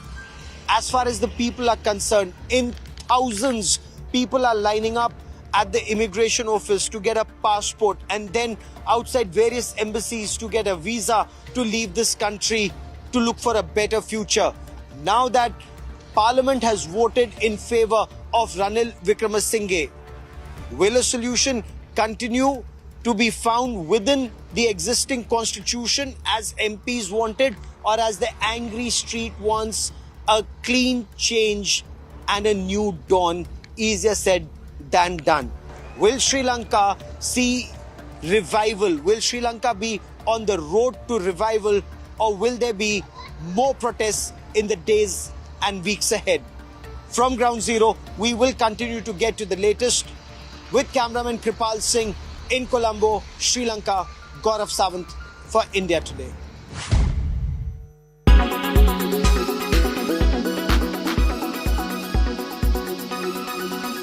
Everyone's busy finding what's trending. You're busy finding out why. India Today, for those who research before reacting. Download the India Today app now. Make your media plan smarter with India Today Live TV on your connected devices. You are presented by Green Lamb Laminates, Har Gustakhi Saaf. Co-powered by, if it's important, Blue Dot It.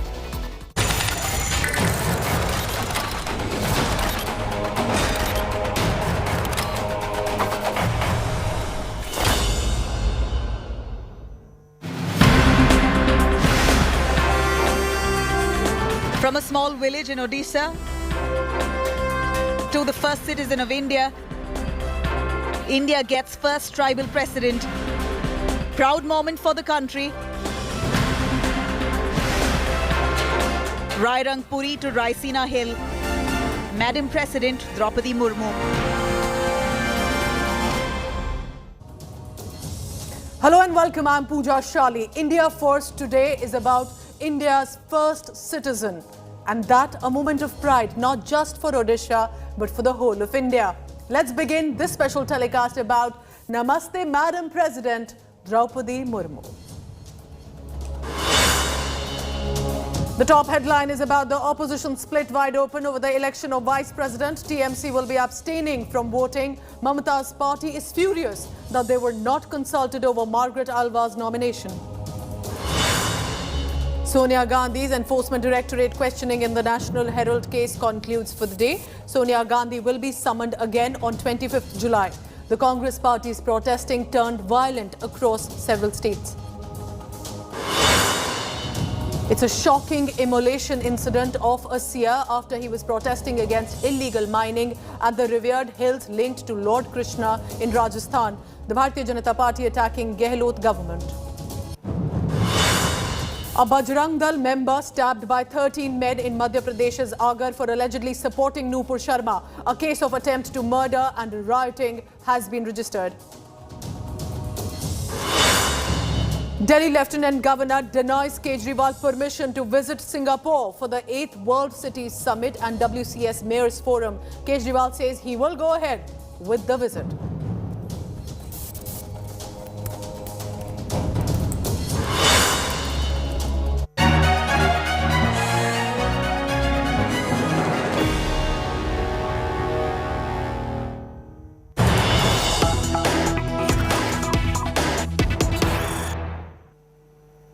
And it is official, Droupadi Murmu will be India's 15th president. India getting its first tribal woman president. Murmu gets 64% of votes that were in total and becomes now officially the president of the country. Droupadi Murmu gets 6,76,803 votes. Yashwant Sinha, the opposition presidential candidate, got 3,80,177 votes. But here's how it gets more interesting. 17 members of parliament, 104 MLAs at least have cross-voted, which means from non-NDA parties, from the opposition parties, have voted in favour of Droupadi Murmu. Let's listen in now to the returning officer's reaction coming in, making it official about the 15th president of India, Droupadi Murmu, getting the maximum votes. Listen in. Shrimati Droupadi Murmu had secured 2,824 first preference votes, value of which is 6,76,803. She got 2,824 first preference votes, the value of which is 6,76,803. 1,877 first preference votes were secured by Shri Yashwant Sinha, value of which is 3,80,177. As the first preference vote secured by Shrimati Droupadi Murmu was greater than the requisite quota, I, in my capacity as returning officer, declared that Shrimati Droupadi Murmu has been duly elected to the office of the President of India. And the latest visuals on your screen. First and foremost meeting by Prime Minister Narendra Modi to Droupadi Murmu. Take a look at how, clad simply in a white sari, blue border, meeting with a smile anyone arriving at the residence in the national capital, Delhi. Remember, till the final announcement, she had decided she will not be making a public appearance, but now all smiles. The woman born in a village in Odisha's Rairangpur in the Mayurbhanj district will now be from the Rairangpur to the Raisina Hill. She's the new occupant you're looking at of the Rashtrapati Bhavan. What a historic, inspirational moment for us all. A tribal woman becoming the president of the democracy that this country is. Paulami Saha has been tracking all the latest from the residents. Now, Paulami, have the big celebrations now been ongoing? Because they were waiting, and I can only think of the people back in Odisha, specifically the young girls, watching one of them walking into the corridors of Raisina Hill. What an inspiring moment for us all. Absolutely, this is definitely an inspiring moment. You know, there were some girls, in fact, from Odisha, in fact, some specifically from Mayurbhanj district, from where Droupadi Murmu hails, who were participating in the celebrations, who were part of the folk dancers, who, in fact, celebrated this moment and with some song and dance. And they, in fact, told us how excited they were to see that someone who was just amidst them just a few years ago has now gone all the way up to Raisina Hill and is all set to be, in fact, sworn in as the 15th president of the country. This is a very proud moment for them, and of course inspiring for everyone across the nation. Let's just not, bring it down to the fact that she's just the first tribal president of India. It is a huge moment. She is everyone's president now. She is the 15th president of the country, right to be seated in the highest constitutional office in the country, the first citizen of the country. And this is a momentous occasion as well, especially in terms of aspiration and inspiration for everyone out there to see how Droupadi Murmu, of course, struggled her way through her humble beginnings, rose her way to the top, educated herself, and then rose from one rank to the other, from being a teacher to being, a councillor, joining the Bharatiya Janata Party, becoming an MLA, becoming a Minister of State in the BJP-BJD government in Odisha for a few years. Before then, of course, assuming charge as the governor of Jharkhand till 2021, and now all set to be president-elect. And one of the most important, significant awards given to her as one of the best MLAs also. Now, this time, let's also talk about the politics of it. There was, of course, political messaging, a tribal face as the top constitutional position. But let's talk today cross-voting, Paulami, of the non-NDA parties, opposition parties that were supposed to be voting for Yashwant Sinha. BJP is claiming, and now it appears with numbers, that there have definitely been cross-voting in favour of Droupadi Murmu. Definitely, there seems to have been cross-voting in favour of Droupadi Murmu. Just looking at the vote tally, some of the details and the trivia that's definitely emerging from these elections is that, for instance, Droupadi Murmu got maximum number of votes in terms of the electoral value of those votes from Parliament itself, and then she got the least number of votes in Kerala. But it was Yashwant Sinha who polled nothing, zero, in Andhra Pradesh, in Nagaland and Sikkim. She, of course, got her maximum number of votes first from the state of Uttar Pradesh, Parliament aside. I'm talking about state legislative assemblies from the state of Uttar Pradesh, then from Maharashtra. place a state where the BJP and the Shiv Sena Eknath Shinde faction has just recently formed a government and have come together. So they voted together for the NDA candidates. So second Maharashtra, and then third was Andhra Pradesh, is where from she in fact got maximum number of votes. But like you said, a lot of cross voting has also happened in these elections. The BJP, as per their own calculations, said that as far as Parliament was concerned, out of the 748 plus 15 that were cast in this election, 763, they were anticipating 523 votes to be polled in Droupadi Murmu's favour. She got 540. So 17 MPs at least cross-voted in her favour. And it's for all to see now. Prime Minister Modi meeting Droupadi Murmu. There are celebrations not just in Delhi, but all the way in her hometown in Odisha. And specifically the tribal dance that is for all to see here. Happiness here in her hometown as well. Paulomi, thank you so much for tracking all the latest on that since today morning. A historic day, but also, of course, political messaging. Look closely because BJP President JP Nadda, Defence Minister Rajnath Singh and several other senior BJP leaders have reacted and spoken up on this big news coming in. Let's listen into those reactions. गांव गरीब किसान झुग्गी झोपड़ी का इंसान भारत महान का राष्ट्रपति बन सकता है। सर्वोच्च संवैधानिक पद होता है किसी भी देश का। मैं समझता हूं कि इससे बड़ी खुशी देशवासियों के लिए और कुछ नहीं हो सकती है आज के दिन। और द्रौपदी मुर्मू जी को बधाई देने के लिए हम लोग यहाँ पर आए थे। उनको पुनः मेरी तरफ से बहुत बहुत बधाई है। हमारे प्रधानमंत्री नरेंद्र मोदी जी की दूरदर्शी सोच कि एक ऐसी नेत्री जो आदिवासी समाज की बेटी है, बहन है, जो अपने तमाम संघर्षों के बावजूद अपने संकल्प के साथ आगे बढ़ती है, व्यक्तिगत पीड़ा के बावजूद आगे बढ़ती है, अच्छे विधायक बनती है, समाज सेवी बनती है, शिक्षिका बनती है, राज्यपाल बनती है और आज देश की राष्ट्रपति।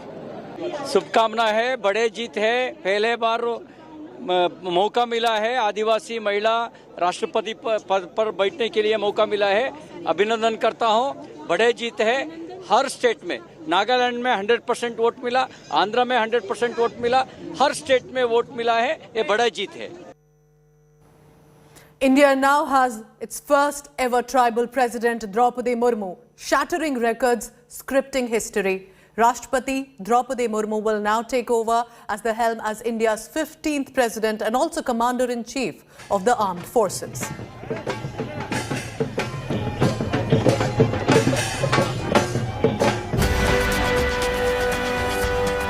History scripted at Sinha Hills. India has got its first tribal president. With NDA's Droupadi Murmu registering a momentous victory, sweeping away a divided opposition's candidate Yashwant Sinha, scoring an emphatic victory, becoming 15th President of Union of India. The BJP, which fielded Murmu as a massive signal of intent and affirmative action, is showcasing the victory with rapturous celebrations, with Prime Minister Narendra Modi personally leading from front, calling on Murmu to congratulate her, hailing her big-ticket victory. The BJP is holding congratulatory events and victory marches at every mandal of the party and booth. On behalf of people of Assam, we are offering our congratulations and goodwill to Srimati Droupadi Murmu and also thanking Prime Minister Narendra Modi for giving such a big gift to the people of India. It is a historical moment for the... This is a historical moment for entire people of India.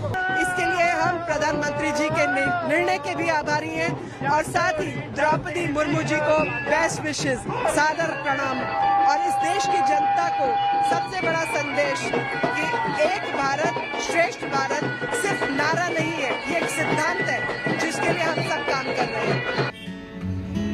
Murmu, who hails from a poor family of tribals, had suffered many tragedies in her life, losing her husband and 2 sons between 2009 and 2014. Daughter Itishri, who works in a bank, has been her constant companion.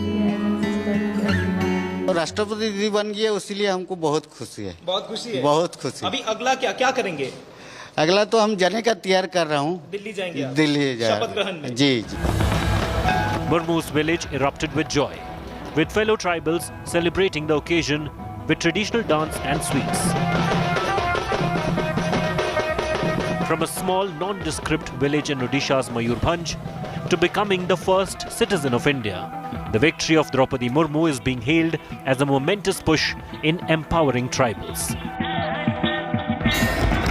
Marginalized for centuries in India's political landscape.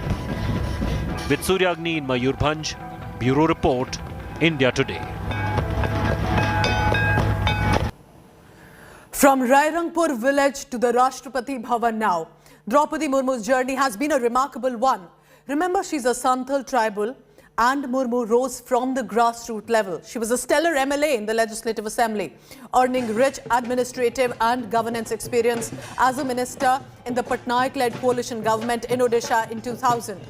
But here's all you need to know about the struggle and the work of way up of now India's 15th president.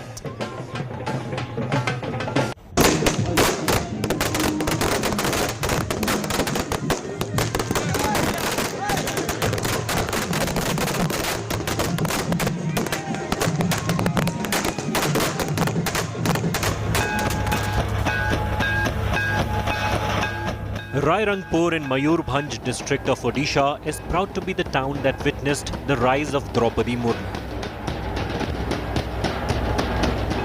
She worked here as a teacher before becoming a councillor, an MLA, a minister, and then governor.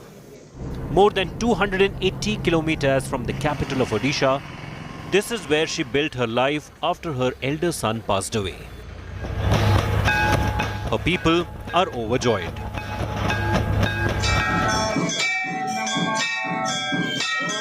Havans followed by dance and sweets, the proud village is basking in Murmu's feet.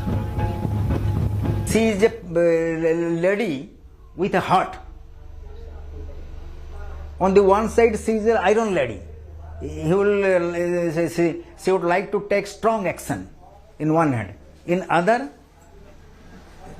she would talk very politely and very compassionately with the public.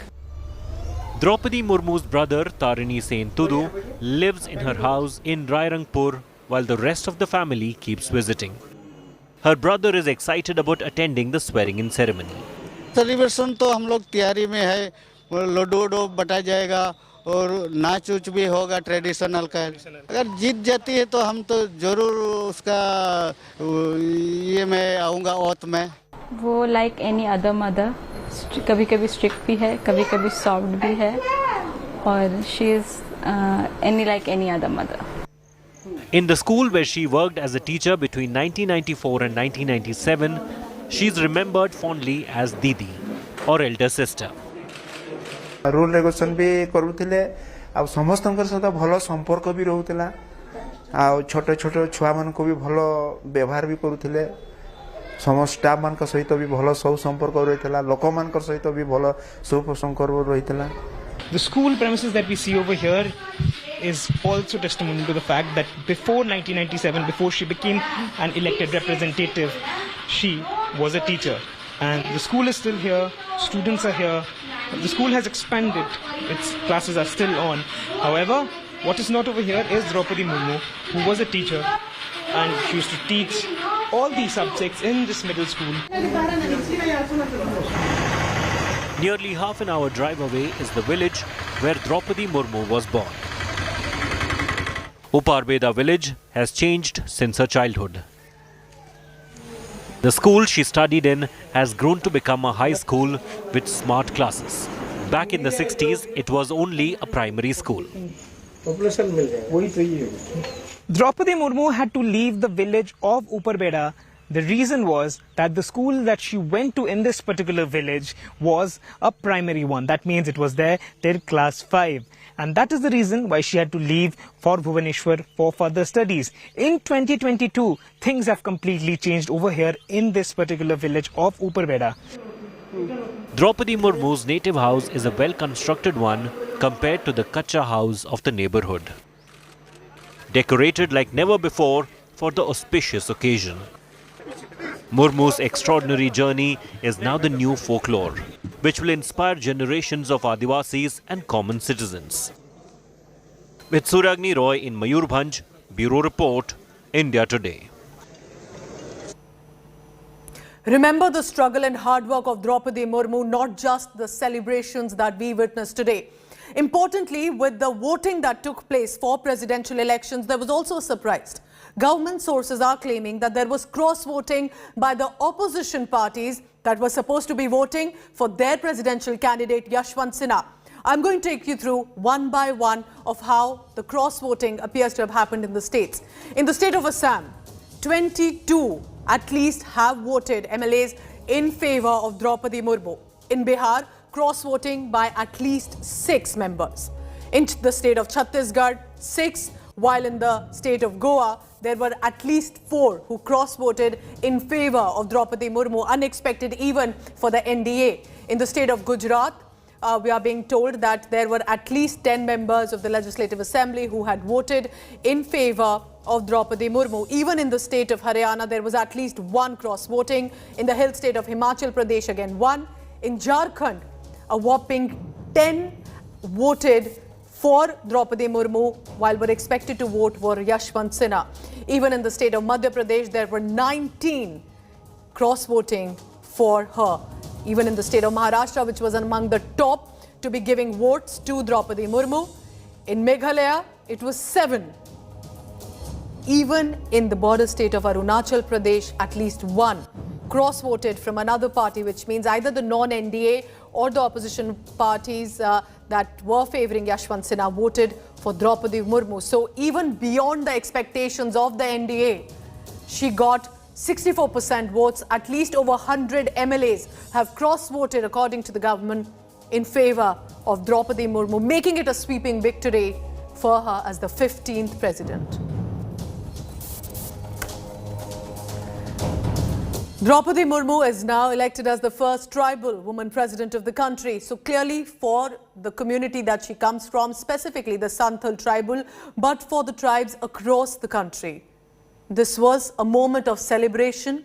But remember, once the celebrations die down, it will be a real test. For Droupadi Murmu, also about how she acts on issues that are of significance to the tribal life and culture and to a lot of marginalized groups among these communities. Here's a report about what Droupadi Murmu becoming the president means for the tribal groups.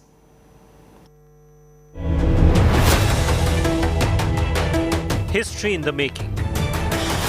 For the first time, an Adivasi will occupy the country's highest constitutional office. Droupadi Murmu is all set to take oath as the President of India.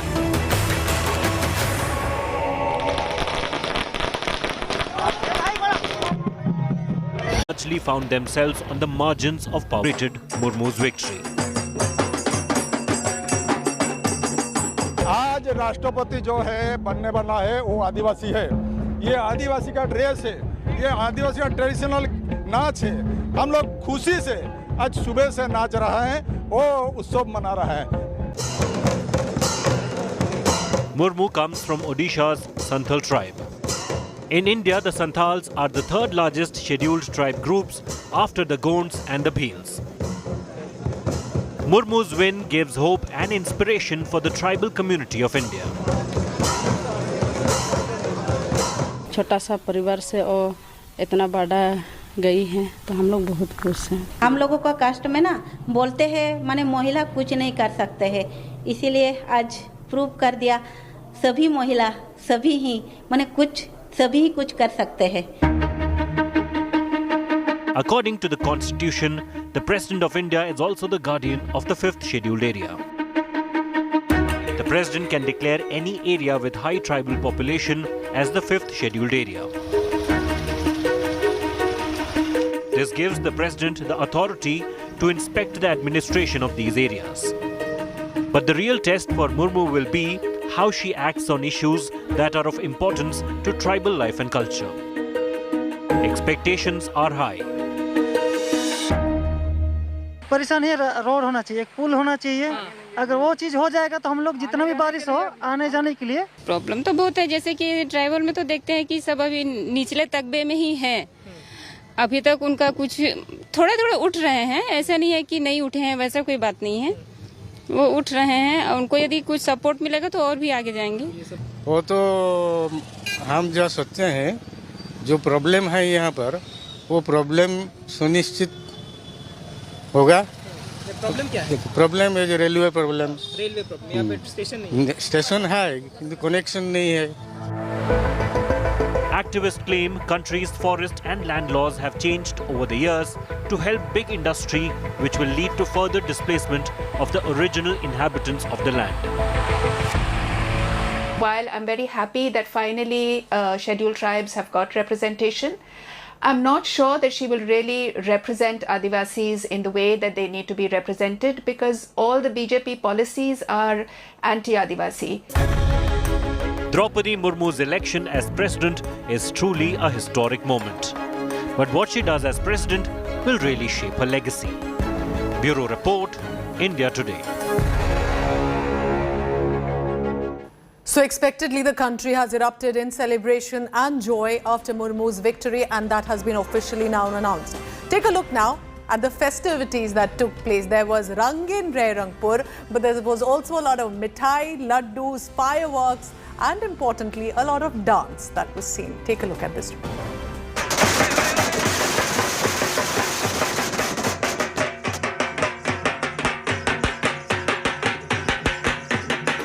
Celebrations began even before the first round of counting was over. India welcomed the country's first tribal president with drumbeats, crackers and dancing on the streets. हमें थोड़ी आशा भी है कि इसके साथ हमारे रायरंगपुर की कुछ तरक्की भी होगी। शायद द्रौपदी दीदी हमारे लिए जरूर कुछ करेंगी, हमारे गांव के लिए। Droupadi Murmu's climb from a humble background to the highest office of the nation has touched a chord with ordinary people. Never before has there been such frenzy over presidential elections.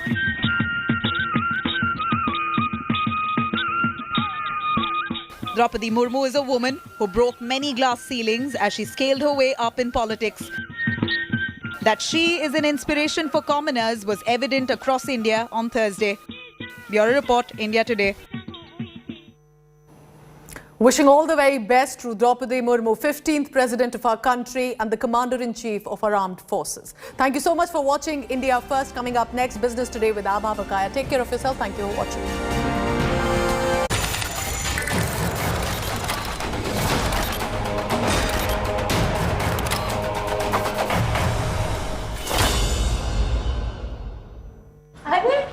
आ गई।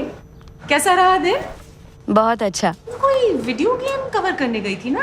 Video game नहीं माँ, esports. Esports? माँ, esports is just like any other competitive sport.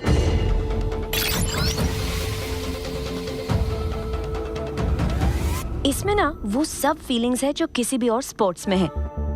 इसमें emotion है, इसमें anger है, इसमें sadness है, इसमें हैप्पीनेस है, इसमें कमराडरी है। ये सिर्फ गेम नहीं, ये ई स्पोर्ट्स का प्रीमियर लीग ESPL है।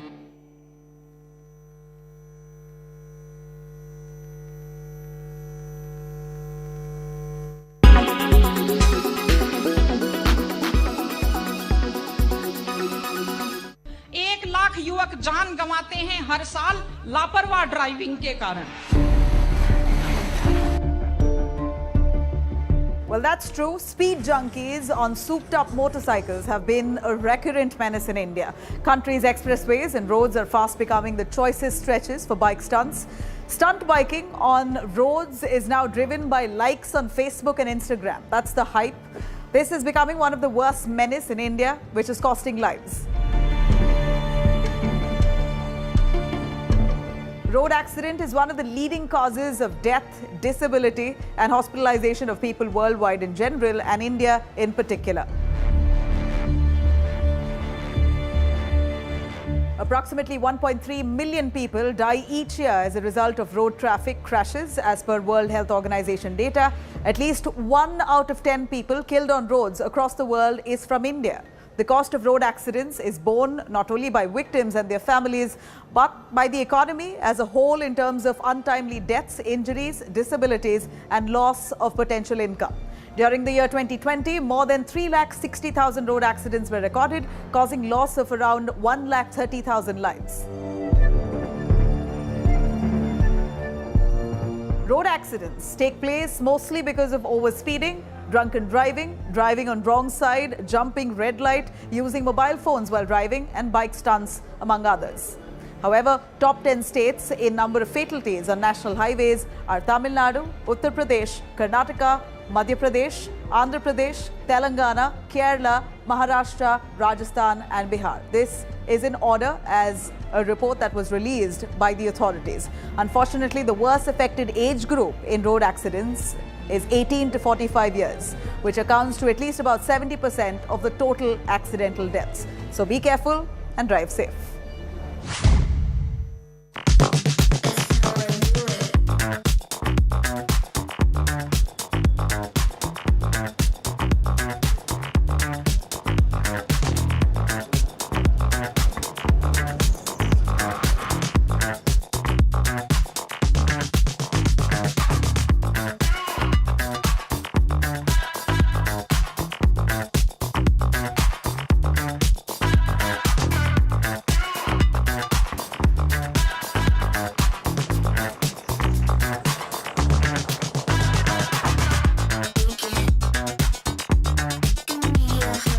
Pour les entrepôts de préparation de commandes, donc typiquement un de nos clients est Cdiscount. Si vous passez une commande chez Cdiscount, avant c'est des gens qui dans un entrepôt essayaient de retrouver le téléphone et la coque de téléphone que vous aviez commandé qui pouvaient faire jusqu'à 15 km par jour dans des entrepôts immenses.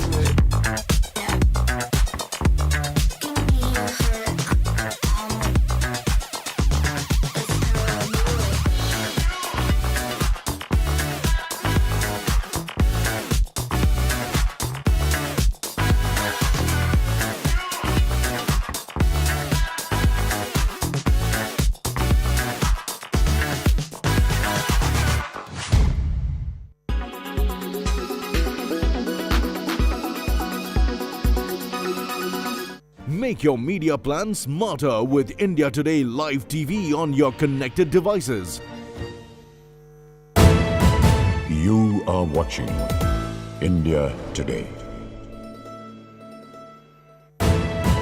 You are watching India Today. By eBix Cash, हर खुशी के लिए काफी है. Co-presented by CoinDCX, your gateway to crypto. Co-powered by Green Lamb Laminates, हर गुस्ताखी साफ.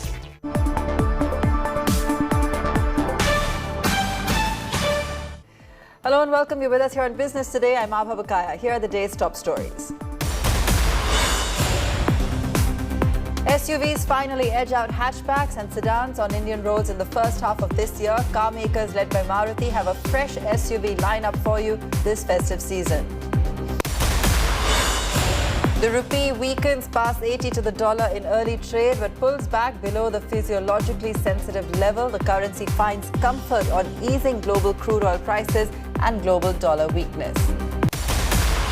Dalal Street gains for the fifth day in a row despite heavy volatility. Sensex gains over 250 points.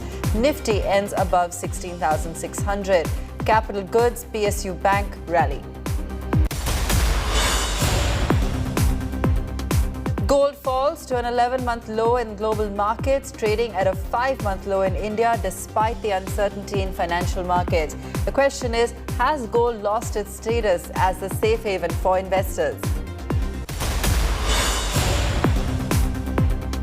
Good news for air passengers. From now on, no extra fee to be charged to issue boarding pass at check-in counters. Aviation Ministry issued these new guidelines.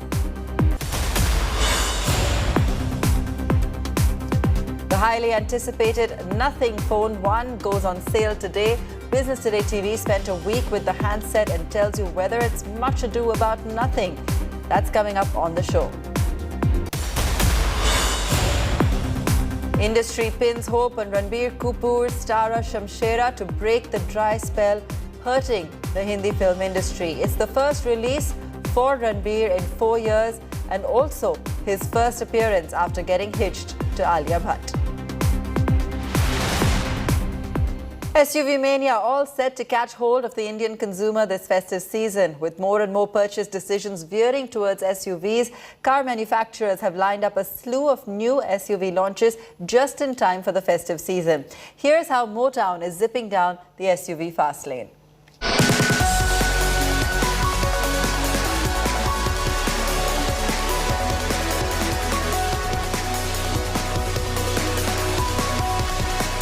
This monsoon season, it's raining SUVs in the Indian car market. Over the past 1 month, the Indian SUV market has seen manufacturers unveil one model after another, most of them set to hit the market just ahead of the festive season in September and October. M&M was one of the early ones to take the cover off its new and larger Scorpio, suffixing an N to its name, selling it as the big daddy of all SUVs.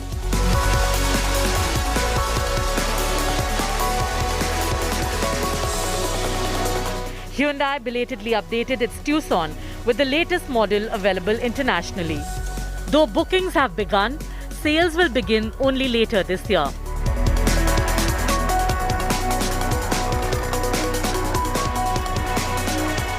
French car maker Citroën expanded its portfolio in India by launching its mini SUV, the C3, priced between 6 and 9 lakh rupees. However, it's Maruti which has stolen the march on its competitors this summer, launching the all-new mini SUV, the Brezza, as well as getting into the highly competitive mid-SUV market with the all-new Grand Vitara. Built by Toyota in India, this vehicle will also be available in a new avatar as the Toyota Hyryder before the festive season begins. SUVs have literally driven into the Indian psyche. Their commanding presence, ability to handle rough Indian roads, and their rugged build have endeared them to the Indian consumer.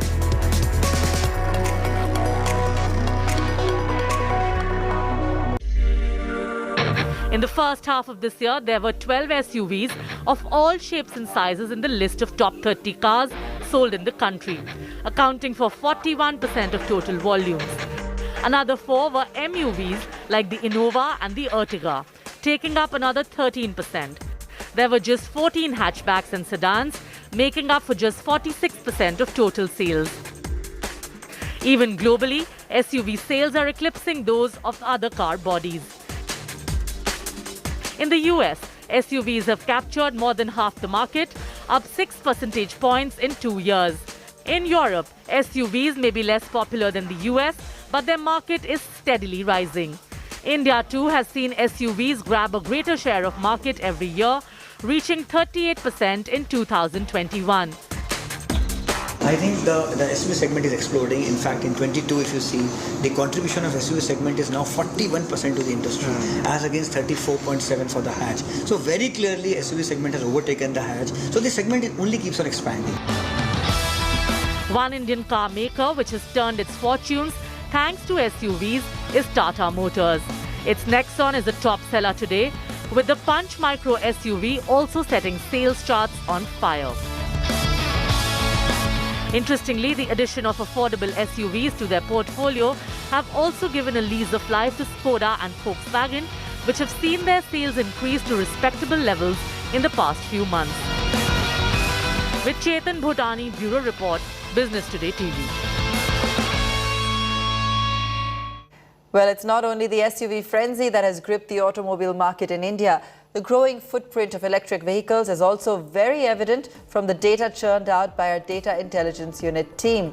As per the Lok Sabha and Rajya Sabha responses from Parliament's monsoon proceedings, the annual growth of electric vehicles has been remarkable in India.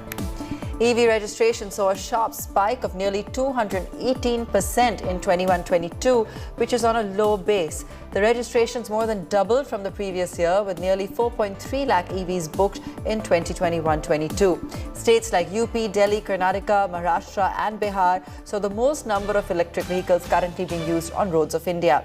While UP has more than 3 lakh running EVs on the road, Delhi, Karnataka and Maharashtra have between 1 to 2 lakh active EVs. Indian equity markets erased opening losses in a highly volatile session to end in the green for the 5th straight day. Sensex ending at 55,682, up 284 points. Nifty closing at 16,605, that's up 84 points. The broader markets outran frontline indices, with the BSE mid-cap and small-cap climbing 1.3% each. IndusInd Bank, L&T, Bajaj Finance, Tata Consumer Products, UPL, L&T, Bajaj Finserv, Asian Paints, Hindalco, some of the top gainers. While Kotak Bank, Dr. Reddy's, SBI Life, Cipla and Reliance fell the most, down up to 2%. The rupee continues to remain under pressure and ended the trading day marginally higher at 79.95 to the dollar. For the first time in 3 months, foreign investors have bought Indian stocks for 4 consecutive days. Seeing the current market up move, FPIs are back. But will they stay? Let's discuss it further with Sudeep Bandyopadhyay, Group Chairman, IndiTrade Capital. Sudeep, it looks like FIs are back and in full force. What's driving that trend? What's bringing them back to Indian equities? Well, a couple of things. I think one is the US markets have recovered, and that when the mother market recovers, it's got a positive impact on pretty much all the markets, including India. Also, the FIIs have realized that Indian markets have become relatively cheaper after the massive correction we have seen.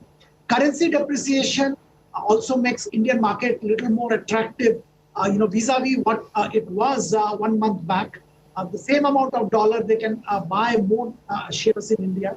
So all this is making Indian markets attractive, and FIIs are coming back. Sudeep, given that we've seen the rupee depreciating, but still not as badly as some other currencies, equally Indian equities have been somewhat cushioned by the retail investor.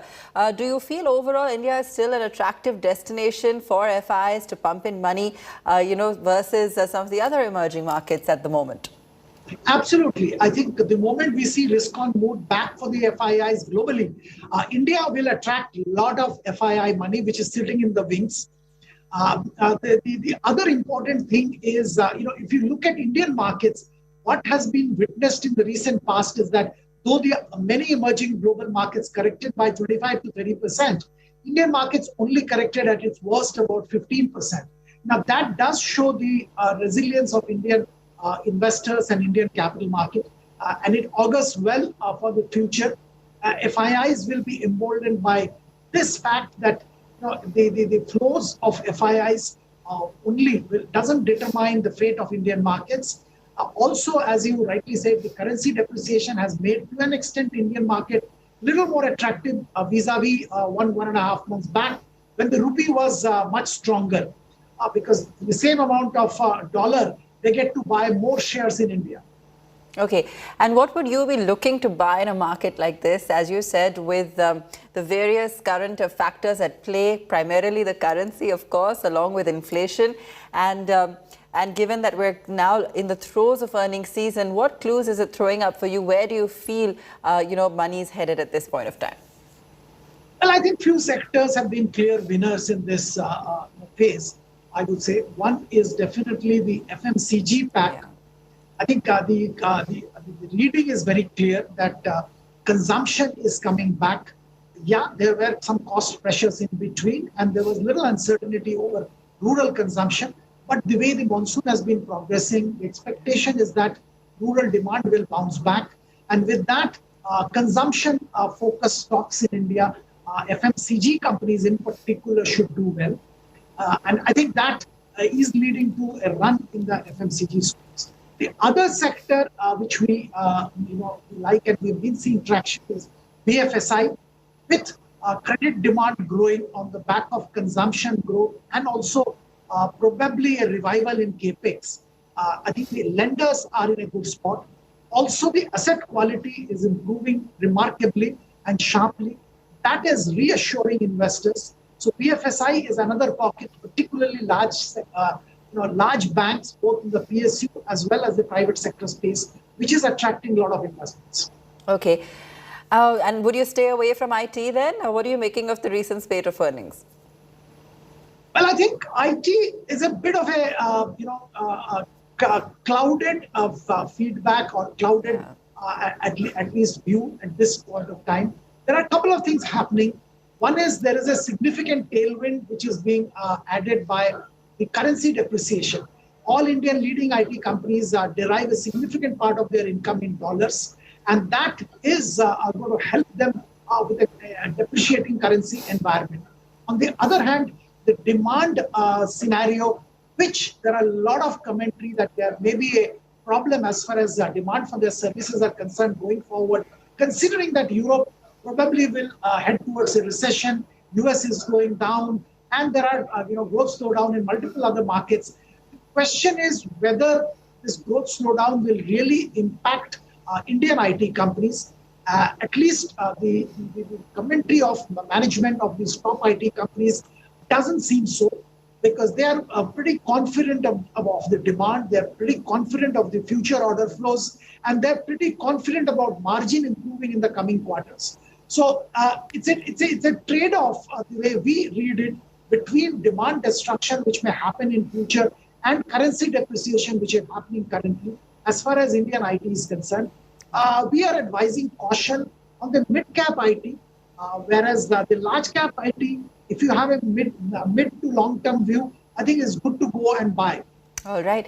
And one final question, Sudeep, I want to just squeeze in on Reliance Industries. Where do you see the big boy poised at these levels, and what would be your advice? Well, I think Reliance has been our favorite stock for some time, and I think there is a compelling reason to buy Reliance. The GRM, which the refining margin is determined, is at all-time high, Singapore GRM, and Reliance's refining margin also probably will hit all-time high levels in the quarter gone by. The petchem business, which was a little down earlier, also is expected to do well and is doing well at this stage. So the traditional business, the old business of Reliance, is on a very, very strong wicket, unlike other quarters. That is a very good news for Reliance. The second segment of the business, which is the new and emerging businesses, Jio is expected to also post good results in the quarter gone by. The ARPUs, which was kind of stagnant and not increasing for some time, has finally started going up, and I believe the trend will continue. The retail business is also seeing a lot of traction after the COVID-related lockdowns and other logistical challenges. So overall, all the business segments are expected to perform well, and we will see probably a significant bump up in their quarterly profit when they announce the same later this week. So yes, at current valuation, Reliance can be acquired for short to medium term. All right, Sudeep, thanks so much for joining us on the show today, and great to hear a positive outlook on the markets and the way ahead from here. Is gold no longer the safe bet investors make during times of uncertainty? Well, with the yellow metal dipping to the lowest internationally in nearly a year, the old maxim doesn't sound true anymore. In fact, it's the US dollar which has become the safe haven for investors. In India, gold fell to around 49,960 rupees per 10 grams. That's the lowest since February. In global markets, it fell to $1,691. That's the lowest since August 2021. So what's the outlook for the precious metal? My colleague Sakshi Batra spoke to Ajay Kedia and Vandana Bharti of SMC Global. Now, to begin with, Ajay, you first. What do you really make of the decline in gold prices? And the bigger question that everybody has on their mind, is it the right time to buy gold? See, buying gold is always a right time. No doubt, since 2022 has been started, Indian market was slightly, as compared to global market, was slightly on higher side because of rupee weakness, or we can say import duty that has been levied by, increased by around 5%. That has been a little bit positive performance. We can say since January, it has been around 4% gain. But overall, I am expecting in 2022, we have seen inflation concern or recession concerns were there. Because of that, purchasing towards gold was been slightly lighter, or we can say in all asset class has been slightly more volatile. So it's a temporary phase for gold. I think same has been seen in the year 2008 when global financial crisis has been hit. So initial may be possible for next couple of months, prices will be trading in a very narrow range, because already in last 2-3 months, dollar index has rallied from almost 90 level to 109 level, which was the major factor for gold to underperform. Secondly, the interest rate hike. We have never seen so much aggressive steps taken by Fed. In 1980, we have seen this type of step has been taken by Fed in order to decrease the inflation. So timing, we expect prices should consolidate over here, but it is a very good time to buy because whenever there is a concerns about recession or inflation, gold will definitely come back again. So I think it is a matter of time. Maybe we can see some consolidation, but overall it's good to buy at current level. Yeah, right. Also, Vandana, I wanted to ask you as well that, right now 24 karat gold is near 50,000 per 10 gram today. The 22 karat gold is near 46,000 per 10 gram in the physical market. So what are you advising your clients? I mean, looking at the love that Indians have towards gold, are you receiving those umpteen calls, and should one really rush to the nearby jewelry stores to buy gold now? Yeah, definitely, Sakshi, and thanks for inviting me first. And this is the golden time to go for gold. Because now we are seeing the circumstances. We are not expecting that there should be a sharp fall in gold from here now, and we are not expecting that this commodity should reach $1,600 in COMEX and like 45,000 in MCX. And if it goes below 48,000 in MCX, quickly it should see a rebound. So this is the time when one should go for buy in physical. Even in physical, Sakshi, 500 or 1,000 point doesn't matter to them, because whenever we go for physical, it is for the long time, and it is for generation to generation. So never mind this like a fall of for the fall of 500 to 1,000 point. So I'm expecting that this commodity should consolidate at the level of 48,000 here in MCX. On COMEX, I'm expecting that $16-20 should be a support level for this commodity. And overall, Sakshi, we are now in talk that in July and September, Fed is going to increase the interest rate, but now recession fear is there. So even there is a talk that maybe in 2020-23 they may go for the rate cut. So simultaneously we are hearing the talk of interest rate hike, and then in 2023 rate cut. So this is a very hush situation for Fed. Absolutely. So gold will take the benefit of doubts, and September onwards, I'm expecting a very sharp rise in gold prices. So yes, we have a golden opportunity to go for buy in this commodity. Okay, golden opportunity to buy in gold. Ajay, since you were saying that you expect gold prices to consolidate a bit, are they going to fall from here? Vandana says 500, 1,000 more. What's your take? If yes, how much? What is the kind of target that you have on gold going forward from here? See, in last few months, we have seen volatility in commodity market has been quite high because of many factors, maybe some geopolitical tension or movement in dollar or currency. So I think maybe we can see a fall towards 49 or 48,800 should be the best support on domestic side. Maybe because of rupee is slightly trying to re-strengthening by after the RBI and government is taking step. But I think as Vandana told, after August onwards, we expect there will be a sharp jump, because in India we buy gold on emotional ground. And also for investment ground also. So Q4 is going to be very much bigger for physical buying. So I am hoping by this year end again prices can come up around 52,500 to 53,000. But overall Q4 for India is always great to buy gold. All right, let's take a very quick break. On that note, we'll be back with more stories on the other side.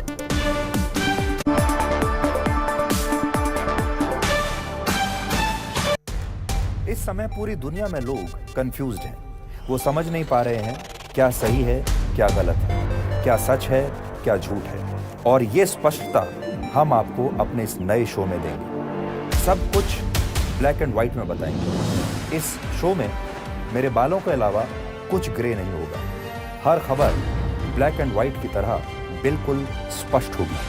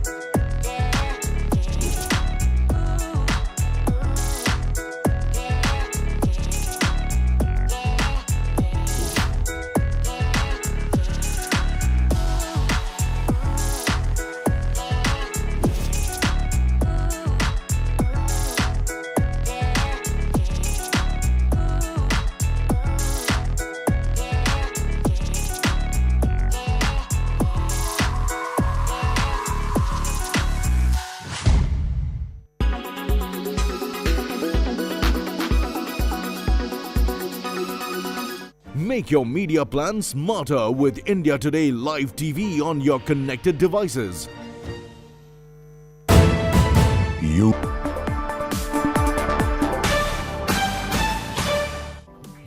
Welcome back. The process to set up the GST Appellate Tribunal has picked up pace. A group of ministers formed on the tribunal will meet first time in Delhi on the 26th of July. The group will recommend necessary amendments required in the GST laws and other legal changes to the GST Council.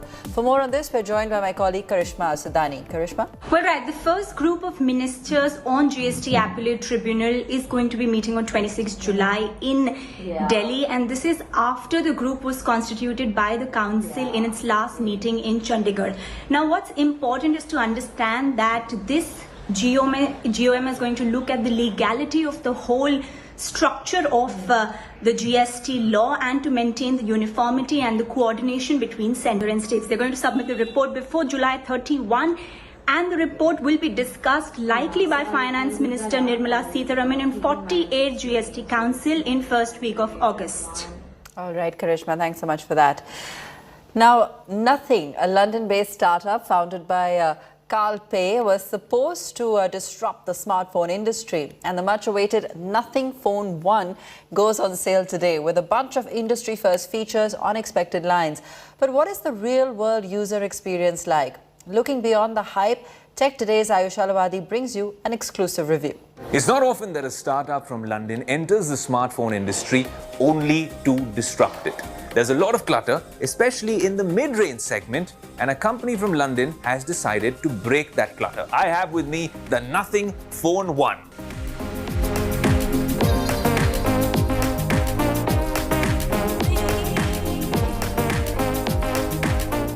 Now, if you look at the phone, let's talk about design. If you show this to anyone in office or any family member at home, they will have a look at the back of the phone and say, hey, what kind of cover have you put on your iPhone? Because it does look like that at first glance. But if you're investing your hard-earned money in this product, you need to know that there are things that work for it and things that don't seem to work at all. People are talking about dead pixels, a green tint on the display. A lot of users who've picked up retail units, very excited about the Nothing Phone 1, are complaining about these issues. If you're a gamer, this isn't an ideal phone for gaming. The camera performance is underwhelming. It maxes out at 4K 30. And honestly, if it's not a well-lit atmosphere over here while we're shooting, it's all right. If you take it to a low-light sort of surrounding, it starts performing really badly. We have updated the software on this particular device, but we haven't seen some of these things in practice. If you have a look at it, it's simple. It sounds fancy in tech geek lingo. It's 900 LED lights at the back of the phone. These 900 LEDs will pop up in the center, and the top over here, at the bottom, and they actually do have significant functions and use cases. For instance, this one at the bottom, if you're charging through a USB-C port, will light up and tell you what the battery status indicator is like. You give it a little bit of a shake, and all of a sudden you know what the battery charging status is like. You go up over here and you end up reverse charging, and this comes with reverse wireless charging and wireless charging for this particular device, and it's pretty good at that. The reverse wireless charging feature, I put my AirPods on it a few times, and honestly, it's more of a gimmick because there's a lot of heat energy that is lost. Let's just put it this way, it's not as efficient. This device comes with a Qualcomm Snapdragon 778G Plus SoC. It comes with Android 12 out of the box with Nothing OS on top. The camera system is slightly underwhelming when it comes to performance, but just in plain specs, it's a 50 megapixel camera on the back, and it comes with a 4500 mAh battery which powers the Nothing device. Now let's address the elephant in the room, the Snapdragon 778G. This is clearly not a flagship processor, but this is not a flagship phone. This is meant to be a mid-range phone, two words that this company understands very well. Even before the company existed, everyone was talking about their marketing plan. And of course, Carl Pei comes from OnePlus, and he set up a brilliant brand out there. So we do expect some great marketing. Well, I think this is a phone which is targeted at those people who are bored of all the devices in the mid-ranges from the Pocos and the iQOOs and whatnot, and want something which is kind of aspirational, kind of has a story, and honestly is a dark horse that's trying to break the clutter. That's what this phone is all about. For now, it's goodbye from us. Thanks for watching.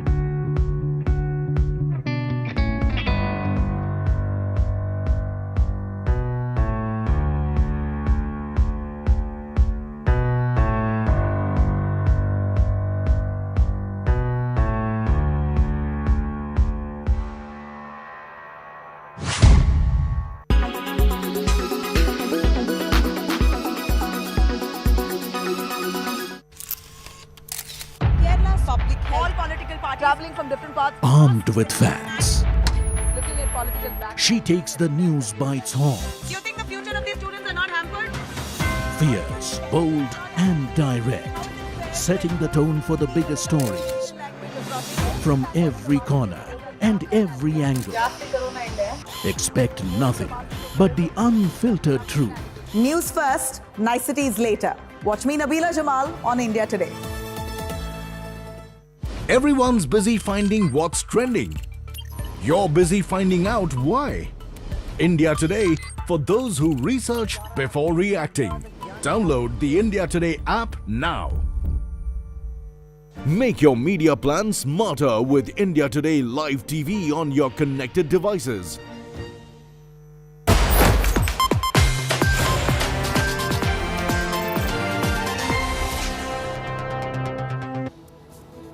Hello and welcome. Thank you for tuning in. I'm Pooja Shali. Let's begin first with the headlines.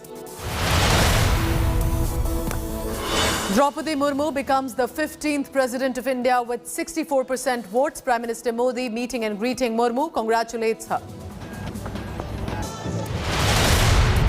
Opposition is split wide open meanwhile over the election of Vice President now. The Trinamool Congress to abstain from voting because Mamata's party is furious over not being consulted over Margaret Alva's nomination. Sonia Gandhi's Enforcement Directorate questioning in the National Herald case has concluded for the day, but Sonia Gandhi will be summoned again on 25th July. Congress protests turning violent in several states against the ED. Shocking immolation of a seer after protesting against illegal mining at the revered hills linked to Lord Krishna in Rajasthan. Bharatiya Janata Party attacks the Gehlot government. A Bajrang Dal member stabbed by 13 men in Madhya Pradesh's Agar for allegedly supporting Nupur Sharma. A case of attempt to murder and rioting has been registered. Delhi Lieutenant Governor denies Kejriwal permission to visit Singapore for the 8th World Cities Summit and WCS Mayors Forum, but Kejriwal says he will go ahead with the visit.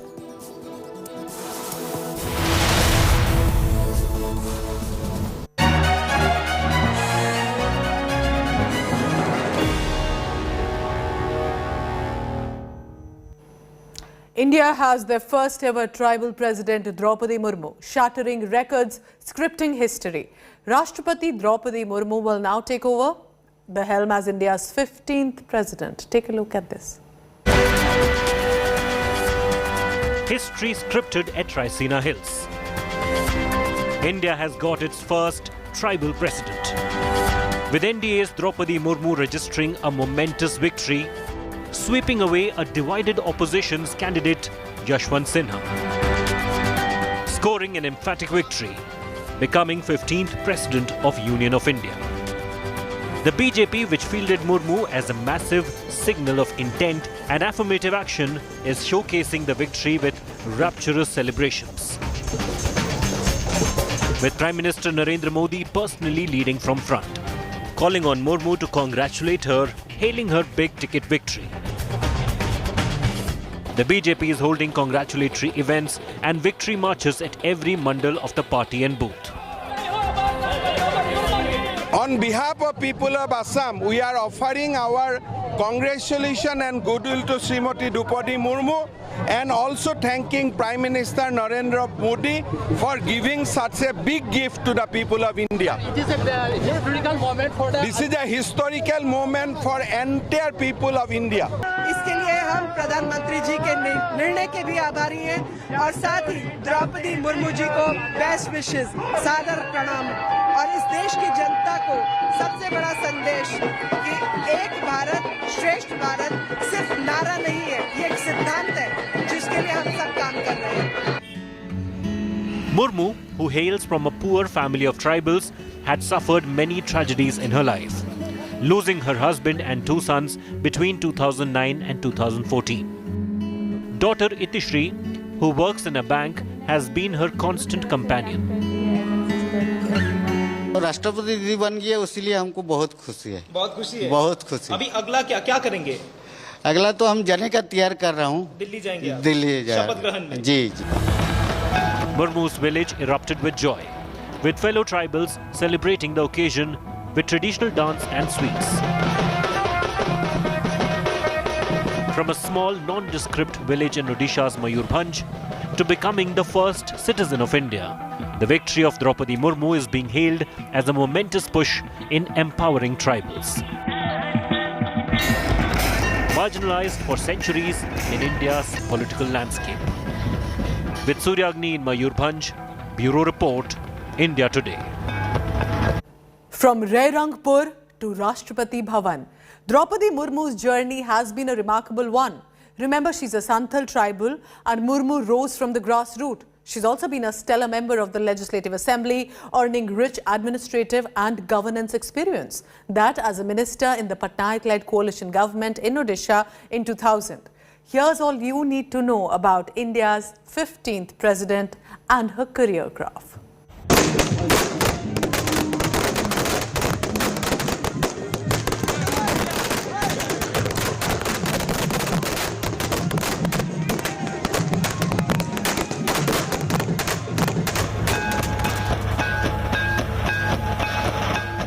Rairangpur in Mayurbhanj district of Odisha is proud to be the town that witnessed the rise of Droupadi Murmu. She worked here as a teacher before becoming a councillor, an MLA, a minister, and then governor. More than 280 kilometers from the capital of Odisha, this is where she built her life after her elder son passed away. Her people are overjoyed.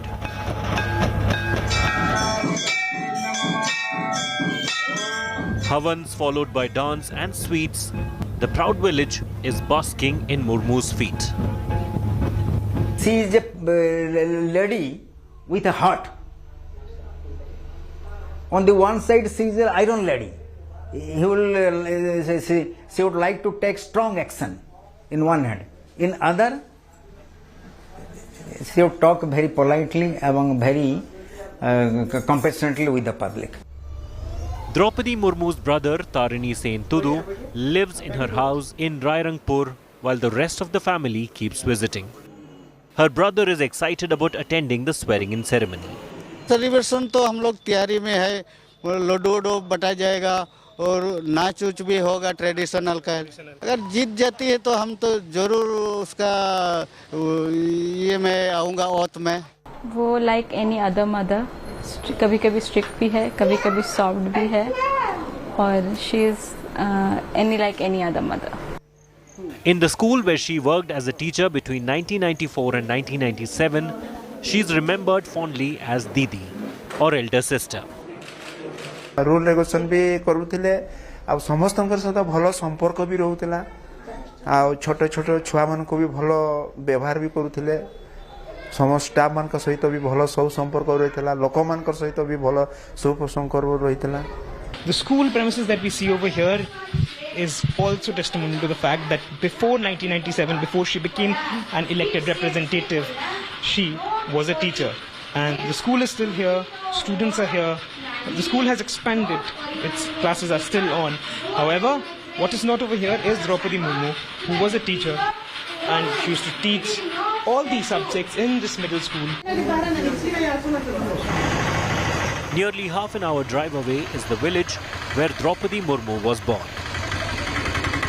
Uparbeda village has changed since her childhood. The school she studied in has grown to become a high school with smart classes. Back in the 60s, it was only a primary school. Droupadi Murmu had to leave the village of Uparbeda. The reason was that the school that she went to in this particular village was a primary one. That means it was there till class 5. And that is the reason why she had to leave for Bhubaneswar for further studies. In 2022, things have completely changed over here in this particular village of Uparbeda. Droupadi Murmu's native house is a well-constructed one compared to the Kacha house of the neighborhood. Decorated like never before for the auspicious occasion. Murmu's extraordinary journey is now the new folklore, which will inspire generations of Adivasis and common citizens. With Suragni Roy in Mayurbhanj, Bureau Report, India Today. From a small village of Odisha to the first citizen of the country, the nation has scripted history at the Raisina Hills. NDA's presidential candidate Droupadi Murmu has a long and an illustrious career behind her, a lot of hard work and struggle. Take a look at this report.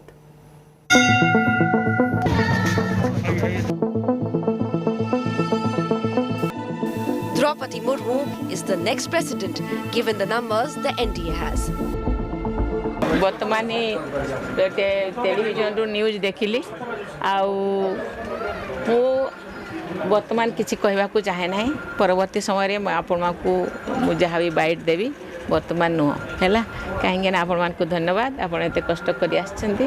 As governor of Jharkhand, she achieved 2 landmarks: the first woman and the first tribal governor of the state.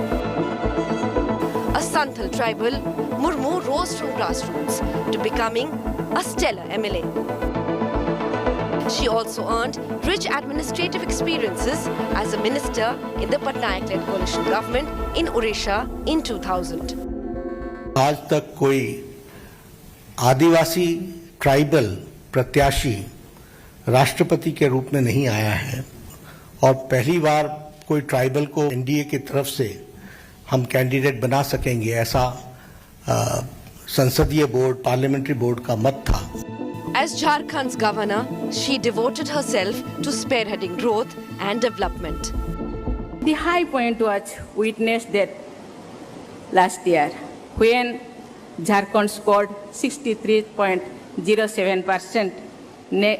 Next, only the Gujarat and Andhra Pradesh in the World Bank Ease of Doing Business assessment report, jumping up the ladder to secure the 3rd position from almost the bottom of the list. She will also be the first president from Odisha. Prime Minister Modi hailed Murmu as a champion of society and empowerment. Bureau Report, India Today. Droupadi Murmu is elected as the first tribal woman president of India. The tribal community all across the country expectedly celebrating her big victory. But remember, the real test for Droupadi Murmu will be how she acts on issues that are of importance and affect directly to the tribal life and culture. Here's a report. History in the making. For the first time, an Adivasi will occupy the country's highest constitutional office. Droupadi Murmu is all set to take oath as the President of India.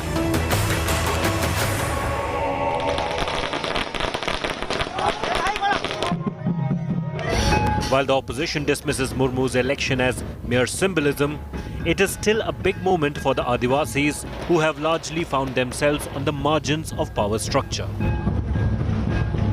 In many places, the tribal community celebrated Murmu's victory. आज राष्ट्रपति जो है बनने वाला है वो आदिवासी है.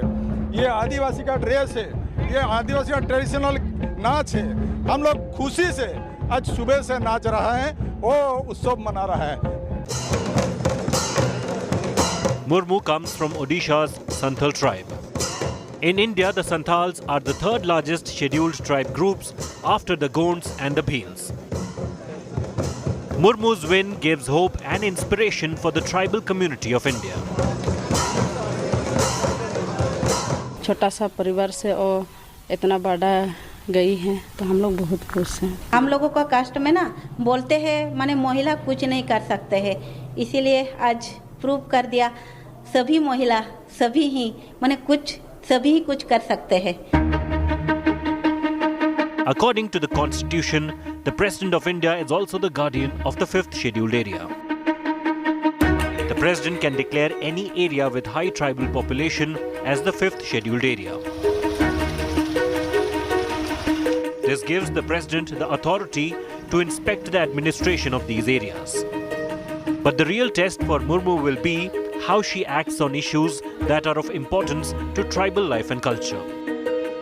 Expectations are high. परेशानी रोड होना चाहिए, एक पुल होना चाहिए. अगर वो चीज हो जाएगा तो हम लोग जितना भी बारिश हो आने जाने के लिए. प्रॉब्लम तो बहुत है, जैसे कि ट्राइबल में तो देखते हैं कि सब अभी निचले तकबे में ही हैं, अभी तक उनका कुछ थोड़ा थोड़ा उठ रहे हैं, ऐसा नहीं है कि नहीं उठे हैं, वैसा कोई बात नहीं है, वो उठ रहे हैं। उनको यदि कुछ सपोर्ट मिलेगा तो और भी आगे जाएंगे। वो तो हम जो सोचते हैं, जो प्रॉब्लम है यहाँ पर, वो प्रॉब्लम सुनिश्चित होगा। प्रॉब्लम क्या है? प्रॉब्लम है जो रेलवे प्रॉब्लम। रेलवे प्रॉब्लम, यहाँ पे स्टेशन नहीं है। स्टेशन है किंतु कनेक्शन नहीं है। Activists claim country's forest and land laws have changed over the years to help big industry, which will lead to further displacement of the original inhabitants of the land. While I'm very happy that finally scheduled tribes have got representation, I'm not sure that she will really represent Adivasis in the way that they need to be represented, because all the BJP policies are anti-Adivasi. Droupadi Murmu's election as president is truly a historic moment. But what she does as president will really shape her legacy. Bureau Report, India Today. India erupted into celebration and joy after Murmu's victory was announced. Take a look now at the Pan-India festivities with regard to dhol, dance, celebrations and firecrackers and much more. Take a look.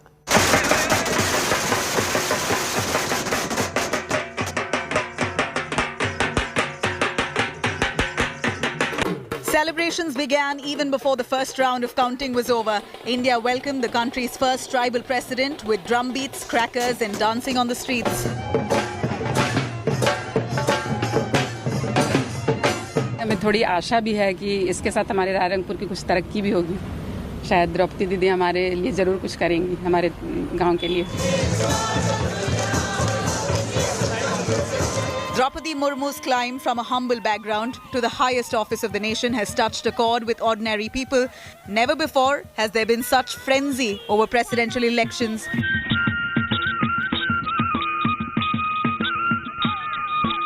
Droupadi Murmu is a woman who broke many glass ceilings as she scaled her way up in politics.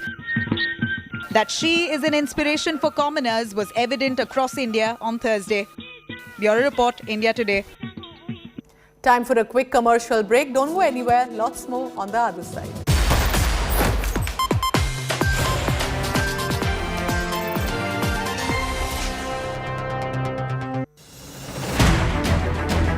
I don't read the news. I read between the lines to tell you the true version of events. The true story of our times. To document grief, the toughest assignment for any journalist to be. From those who matter. Women politicians going to stick up for each other. Of those who should matter.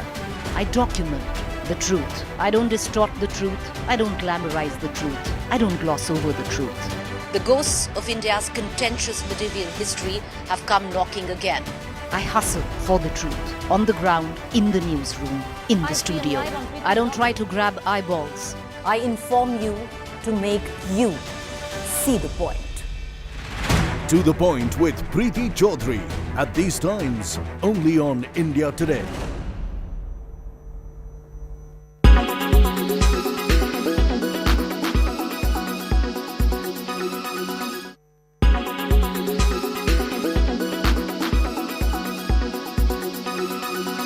Make your media plan smarter with India Today Live TV on your connected devices. Everyone's busy finding what's trending. You're busy finding out why. India Today for those who research before reacting. Download the India Today app now. Make your media plan smarter with India Today Live TV on your connected devices. You are watching India.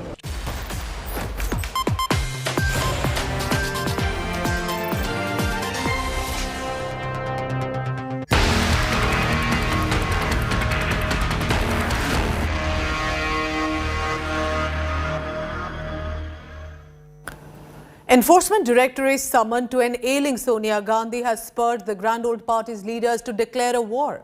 Congress workers and netas hit the streets, staging massive demonstrations against Sonia Gandhi's ED questioning. Here's a report on scene. Arson, burning of vehicles, street protests and fury. Massive face-off with cops.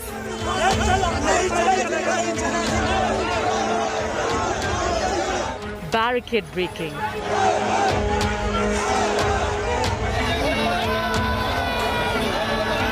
And rail roko stir by Congress workers.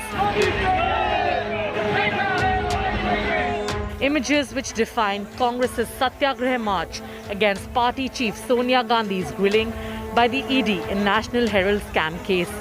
Streets of the national capital witnessed Congress loyalists' big dangal.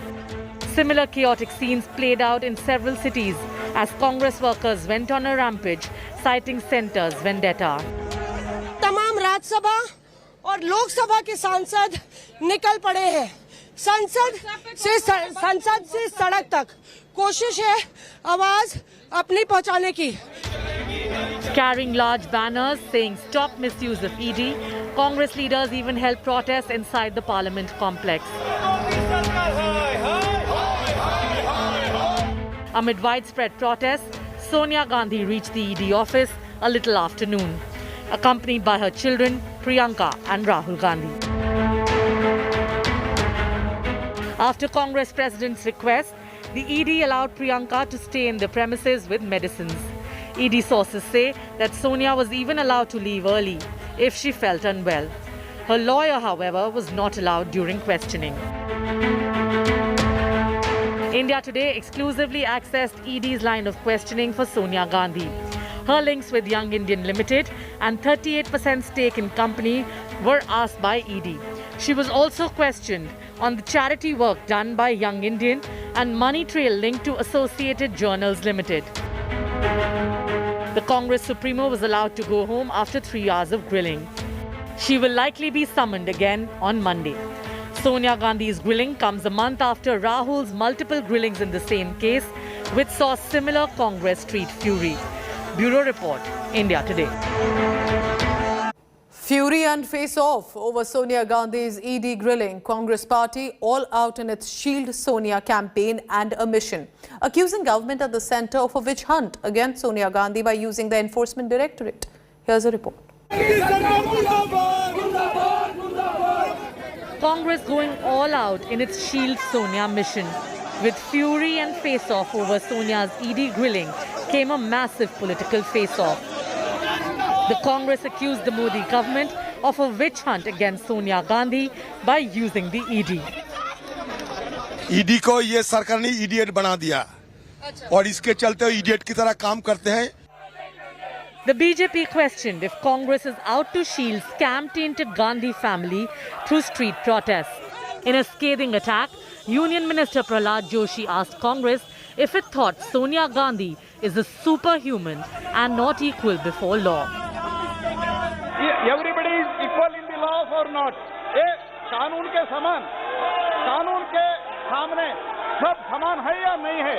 क्या कांग्रेस के अध्यक्ष है तो super human being है क्या?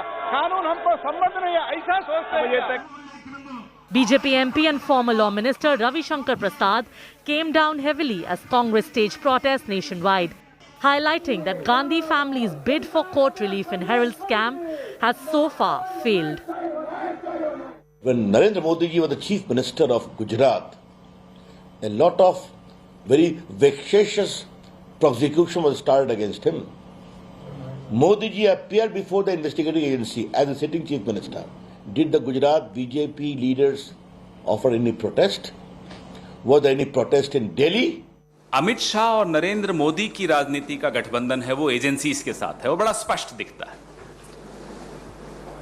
जब भी इनकी घेराबंदी हो जाती है, whenever they feel cornered, they misuse agencies. BJP also said that protests are nothing but mere tactics to mount pressure on centre and the investigating agency. क्या सोनिया गांधी क्वीन है किसी जगह की कि उनसे सवाल जवाब नहीं किए जा सकते? आज एजेंसियों पर दबाव डालने के लिए ये सारा का सारा ये तमाशा किया जा रहा है और इसीलिए ये सोनिया गांधी का, राहुल गांधी का भ्रष्टाचार बचाने वाला दुराग्रह और स्कैमाग्रह है। It's really an injustice what's going on with the government. They're misusing government machinery to pursue political ends. Most unfortunate. It's durupyog by the BJP of their machinery. As far as we're concerned, we are for Satya. While opposition parties expressed solidarity with Sonia Gandhi, TMC Supremo Mamata Banerjee attacked ED without naming Sonia. ওদের মেরুদণ্ডে একদিকে ED, একদিকে CBI, অন্যদিকে income tax, অন্যদিকে GST. আমাদের মেরুদণ্ড সোজা, আমরা মাথা উঁচু করে চলি। Can the Congress generate sympathy for Sonia Gandhi, or will its strategy of fighting scam heat with street fury backfire? Bureau Report, India Today. It's a wrap on this bulletin. Thank you so much for watching. You can always log on to indiatoday.in for all the latest. Take care.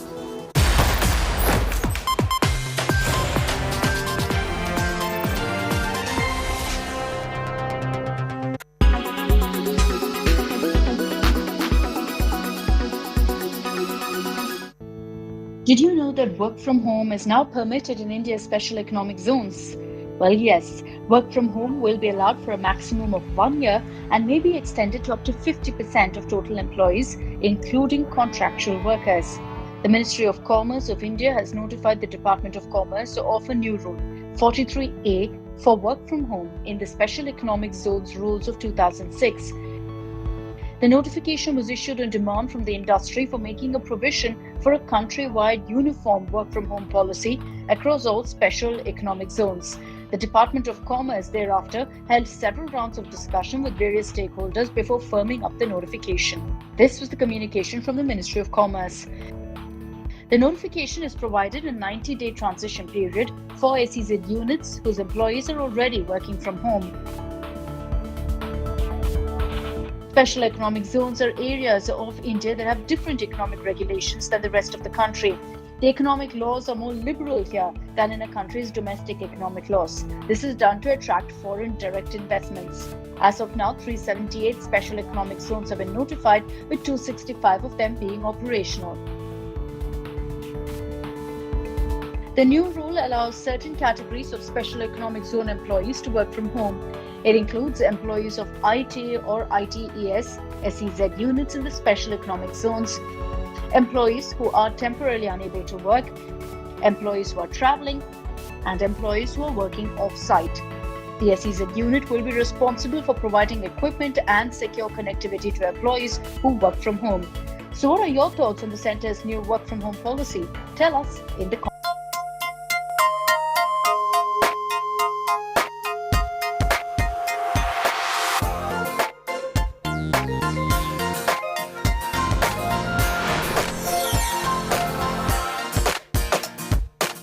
Hello and welcome. You're watching In the Club. I'm Droupadi Patel. This is where we get you the best from the world of entertainment. First up, Indian cinema's latest heartthrob Vijay Deverakonda is letting his actions speak louder than his words. Yes, I'm talking about his film Liger, with which he's making his Bollywood debut opposite Ananya Pandey. The makers of the film have launched the trailer at a grand event in Hyderabad, and he's seen in a never-seen-before avatar. Take a look at this special report.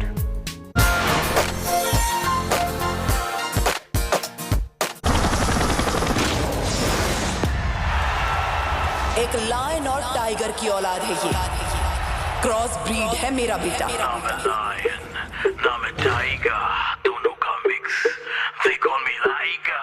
There's hardly any dialogue, but as they say, action speaks louder than words. That's what Vijay Deverakonda's Liger is all about.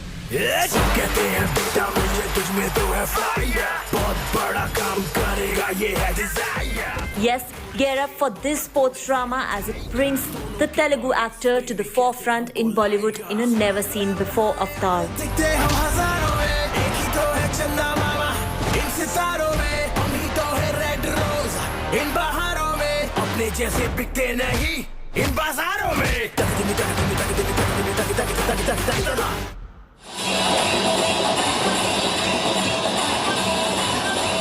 The makers flew all the way from Mumbai to Hyderabad with Ananya Pandey and director Puri Jagannath to launch the trailer of the film.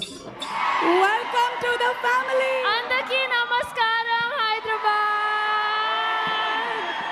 How did you like the trailer? Thank you so much for all the love. Thank you, thank you.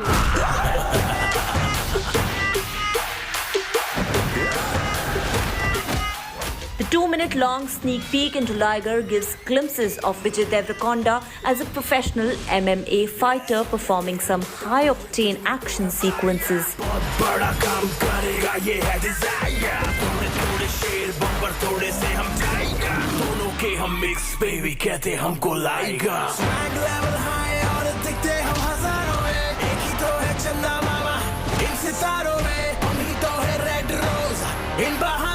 He also has a speech impediment and often is seen channeling his frustrations in the ring.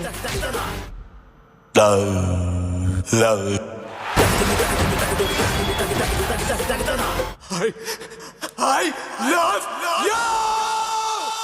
you! That's not all. While Ananya Pandey adds glamour with her screen presence as his love interest, Bahubali star Ramya Krishnan shines through it all as Vijay Deverakonda's on-screen mother who supports him from the sidelines. What's more, director Puri Jagannath has done something unthinkable by bringing the international icon Mike Tyson into the project. He arrives at the end of the trailer looking like a rodeo cowboy and appears to be playing some kind of villain in the film. If you're a fighter, what am I?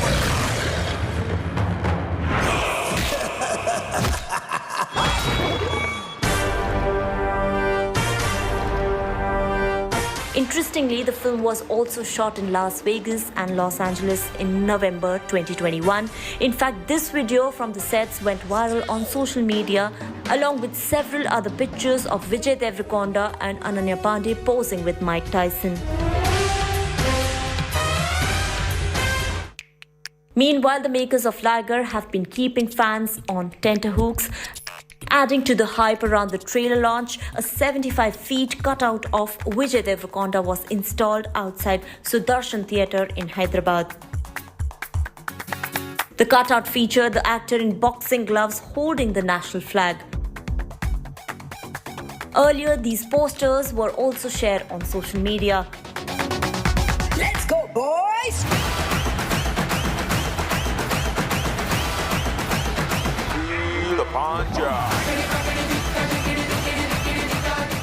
Even the first song, titled Akri Pakri, was dropped by the makers.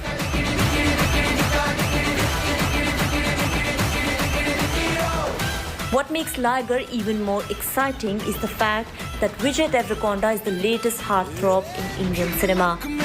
Oh my darling,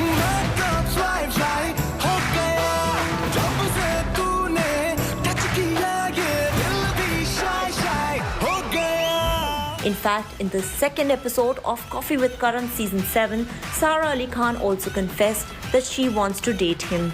Sara, give me a name of a boy you feel like you want to date today. Just No. Vijay Deverakonda. Vijay Deverakonda became a national crush after his performance in Telugu film Arjun Reddy. Hey, Amit!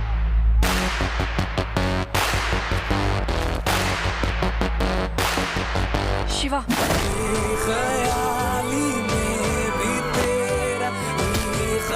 It was later on remade as Kabir Singh, with Shahid Kapoor essaying his role in the Hindi version.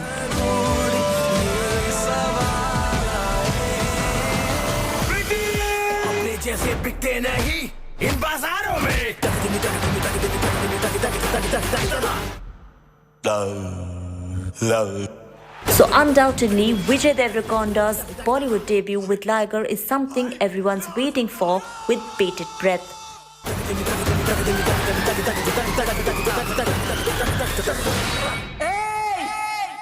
Backed by Karan Johar, the film will hit theatres on August 25th in multiple languages including Hindi, Tamil, Telugu, Malayalam and Kannada. I'm a fighter! If you're a fighter, what am I? Entertainment Bureau, India Today. The teaser of Vijay Sethupath's upcoming film 19-1A is out, while pictures of Shah Rukh Khan posing with his fans in London, where he's seen shooting for his film Donkey, are going viral on social media. This and much more, here's our popular segment, What's Trending.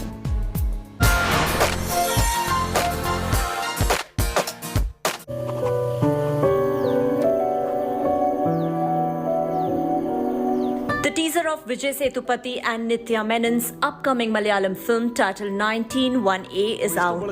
Directed by Indu, the Malayalam movie stars Vijay Sethupathi as a writer, while the female lead Nithya Menon will be seen playing the role of a woman who works at telephone booth and Xerox shop.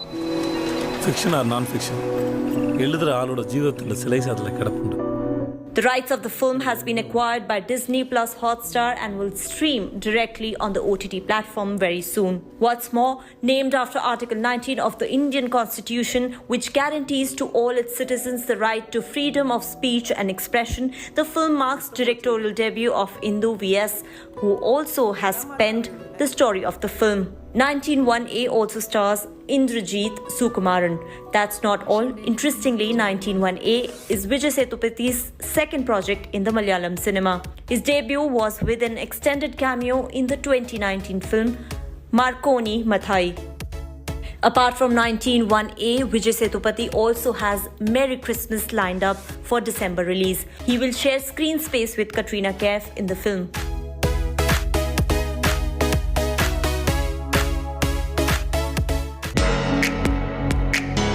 Shah Rukh Khan is currently shooting for Rajkumar Hirani's next Donkey in London, and several pictures of him posing alongside his fans are going viral on social media. These photos were captured after Shah Rukh took some time out from his busy schedule to enjoy a meal.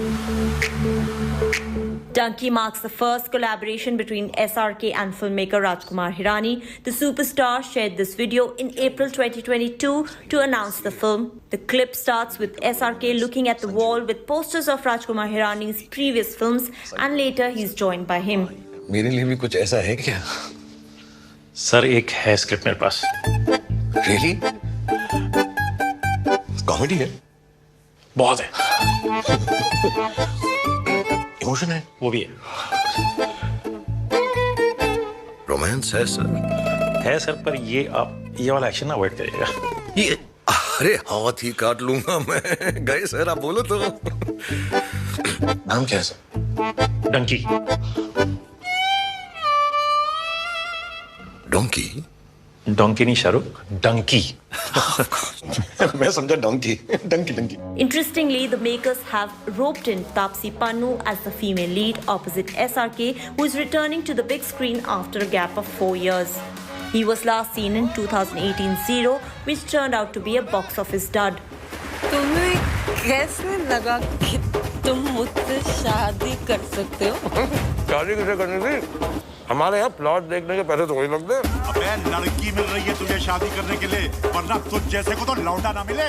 Apart from Donkey, SRK also has other interesting projects lined up, including Siddharth Anand's Pathan. He will be seen sharing screen space with Deepika Padukone and John Abraham in this action thriller, which is set to roll out in cinemas on January 25th, 2023. और जिनका नाम नहीं होता, उनका नामकरण उनके साथ ही कर देते. तो ये नाम क्यों पड़ा, कैसे पड़ा, इसके लिए थोड़ा सा इंतजार कीजिए. Shah Rukh Khan also has at least Jawan in his kitty. The film also stars Nayanthara, Sania Malhotra and Sunil Grover in key roles. Good to go, Chief.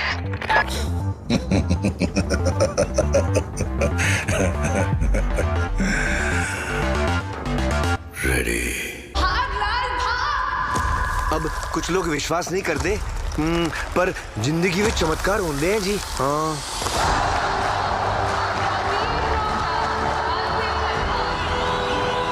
कहती थी कि हर एक दी अपनी तकदीर होती है.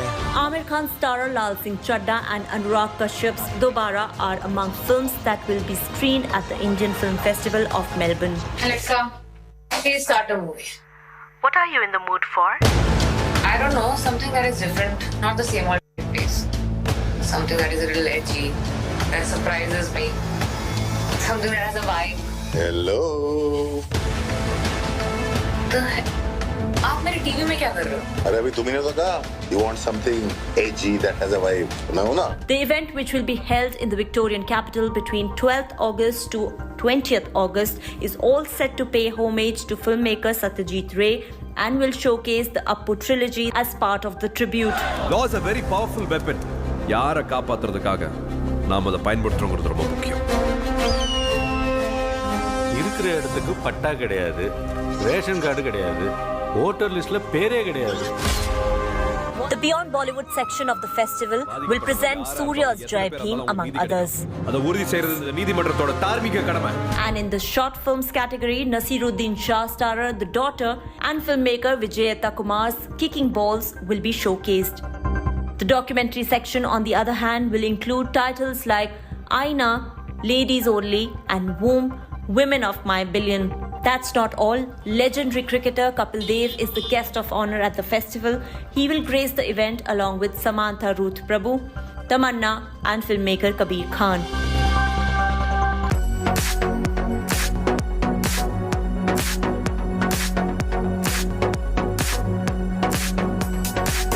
Katrina Kaif took to social media to share these pictures from her recent Maldives vacation. In the photos, she can be seen enjoying her time in the Paradise Nation.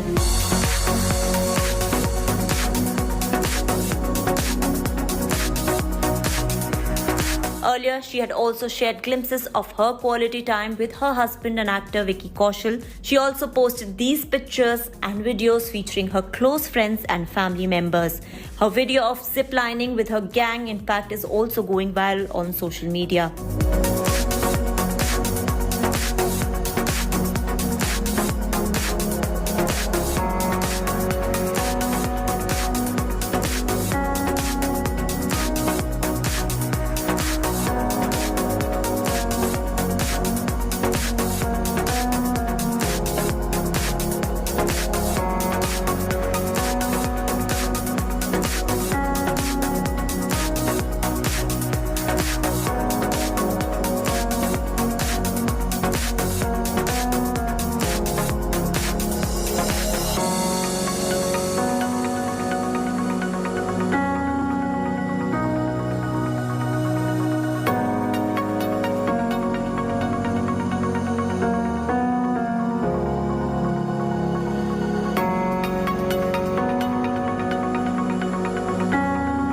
Meanwhile, on work front, Katrina Kaif has a couple of interesting projects lined up, including Merry Christmas alongside Vijay Sethupathi and Phone Booth with Ishan Khattar and Siddhant Chaturvedi.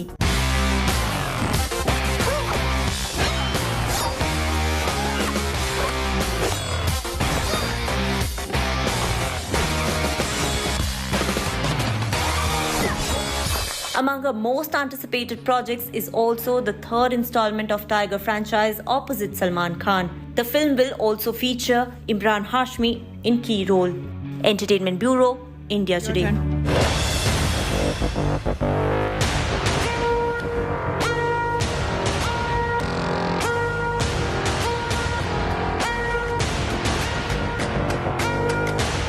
Ready? Tiger always ready. It's time for a short break now, but there's lots more coming up on the other side, so stay tuned to In the Club.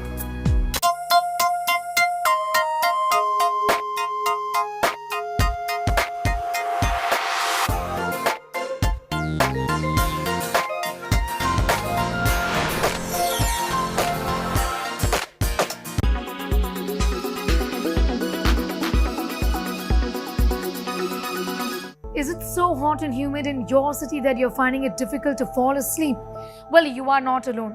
Hundreds and lakhs of people in India are facing this problem, and now it has been documented.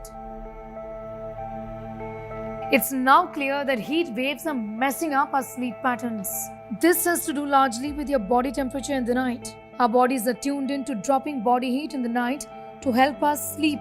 The hormone melatonin serves essentially as a natural alarm clock. When it's nighttime, it widens the blood vessels in our hands and feet to get rid of heat from our bodies. So what really happens when the air around us is too hot? When temperature goes up, deep sleep gets affected. Deep sleep for at least a few hours is the bare minimum we all need to ensure our body truly gets the rest it requires. Sleep deprivation can lead to various mental health disorders. The most commonly seen are depression and anxiety. Chronic insomnia, that is chronic sleep disturbances, can lead to something called as early onset dementia, which is again a memory disorder. So it is important in order to maintain our mental health as well as physical health that we give ourselves adequate sleep. Now, there is not just the problem of rising temperatures, there is also the problem of the pandemic. COVID-19 has interfered with our sleep patterns, and this too has now been documented. The pandemic ruined sleep cycles. The stress and anxiety of COVID added to the work from home patterns completely hit our lifestyle choices. A recent survey by a social media platform found that 54%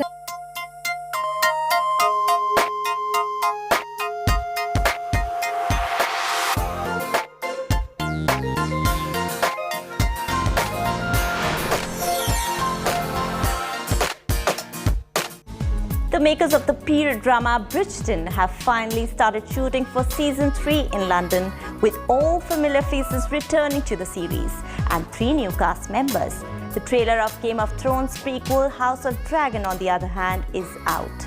It's time now to fly 7 seas across to check out the biggest newsmakers from the West. Here's Fully Foreign.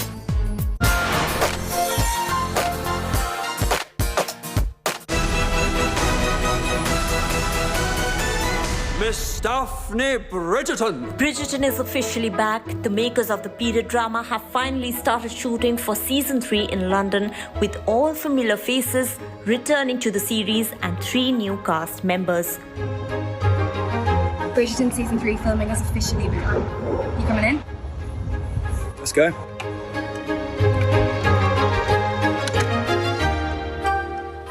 The latest additions are Daniel Francis, who is known for his role as Dave Shaw in the Netflix thriller Stay Close. He will be essaying the role of Marcus Anderson. The second face is Sam Phillips, who previously appeared in The Crown, and he will be playing the role of Lord Debling, a genial lord with unusual interests in the series.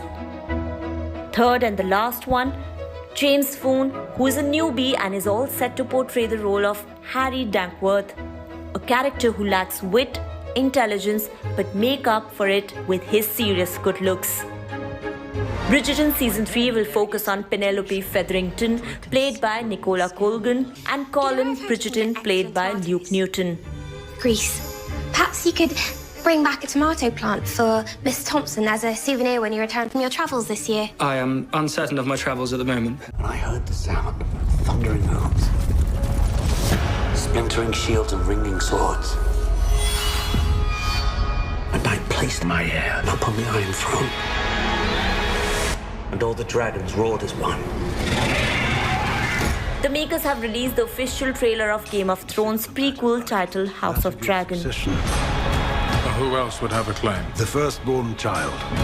Rhaenyra. The release comes ahead of Dragon's San Diego Comic-Con, which will mark the return of the franchise to the fan event for the first time since 2019. Rhaenyra's succession will be challenged. Knives will come out. Based on George Martin's Fire and Blood, the series is set 200 years before the events of Game of Thrones and tells the story of House of Targaryen. I'm your heir. War is afoot.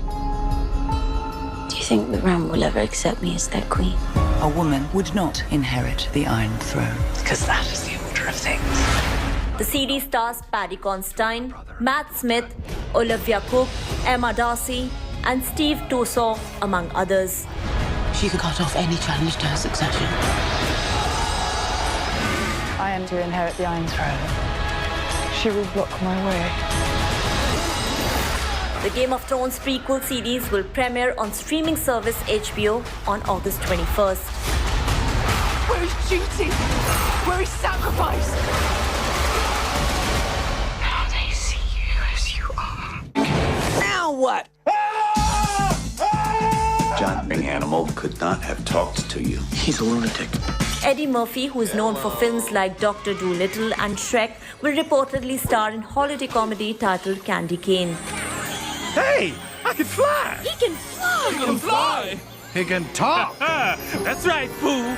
Veteran filmmaker Reginald Hudlin will be helming the movie, who has previously worked with Eddie Murphy in 1992 film Boomerang. Candy Cane is the first project under Eddie Murphy's 3 movies and first look film deal with Amazon Studios, which came following the blockbuster performance in 2021's Coming to America.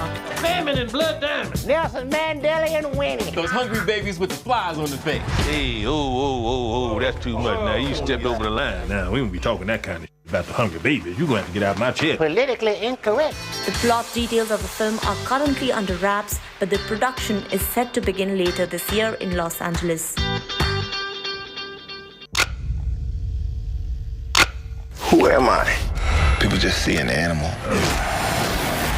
Streaming service Hulu released the trailer of their upcoming limited series titled Mike, and it shows how controversial boxer Mike Tyson grew into such a vicious fighter from a young age. Children, praise be to Allah. Don't you want to change your life? And I won't. Your superiority will be undeniable. They'll love you as much as they fear you.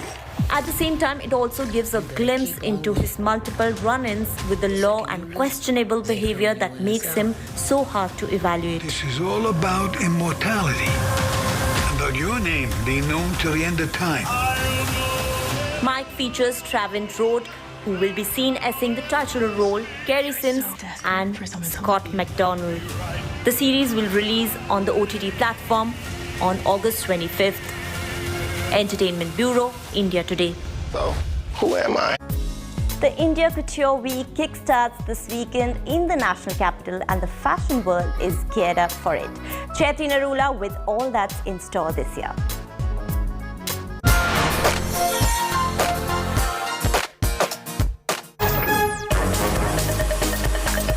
The Fashion Design Council of India is all set to celebrate 15 years of India Couture Week. We're really happy to be back with a physical show, as really it is clear that couture can't be just enjoyed on a smartphone. You somehow miss the grandeur, the detailing, and the sheer artistry that the segment boasts of. We have, as always, some of the best names to show in this season. Couture is more of a cultural phenomenon world over. Take, for example, the Paris Haute Couture Week that just wound up, and the cultural statements made by Balenciaga, Olivier Rousteing, for Jean-Paul Gaultier, Rahul Mishra, and Iris Van Herpen. Back home in India, a total of 13 couturiers are all set to showcase at the FDCI India Couture Week that begins on July 22nd. This year marks the 15th edition. This is the 15th edition. And we've managed to grow by leaps and bounds, and where we started and how we've evolved and got better and better. This year, there are 5 off-site shows that we have upped the ante with and added ultra luxury to the already glamorous vocabulary that we have in this segment.